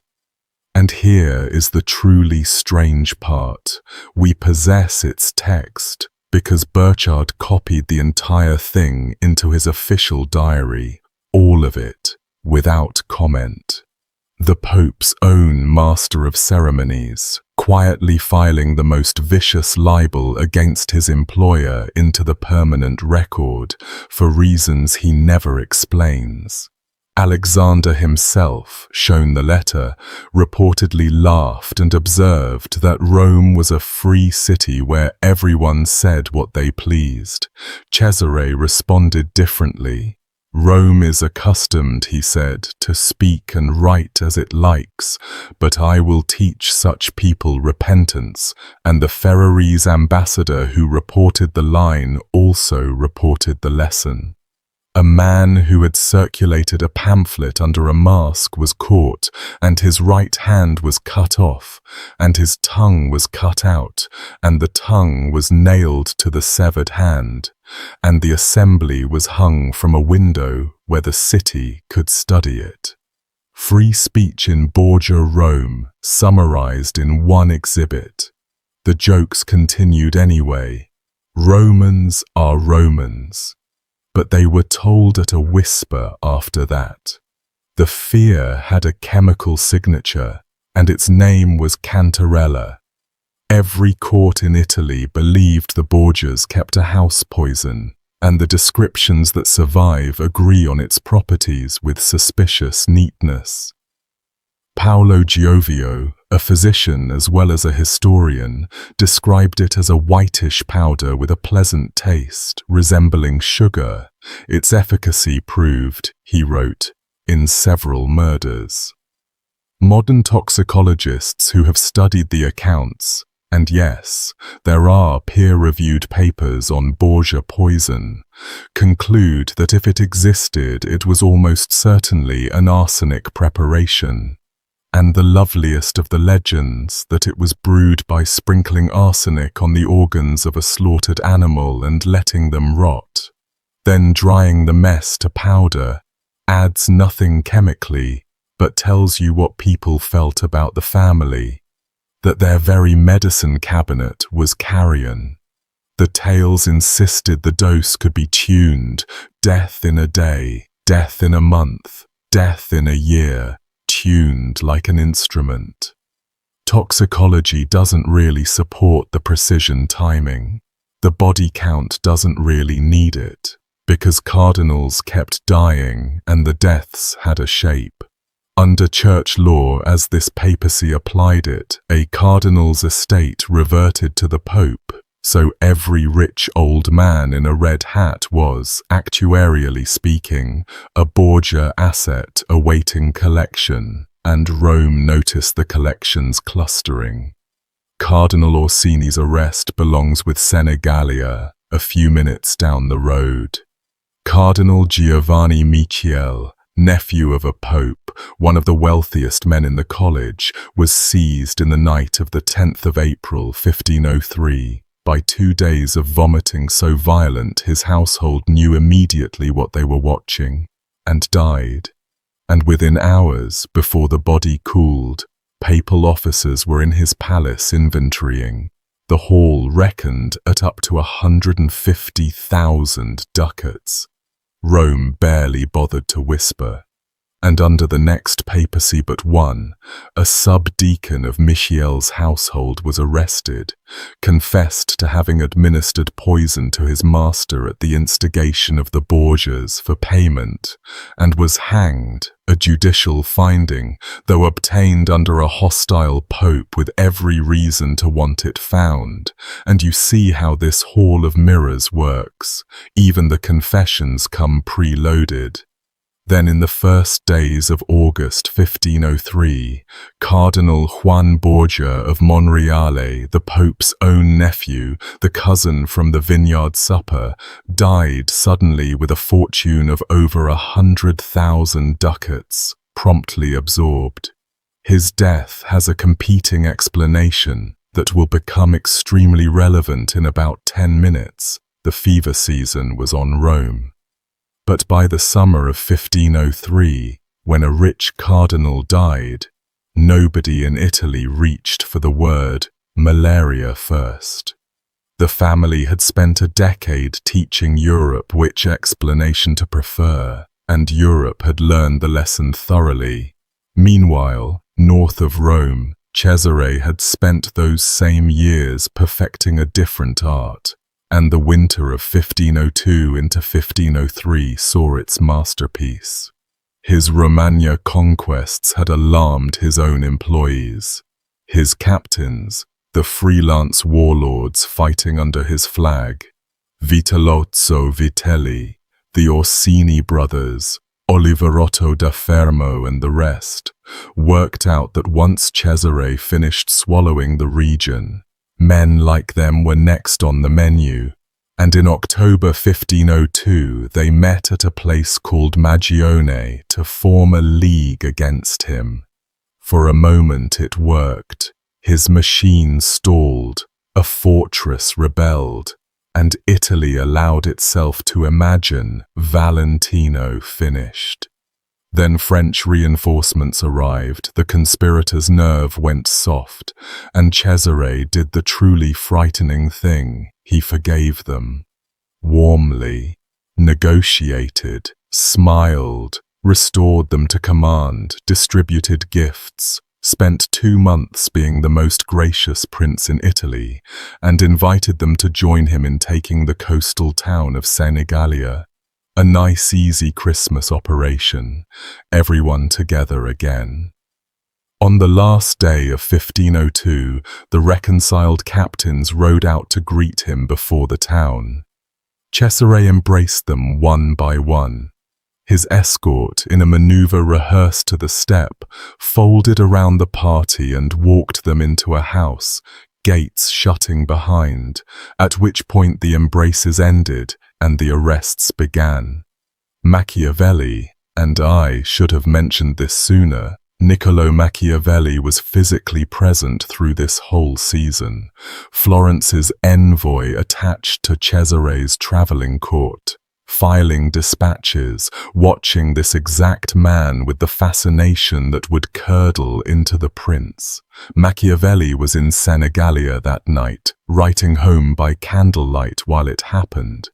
In the small hours, Michelotto, him again, took a cord and strangled Vitellozzo Vitelli and Oliverotto da Fermo, seated back to back on a bench, one length of cord between two men, and the detail that has hung in the air for 5 centuries comes from the reports of Vitellozzo's last minutes, the hardened old condottiere begging. And what he begged for was time. He understood the room. Time for someone to petition the Pope to grant him a plenary indulgence for his sins before the cord bit. Whether the courtesy was extended, no source says. The remaining 2, the Orsini pair, were kept alive on the road for 18 days, precisely as long as it took confirmation to arrive that in Rome the Pope had made his own coordinated move, arresting old Cardinal Orsini and the clan's leadership. The moment the letter came, Michelotto's cord came out again at a castle stop, and Paolo and Francesco Orsini joined their colleagues. Machiavelli's verdict on the whole operation circulated in his dispatches, a rare and wonderful exploit, and the historian Paolo Giovio later christened it Il Bellissimo Inganno, the most beautiful of deceptions. All Europe applauded, as one applauds a magician whose trick you sincerely hope never gets performed on you. Louis of France called it a deed worthy of a Roman. The Roman half of the pincer ran on the same clock, and it shows the father was every inch the son's partner. Cardinal Giovanni Battista Orsini, the head of the family, was invited to the Vatican on the 3rd of January 1503 on friendly pretexts, arrested on arrival, and dropped into Castel Sant'Angelo while his palace was stripped to the walls. His elderly mother took to bringing food to the fortress herself, and when that failed, the story goes that the cardinal's mistress dressed as a man to carry a purse of ducats and a famous pearl to the Pope to buy her lover decent treatment. On the 22nd of February, the cardinal died in his cell anyway, and the word poison moved through Rome so fast and so unanimously that the authorities took the extraordinary step of displaying the corpse, open-faced, in a public funeral to prove the absence of foul play. Rome looked at the corpse and drew the other conclusion. Displaying the body of a man who died in your custody to prove you didn't kill him has, you'll agree, a certain self-defeating quality. And a few days before Senigallia, in his capital at Cesena, Cesare had staged the piece of theatre that Machiavelli would preserve in amber. Ramiro de Lorca had governed the Romagna for Cesare with spectacular cruelty. The story survives of him shoving a page boy into the fire for fumbling his service, and his brutality had pacified the province while making Cesare its symbol. So Cesare arrested his own governor, and on the morning after Christmas, 1502, the people of Cesena came into their piazza and found Ramiro's body lying in 2 pieces, cut clean through, with a wooden block beside it and a bloody knife resting on the block, and no explanation of any kind, no proclamation, no list of charges, just the halves, the block, and the knife in the winter light. Machiavelli, reporting it, produced one of the sentences that made his name.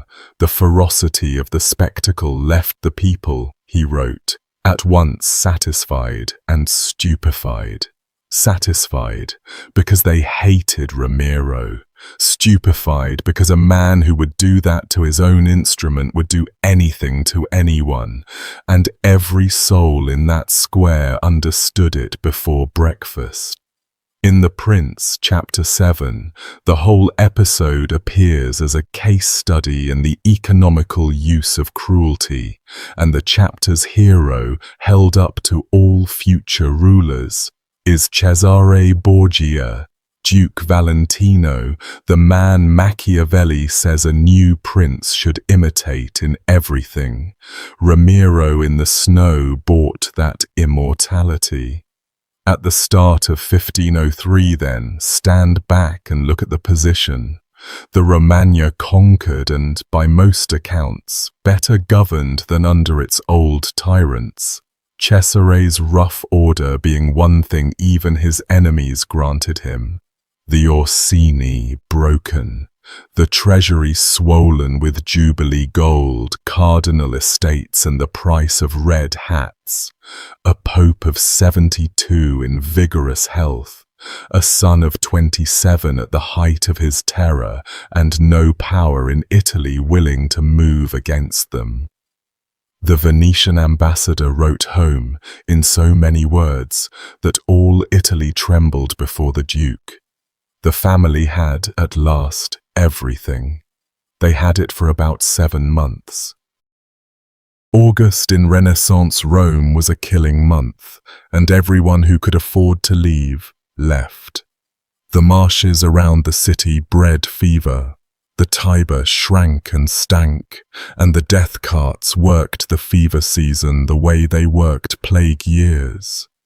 In the first week of August 1503, with the sickness already thick in the city, Cardinal Juan Borgia of Monreale died, as I mentioned, and at his funeral Alexander watched the coffin pass and was heard, by the ambassadors who wrote everything down, to make a remark about the month being a bad one for stout men, a category that at 72, big-framed and heavy as he now was, prominently included himself.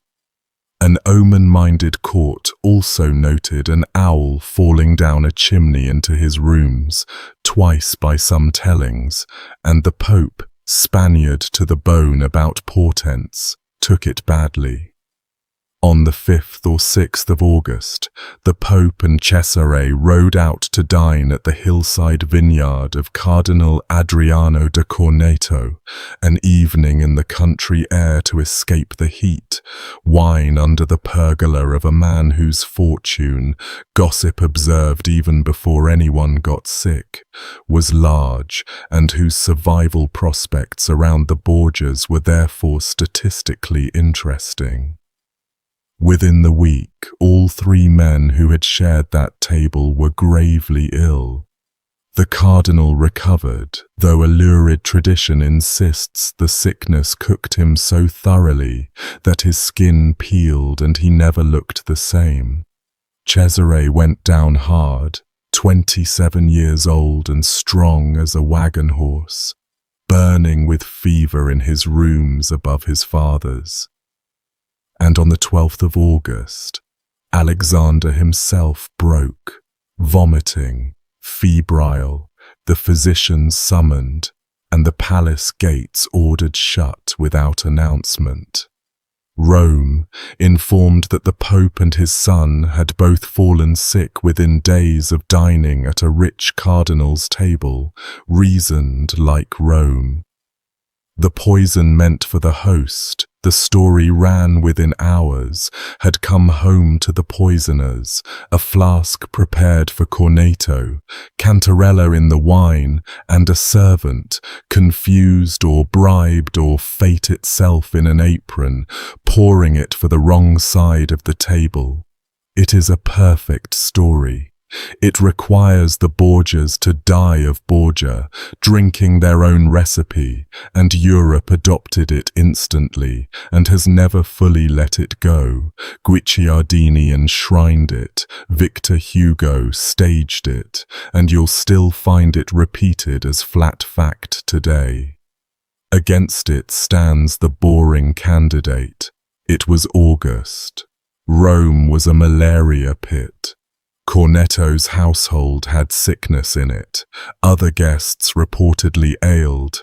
The incubation delay of about a week fits the mosquito far better than the flask, and the Pope's physicians treated him for tertian fever, the malaria pattern, fever spiking on alternating days. Modern historians overwhelmingly land on the mosquito. 16th century Europe landed on the flask. I'll only note that a man can spend 11 years teaching a continent to see poison in every convenient death, and then die conveniently, and he has no standing whatsoever to complain about the diagnosis. The deathbed took a week. Burchard, on duty to the end, logs it with his terrible calm. On the 15th of August they bled the Pope, 13 ounces drawn off, and to keep the patient's spirits up, several cardinals sat around the bed playing cards, at his bedside, while the life was being drained into a basin, an image no novelist would dare. The fever climbed anyway. On the morning of the 18th of August, 1503, Alexander confessed to the Bishop of Carinola, heard Mass from his bed, and received communion, 5 cardinals standing in the room. Through it all, and multiple sources converge on this detail, he never once asked after his children. Cesare lay dying 1 floor up, Lucrezia was in Ferrara, and the great family man of the age, the Pope who had torn Italy apart for his bloodline, spoke of neither of them, as though, one chronicler put it, some door in him had already shut. At Vespers he was given extreme unction, and by evening he was dead, 72 years old, 11 years and 1 week a pope. Upstairs, Cesare could not stand.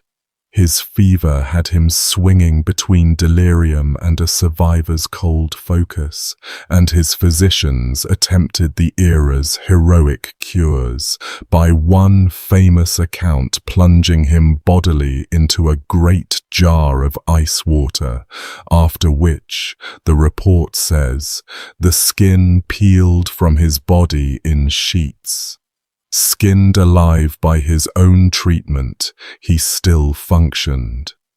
The instant word came down that his father was gone, before the corpse was cold, before the announcement, Cesare sent Michelotto to the papal apartments, and the strangler of the family put a dagger to the throat of the cardinal in charge of the treasury, and relieved the papacy of, by the common estimate, several 100,000 ducats in gold and plate and jewels, 2 chests of coin hauled out past the deathbed. Only after the money was secure was the palace unlocked, and Rome told its pope was dead. Priorities kept perfectly to the last. What happened next to the body of Alexander VI is the most physically revolting sequence in the papal chronicle, and I am not going to soften it. You were promised, and every detail comes from sober witnesses, above all Burchard, who handled the arrangements personally and wrote down what the job required. August heat, an unembalmed corpse, and whatever the disease had done to his blood, the decomposition came on at a speed that frightened people. Overnight, the face went the color of wine dregs, then darker, effectively black, the skin covered in blue-black blotches. The nose swelled, the tongue engorged until it doubled back on itself and filled the whole mouth, forcing it open, and foam worked out past the lips. The abdomen bloated with gas until, in the phrase that appears in the Venetian ambassador's dispatch, and then in half the letters leaving Rome that week, the body was as wide as it was long. That same ambassador, Marino Sanuto, preserving the text, called it the ugliest, most monstrous and horrible dead body that was ever seen, without any form or likeness of humanity.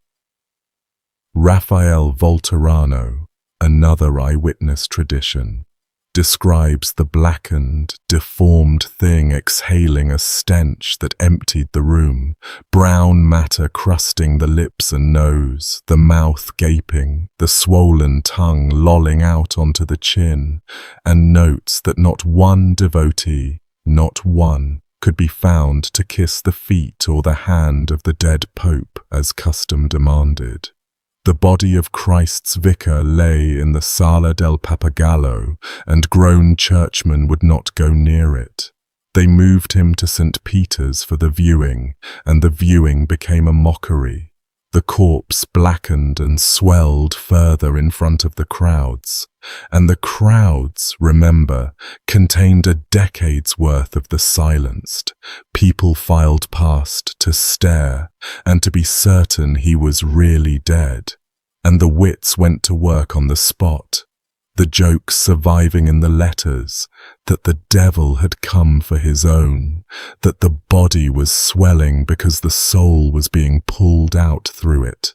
The guards eventually had to shove the mob back with a bench. No pope in living memory, wrote one observer, had been laughed at over his own beer. Then came the coffin, and here Burchard's flat prose reaches its masterpiece. The carpenters, it turned out, had built the box too narrow and too short, and no one had thought, or perhaps cared, to check the measurements against a corpse that was inflating by the hour. The mitre would not fit beside the head, so they set it aside and covered the head with an old carpet. And then, in the master of ceremonies' own words, 6 porters and 2 carpenters, making blasphemous jokes about the dead man as they worked, laughing at him, jammed the swollen body of Pope Alexander VI into the undersized coffin by main force, punching it down, kneading it, rolling it in the carpet to compress it, working it in with their fists as you'd force an overstuffed bag shut. Nobody lit candles for him, no clergy attended, and the body lay unwatched through the night. The master of ceremonies records that he could find no clergy willing to perform the office, and so the most powerful man of his age went into the box with fists and jokes for a funeral rite. Even burial was grudged him. The chapter of St. Peter's resisted having him in the basilica at all, and the funeral masses customary for a pontiff collapsed into farce. One attempt broken up when soldiers brawled in the church and the clergy fled mid-office. His successor, the short-lived Pius III, made no secret of regarding prayers for Alexander as wasted breath. The phrase that circulated, "blasphemous to pray for the damned," was laid at his door, and whether or not he said it, no requiem tradition ever took root. The body was shunted first into an obscure corner, then out of St. Peter's altogether during the rebuilding decades, and Spanish pity finally gathered what remained. Today, Alexander VI and his uncle Calixtus, the 2 Borgia popes, share a modest wall tomb in Santa Maria in Monserrato, the Spanish church in Rome, under a monument that wasn't even erected until 1889. Tourists walk past it, most never look up, and of course Rome, having watched that death, explained it the Roman way. The stories were in circulation within weeks and grew for a generation, that at the moment of death, 7 devils had been seen in the chamber, that the water in a vessel by the bed had boiled untouched, that the dying pope had been heard bargaining aloud with an unseen presence in the corner, saying he understood, that he was coming, that it was just asking only for a little more time, and that the presence had been there since 1492, since a certain conclave, collecting on a certain agreement.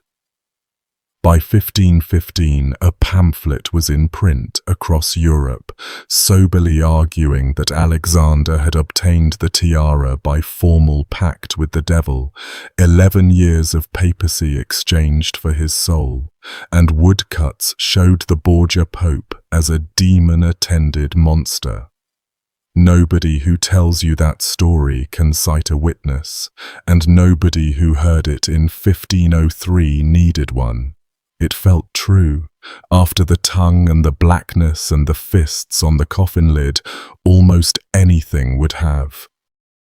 Every structure the family had built now rested on a 27-year-old who could not walk across a room, and Cesare knew precisely what that meant.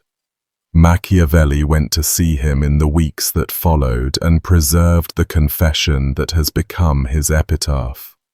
The Duke told me, Machiavelli wrote, that he had thought of everything that might occur at his father's death, and had provided a remedy for everything, except that he had never anticipated that when his father died, he himself would also be at the point of death.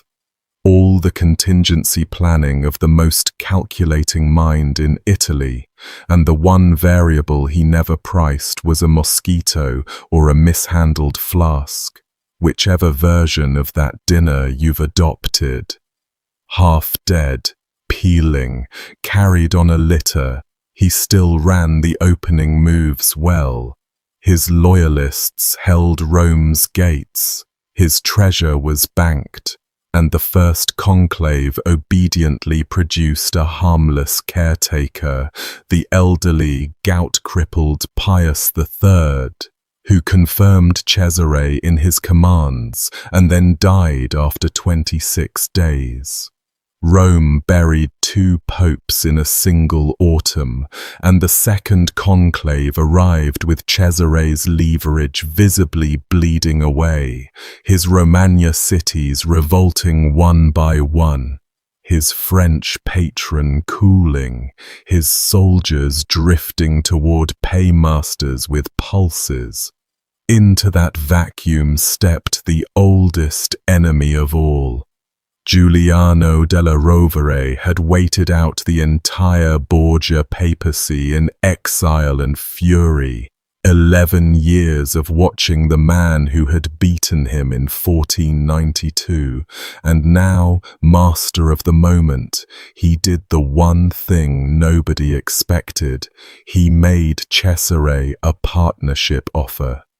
Support from Cesare's Spanish cardinals in the conclave in exchange for confirmation as Captain General and Lord of the Romagna. Everything guaranteed, everything warm. Cesare, the author of Senegalia, the connoisseur of the embrace that walks a man through a gate that shuts behind him, looked at the offer and took it. Machiavelli, watching, could hardly believe it, and in The Prince he sets it down as the Duke's single unforgivable blunder, the election of Julius, anyone but Julius, any candidate on earth, but the man with 11 years of scores to settle. Della Rovere became Pope Julius II on the 1st of November 1503 in the fastest conclave anyone could remember, and then, at his own tempo, with the pleasure of a man unwrapping something long promised, he took Cesare apart. The confirmations evaporated. The demands began. Surrender the Romagna fortresses. Sign here. Cesare refused, was arrested, discovered that a pope's word to a Borgia was now worth what a Borgia's word had been to everyone else, yielded the fortresses anyway, was released into Neapolitan territory under a Spanish safe conduct, and was promptly arrested again in Naples by the Spanish crown, the safe conduct dissolving on inspection. In August 1504, they shipped him to Spain in chains. 2 years of Spanish castles followed, first Chinchilla, then the fortress of La Mota at Medina del Campo, where they kept him in the tower. And in October 1506, Cesare Borgia went out the window. A rope smuggled to his cell, too short by several stories, a servant descending first, the alarm, guards cutting the rope, and Cesare falling the remaining distance into the moat, breaking bones, hauled away bleeding by waiting Confederates, and gone. His injuries healed on the road. By December he had crossed to Navarre, to the court of his brother-in-law the king, the one door in Europe still open to him, and Navarre put him to work at the only trade he had, war. The kingdom was fighting a rebellious count, and Cesare, 31, ex-cardinal, ex-duke, ex-terror of Italy, took command of the royal troops as a mercenary captain, besieging a castle at a town called Viana in the first weeks of 1507. Before dawn on the 12th of March, under a storm violent enough that the siege lines had gone slack, a relief party slipped supplies into the castle, and as it withdrew, Cesare came out of the town after it, furious, on horseback, riding ahead of his own men. In the darkness and rain he outran every one of them. Alone, he caught up with the rearguard, a knot of enemy knights who turned on the single rider in the fine armor with no idea on earth who he was, just a target of opportunity in a wet ravine. They killed him the way soldiers kill in a ditch fight, a lance thrust under the arm where the armor gapes, then everyone in, and when he stopped moving they stripped him of the armor, the clothes, everything of value down to nothing, and left him. The naked body lay in the rocks with, the counts vary by account, somewhere between 20 and 25 wounds, and one tradition adds that some passer-by, out of decency or superstition, placed a flat stone over the groin. The sum total of ceremony afforded that morning to Cesare Borgia, aut Caesar, aut nihil, and the ledger closing hard on nihil. When his squire identified the body, the King of Navarre's court was reportedly staggered at the manner of it. The man Machiavelli had held up as the model of princes, taken apart anonymously in the rain by soldiers who found out afterwards what they'd caught. Viana buried him with honor in the church of Santa Maria, a marble tomb before the high altar. It didn't hold him. Generations later, a bishop of Calahorra revolted at a Borgia lying in consecrated ground, had the tomb destroyed and the bones dug up and reburied outside the church under the street, with the stated intention that the remains be trodden by every foot that passed, man and beast, forever. And for 4 centuries they were. Townsfolk, mule trains, wedding parties, all of Viana's traffic walking over Cesare.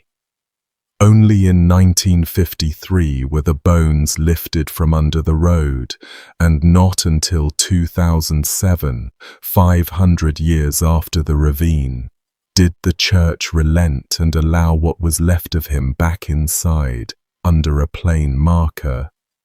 His widow Charlotte, the French bride of one summer, had died back in 1514, having worn black for him from the day the news came. 7 years of mourning for a husband she'd known for 4 months, and their daughter Louise grew up never having met her father, carrying the most explosive surname in Europe through a perfectly quiet French life. Michelotto, since you've followed his cord through this whole story, was arrested after the collapse and put to torture by Julius II's men, who wanted the full catalogue, Gandia, Biscaglia, all of it, out of the one throat that knew everything. What he gave up, if anything, never surfaced. No transcript survives, and the strangler of the Borgia age was, remarkably, released, and finished his working life as a hired captain, dying by the roadside violence of his own profession a few years on. Whatever he knew about the Tiber's deliveries went with him. Lucrezia outlived them all, and her last act is the strangest turn in the whole family saga. She became respectable. The third marriage, negotiated in 1501 at staggering expense, had sent her to Ferrara as wife of Alfonso d'Este, heir to one of Italy's proudest dynasties, a family so appalled at the match that the old duke had to be bribed with a fortune, and the bridegroom's sister, the formidable Isabella, sent agents to spy on the wedding with instructions to find the bride vulgar. Even that marriage carries a Borgia watermark. The groom's uncle by marriage was none other than Giovanni Sforza, husband number 1. And the world of Italian nobility was small enough that her past attended her wedding. Ferrara got 20 years out of her, and by the end had honestly forgotten to sneer. She bore Alfonso child after child through brutal pregnancies, ran the duchy as regent when her husband was at war, dealt with poets and bankers, gave alms, wore, in her last years, a penitent's hair shirt beneath the court gowns, and turned gradually into that most un-Borgia of things, a beloved duchess. The poet Ariosto praised her. The people of Ferrara mourned her sincerely when, on the 24th of June, 1519, at 39, she died of childbed fever 10 days after delivering a premature daughter who did not live, her 8th confinement wrecking what the previous 7 had weakened. Days before the end, knowing where things stood, she dictated a letter to the Pope, Leo X, the same Giovanni de' Medici, who as a teenager had allegedly whispered about the wolf. Asking his blessing as she prepared, she wrote, "To die as a Christian, although a sinner." The daughter of Alexander VI, asking absolution from the boy who had watched her father elected. History occasionally writes its own endings better than any dramatist would dare. Her little son by the strangled Alfonso, Rodrigo of Biscaglia, she had been forced to leave behind in the south when she went north to Ferrara, a condition of respectability, and he died at 12. In 1512, far from his mother, who by report shut herself away and was inconsolable for days over the child the family's politics had first orphaned and then taken from her twice. Vannozza dei Catanei, mother of the 4, outlasted every one of her sons, kept her inns and her investments, grew pious and charitable, and died in Rome in November 1518 at 76, honoured, and this is its own small astonishment, with a funeral of near-cardinal pomp attended by the papal chamberlains, the establishment of a later, calmer Rome tipping its hat to the great survivor of the Borgia age. Giulia Farnese faded from the record once the Pope was gone, managed estates, remarried respectably, and died in 1524, in her turn all but forgotten, while the brother whose red hat she had earned climbed on toward the papacy itself, Paul III, Pope of the Counter-Reformation, launched by his sister's bedroom, and destined to convene the Council of Trent. Renaissance Rome never once blushed at its own plumbing. Two loose threads, as promised. Giovanni Sforza, the impotence branded first husband, got the last laugh available to a man of his dimensions. He simply outlasted them. When Cesare's empire dissolved in 1503, he walked back into Pesaro, resumed his lordship as though the Borgia decade had been weather, remarried, and, savor this, promptly fathered a son, biology filing its own quiet brief on the annulment proceedings of 1497. He died in his bed in 1510, ruler of his little city, having invented, in one spiteful sentence, the most durable rumour of the Renaissance. And the infans Romanus, little Giovanni Borgia of the two contradictory bulls, eventually made his way north to Ferrara, where Lucrezia received him into her household and presented him to Este society as her half-brother, and the court took the label at face value, or pretended to, and he lived out his life on pensions and minor errands, surfacing in the records here and there across 4 more decades, in Rome, in France, always described in relation to people long dead, until his own death in 1548. If Lucrezia ever told anyone, in the privacy of that court, what he actually was to her, brother, nephew, son, or nothing but her father's strangest paperwork, no one wrote it down. The one person who certainly knew the answer had been jammed into a short coffin in August 1503. Back in Rome, Julius II was conducting a different sort of burial, the interment of a reputation, and he brought to it the energy of a man who had rehearsed for 11 years. He refused outright to live in the Borgia apartments, the gorgeous rooms Alexander had commissioned from Pinturicchio, frescoes into which, people said, the faces of Giulia Farnese and the Borgia children had been painted as saints and Madonnas, and declared he would not inhabit chambers polluted by the memory of that Murano, dredging up the old slur one last time over a dead man. The apartments were locked, and they stayed effectively sealed, a suite of shame in the middle of the Vatican, for close to 400 years, until a 19th century pope finally had them opened and restored, and today tourists shuffle through them under the painted bull of the Borgia arms, without, mostly, any idea of why these particular rooms spent 4 centuries behind a turned key.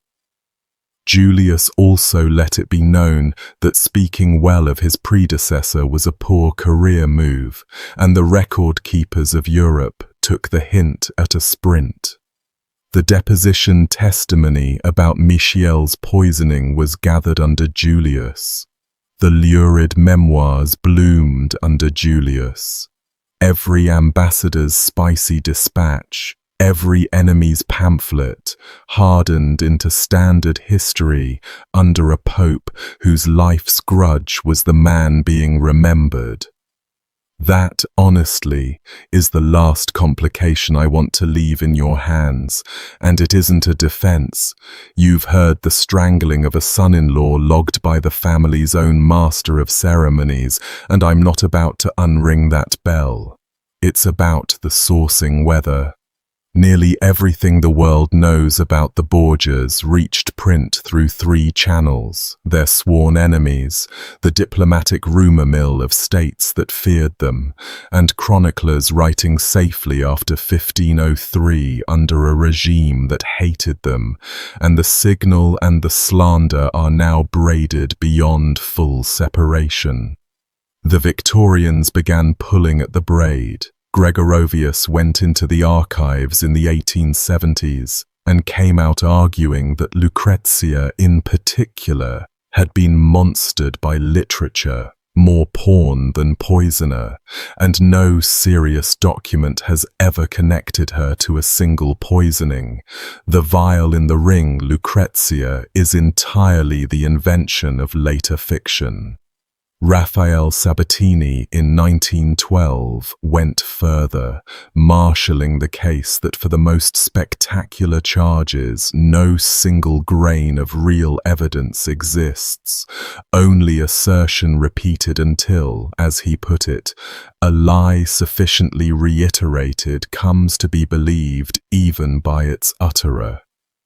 Ludwig von Pastor, the great Catholic historian with full run of the Vatican archives and every incentive to rescue a pope, weighed it all and declined, judging Alexander a disgrace to the chair he sat in, which from that particular pen lands harder than any pamphlet. And the moderns, Mallet, Meyer, Bradford, split the difference in their various ways. A corrupt, nepotistic, formidably able ruler of his violent time, trailing a black legend that his real crimes seeded and his enemies watered into a jungle. Where the exact line runs between the man and the monster, the documents genuinely will not say, and anyone who tells you they can hand you that line clean is selling something. What the documents will say, flatly, in the hand of his own employee, is enough. It was enough for Rome in 1503. I suspect it's been enough for you tonight. The endings then gathered up. Juan, first into the river, never avenged, his murder unsolved after 500 years, and every armchair in Europe still occupied by a theorist. Alfonso of Bachelier, strangled at 19 in his sickbed. His widow's letters signed the most unhappy princess. Savonarola hanged and burned over the ashes of his own bonfires. The Arno taking what the Tiber didn't. Perotto and Pantasilea, a courier and a chambermaid, 2 lines in 2 diaries. The river again. Ramiro in 2 pieces in the snow. Vitellozzo and Oliverotto sharing 1 cord on 1 bench. The Orsini following on an 18-day delay. Cardinal Orsini dead in the fortress, his corpse displayed as its own alibi. Michiel vomiting out his fortune into the Pope's inventory. Alexander himself, black and swollen and punched into a short coffin by laughing porters, waiting until 1889 for a decent monument in a church most visitors never enter. Cesare naked in a Spanish ravine with a stone for modesty, 400 years of footsteps overhead. Lucrezia, in a hair shirt under cloth of gold, dying at 39, with a letter to the Pope on her lips. The only principle in this entire story granted anything resembling a peaceful bed, and even hers cost a lost child to reach. One family, One generation, and the word Borgia has meant poison in every European language for 5 centuries, outlasting the papacy's temporal power, outlasting the states they built and broke, outlasting, in the end, everything except the stories. In Sativa, the town in Valencia where Rodrigo was born, the local tradition holds a different grudge entirely. Centuries after our story, a Bourbon king burned the town in a war, and the citizens, in reply, hung his official portrait upside down in their museum, where it hangs inverted to this day, and the guides will tell you, with real civic pride, that Axativa remembers its enemies and honors its sons, and among its sons it counts 2 popes. They named streets after the Borgias, somewhere between that upside-down king and Burchard's coffin porters, between the hometown's pride and the strangled boy in the Borgia Tower, the actual Rodrigo is still down there, unreachable, a charming and tireless old man who loved his children past every limit God or law proposed, and who is remembered on the strength of the case you've now heard in full as the most evil man ever to wear the ring of the fisherman. The devil in the death chamber was gossip. The fists on the coffin lid were not. That's where I'll leave the Borgias. If you made it all the way here, you're my favorite sort of person, and I'd love to know in the comments which name from tonight is going to follow you around. My money says it's Michelotto. Enormous thanks to the Patreon supporters and YouTube members who bankroll these marathons. You're the whole reason they exist. And if you'd like to join them, the links are down in the description and in the pinned comment. Go pour yourself something you watched being opened. Talk soon.